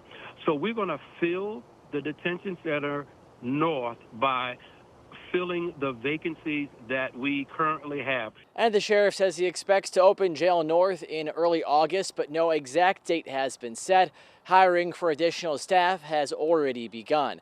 Reporting in North Charlotte, I'm Andy Weber, Queen City News. All right, thank you, Andy, for that. So taking a live look here now over Beach Mountain as Chief Meteorologist Tara Lane joins us now at the Pinpoint Weather Center. So Tara, we're actually seeing some storms in the higher elevations. Yes, just in the higher elevations so far. But yeah, if you're hoping for some more rain, as most areas are with the widespread drought, of course, we have more chances ahead over the next several days. So the best chance will continue to be up in the mountain communities where we do have some of those storms happening right now, putting out some heavy rain over a good part of Ashe County as we zoom in around Jefferson, along part of 221, and some occasional lightning too. Remember, when thunder roars, go indoors. These are kind of drifting to the east, a little bit of a push to the northeast right now. We have just to the west of Boone, a little bit of light rain, and then yes, around Spruce Pine and heading north of there and up into Avery County, west of Newland and into Banner Elk. We have some approaching storms right now. So as I said on Futurecast, you can see we take it out over the next several hours and not reporting really anything showing up, just that continued mostly clear sky over most of the Piedmont. So best chance of any additional rain or stormy weather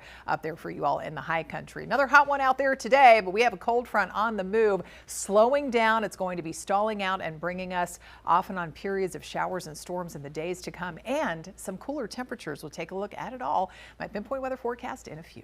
All right, thank you, Tara.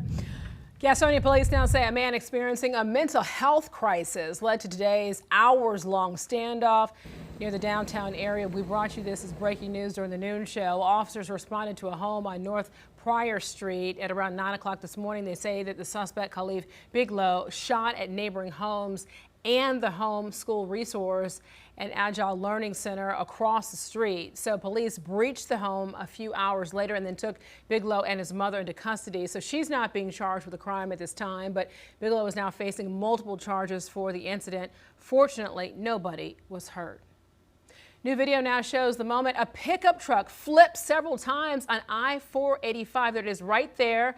This happening in West Charlotte. This all happened this morning on the outer loop near exit 6 to West Boulevard. So the wreck caused heavy backups for hours. One person was hospitalized with serious injuries. The area has since been reopened to traffic. Well, only on Queen City News, we're now hearing from the two teenage girls who the Union County Sheriff Office now says that they saved an elderly woman from this burning car right here just before it became fully engulfed in flames. Queen City News reporter Matt Stell spoke with the girls about their quick thinking. Porter Ridge High School cheerleaders Joella Meadows and Mandy Tarr are the definition of right place, right time. That could be anybody in that situation. That could have been me. That could have been my family member. The two say back on April 30th, they were headed west on Unionville Road in Indian Trail to grab some acai bowls after school. Joella was the one driving when she noticed smoke coming from under the car in front of her. My dad was a mechanic for a bunch of years, and I've just always known if a car is smoking, something's wrong. It's like the flames caught, and I was like, oh my gosh, like Joella, that lady's car is on fire. And like, as soon as we saw it, we were like, we have to get her off the road. The girls say they started honking and pulled up next to the elderly woman driving, begging her to get out. Like at first she was like, what, there's nothing wrong with my car. Like I think like she was like so unaware. So she was like, really, I have to get out? And we were like, you have to get out immediately. and within minutes, the car was fully engulfed in flames. I've never seen anything like this. I was like, I'm an 18-year-old girl, never expecting this to happen to me. The girls say they called 911 immediately, and because the woman seemed so frazzled and shaken up, they stayed here with her until firefighters arrived. And I just wanted to reassure her that, like, she's going to be okay, and just wanted to keep asking if she needed anything. The Union County Sheriff says the girls' quick actions that day saved that woman's life, and that he plans to present the girls with the county's Good Samaritan Award. The two say they appreciate the recognition, but are just glad the woman was able to walk away unharmed. If we would have looked back and, like, saw it on the news, just her, and it was like the lady was in her car, I would have had such, like, a guilty conscience. I would want somebody to do the exact same thing for me if I was in that situation. In Union County, Matt Stell, Queen City News. What an amazing story. Wow. Great job, ladies. All right, so the fight over North Carolinians' taxes now took center stage at the General Assembly today. So voters will now get to vote on 2 constitutional amendment bills that they could then directly impact their wallet. The House and the Republican supermajority in the Senate voted to advance a proposed constitutional amendment. It would let lawmakers limit how much local governments can then raise property taxes. Voters would get the final say in November. Republicans say it's about protecting homeowners from getting taxed out of their homes, while Democrats argue local governments are spending more to fund services that should be covered by the state. We've continued to pass unfunded mandates, costs that our local governments are forced to fund. They don't have a choice. There's counties that are doing well in this state managing their budgets. There's others that it's out of control. So you can't blame some nefarious cost shifting because there's counties that are handling that well. A recent Carolina Journal poll found nearly 3 in 4 North Carolinians now support a constitutional amendment to limit property tax collections. You can be able to follow the story. You can also see which local officials oppose capping property taxes on your website at qcnews.com. South Carolina Attorney General Alan Wilson now discussing the retrial of Alec Murdaugh, and it comes after the disgraced attorney's murder convictions then were tossed over jury tampering concerns. So our Rich McHugh reports. Let's talk about the death penalty. Yeah. Dick Harpootlian said, ultimately, this is political for you. Would you like to respond to that? So, Mr. Harpootlian has been a Democratic activist for the better part of 50 years in South Carolina. He was the former chairman of the state Democratic Party. He is a very hyper-partisan person in his personal life, and he has a vested interest in politics at the state level. He has a vested interest in the governor's race. He has a vested interest in the attorney general's race. He has a vested interest in all races. And so he's going to inject politics into this. The reality of the matter is that when the Supreme Court reversed this case, I went to members of my team, and we said that we're going to have to evaluate this case as if it was never tried. And we have to consider and evaluate all aspects of this case, to include our legal strategy, to include the venue questions that are going to be coming up, to include capital punishment. In addition to filing a lawsuit against the clerk of the court, Becky Hill, defense attorney Dick Harpootlian suggested the murder investigation was botched from the start. Yesterday, in a press conference, Dick Harpootlian basically said this was not only jury tampering, but this was a botched murder investigation. What's your response to that? Well, first off, I vehemently disagree with his characterization that this is a botched murder investigation.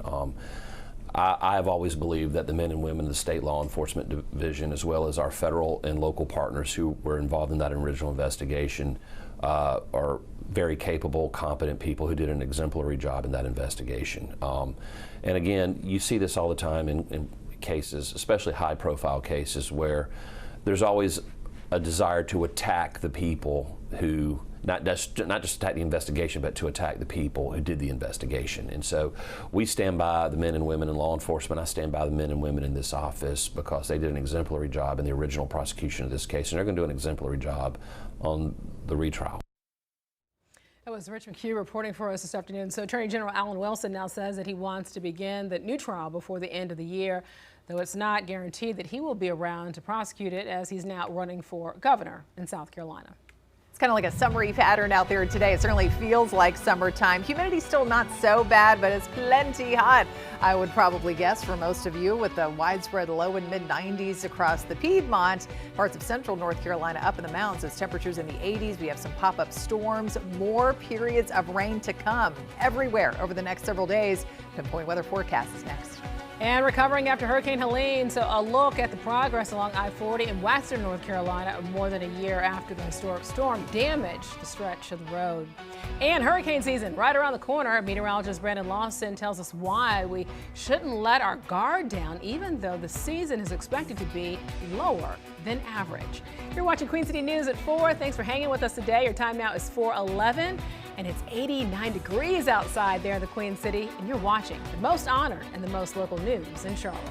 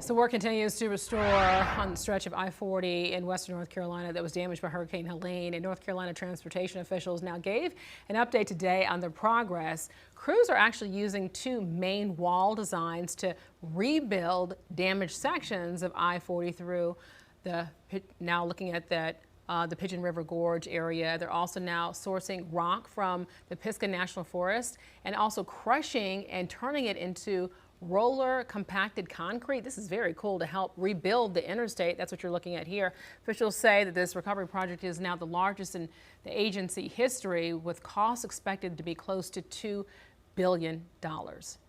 About 31,000 cubic yards of concrete on site, and that's about 4% of the design.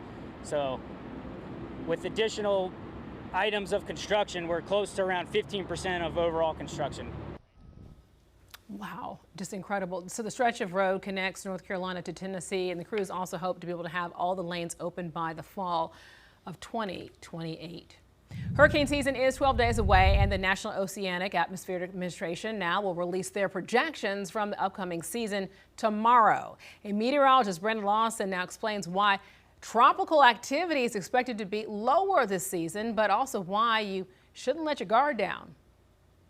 hurricane season doesn't start until June 1st. But our friends over at the National Hurricane Center, they've already started their forecast for this upcoming hurricane season over the next week, looking at the threats for potential tropical systems. Now, there's no threat over the next week, but there is some buzz on social media about this little swirl off the coast of the eastern U.S. It's called a TUT in meteorology. Yes, a TUT, a tropical upper tropospheric trough. That is a mouthful, but it's a mouthful to essentially tell you nothing is going to happen with this thing. It's an upper level low pressure center. It's a cold core system.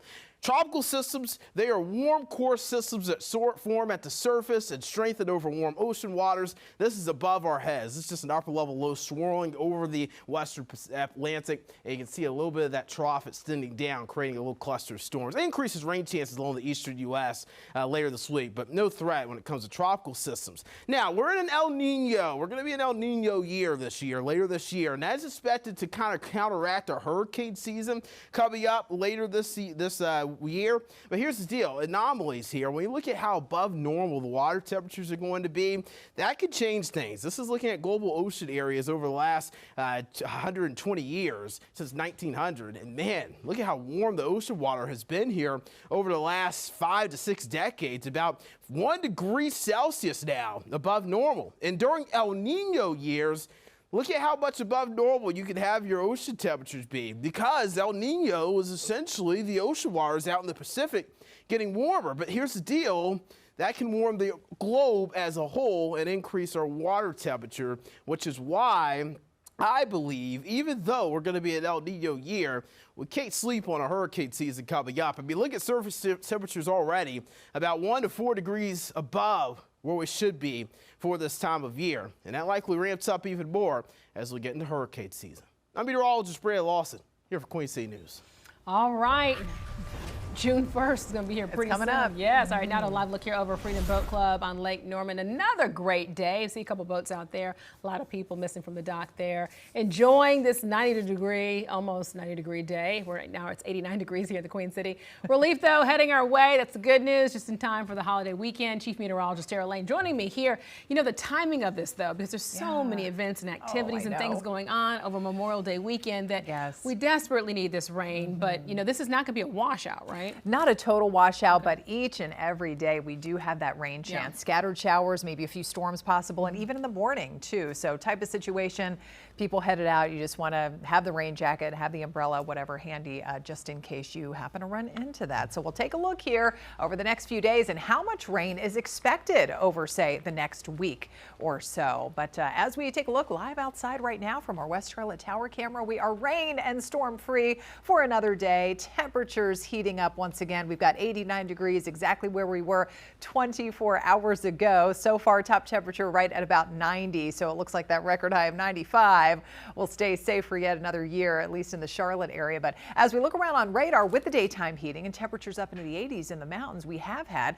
some of those pop-up downpours and even a few stronger thunderstorms. There's actually a severe thunderstorm watch in effect northwest of our North Carolina mountain communities, with more storms on the way here. But yes, some occasional lightning. If you look real close, you can see some of those lightning strikes right there. Some heavy rain kind of surrounding the downtown Jefferson, West Jefferson area, and that stretches on up into Independence, Virginia, and just to the northwest of Sparta. These are kind of drifting to the east, a little more so to the northeast, and now we have that heavier rain moving right over the heart of Newland right now, friends, in Avery County, and that's lifting up toward Banner Elk, the northern part of Avery County. But this is where the best chance of rain will continue to be, or those pop-up storms for the remainder of the night, really staying largely dry and mostly dry across the rest of the foothills and the Piedmont if you do live in those areas. But if you're just desperately hoping for some more rain, look at this. Over the next 7 days, we have those increasing chances, especially as we get into the weekend and stretching right on into a week from now. That chance of at least a few showers and storms will continue. Now let's talk heat. So yeah, we've got 90 in the Queen City, 93 in Raleigh. I saw 95 earlier after they hit 97 yesterday. We've got that warm south southwest wind at about 5 to 10 miles per hour. And dew points still aren't so bad, only near 60. So we're not feeling that oppressive level of stickiness and humidity in the air.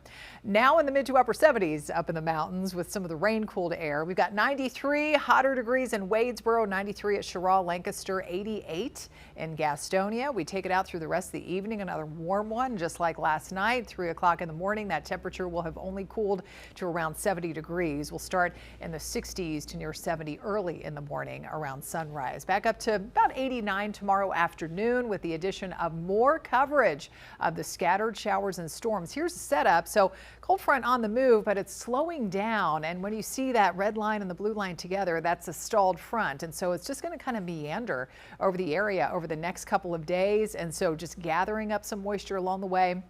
We get the extra forcing with that boundary in place. And so that's why the chance of showers and storms will continue. We take a closer look here through about 2 o'clock in the morning, early tomorrow morning. A couple of isolated showers, still a possibility for you all in the mountains, but stormy weather outside right now will largely just kind of fade away as we go into the night. But by 2 p.m. or so tomorrow afternoon and beyond, you can see more coverage of the scattered, even heavy showers in spots, or a couple of thunderstorms is expected, and that chance will run right on into the overnight, early Friday morning, Friday afternoon and evening. More areas of rain on the way. So obviously everyone watching this closely, everyone headed out to the Charlotte Motor Speedway for race weekend, Friday, Saturday and Sunday.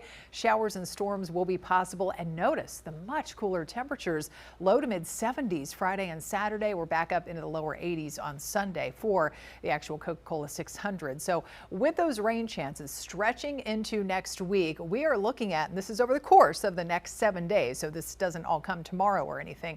We're talking about anywhere from 1.5 inches to 2 to 3 inches of rain. So definitely some good soaking rainfall on the way for help with our drought situation. So the weekend staying unsettled through next week as well. Notice the cooler dip in temperatures for Friday and Saturday.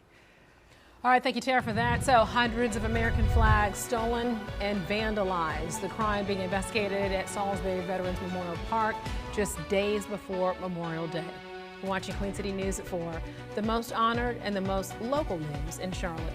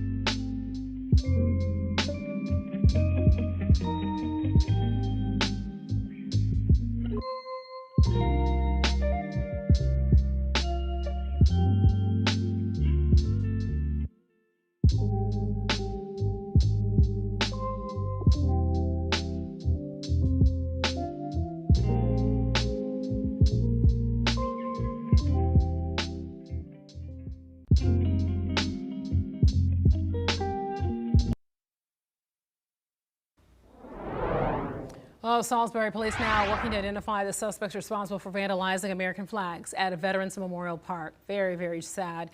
Police released these photos right here of persons of interest in the case. Authorities say that the group stole 200 American flags from Salisbury Veterans Memorial Park Sunday. The flags were replaced and then vandalized again a day later. So anyone with information is urged to contact police. As we continue to count down to America's 250th birthday, we're also taking time out to observe a very special day in Mecklenburg County. So every May 20th, Charlotte celebrates Mech Deck Day, and it's an observance there of the first Declaration of Independence against British rule. So the Mecklenburg Declaration of Independence was read out loud during the ceremony, and there were also reenactments, as you see right here, and also a musket cannon fired at Independence Square. Mech Deck is really important. I mean, we were the first in Charlotte to declare our independence as a governmental entity. And many Charlotteans now see the document as a point of pride, with references all across the city. South Carolina's Attorney General responds to Alec Murdaugh's lawyers after the disgraced attorney's murder convictions were overturned. So his thoughts on the ruling and how state prosecutors are now preparing for the retrial. And a skull, yes, found inside of a Rock Hill business office. The investigation into whether it's real or fake. You're watching Queen City News, the most honored and the most local news in Charlotte.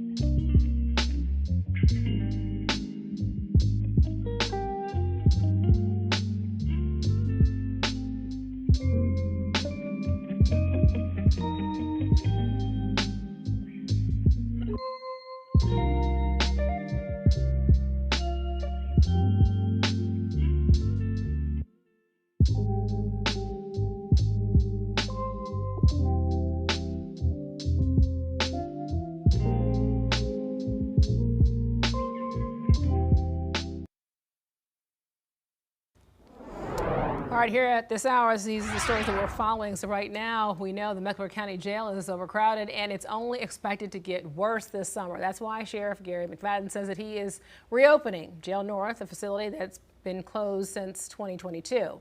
So as Chief Political Correspondent Andy Weber tells us, the sheriff points to recently passed legislation for fueling the increase in inmates.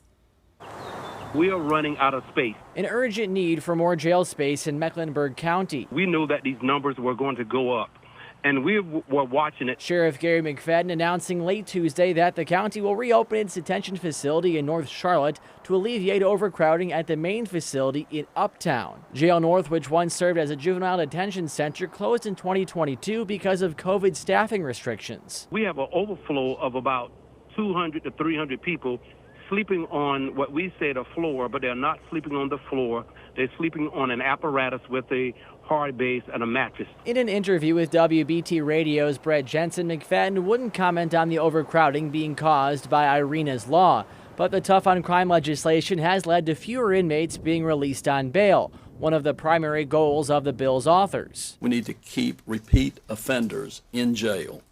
We need to end cashless bond. McFadden said he expects the overcrowding to get worse before it gets better as crime tends to increase during the summer months.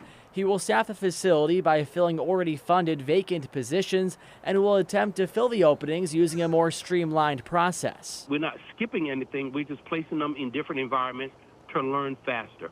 So we're going to fill the detention center north by filling the vacancies that we currently have. And the sheriff says he expects to open Jail North in early August, but no exact date has been set. Hiring for additional staff has already begun. Reporting in North Charlotte, I'm Andy Weber, Queen City News. All right, thank you, Andy, for that. Let's take a live look here over at Beach Mountain as Chief Meteorologist Tara Lane joins us now in the Pinpoint Weather Center. Tara, so we're actually seeing some storms in those higher elevations right now. Yeah, you can see those dark clouds there, that live picture over Beach Mountain. We do have a lot of rain pushing into some scattered storms, areas of heavy rain, parts of Avery County, Watauga, and up into Ashe County, too. And these are all kind of drifting to the north and east right now. So this strong storm pushing just to the north of you all in Jefferson along Highway 16 and headed up 58 there. Heavy rain, some frequent lightning at times up toward Independence, Virginia. Banner Elk and Newland getting that heavy rain drifting in from around the Spruce Pine area. So staying largely dry everywhere else, and that's going to continue to be the case for the rest of this evening. Something isolated, maybe a pop-up shower and even an isolated storm can't be totally ruled out. Maybe drifting into some of the foothills locations there a little bit later on this evening. But again, staying largely dry for the rest of tonight. But that situation is about to change starting tomorrow as this front starts to drift into the area and stalls. We're talking about multiple periods of showers and storms ahead right through the upcoming holiday and race weekend. We'll take a look at the timing on that, my pinpoint weather forecast in a few minutes. All right, thank you, Tara, for that. Right now, Charlotte-Mecklenburg police say a 16-year-old was shot and killed in northeast Charlotte. Here's what we know. Officers responded to Tom Hunter Road near North Tryon Street yesterday afternoon. They found the teen, Joseph Samuel, with several gunshot wounds. Well, he later died at the hospital, and there's no word, though, on what led to the shooting or if police have a lead on any suspects. Rock Hill Police now working to determine if this right here, a skull found in a building, belonged to a human. Officers were notified yesterday after contractors now found the remains while working in the crawl space of a lawyer's office on Oakland Avenue. So we're going to keep you updated on any new developments on QCnews.com. Only on Queen City News, we're now hearing from two teenage girls who the Union County Sheriff says saved an elderly woman from this right here. It's a burning car, you see, just before it became fully engulfed in flames. Queen City News reporter Matt Stell spoke with the girl about their quick thinking. Porter Ridge High School cheerleaders Joella Meadows and Mandy Tarr are the definition of right place, right time. That could be anybody in that situation. That could have been me. That could have been my family member. The two say back on April 30th, they were headed west on Unionville Road in Indian Trail to grab some acai bowls after school. Joella was the one driving when she noticed smoke coming from under the car in front of her. My dad was a mechanic for a bunch of years, and I've just always known if a car is smoking, something's wrong. It's like the flames caught, and I was like, oh my gosh, like Joella, that lady's car is on fire. And like, as soon as we saw it, we were like, we have to get her off the road. The girls say they started honking and pulled up next to the elderly woman driving, begging her to get out. Like at first she was like, what, there's nothing wrong with my car. Like I think like she was like so unaware. So she was like, really, I have to get out? And we were like, you have to get out immediately.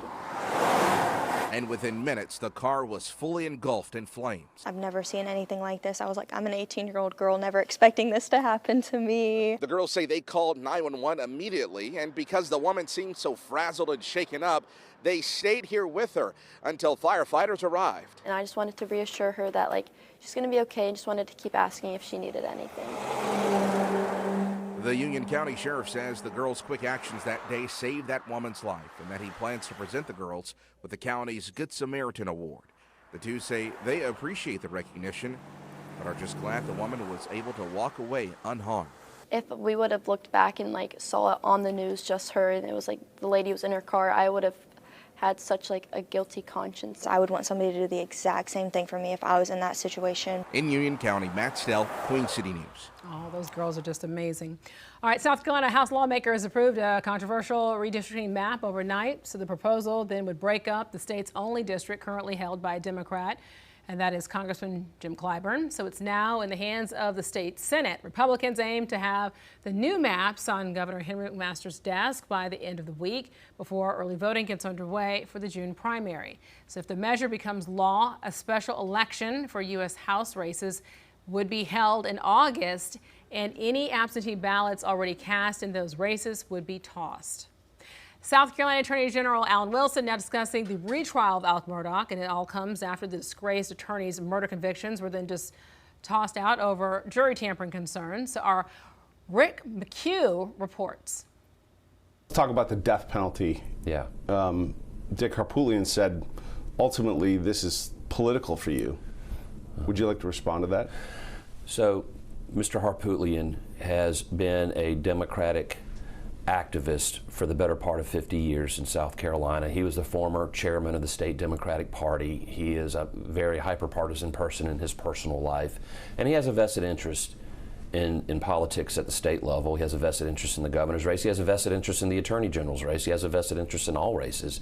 And so he's going to inject politics into this. The reality of the matter is that when the Supreme Court reversed this case, I went to members of my team, and we said that we're going to have to evaluate this case as if it was never tried. And we have to consider and evaluate all aspects of this case, to include our legal strategy, to include the venue questions that are going to be coming up, to include capital punishment.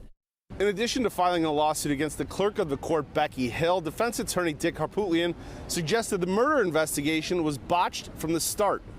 Yesterday, in a press conference, Dick Harpootlian basically said this was not only jury tampering, but this was a botched murder investigation. What's your response to that? Well, first off, I vehemently disagree with his characterization that this is a botched murder investigation. I have always believed that the men and women of the state law enforcement division, as well as our federal and local partners who were involved in that original investigation, are very capable, competent people who did an exemplary job in that investigation. And again, you see this all the time in cases, especially high-profile cases, where there's always a desire to attack the people who, not just attack the investigation, but to attack the people who did the investigation. And so we stand by the men and women in law enforcement. I stand by the men and women in this office because they did an exemplary job in the original prosecution of this case, and they're going to do an exemplary job on the retrial. That was Rich McHugh reporting for us this afternoon. So Attorney General Alan Wilson, you just saw there, says that he wants to begin the new trial before the end of the year, though it's not actually guaranteed that he'll be around to prosecute it, as he is now running for governor in South Carolina. Members of the Charlotte Regional Transportation Planning Organization also meeting today, and a vote on the future of the I-77 expansion project is possible. So right now, a vote polling support for the plans. Now, not scheduled until next month, but members then can vote to be able to move it up to today. And that, if that vote passes, it then would effectively kill the proposed toll lanes project on I-77 from south of Uptown down to the state line. Though no decisions are expected at tonight's 6 o'clock meeting, Queen City News, of course, will follow this developing story and bring you any new developments on it later on the news at 10. Tara. It's turning out to be a rainy and stormy late afternoon up in the mountains only so far, but we've got more rain and storm chances ahead everywhere for the remainder of the week and heading into the weekend. I'll show you when we can see those showers popping up starting tomorrow. That's next. All right, if you need a story that's going to make you say, wow, this one will do it. A former quarterback turned pit crew member puts his life on the line on NASCAR's pit road. Our exclusive sit-down interview, the Charlotte area man who's now being called a hero. You're watching Queen City News at 4, the most honored and the most local news right here in the Queen City.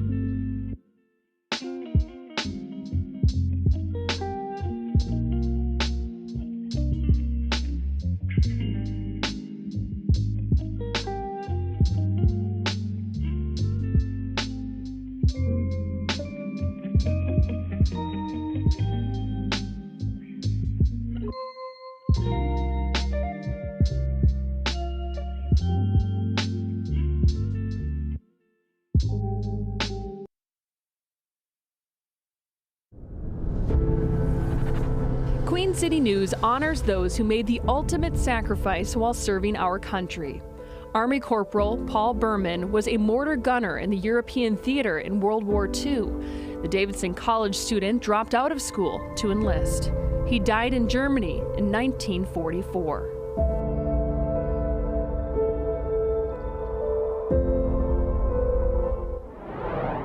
All right, it was an instinctive reaction from a NASCAR pit crew member that's now drawing national attention. So over the weekend, a Hendrick Motorsports tire carrier jumped in front of a massive pit box, saving the life of a Fox Sports reporter. Well, they both shared their story of relief and new friendship with Queen City News reporter Taylor Young. Oh, look out! Oh, trouble! This is what happens when you get guys on old tires, guys on new tires. In NASCAR, pit crews are trained to react in seconds. Big crowds, high pressure situations, just from a physicality standpoint. But at Dover Motor Speedway, one crew member's quick thinking may have saved lives. It was definitely one of the scariest moments of my life. This social media post by Fox NASCAR shows Donovan Williams, a Hendrick Motorsports tire carrier, trying to stop a 4,000-pound pit box from rolling into a crowd of people, including Fox reporter Amanda Busick. Donovan's a former D1 athlete. I would not have been able to take that cart head on. So no, it would have been a much different story for me if he wouldn't have been there. Williams took the brunt force of the box, slowing down its momentum, but severely injuring him in the process. First thing I'm thinking is about my family and, my career. Just didn't know the extent of the injuries or damage that was done. Just remember feeling how much pain I was in and the amount of blood. I think my body went into shock just from all the trauma. Just extremely fortunate that her or myself were not physically harmed even worse. Williams was rushed to the hospital where once he was treated, was paid a visit. That was some real trauma, I think, for the both of us. She's been amazing, coming by to see me, check on me at the hospital, meet my family and some of my teammates. We were texting last night. He was asking me how I was feeling, and I was like I got hit by a football player? While Williams continues to heal, he's got quite the story. Literally right there. A new appreciation for life and friend. We kind of joke like next time we see each other will be under some more normal circumstances. Wow, what an incredible story. That was Taylor Young reporting. So you heard Amanda say that Donovan was a D1 athlete. Well, he played football at UConn and then went on to be able to play at Elon before working on pit row for Hendrick. And as for right now, he says he doesn't really know when he's going to get back out there. He's just kind of taking it day by day and working with medical and training staff to heal and get his mobility back. And we wish them both well. U.S. Soccer and Charlotte-based banks now are working to be able to expand soccer access in schools all across the area. So they hosted an event at Pinewood Elementary this morning, and there were different activities for students and equipment was donated. So the children also got a chance to be able to meet with soccer legends. Crystal Dunn and Clint Dempsey. What these events are about is maybe by me being in here or Crystal Dunn being here and playing for their country and playing professional, they can say, hey, maybe one day I can do that, because they kind of went a similar path to me. They were at public schools or they played for their high school team and just kind of worked their way up. That is cool. So each student received a commemorative t-shirt and also a branded soccer ball as part of the experience. Well, Bank of America helped make today's event possible. I'm sure they will not forget that. Looking live here over uptown from our Arlington camera. So another 90-degree day, but relief is heading our way right now. Look at that. Tara, just in this newscast, we hit 90 there in the Queen City.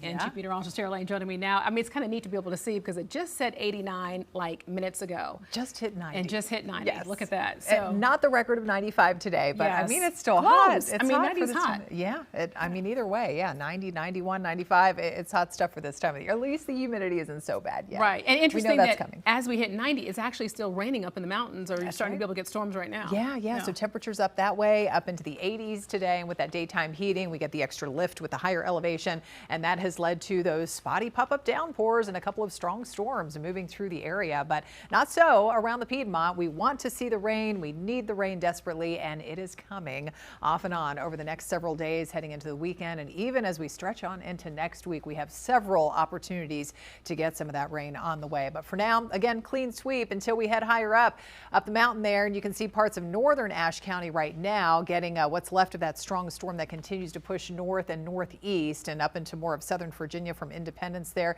heading west along Highway 58. Still some lightning, and if you hear that thunder, keep it inside until that gets farther away there. But Banner Elk dealing with a strong storm right now too. Some heavy needed rain, but lots of lightning in the area, so that's heading north, maybe up toward Elk Knob, and even parts of the Boone area could see that storm, or at least a little bit of rain starting to drift in. And notice on Futurecast, we take it out over the next several hours before, besides something isolated maybe popping up across parts of the Piedmont or foothills, the best chance of any additional rain for the rest of this evening will be up in those higher elevations if you have plans to go out here tonight. But front is on the move slowly but surely, and it's been slowing down, kind of stalling off to our west, and that's going to be the case. It's going to wobble back and forth over the next few days, and that's going to keep those rain chances going. But we've been talking about with the drought just how much the rain is needed. We see it evidenced with those low lake levels that continue to lower just a little bit here, even compared to last week, compared to Full Pond.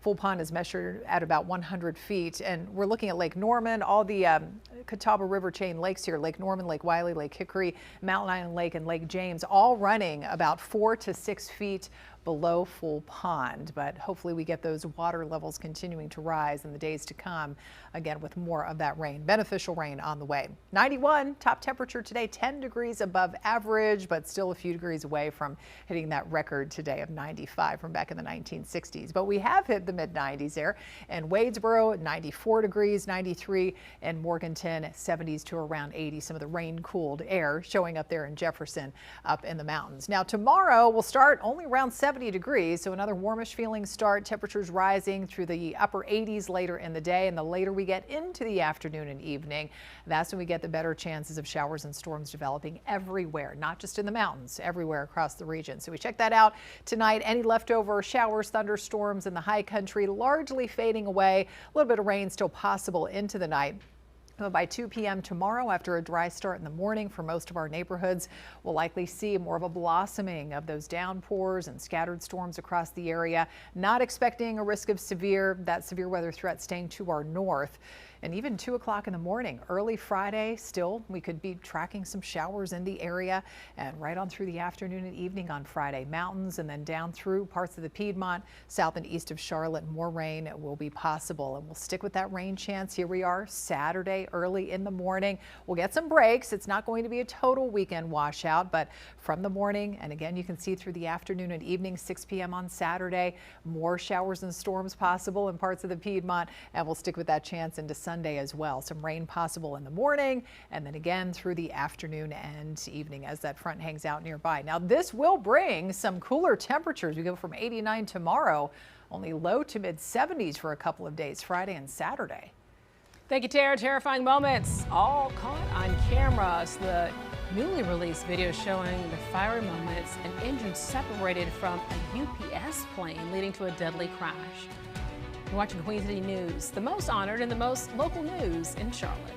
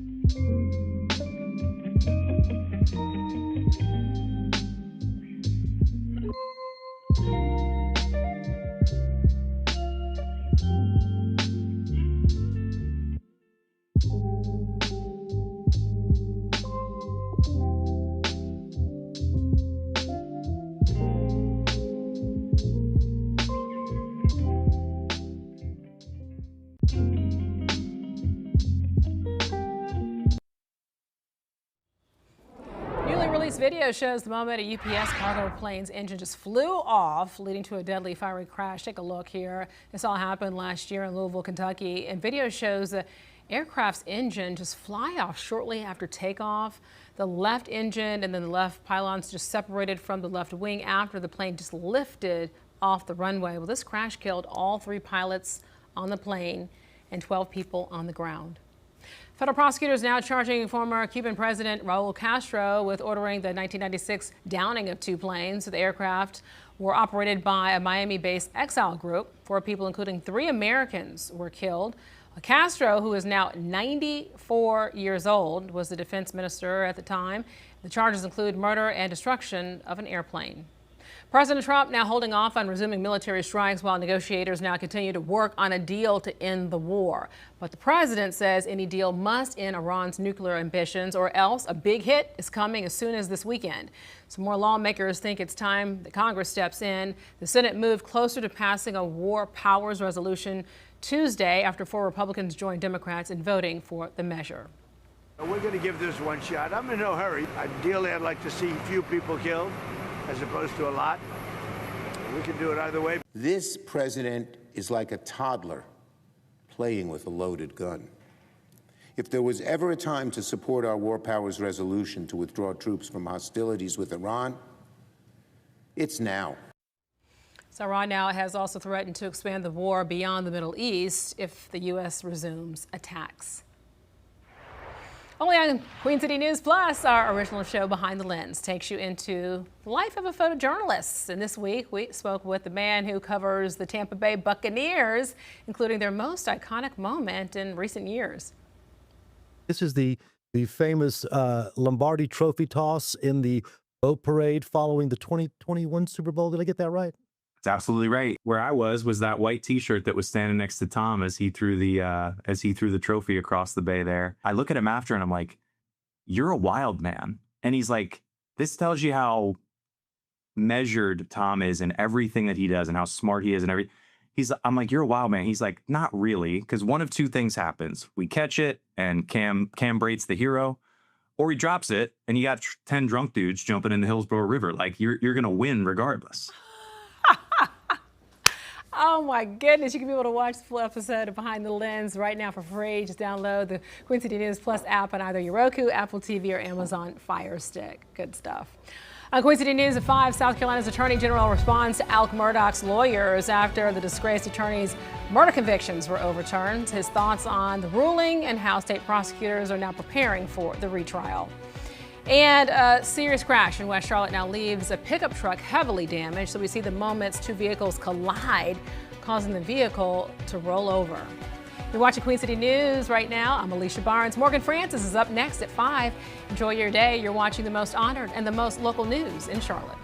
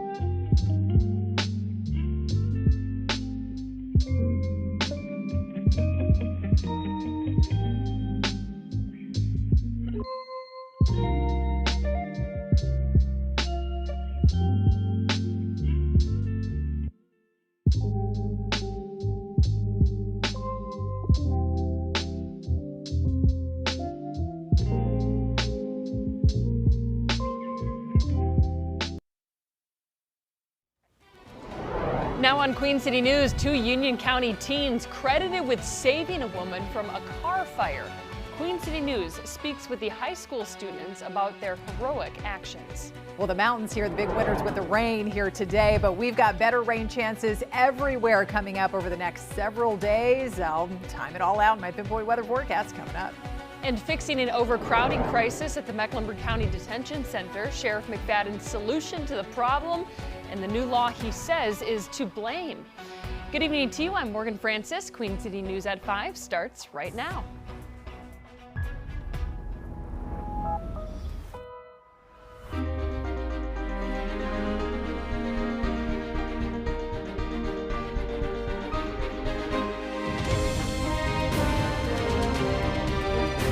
Queen City News starts now. First at 5 tonight, the Mecklenburg County Jail is overcrowded and it's only expected to get worse this summer.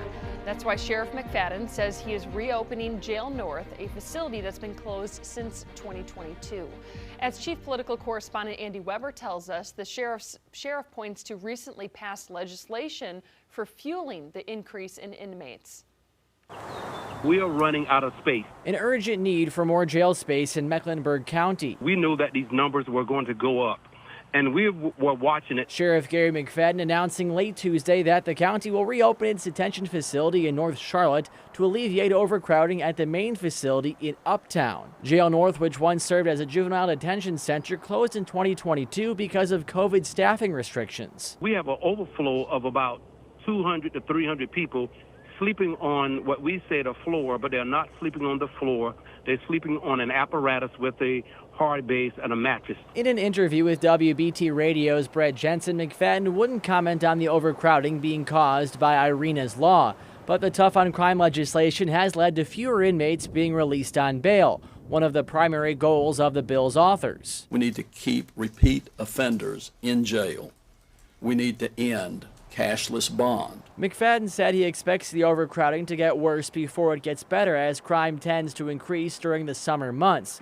He will staff the facility by filling already funded vacant positions and will attempt to fill the openings using a more streamlined process. We're not skipping anything. We're just placing them in different environments to learn faster.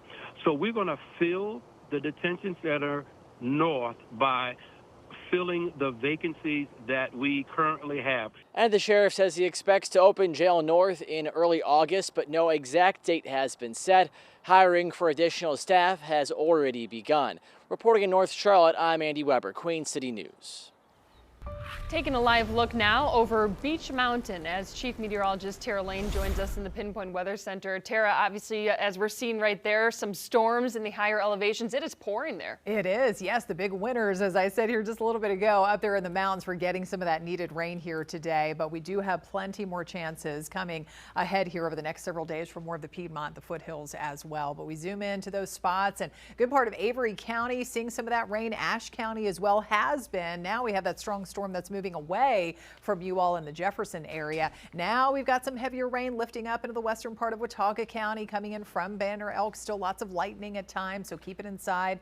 Remember when thunder roars, go indoors. And we could see that next storm north of Spruce Pine heading into Avery County as well. And that's where the best chance of rain will continue to be for the rest of this evening here, coming up for several more hours, maybe a leftover shower overnight, but staying largely dry across the foothills and especially the Piedmont. But that is about to change. That cold front, it's knocking on our door slowly but surely, kind of stalling out just off to our west. But as it moves in, that will increase our chance of rain. We'll check it out in my pinpoint weather forecast and just how much rain to expect over the next week. That's ahead in a few minutes. Gastonia police say a man experiencing a mental health crisis led to today's hours-long standoff near the downtown area. Officers responded to a home on North Pryor Street at around 9 o'clock this morning. They say the suspect, Khalif Bigelow, shot from inside the house at neighboring homes and the home school resource and agile learning center across the street. Police breached the home a few hours later and took Bigelow and his mother into custody. She's not being charged with a crime, but Bigelow is facing multiple charges for the incident. Fortunately, nobody was hurt. New video shows the moment a pickup truck flipped several times on I-45 in West Charlotte. Look at that. It happened this morning on the outer loop near exit 6 to West Boulevard. The wreck caused heavy backups for hours. One person was hospitalized with serious injuries. The area has since reopened to traffic. Only on Queen City News, we are hearing from the two teenage girls who the Union County Sheriff says saved an elderly woman from this burning car just before it became fully engulfed in flames. Queen City News reporter Matt Stell spoke with the girls about their quick thinking. Porter Ridge High School cheerleaders Joella Meadows and Mandy Tarr are the definition of right place, right time. That could be anybody in that situation. That could have been me. That could have been my family member. The two say back on April 30th, they were headed west on Unionville Road in Indian Trail to grab some acai bowls after school. Joella was the one driving when she noticed smoke coming from under the car in front of her. My dad was a mechanic for a bunch of years, and I've just always known if a car is smoking, something's wrong. It's like the flames caught, and I was like, oh my gosh, like Joella, that lady's car is on fire. And like, as soon as we saw it, we were like, we have to get her off the road. The girls say they started honking and pulled up next to the elderly woman driving, begging her to get out. Like at first she was like, what, there's nothing wrong with my car. Like I think like she was like so unaware. So she was like, really, I have to get out? And we were like, you have to get out immediately. And within minutes, the car was fully engulfed in flames. I've never seen anything like this. I was like, I'm an 18-year-old girl, never expecting this to happen to me. The girls say they called 911 immediately, and because the woman seemed so frazzled and shaken up, they stayed here with her until firefighters arrived. And I just wanted to reassure her that like she's gonna be okay, and just wanted to keep asking if she needed anything. The Union County Sheriff says the girls' quick actions that day saved that woman's life and that he plans to present the girls with the county's Good Samaritan Award. The two say they appreciate the recognition, but are just glad the woman was able to walk away unharmed. If we would have looked back and like saw it on the news, just her, and it was like the lady was in her car, I would have had such like a guilty conscience. I would want somebody to do the exact same thing for me if I was in that situation. In Union County, Matt Stell, Queen City News. Just incredible story there. The fight over North Carolina's taxes took center stage at the General Assembly today. Voters will get to vote on two constitutional amendment bills that could directly impact their wallet. The House and Republican supermajority in the Senate voted to advance a proposed constitutional amendment that is.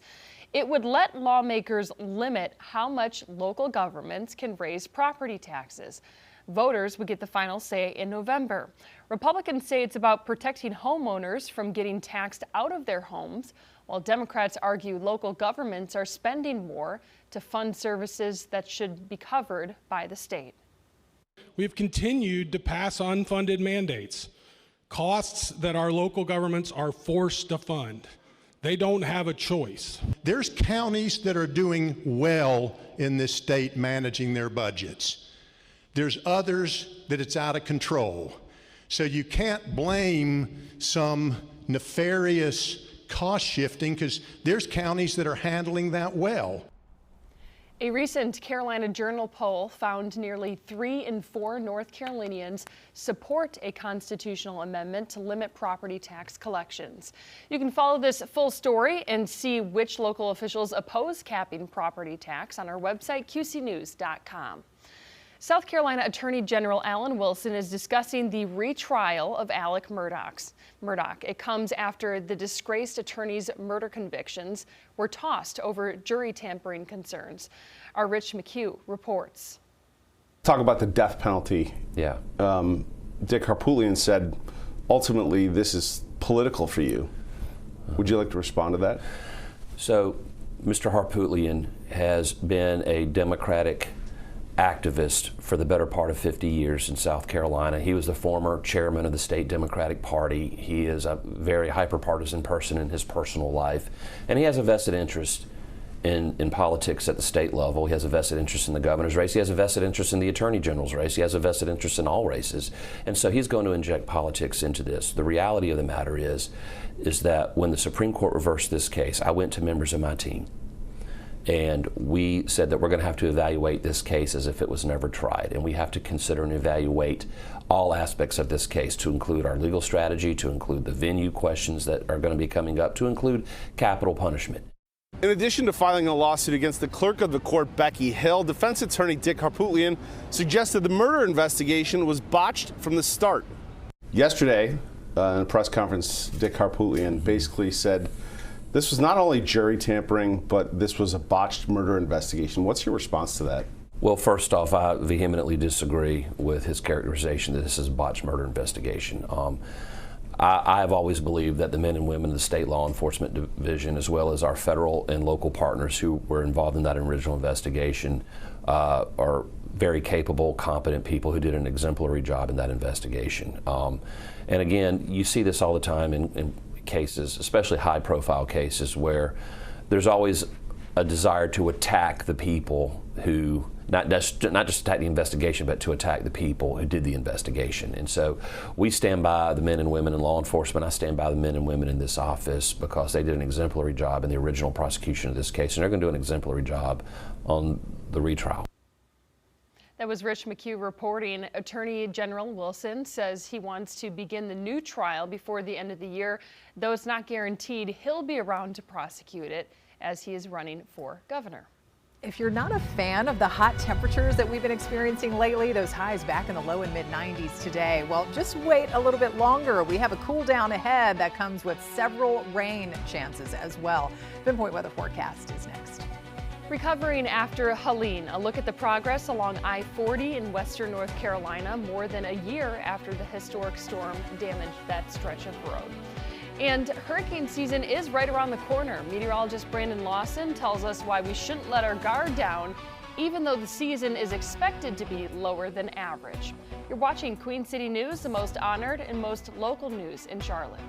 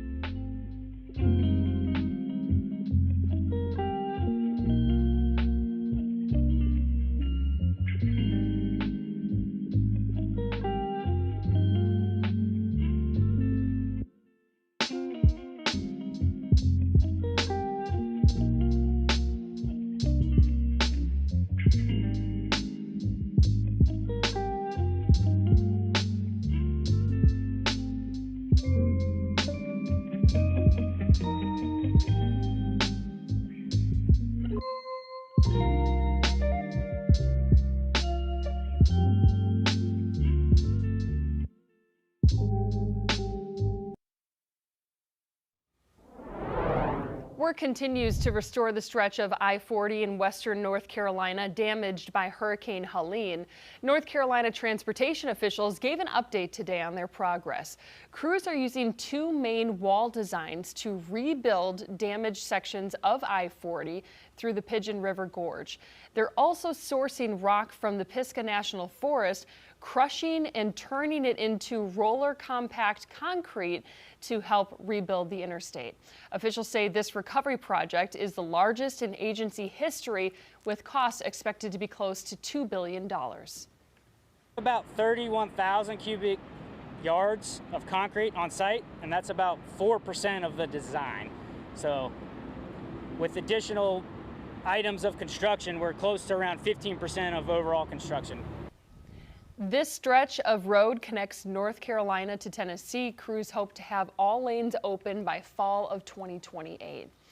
Hurricane season is 12 days away, and the National Oceanic Atmospheric Administration will release their projections for the upcoming season tomorrow. Meteorologist Brandon Lawson explains why tropical activity is expected to be lower this season, but also why you should not let your guard down. Hurricane season doesn't start until June 1st, but our friends over at the National Hurricane Center, they've already started their forecast for this upcoming hurricane season over the next week, looking at the threats for potential tropical systems. Now, there's no threat over the next week, but there is some buzz on social media about this little swirl off the coast of the eastern U.S. It's called a TUT in meteorology. Yes, a TUT, a tropical upper tropospheric trough. That is a mouthful, but it's a mouthful to essentially tell you nothing is going to happen with this thing. It's an upper level low pressure center. It's a cold core system. Tropical systems, they are warm core systems that form at the surface and strengthen over warm ocean waters. This is above our heads. It's just an upper level low swirling over the western Atlantic. And you can see a little bit of that trough extending down, creating a little cluster of storms. It increases rain chances along the eastern U.S. Later this week, but no threat when it comes to tropical systems. Now, we're in an El Nino. We're going to be an El Nino year this year, later this year, and that's expected to kind of counteract our hurricane season coming up later this year. But here's the deal, anomalies here. When you look at how above normal the water temperatures are going to be, that could change things. This is looking at global ocean areas over the last 120 years, since 1900. And man, look at how warm the ocean water has been here over the last 5 to 6 decades, about 1 degree Celsius now above normal. And during El Nino years, look at how much above normal you can have your ocean temperatures be, because El Nino is essentially the ocean waters out in the Pacific getting warmer. But here's the deal, that can warm the globe as a whole and increase our water temperature, which is why I believe, even though we're going to be an El Nino year, we can't sleep on a hurricane season coming up. I mean, look at surface temperatures already, about 1 to 4 degrees above where we should be for this time of year, and that likely ramps up even more as we get into hurricane season. I'm meteorologist Brandon Lawson here for Queen City News. Thank you to Brandon for that breakdown as we take a live look at Freedom Boat Club on Lake Norman. Our 90-degree stretch continues, but relief is headed our way just in time for the holiday weekend. Chief Meteorologist Tara Lane is with me now. Tara, the cooler temp, so it's going to be accompanied with something else that's maybe not so favorable. I know, for those outside activities, a lot of people think about heading out on the boat here, out on the water, but with those low lake levels that they're watching too. No kidding. You look at it, I mean, all the lakes in our area are feeling the pain of that. When you can see the sand and the dirt versus the water, it's tough out there for people who want to get out there and boat. Exactly, and you have to be careful out there if you are on the water. You don't hit those rocks and things that are appearing with that lowering water level. But yes, we do have some of that needed rain on the way. I know that could put a damper on some of your outside plans and activities. Of course, we have all the things happening out at Charlotte Motor Speedway this weekend. Memorial Day observances coming up on Monday, so involving at least the chance of some scattered showers and storms, but several opportunities for some rain here. As we look around on radar, we are seeing some rain, heavy at times, and even some stronger storms up in the mountains here right over Elk Knob right now. So this is moving just to the north of Boone, around Todd there, and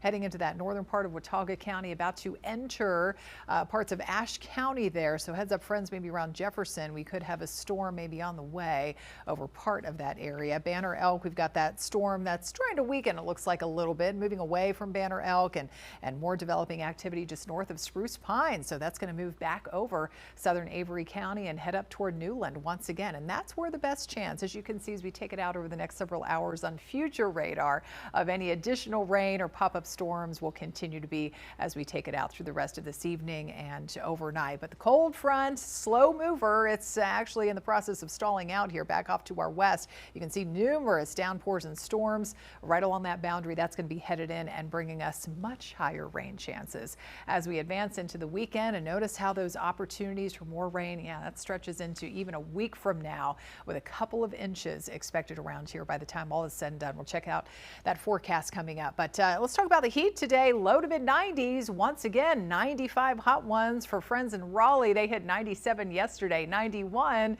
in Charlotte. So not quite making the record of 95 again today, but hot enough. Southwest wind at about 10. Dew points are still not so bad in the high 50s to lower 60s, so not terribly muggy. We've had some mid 90s on the board here. 94, look at that. Morganton, 93, Wadesboro, Lancaster, hot 93 degrees there, and 70s to lower 80s. Some of the rain-cooled air showing up in the mountains. Will only drop down through the 70s eventually late tonight, waking up to a low only around 70 in the morning. Back up approaching 90 tomorrow afternoon, but with some developing scattered showers and storms. And part of the reason why we have this chance it's going to linger for a few days is because this front, it doesn't move far. It kind of wobbles back and forth. It drifts to the south, it stalls, it moves to the north into Friday and over the weekend. And so that will keep some of that moisture coming in and kind of focus the development of some of the rainy and stormy weather here. So let's check it out. Again, Futurecast shows mostly dry start to the day tomorrow, but the later we get past, say, lunchtime tomorrow afternoon, and by the evening, widespread heavier showers and storms expected here, covering a little more of the area. And that chance of rain will continue while we're sleeping tomorrow night, early Friday morning. Some of you could be waking up to a passing shower, maybe a storm, and more of that to come into Friday, Saturday, and Sunday. So watching that again, Charlotte Motor Speedway, we do have that threat of rain on the track, maybe some lightning in the vicinity at times, of course, especially in the afternoons and evenings. But notice it's not going to be nearly as hot with temperatures backing off low to mid 70s. The two cooler days will be Friday and Saturday. But this is how much rainfall we're going to be looking at over the next week. So this just doesn't all fall tomorrow or anything. This is over the course of the next 7 days, upwards of 2 to even close to 3 inches. That is some good news with our widespread drought. Charlotte FC forecast on Saturday could involve some rain, of course, as well. And after a couple of days in the 70s, we're back in the 80s again starting Sunday. All right, sounds good. Thanks, Tara. Hundreds of American flags stolen and vandalized. The crime being investigated at Salisbury Veterans Memorial Park just days before Memorial Day. You're watching Queen City News, the most honored and most local news in Charlotte.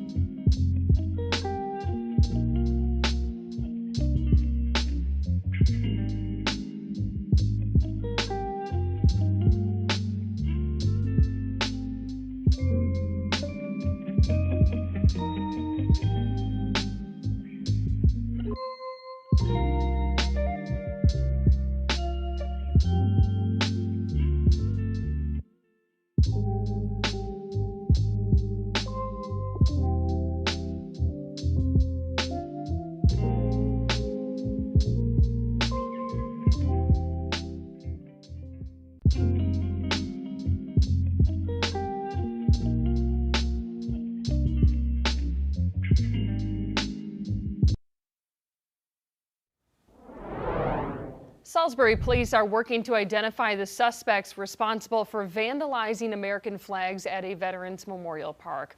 Police released these photos of persons of interest in the case. Take a good look. Authorities say the group stole 200 American flags from Salisbury Veterans Memorial Park on Sunday.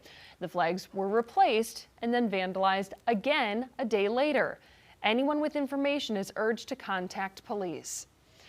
As we continue to count down to America's 250th birthday, we are also taking time out to observe a very special day in Mecklenburg County. Every May 20th, Charlotte celebrates Mech Deck Day. It's in observance of the first Declaration of Independence against British rule. The Mecklenburg Declaration of Independence was read out loud during the ceremony. There were also reenactments, a musket cannon fired at Independence Square. Mech Deck is really important. I mean, we were the first in Charlotte to declare our independence as a governmental entity. Many Charlotteans see the document as a point of pride with references across the city. And speaking of references across the city, you may be familiar with one, the statue of Captain James Jack. The Spirit of Mecklenburg statue at the entrance to Elizabeth Park celebrates Captain Jack, who risked his life and delivered the Declaration in Philadelphia. According to legend, that was the year before the country's official declaration on July 4th, 1776. Sounds like an American hero to me, kind of like Paul Revere, going on horseback, spreading the message. Today, Captain Jack is also recognized with an adult beverage. Old Mecklenburg Brewery's Captain Jack Pilsner is like a patriotic message in a bottle. You can watch the intoxicating story on Queen City News tonight at 10. South Carolina's Attorney General responds to Alec Murdaugh's lawyers after the disgraced attorney's murder convictions were overturned. His thoughts on the ruling and how state prosecutors are preparing for the retrial. And a skull found inside a Rock Hill business office. The investigation into whether it's real or fake. You're watching Queen City News, the most honored and most local news in Charlotte.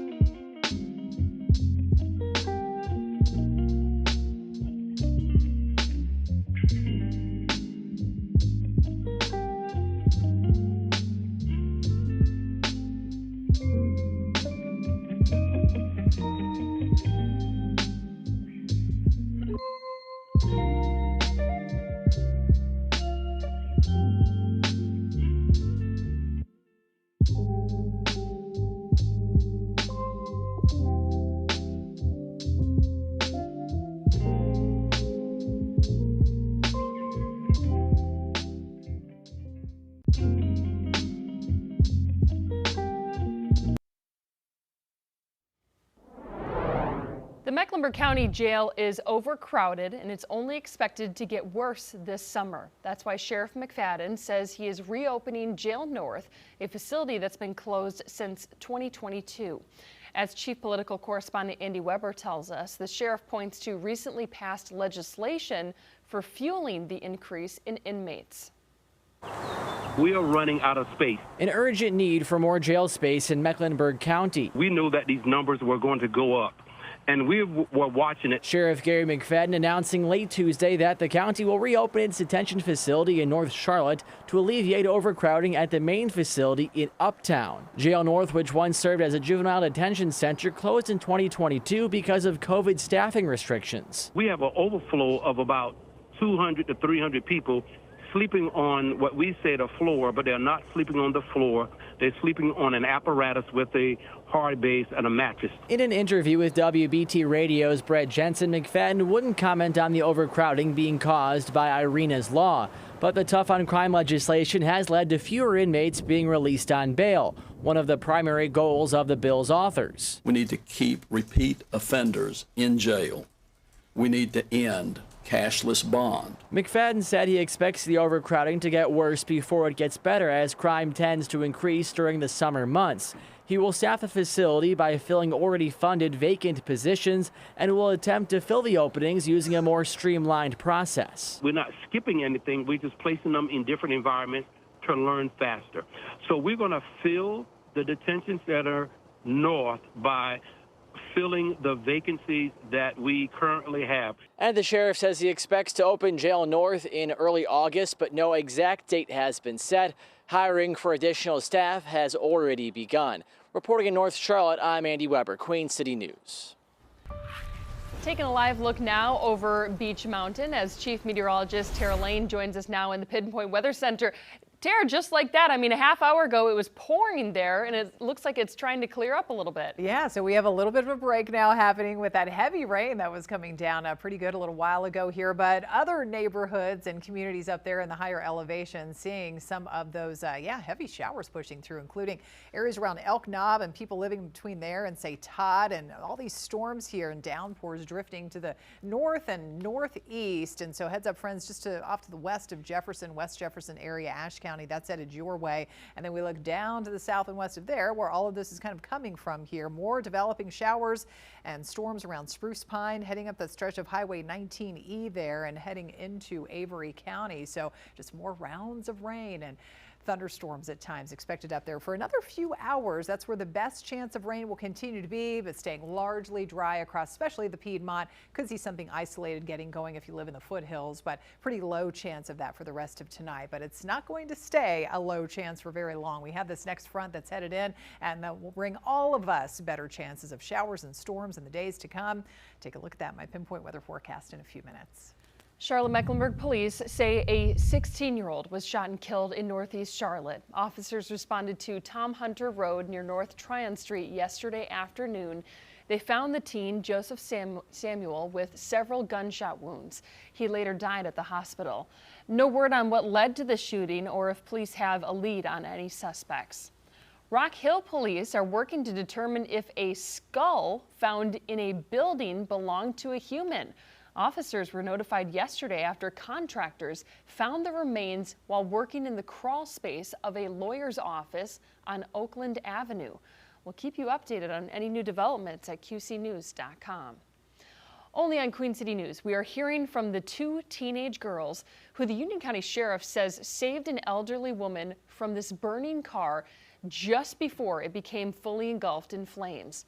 Queen City News reporter Matt Stell spoke with the girls about their quick thinking.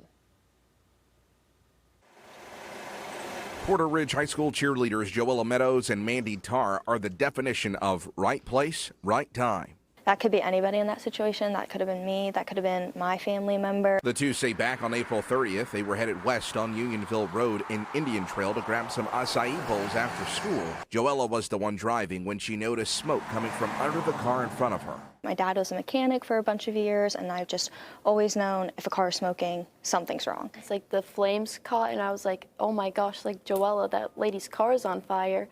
And like as soon as we saw it, we were like, we have to get her off the road. The girls say they started honking and pulled up next to the elderly woman driving, begging her to get out. Like at first she was like, what, there's nothing wrong with my car. Like I think like she was like so unaware. So she was like, really, I have to get out? And we were like, you have to get out immediately. And within minutes, the car was fully engulfed in flames. I've never seen anything like this. I was like, I'm an 18-year-old girl, never expecting this to happen to me. The girls say they called 911 immediately, and because the woman seemed so frazzled and shaken up, they stayed here with her until firefighters arrived. And I just wanted to reassure her that like she's gonna be okay, and just wanted to keep asking if she needed anything. The Union County Sheriff says the girls' quick actions that day saved that woman's life, and that he plans to present the girls with the county's Good Samaritan Award. The two say they appreciate the recognition, but are just glad the woman was able to walk away unharmed. If we would have looked back and like saw it on the news, just her, and it was like the lady was in her car, I would have had such like a guilty conscience. I would want somebody to do the exact same thing for me if I was in that situation. In Union County, Matt Stell, Queen City News. The fight over North Carolinians' taxes took center stage at the General Assembly today. Voters will get to vote on 2 constitutional amendment bills that could directly impact their wallet. The House and the Republican supermajority in the Senate voted to advance a proposed constitutional amendment. It would let lawmakers limit how much local governments can raise property taxes. Voters would get the final say in November. Republicans say it's about protecting homeowners from getting taxed out of their homes, while Democrats argue local governments are spending more to fund services that should be covered by the state. We've continued to pass unfunded mandates, costs that our local governments are forced to fund. They don't have a choice. There's counties that are doing well in this state managing their budgets. There's others that it's out of control. So you can't blame some nefarious cost shifting because there's counties that are handling that well. A recent Carolina Journal poll found nearly 3 in 4 North Carolinians support a constitutional amendment to limit property tax collections. You can follow this full story and see which local officials oppose capping property tax on our website, qcnews.com. South Carolina House lawmakers approved a controversial redistricting map overnight. The proposal would break up the state's only district currently held by a Democrat. It's now in the hands of the state Senate. Republicans aim to have the new maps on Governor Henry McMaster's desk by the end of the week before early voting gets underway for the June primary. If the measure becomes law, a special election for U.S. House races would be held in August, and any absentee ballots already cast in those races would be tossed. South Carolina Attorney General Alan Wilson is discussing the retrial of Alec Murdaugh. It comes after the disgraced attorney's murder convictions were tossed over jury tampering concerns. Our Rich McHugh reports. Talk about the death penalty. Yeah. Dick Harpootlian said, ultimately, this is political for you. Would you like to respond to that? So, Mr. Harpootlian has been a Democratic activist for the better part of 50 years in South Carolina. He was the former chairman of the state Democratic Party. He is a very hyper-partisan person in his personal life, and he has a vested interest in politics at the state level. He has a vested interest in the governor's race. He has a vested interest in the attorney general's race. He has a vested interest in all races. And so he's going to inject politics into this. The reality of the matter is that when the Supreme Court reversed this case, I went to members of my team, and we said that we're going to have to evaluate this case as if it was never tried. And we have to consider and evaluate all aspects of this case, to include our legal strategy, to include the venue questions that are going to be coming up, to include capital punishment. In addition to filing a lawsuit against the clerk of the court, Becky Hill, defense attorney Dick Harpootlian suggested the murder investigation was botched from the start.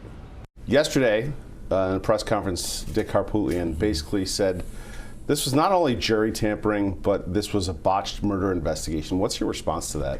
Well, first off, I vehemently disagree with his characterization that this is a botched murder investigation.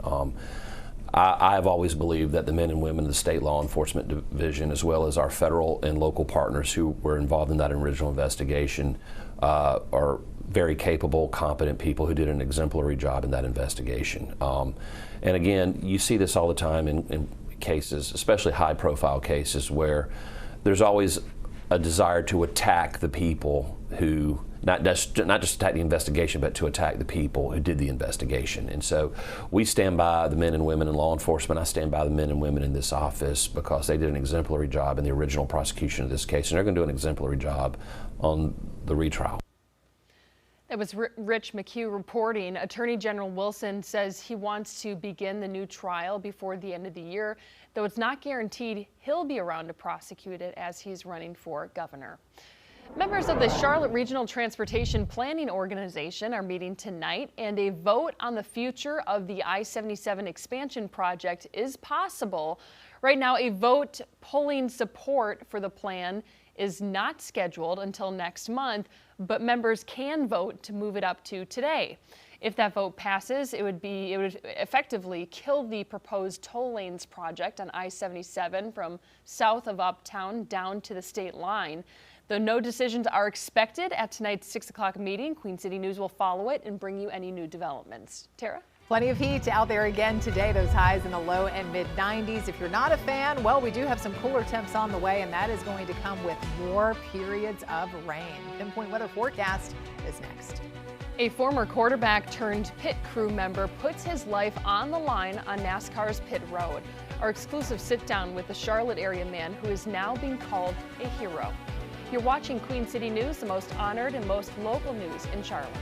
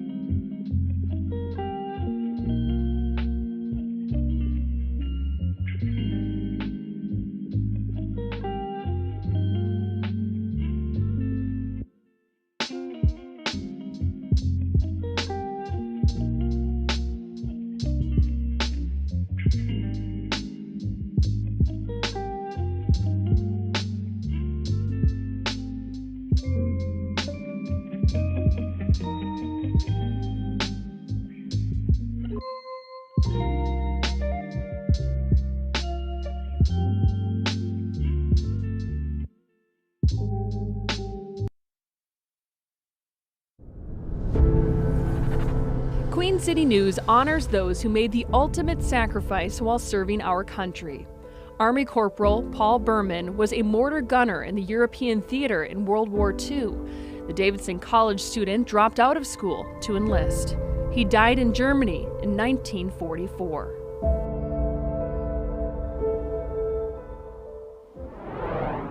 It was an instinctive reaction from a NASCAR pit crew member that's now drawing national attention. Over the weekend, a Hendrick Motorsports tire carrier jumped in front of a massive pit box, saving the life of a Fox Sports reporter.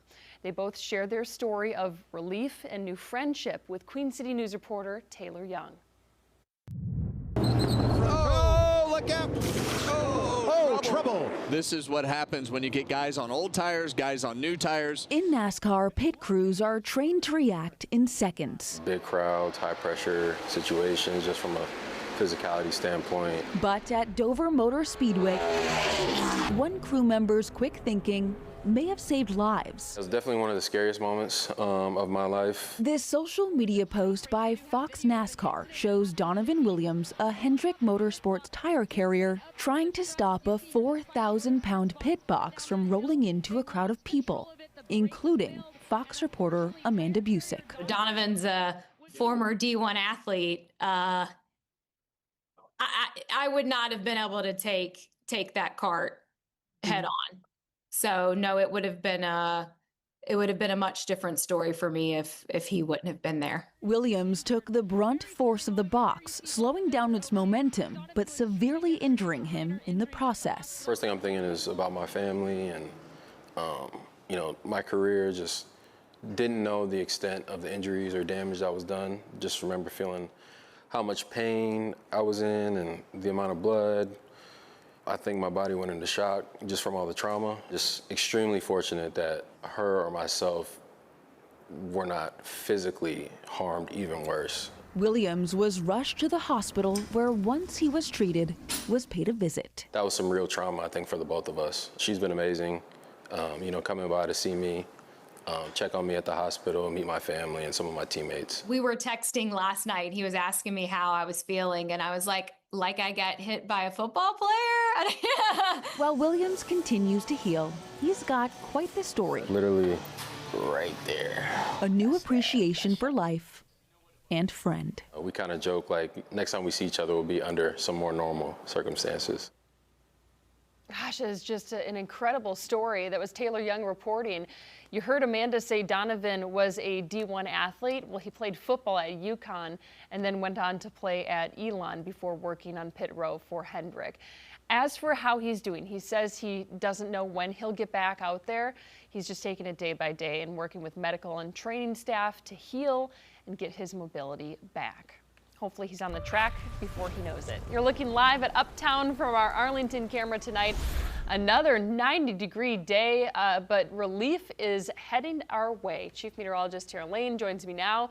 Tara, you're tracking this stretch of rain and cool weather that we're going to kind of get over the next several days. Yes, I am happy to report that we are going to get into an unsettled pattern. I mean, we're just talking about periods of off and on showers and storms. I know the timing maybe not so great. Right. All the race fans are like, happy to report. What are you talking about? Well, we've had a drought situation going on here. And I think back to a couple weeks ago, we were talking about the Truist and the golf tournament, and it was like dry, and then the one good rain chance, those couple of days that we had for all the golfers and the spectators out there at Quail Hollow Club. So we're talking about, yes, all the race events happening, Memorial Day observances into Monday, and could involve some rain that we're going to have to watch for, and maybe some lightning and stronger storms in the area at times too. What we have out there right now, some stormy weather just in the mountains, and that's where the best chance will continue to be for the remainder of tonight. You can see a pretty hefty thunderstorm there, strong with the heavy rain and some pretty frequent lightning at times over Mountain City and kind of skimming along the western edge of Watauga County. So this is headed on up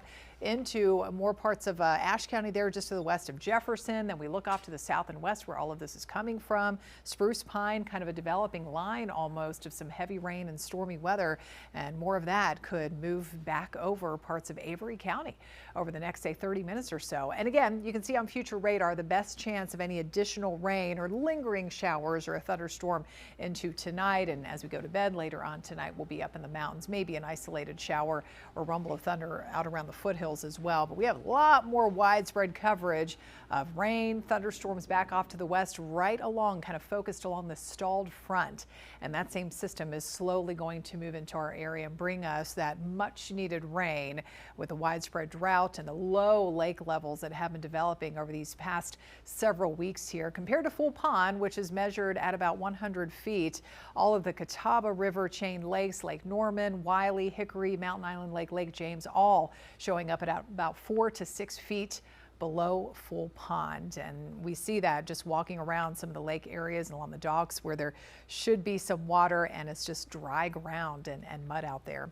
All right, so 91 degrees. That's how hot it got today officially at the airport in Charlotte. 10 degrees above average, not though quite making that record high of 95 from back in the mid-1960s after a low of 67 this morning. We have had some mid-90s out there. I saw 94 earlier for you all in Morganton, 92 now. It's still hot enough, and Albemarle as well. We've got 93 in Wadesboro, right at 90 in Monroe, and up into Salisbury and Hickory and around Taylorsville, with now the rain-cooled mid-70s up there in the mountains. We'll start only around 70 in the morning, dry for the most part, but then later we get into the afternoon and evening, the higher the chance of showers and storms will be. Those temperatures topping out in the upper 80s to near 90 tomorrow afternoon, with the extra clouds and some areas of rain around. So let's check it out. Again, you can see still a few leftover showers possible in the mountains while we're sleeping tonight, and that's where the best chance will continue to be right on through early tomorrow morning. But the later we get, say past lunchtime, mid to late afternoon, the higher the rain chance gets, as I said. So a little more widespread coverage, foothills, Piedmont,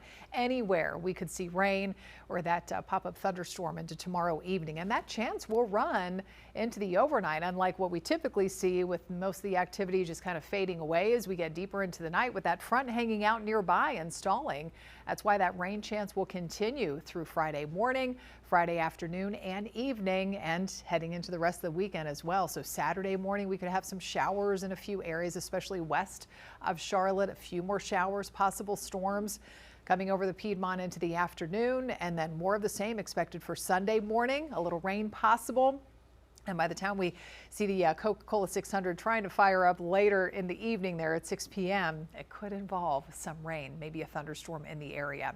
Mountain forecast staying unsettled right on into next week, with those temperatures hovering in the lower 60s, a little bit cooler on Friday with this kind of cool air wedge that sets up and with some rain around. Otherwise, we're topping out only in the low and mid 70s. And we're going to be in the 70s across the Piedmont too after that hot high tomorrow, 89. We're back in the low to mid 70s Friday, Saturday, and then back in the 80s for the rest of the holiday weekend and most of next week.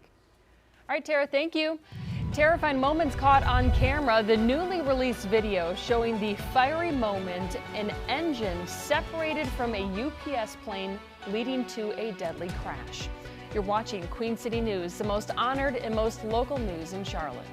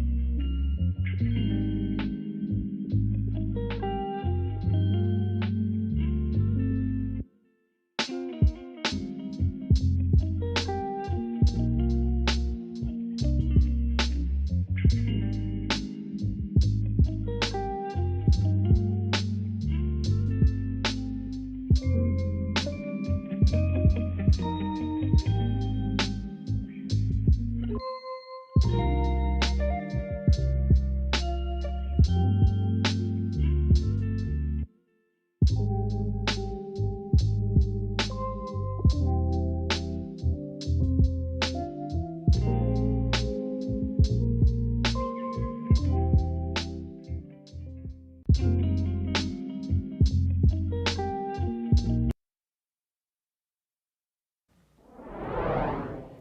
released video shows the moment a UPS cargo plane's engine flew off, leading to a deadly fiery crash. This happened last year in Louisville, Kentucky. Video shows the aircraft's engine fly off shortly after takeoff. The left engine and left pylon separated from the left wing after the plane lifted off the runway. The crash killed all 3 pilots on the plane and 12 people on the ground. Federal prosecutors are charging former Cuban President Raul Castro with ordering the 1996 downing of 2 planes.